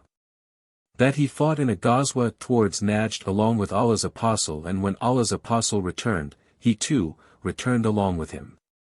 The time of the afternoon nap overtook them when they were in a valley full of thorny trees. Allah's Apostle dismounted and the people dispersed amongst the thorny trees, seeking the shade of the trees. Allah's Apostle took shelter under a samura tree and hung his sword on it. We slept for a while when Allah's Apostle suddenly called us, and we went to him, to find a Bedouin sitting with him. Allah's Apostle said, "This Bedouin took my sword out of its sheath while I was asleep. When I woke up, the naked sword was in his hand, and he said to me, 'Who can save you from me?' I replied, 'Allah.' Now here he is sitting." Allah's Apostle did not punish him for that. Through another group of narrators, Jabir said, "We were in the company of the Prophet, during the battle of Dat Uarika, and we came across a shady tree and we left it for the Prophet, to take rest under its shade. A man from the pagans came while the Prophet's sword was hanging on the tree. He took it out of its sheath secretly and said, to the Prophet, 'Are you afraid of me?' The Prophet said, 'No,' he said, 'Who can save you from me?' The Prophet said, 'Allah.' The companions of the Prophet threatened him. Then the Iqamah for the prayer was announced, and the Prophet offered a 2 rakat fear prayer with one of the 2 batches, and that batch went aside and he offered 2 rakat with the other batch. So the Prophet offered 4 rakat, but the people offered 2 rakat only. The sub-narrator, Abu Bishr, added, "The man was Ghorith bin al-Harith and the battle was waged against Muharib Kasafa." Jabir added, "We were with the Prophet at Naql and he offered the fear prayer." Abu Huraira said, "I offered the fear prayer with the Prophet during the Ghazwa, i.e. the battle, of Najd." Abu Huraira came to the Prophet during the day of Khaybar. Volume 5, Book 59, number 459. Narrated Ibn Muharriz. I entered the mosque and saw Abu Sa'id al-Khudri and sat beside him and asked him about al-azl, i.e. coitus interruptus. Abu Sa'id said, We went out with Allah's apostle for the Ghazwa of Banu al-Mustalik, and we received captives from among the Arab captives, and we desired women, and celibacy became hard on us, and we loved to do coitus interruptus. So when we intended to do coitus interruptus, we said, how can we do coitus interruptus before asking Allah's apostle who is present among us? We asked him about it, and he said, it is better for you not to do so, for if any soul, till the day of resurrection, is predestined to exist, it will exist. Volume 5, Book 59, number 460. Narrated Jabir bin Abdullah. We took part in the Ghazwa of Najd along with Allah's apostle, and when the time for the afternoon rest approached, while he was in a valley with plenty of thorny trees, he dismounted under a tree and rested in its shade and hung his sword on it. The people dispersed amongst the trees in order to have shade. While we were in this state, Allah's apostle called us, and we came and found a Bedouin sitting in front of him. The Prophet said, this Bedouin came to me while I was asleep, and he took my sword stealthily. I woke up while he was standing by my head, holding my sword without its sheath. He said, who will save you from me? I replied, Allah. So he sheathed it, i.e. the sword, and sat down, and here he is. But Allah's apostle did not punish him. Volume 5, Book 59, number 461. Narrated Jabir bin Abdullah al-Ansari. I saw the Prophet offering his Nawafil prayer on his mount facing the east during the Ghazwa of Anmar. Volume 5, Book 59, number 462. Narrated Aisha. Whenever Allah's apostle intended to go on a journey, he used to draw lots amongst his wives, and Allah's apostle used to take with him the one on whom lot fell. He drew lots amongst us during one of the Ghazwat which he fought. The lot fell on me, and so I proceeded with Allah's apostle after Allah's order of veiling, the women, had been revealed. I was carried, on the back of a camel, in my howdah and carried down while still in it, when we came to a halt. So we went on till Allah's apostle had finished from that Ghazwa of his and returned. When we approached the city of Medina, he announced at night that it was time for departure. So when they announced the news of departure, I got up and went away from the army camps, and after finishing from the call of nature, I came back to my riding animal. I touched my chest to find that my necklace, which was made of zafar beads, i.e. Yemenite beads partly black and partly white, was missing. So I returned to look for my necklace, and my search for it detained me. In the meanwhile, the people who used to carry me on my camel, came and took my howdah and put it on the back of my camel on which I used to ride, as they considered that I was in it. In those days women were light in weight, for they did not get fat, and flesh did not cover their bodies in abundance, as they used to eat only a little food. Those people therefore disregarded the lightness of the howdah while lifting and carrying it, and at that time I was still a young girl. They made the camel rise, and all of them left, along with it. I found my necklace after the army had gone. Then I came to their camping place to find no call maker of them, nor one who would respond to the call. So I intended to go to the place where I used to stay, thinking that they would miss me and come back to me, in my search. While I was sitting in my resting place, I was overwhelmed by sleep and slept. Safwan bin al-Mu'addal as-Salami Adh-Dakwani was behind the army.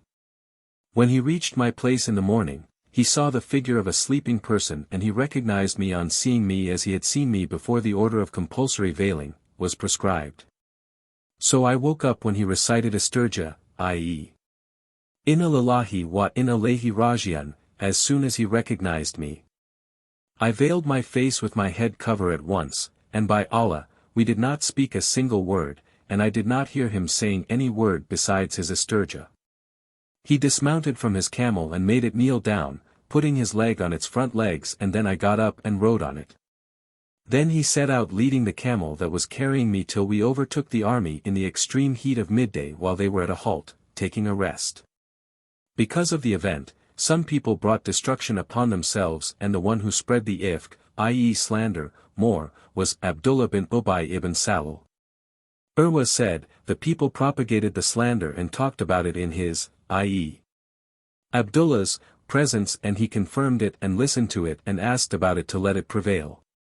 Urwa also added, none was mentioned as members of the slanderous group besides Abdullah, except Hassan bin Thabit and Mista bin Yuthatha and Hamna bint Yash along with others about whom I have no knowledge, but they were a group as Allah said. It is said that the one who carried most of the slander was Abdullah bin Ubay bin Salul. Urwa added, Aisha disliked to have Hassan abused in her presence and she used to say, it was he who said, my father and his, i.e. my father's, father and my honor are all for the protection of Muhammad's honor from you. Aisha added, after we returned to Medina, I became ill for a month. The people were propagating the forged statements of the slanderers while I was unaware of anything of all that, but I felt that in my present ailment, I was not receiving the same kindness from Allah's apostle as I used to receive when I got sick. But now, Allah's apostle would only come, greet me and say, how is that, lady? And leave. That roused my doubts, but I did not discover the evil, i.e.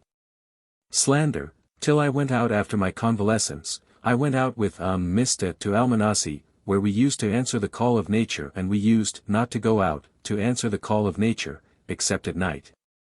And that was before we had latrines near our houses. And this habit of our concerning evacuating the bowels, was similar to the habits of the old Arabs living in the deserts, for it would be troublesome for us to take latrines near our houses. So I and Mista, who was the daughter of Abu Rum bin al-Muttalib bin Abd Manaf, whose mother was the daughter of Sakr bin Amir and the aunt of Abu Bakr as-Siddiq and whose son was Mista bin Yuthatha bin Abbas bin al-Muttalib, went out. I and Mista returned to my house after we finished answering the call of nature. Mista stumbled by getting her foot entangled in her covering sheet and on that she said, let Mista be ruined. I said, what a hard word you have said. Do you abuse a man who took part in the battle of Badr? On that she said, oh you Hanta. Didn't you hear what he, i.e. Mista, said? I said, what did he say? Then she told me the slander of the people of Ifk. So my ailment was aggravated, and when I reached my home, Allah's apostle came to me, and after greeting me, said, how is that, lady? I said, will you allow me to go to my parents? As I wanted to be sure about the news through them. Allah's apostle allowed me, and I went to my parents, and asked my mother, O mother, what are the people talking about? She said, O my daughter, don't worry, for scarcely is there a charming woman who is loved by her husband and whose husband has other wives besides herself that they, i.e. women, would find faults with her. I said, Subhanallah. I testify the uniqueness of Allah. Are the people really talking in this way? I kept on weeping that night till dawn. I could neither stop weeping nor sleep. Then in the morning again, I kept on weeping. When the divine inspiration was delayed, Allah's apostle called Ali bin Abi Talib and Usama bin Zaid to ask and consult them about divorcing me. Usama bin Zaid said what he knew of my innocence, and the respect he preserved in himself for me. Usama said, O Allah's apostle, she is your wife and we do not know anything except good about her. Ali bin Abi Talib said, O Allah's apostle, Allah does not put you in difficulty and there are plenty of women other than she, yet, ask the maidservant who will tell you the truth. On that Allah's apostle called Barira, i.e. the maidservant, and said, O Barira, did you ever see anything which aroused your suspicion? Barira said to him, by him who has sent you with the truth, I have never seen anything in her, i.e. Aisha, which I would conceal, except that she is a young girl who sleeps leaving the dough of her family exposed so that the domestic goats come and eat it. So, on that day, Allah's apostle got up on the pulpit and complained about Abdullah bin Ubay bin Salul before his companions, saying, O you Muslims! Who will relieve me from that man who has hurt me with his evil statement about my family? By Allah, I know nothing except good about my family and they have blamed a man about whom I know nothing except good and he used never to enter my home except with me. Sa'd bin Mu'adh the brother of Banu Abd al-Ashal got up and said, O Allah's apostle, I will relieve you from him. If he is from the tribe of Al-Aus, then I will chop his head off, and if he is from our brothers, i.e. Al-Khazraj, then order us, and we will fulfill your order. On that, a man from Al-Khazraj got up. Hassan, his cousin, was from his branch tribe, and he was Sa'd bin Ubadah, chief of Al-Khazraj. Before this incident, he was a pious man, but his love for his tribe goaded him into saying to Sa'd bin Mu'adh, "By Allah, you have told a lie, you shall not and cannot kill him. If he belonged to your people, you would not wish him to be killed." On that, Usaid bin Hudayr, who was the cousin of Sa'd bin Mu'adh, got up and said to Sa'd bin Ubadah, "By Allah, you are a liar. We will surely kill him, and you are a hypocrite arguing on the behalf of hypocrites." On this, the two tribes of Al-Aus and Al-Khazraj got so much excited that they were about to fight while Allah's apostle was standing on the pulpit. Allah's apostle kept on quietening them till they became silent, and so did he. All that day I kept on weeping with my tears never ceasing, and I could never sleep. In the morning my parents were with me and I wept for 2 nights and a day with my tears never ceasing, and I could never sleep till I thought that my liver would burst from weeping. So, while my parents were sitting with me and I was weeping, an Ansari woman asked me to grant her admittance. I allowed her to come in, and when she came in, she sat down and started weeping with me. While we were in this state, Allah's apostle came, greeted us and sat down. He had never sat with me since that day of the slander. A month had elapsed and no divine inspiration came to him about my case. Allah's apostle then recited Tashahhud and then said, "Amma Badu, O Aisha, I have been informed so and so about you. If you are innocent, then soon Allah will reveal your innocence, and if you have committed a sin, then repent to Allah and ask Him for forgiveness, for when a slave confesses his sins and asks Allah for forgiveness, Allah accepts his repentance." When Allah's apostle finished his speech, my tears ceased flowing completely, that I no longer felt a single drop of tear flowing. I said to my father, "Reply to Allah's apostle on my behalf concerning what he has said." My father said, "By Allah, I do not know what to say to Allah's apostle." Then I said to my mother, "Reply to Allah's apostle on my behalf concerning what he has said." She said, "By Allah, I do not know what to say to Allah's apostle." In spite of the fact that I was a young girl and had a little knowledge of Qur'an, I said, "By Allah, no doubt I know that you heard this slanderous speech so that it has been planted in your hearts, i.e. minds, and you have taken it as a truth. Now if I tell you that I am innocent, you will not believe me, and if confess to you about it, and Allah knows that I am innocent, you will surely believe me. By Allah, I find no similitude for me and you except that of Joseph's father when he said, 'For me, patience in the most fitting against that which you assert, it is Allah, alone, whose help can be sought.' Then I turned to the other side and lay on my bed, and Allah knew then that I was innocent and hoped that Allah would reveal my innocence. But, by Allah, I never thought that Allah would reveal about my case, divine inspiration, that would be recited, forever, as I considered myself too unworthy to be talked of by Allah with something of my concern. But I hoped that Allah's apostle might have a dream in which Allah would prove my innocence.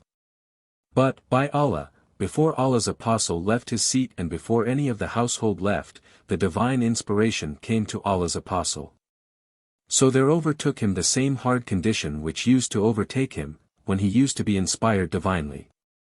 The sweat was dropping from his body like pearls though it was a wintry day, and that was because of the weighty statement which was being revealed to him. When that state of Allah's apostle was over, he got up smiling, and the first word he said was, "O Aisha, Allah has declared your innocence." Then my mother said to me, "Get up and go to him, i.e. Allah's apostle." I replied, "By Allah, I will not go to him, and I praise none but Allah." So Allah revealed the 10 verses, "Verily, they who spread the slander are a gang among you." 24. 11-20. Allah revealed those Quranic verses to declare my innocence. Abu Bakr as-Siddiq, who used to disburse money for Mista bin Uthitha because of his relationship to him and his poverty, said, "By Allah, I will never give to Mista bin Uthitha anything after what he has said about Aisha." Then Allah revealed, "And let not those among you who are good and wealthy swear not to give any sort of help to their kinsmen, those in need, and those who have left their homes for Allah's cause, let them pardon and forgive. Do you not love that Allah should forgive you? And Allah is oft forgiving most merciful. 24.22. Abu Bakr as-Siddiq said, "Yes, by Allah, I would like that Allah forgive me." And went on giving Mista the money he used to give him before. He also added, "By Allah, I will never deprive him of it at all." Aisha further said, Allah's Apostle also asked Zainab bint Yash, i.e. his wife, about my case. He said to Zainab, "What do you know and what did you see?" She replied, "O Allah's Apostle, I refrain from claiming falsely that I have heard or seen anything. By Allah, I know nothing except good, about Aisha. From amongst the wives of the Prophet Zainab was my peer, in beauty and in the love she received from the Prophet, but Allah saved her from that evil because of her piety. Her sister Hamna started struggling on her behalf and she was destroyed along with those who were destroyed." The man who was blamed said, "Subhanallah. By him in whose hand my soul is, I have never uncovered the cover, i.e. veil, of any female." Later on the man was martyred in Allah's cause. Volume 5, Book 59, number 463. Narrated A.Z. Zuri. Al-Walid bin Abdul Malik said to me, "Have you heard that Ali was one of those who slandered Aisha?" I replied, "No, but two men from your people, named Abu Salama bin Abdurrahman and Abu Bakr bin Abdurrahman bin al-Harith have informed me that Aisha told them that Ali remained silent about her case." Volume 5, Book 59, number 464. Narrated Masruq bin al-Ida. Ruman, the mother of Aisha said that while Aisha and she were sitting, an Ansari woman came and said, "May Allah harm such and such a person." Ruman said to her, "What is the matter?" She replied, "My son was amongst those who talked of the story, of the slander." Ruman said, "What is that?" She said, "So and so," and narrated the whole story. On that, Aisha said, "Did Allah's Apostle hear about that?" She replies, "Yes." Aisha further said, "And Abu Bakr too?" She replied, "Yes." On that, Aisha fell down fainting, and when she came to her senses, she had got fever with rigors. I put her clothes over her and covered her. The Prophet came and asked, "What is wrong with this, lady?" Ruman replied, "O Allah's Apostle, she, i.e. Aisha, has got temperature with rigors." He said, "Perhaps it is because of the story that has been talked about." She said, "Yes." Aisha sat up and said, "By Allah, if I took an oath, that I am innocent, you would not believe me, and if I said, that I am not innocent, you would not excuse me. My and your example is like that of Jacob and his sons, as Jacob said, it is Allah, alone, whose help can be sought against that you assert." Ruman said, "The Prophet then went out saying nothing. Then Allah declared her innocence." On that, Aisha said, to the Prophet, "I thank Allah only, thank neither anybody else nor you." Volume 5, Book 59, number 465. Narrated Ibn Abi Malaika. Aisha used to recite this verse, Ida talakunahu by al-sanatikum, 24. 15, as you tell lie with your tongues, and used to say, al-walik means, telling of a lie. She knew this verse more than anybody else as it was revealed about her. Volume 5, Book 59, number 466. Narrated Hisham's father. I started abusing Hassan in front of Aisha. She said, "Do not abuse him as he used to defend Allah's Apostle, against the infidels." Aisha added, "Once Hassan took the permission from the Prophet to say poetic verses against the infidels. On that the Prophet said, 'How will you exclude my forefathers, from that?' Hassan replied, 'I will take you out of them as one takes a hair out of the dough.'" Hisham's father added, "I abused Hassan as he was one of those who spoke against Aisha." Volume 5, Book 59, number 467. Narrated Masruq. We went to Aisha while Hassan bin Thabit was with her reciting poetry to her from some of his poetic verses, saying, a chaste wise lady about whom nobody can have suspicion. She gets up with an empty stomach because she never eats the flesh of indiscreet ladies. Aisha said to him, but you are not like that. I said to her, why do you grant him admittance, though Allah said, and as for him among them, who had the greater share therein, his will be a severe torment. 24.11. On that, Aisha said, and what punishment is more than blinding? She added, Hassan used to defend or say poetry on behalf of Allah's Apostle, against the infidels. Volume 5, Book 59, number 468. Narrated Zayd bin Khalid. We went out with Allah's Apostle in the year of al-Hudaybiyah. One night it rained and Allah's Apostle led us in the far prayer and, after finishing it, turned to us and said, do you know what your Lord has said? We replied, Allah and His Apostle know it better. He said, Allah said, some of my slaves got up believing in me, and some of them disbelieving in me. The one who said, we have been given rain through Allah's mercy and Allah's blessing and Allah's bounty, then he is a believer in me, and is a disbeliever in the star. And whoever said, we have been given rain because of such and such star, then he is a believer in the star, and is a disbeliever in me. Volume 5, Book 59, number 469. Narrated Anas. Allah's Apostle performed 4 Umrahs, all in the month of Dhul Qa'dah, except the one which he performed with his Hajj, i.e. in Dhul Hijjah.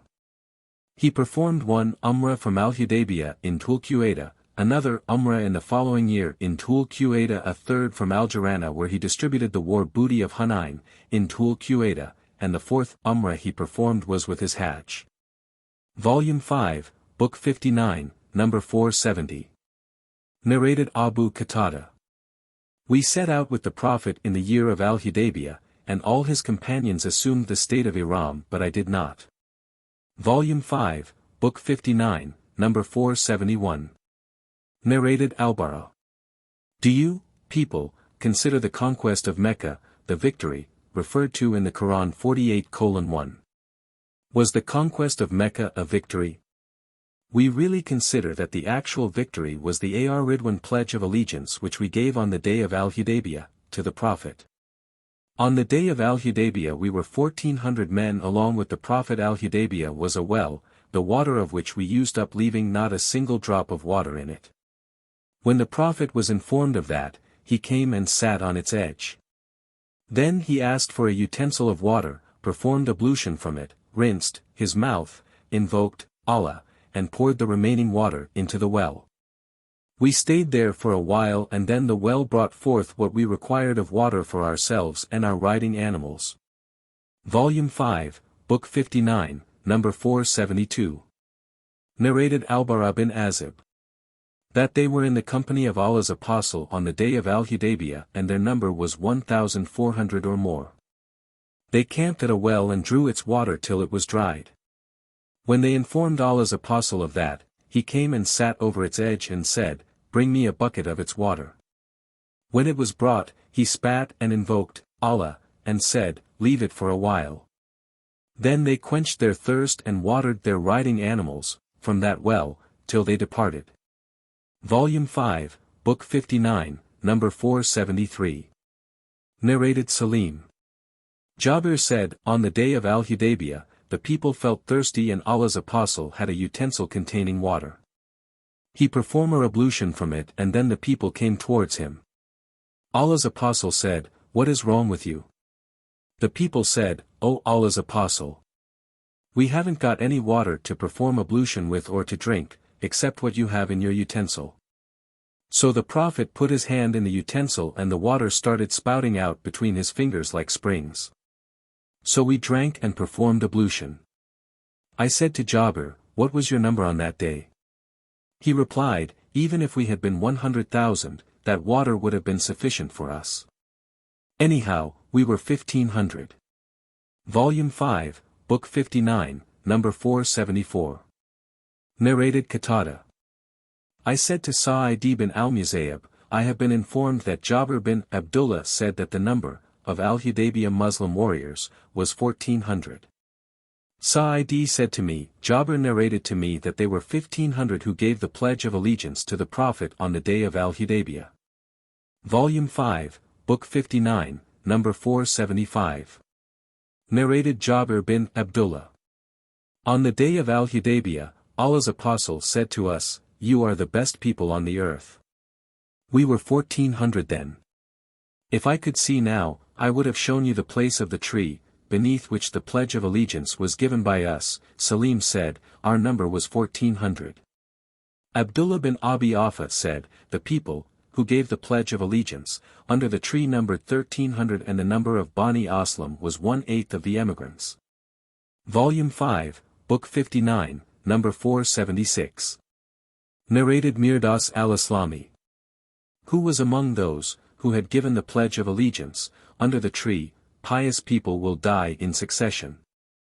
And there will remain the dregs of society who will be like the useless residues of dates and barley, and Allah will pay no attention to them.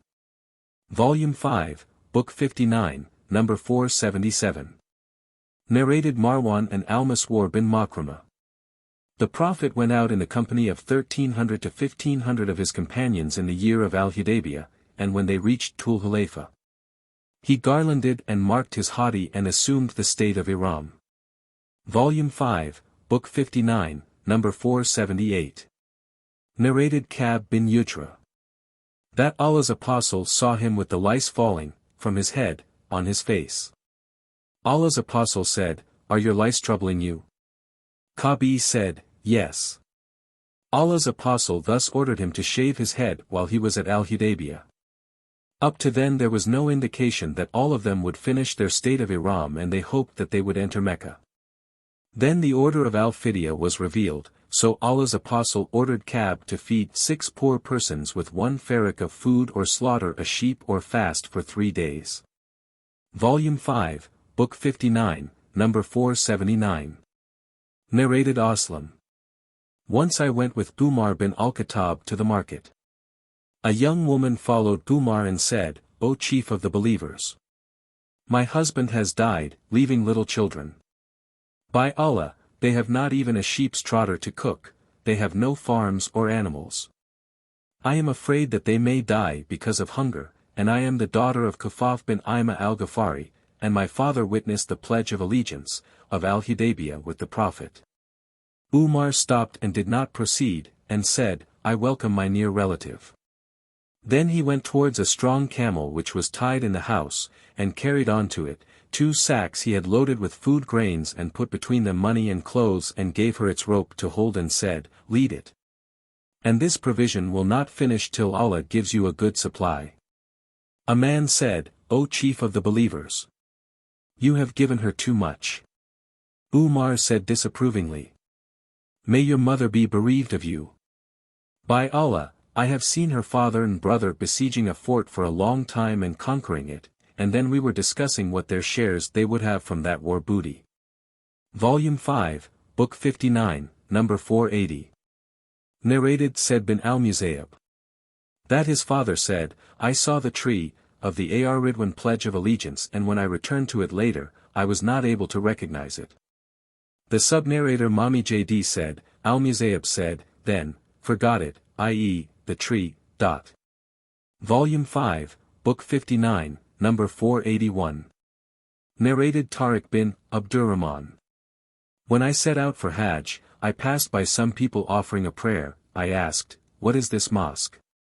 They said, "This is the tree where Allah's Apostle took the Ar-Ridwan Pledge of Allegiance." Then I went to Sa'id bin Musayyab and informed him about it. Said, "My father said that he was amongst those who had given the Pledge of Allegiance to Allah's Apostle beneath the tree. He, i.e. my father, said, when we set out the following year, we forgot the tree and were unable to recognize it."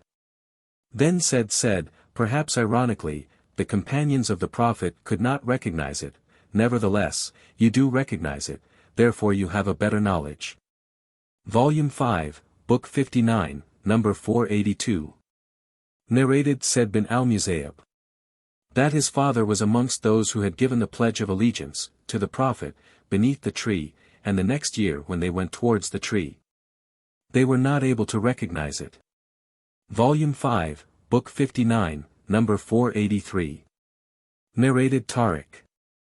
The tree where the Ridwan Pledge of Allegiance was taken by the Prophet, was mentioned before, said bin al-Musayyab. On that he smiled and said, my father informed me about it, and he had witnessed it, i.e. the pledge. Volume 5, Book 59, number 484. Narrated Abdullah bin Abi Awfa, who was one of those who had given the Pledge of Allegiance to the Prophet beneath the tree. When the people brought sadaqah, i.e. rakat, to the Prophet, he used to say, O Allah, bless them with your mercy. Once my father came with his sadaqah to him, whereupon he, i.e. the Prophet, said, O Allah, bless the family of Abu Awfa. Volume 5, Book 59, number 485. Narrated Abbas bin Tamim. When it was the day of the battle of Al-Hara, the people were giving pledge of allegiance to Abdullah bin Hanzala. Ibn Zayd said, for what are the people giving pledge of allegiance to Abdullah bin Hanzala? It was said to him, for death. Ibn Zayd said, I will never give the pledge of allegiance for that to anybody else after Allah's apostle. Ibn Zayd was one of those who had witnessed the day of Al-Hudaybiyah with the Prophet. Volume 5, Book 59, number 486. Narrated Ayas bin Salama bin al-Aqwa. My father, who was amongst those who had given the pledge of allegiance to the Prophet beneath the tree, said to me, we used to offer the Jumu'ah prayer with the Prophet and then depart at a time when the walls had no shade for us to take shelter in. Volume 5, Book 59, number 487. Narrated Yazid bin Abi Ubaid. I said to Salama bin al-Aqwa, for what did you give the pledge of allegiance to Allah's apostle on the day of Al-Hudaybiyah? He replied, for death, in the cause of Islam. Volume 5, Book 59, number 488. Narrated al-Musayyab. I met al-Bara bin Azib and said, to him, may you live prosperously. You enjoyed the company of the Prophet and gave him the pledge of allegiance, of Al-Hudaybiyah, under the tree. On that, al-Bara said, O my nephew, you do not know what we have done after him, i.e. his death. Volume 5, Book 59, number 489. Narrated Abu Kalaba. That Thubit bin ad-Dahak had informed him that he was one of those who had given the pledge of allegiance, of Al-Hudaybiyah, beneath the tree. Volume 5, Book 59, number 490. Narrated Anas bin Malik. Regarding Allah's statement, verily, we have granted you, O Muhammad, manifest victory.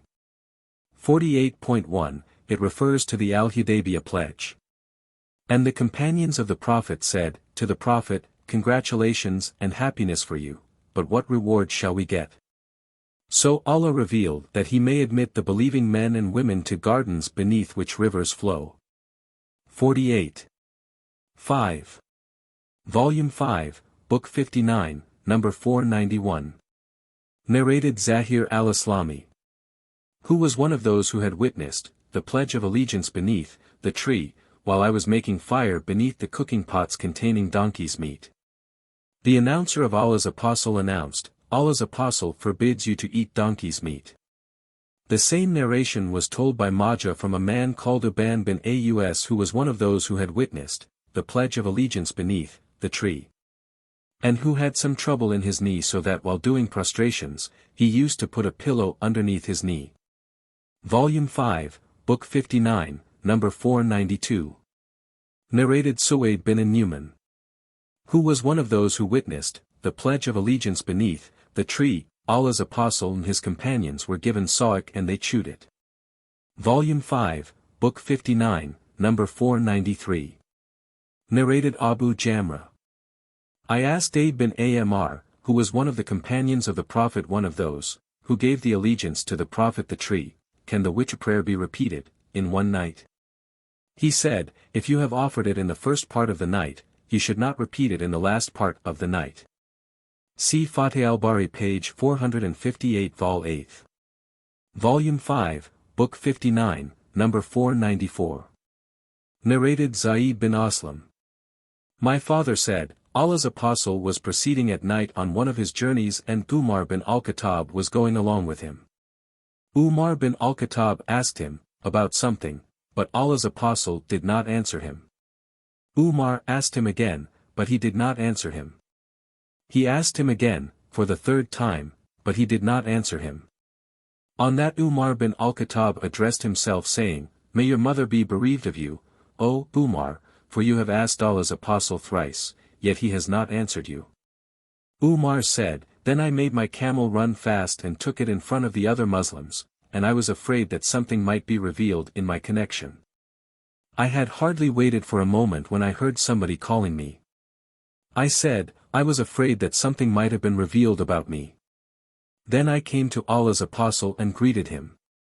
He, i.e. the Prophet, said, Tonight there has been revealed to me, a surah which is dearer to me than all the world, on which the sun rises, and then he recited, Verily. We have granted you, O Muhammad, a manifest victory. 48. 1. Volume 5, Book 59, number 495. Narrated Al-Maswar bin Makrama and Marwan bin al-Hakam.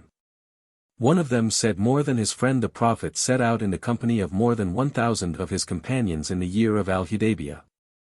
And when he reached Tul Hulayfa, he garlanded his haughty, i.e. sacrificing animal, assumed the state of Ihram for Umrah from that place and sent a spy of his from Khuziyah tribe. The Prophet proceeded on till he reached a village called Qadr al-Ashtat. There his spy came and said, The Quraysh, infidels, have collected a great number of people against you, and they have collected against you the Ethiopians, and they will fight with you, and will stop you from entering the Kaaba and prevent you. The Prophet said, O people! Give me your opinion. Do you recommend that I should destroy the families and offspring of those who want to stop us from the Kaaba? If they should come to us, for peace, then Allah will destroy a spy from the pagans, or otherwise we will leave them in a miserable state. On that Abu Bakr said, O Allah Apostle! You have come with the intention of visiting this house, i.e. Kaaba, and you do not want to kill or fight anybody. So proceed to it, and whoever should stop us from it, we will fight him. On that the Prophet said, Proceed on, in the name of Allah. Volume 5, Book 59, number 496. Narrated Urwa bin Zubair. That he heard Marwan bin al-Hakam and al-Maswar bin Makrama relating one of the events that happened to Allah's Apostle in the Umrah of Al-Hudaybiyah. They said, when Allah's Apostle concluded the truce with Suhail bin Amr on the day of Al-Hudaybiyah, one of the conditions which Suhail bin Amr stipulated, was his saying, to the Prophet, If anyone from us, i.e.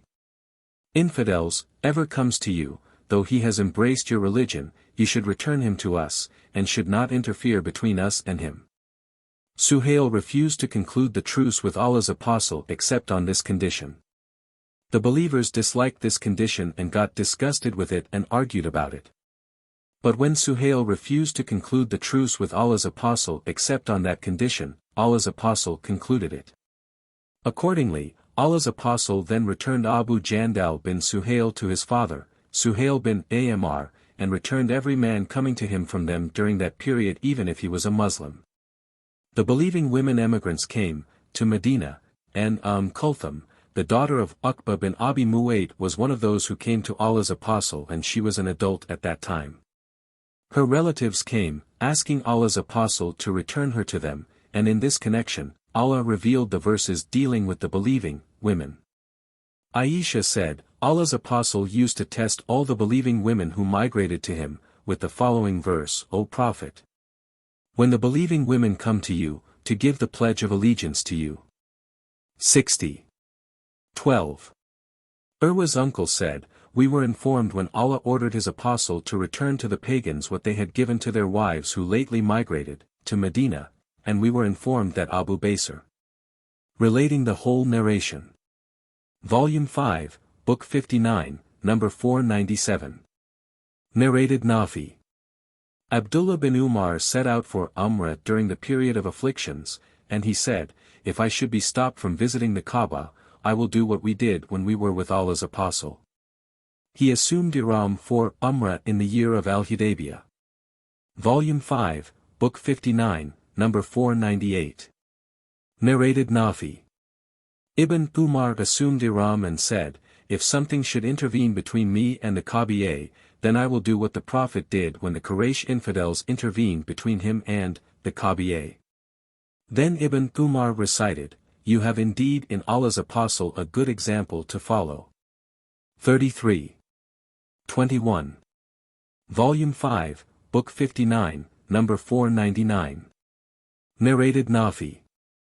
One of Abdullah's sons said to Abdullah bin Umar, "I wish you would stay this year, and not perform Hajj, as I am afraid that you will not be able to reach the Kaaba." On that he, i.e. Abdullah bin Umar, said, "We went out with the Prophet, for Umrah, and when the Quraysh infidel intervened between us and the Kaaba, the Prophet slaughtered his hadi and shaved his head, and his companions cut short their hair." Then, Abdullah bin Umar said, "I make you witness that I have intended to perform Umrah, and if I am allowed to reach the Kaaba, I will perform the Tawaf, and if something, i.e. obstacles, intervene between me and the Kaaba, then I will do what Allah's Apostle did."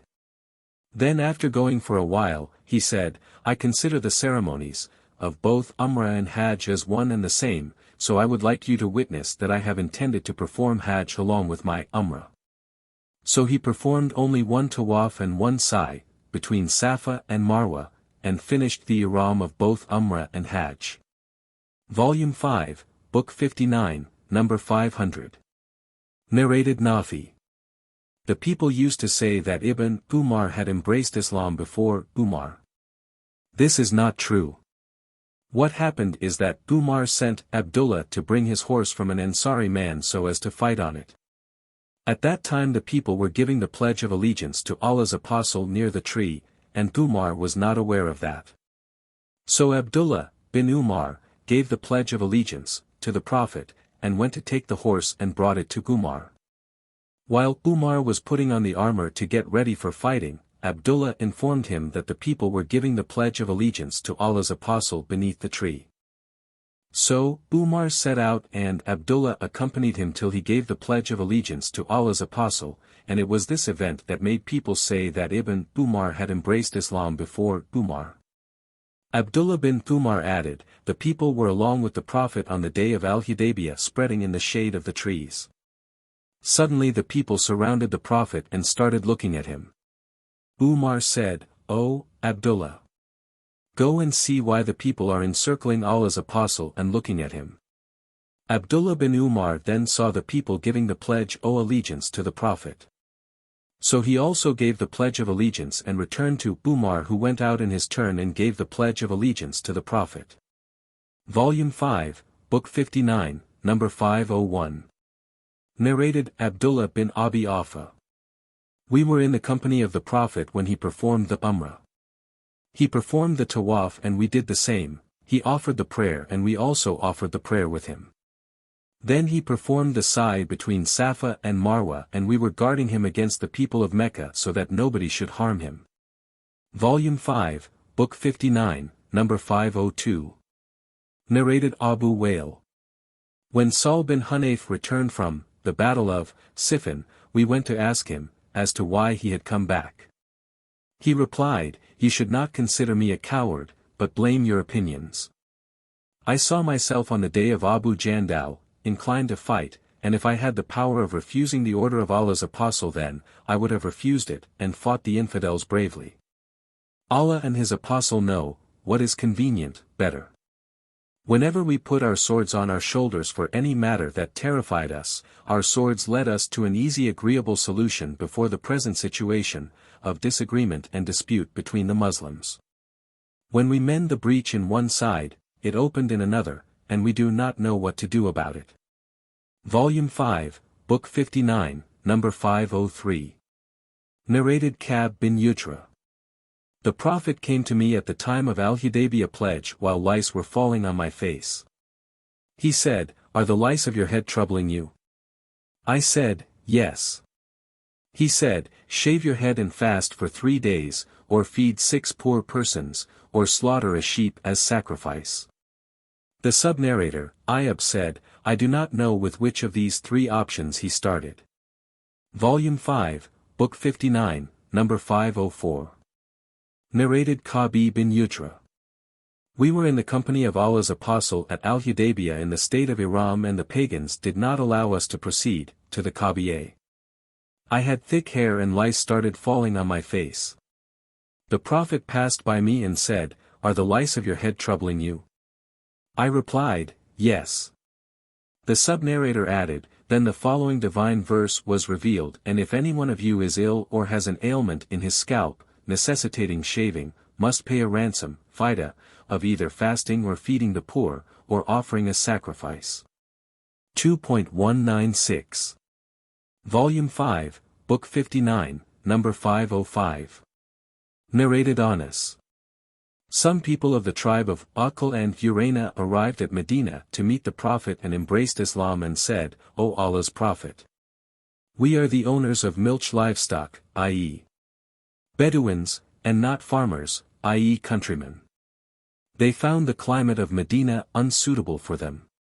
So Allah's Apostle ordered that they should be provided with some milch camels and a shepherd, and ordered them to go out of Medina and to drink the camel's milk and urine, as medicine. So they set out, and when they reached Al-Hara, they reverted to heathenism after embracing Islam, and killed the shepherd of the Prophet and drove away the camels.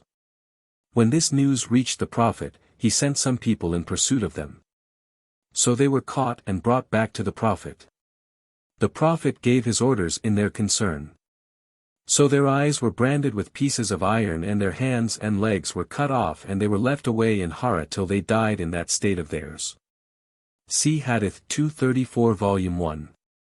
Volume 5, Book 59, number 506. Narrated Abu Raja. The freed slave of Abu Kilaba, who was with Abu Kilaba in Sham, Umar bin Abdul Aziz, consulted the people, saying, What do you think of Qasama? They said, It is a right judgment, which Allah's Apostle and the caliphs before you acted on. Abu Kilaba was behind Umar's bed.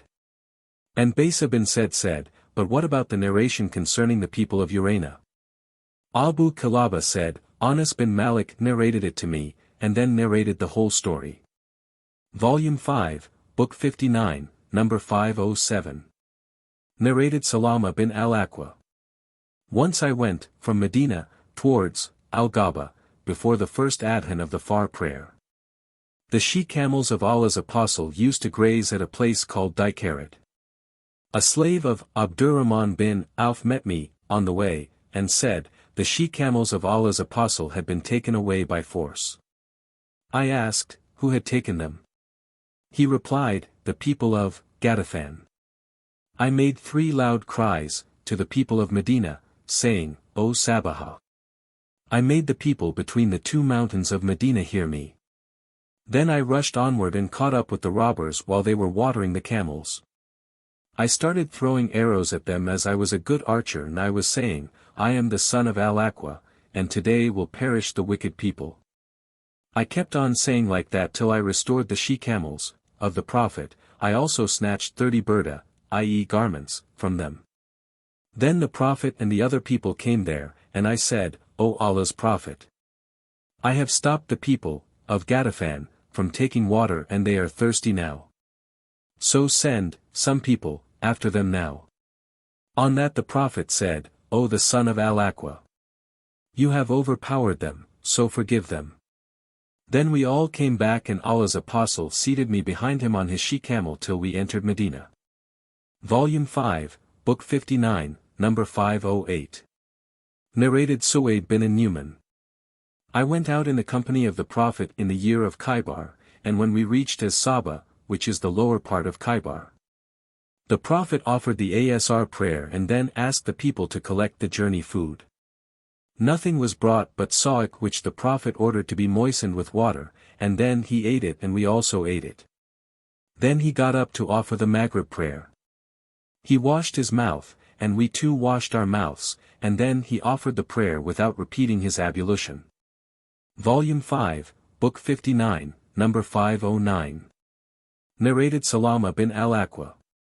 We went out to Khaybar in the company of the Prophet. While we were proceeding at night, a man from the group said to Amir, "O Amir, won't you let us hear your poetry?" Amir was a poet, so he got down and started reciting for the people poetry that kept pace with the camel's footsteps, saying, "O Allah, without you we would not have been guided on the right path, neither would we have given in charity, nor would we have prayed. So please forgive us, what we have committed, i.e. our defects. Let all of us be sacrificed for your cause and send sakina, i.e. calmness, upon us to make our feet firm when we meet our enemy, and if they will call us towards an unjust thing, we will refuse. The infidels have made a hue and cry to ask others help against us." The Prophet on that, asked, "Who is that, camel, driver, reciting poetry?" The people said, "He is Amir bin al-Aqwa." Then the Prophet said, "May Allah bestow His mercy on him." A man amongst the people said, "O Allah's Prophet, has martyrdom been granted to him? Would that you let us enjoy his company longer." Then we reached and besieged Khaybar till we were afflicted with severe hunger. Then Allah helped the Muslims conquer it, i.e. Khaybar. In the evening of the day of the conquest of the city, the Muslims made huge fires. The Prophet said, "What are these fires? For cooking what, are you making the fire?" The people replied, "For cooking, meat." He asked, "What kind of meat?" They, i.e. people, said, "The meat of donkeys." The Prophet said, "Throw away the meat and break the pots." Some man said, "O Allah's Apostle, shall we throw away the meat and wash the pots instead?" He said, "Yes, you can do that too." So when the army files were arranged in rows, for the clash, Amir's sword was short and he aimed at the leg of a Jew to strike it, but the sharp blade of the sword returned to him and injured his own knee, and that caused him to die. When they returned from the battle, Allah's Apostle saw me, in a sad mood. He took my hand and said, "What is bothering you?" I replied, "Let my father and mother be sacrificed for you." The people say that the deeds of Amir are lost. The Prophet said, "Whoever says so, is mistaken, for if Amir has got a double reward." The Prophet raised 2 fingers and added, "He, i.e. Amir, was a persevering struggler in the cause of Allah, and there are few Arabs who achieved the like of good deeds Amir had done." Volume 5, Book 59, number 510. Narrated Anas. Allah's Apostle reached Khaybar at night, and it was his habit that, whenever he reached the enemy at night, he will not attack them till it was morning. When it was morning, the Jews came out with their spades and baskets, and when they saw him, i.e. the Prophet, they said, "Muhammad. By Allah! Muhammad and his army." The Prophet said, "Khaybar is destroyed, for whenever we approach a hostile nation to fight, then evil will be the morning for those who have been warned." Narrated Anas bin Malik, "We reached Khaybar early in the morning, and the inhabitants of Khaybar came out carrying their spades, and when they saw the Prophet they said, 'Muhammad. By Allah! Muhammad and his army.' The Prophet said, 'Allahu Akbar. Khaybar is destroyed, for whenever we approach a hostile nation to fight, then evil will be the morning for those who have been warned.' We then got the meat of donkeys, and intended to eat it, but an announcement was made by the announcer of the Prophet, 'Allah and his Apostle forbid you to eat the meat of donkeys as it is an impure thing.' Volume 5, Book 59, number 511. Narrated Anas bin Malik. Someone came to Allah's Apostles and said, 'The donkeys have been eaten by the Muslims.' The Prophet kept quiet. Then the man came again and said, 'The donkeys have been eaten.' The Prophet kept quiet. The man came to him the 3rd time and said, 'The donkeys have been consumed.' On that the Prophet ordered an announcer to announce to the people, 'Allah and his Apostle forbid you to eat the meat of donkeys.' Then the cooking pots were upset while the meat was still boiling in them. Volume 5, Book 59, number 512. Narrated Anas. The Prophet offered the far prayer near Khaybar when it was still dark and then said, 'Allahu Akbar. Khaybar is destroyed, for whenever we approach a hostile nation to fight, then evil will be the morning for those who have been warned. Then the inhabitants of Khaybar came out running on the roads. The Prophet had their warriors killed, their offspring and women taken as captives. Safiya was amongst the captives. She first came in the share of Daya al-Khalai, but later on she belonged to the Prophet. The Prophet made her manumission as her thmar. Volume 5, Book 59, number 513. Narrated, Abdul Aziz bin Su'aib. Anas bin Malik said, the Prophet took Safiya as a captive. He manumitted her and married her. Thabit asked Anas, what did he give her as mar, i.e. marriage gift? Anas replied, her mar was herself, for he manumitted her. Volume 5, Book 59, number 514. Narrated Sahl bin Sa'd as Saidi. Allah's apostle, and his army, encountered the pagans and the two armies, fought, and then Allah's apostle returned to his army camps and the others, i.e. the enemy, returned to their army camps. Amongst the companions of the Prophet there was a man who could not help pursuing any single isolated pagan to strike him with his sword. Somebody said, none has benefited the Muslims today more than so-and-so. On that Allah's apostle said, he is from the people of the hellfire certainly. A man amongst the people, i.e. Muslims, said, I will accompany him, to know the fact. So he went along with him, and whenever he stopped with him, and whenever he hastened with him. The brave man then got wounded severely, and seeking to die at once, he planted his sword into the ground and put its point against his chest and between his breasts, and then threw himself on it and committed suicide. On that the person, who was accompanying the deceased all the time, came to Allah's apostle and said, I testify that you are the apostle of Allah. The Prophet said, why is that, what makes you say so? He said, it is concerning the man whom you have already mentioned as one of the dwellers of the hellfire. The people were surprised by your statement, and I said to them, I will try to find out the truth about him for you.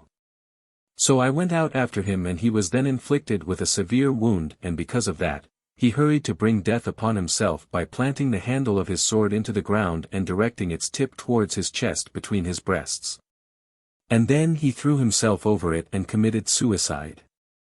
Allah's apostle then said, a man may do what seem to the people as the deeds of the dwellers of paradise, but he is from the dwellers of the hellfire, and another may do what seem to the people as the deeds of the dwellers of the hellfire. But he is from the dwellers of paradise. Volume 5, Book 59, number 515. Narrated Abu Huraira. We witnessed the Battle of Khaybar. Allah's apostle said about one of those who were with him and who claimed to be a Muslim. This man is from the dwellers of the hellfire. When the battle started, that fellow fought so violently and bravely that he received plenty of wounds. Some of the people were about to doubt the Prophet's statement, but the man, feeling the pain of his wounds, put his hand into his quiver and took out of it some arrows with which he slaughtered himself, i.e. committed suicide. Then some men amongst the Muslims came hurriedly and said, O Allah's apostle! Allah has made your statement true, so-and-so has committed suicide. The Prophet said, O so-and-so! Get up and make an announcement that none but a believer will enter paradise and that Allah may support the religion with an unchaste, evil, wicked man. Volume 5, Book 59, number 516. Narrated Abu Musa al-Ash'ari. When Allah's apostle fought the battle of Khaybar, or when Allah's apostle went towards it, whenever the people passed over a high place overlooking a valley, they raised their voices saying, Allahu Akbar! Allahu Akbar! None has the right to be worshipped except Allah. On that Allah's apostle said to them, lower your voices, for you are not calling a deaf or an absent one, but you are calling a hearer who is near and is with you. I was behind the riding animal of Allah's apostle and he heard me saying, there is neither might nor power but with Allah. On that he said to me, O Abdullah bin Qays. I said, Labbaik. O Allah's apostle. He said, shall I tell you a sentence which is one of the treasures of paradise? I said, yes, O Allah's apostle. Let my father and mother be sacrificed for your sake. He said, it is, there is neither might nor power but with Allah. Volume 5, Book 59, Number 517. Narrated Yazid bin Abi Ubaid. I saw the trace of a wound in Salama's leg. I said to him, O Abu Muslim, what is this wound? He said, this was inflicted on me on the day of Khaybar, and the people said, Salama has been wounded. Then I went to the Prophet and he puffed his saliva in it, i.e. the wound, thrice. And since then I have not had any pain in it till this hour.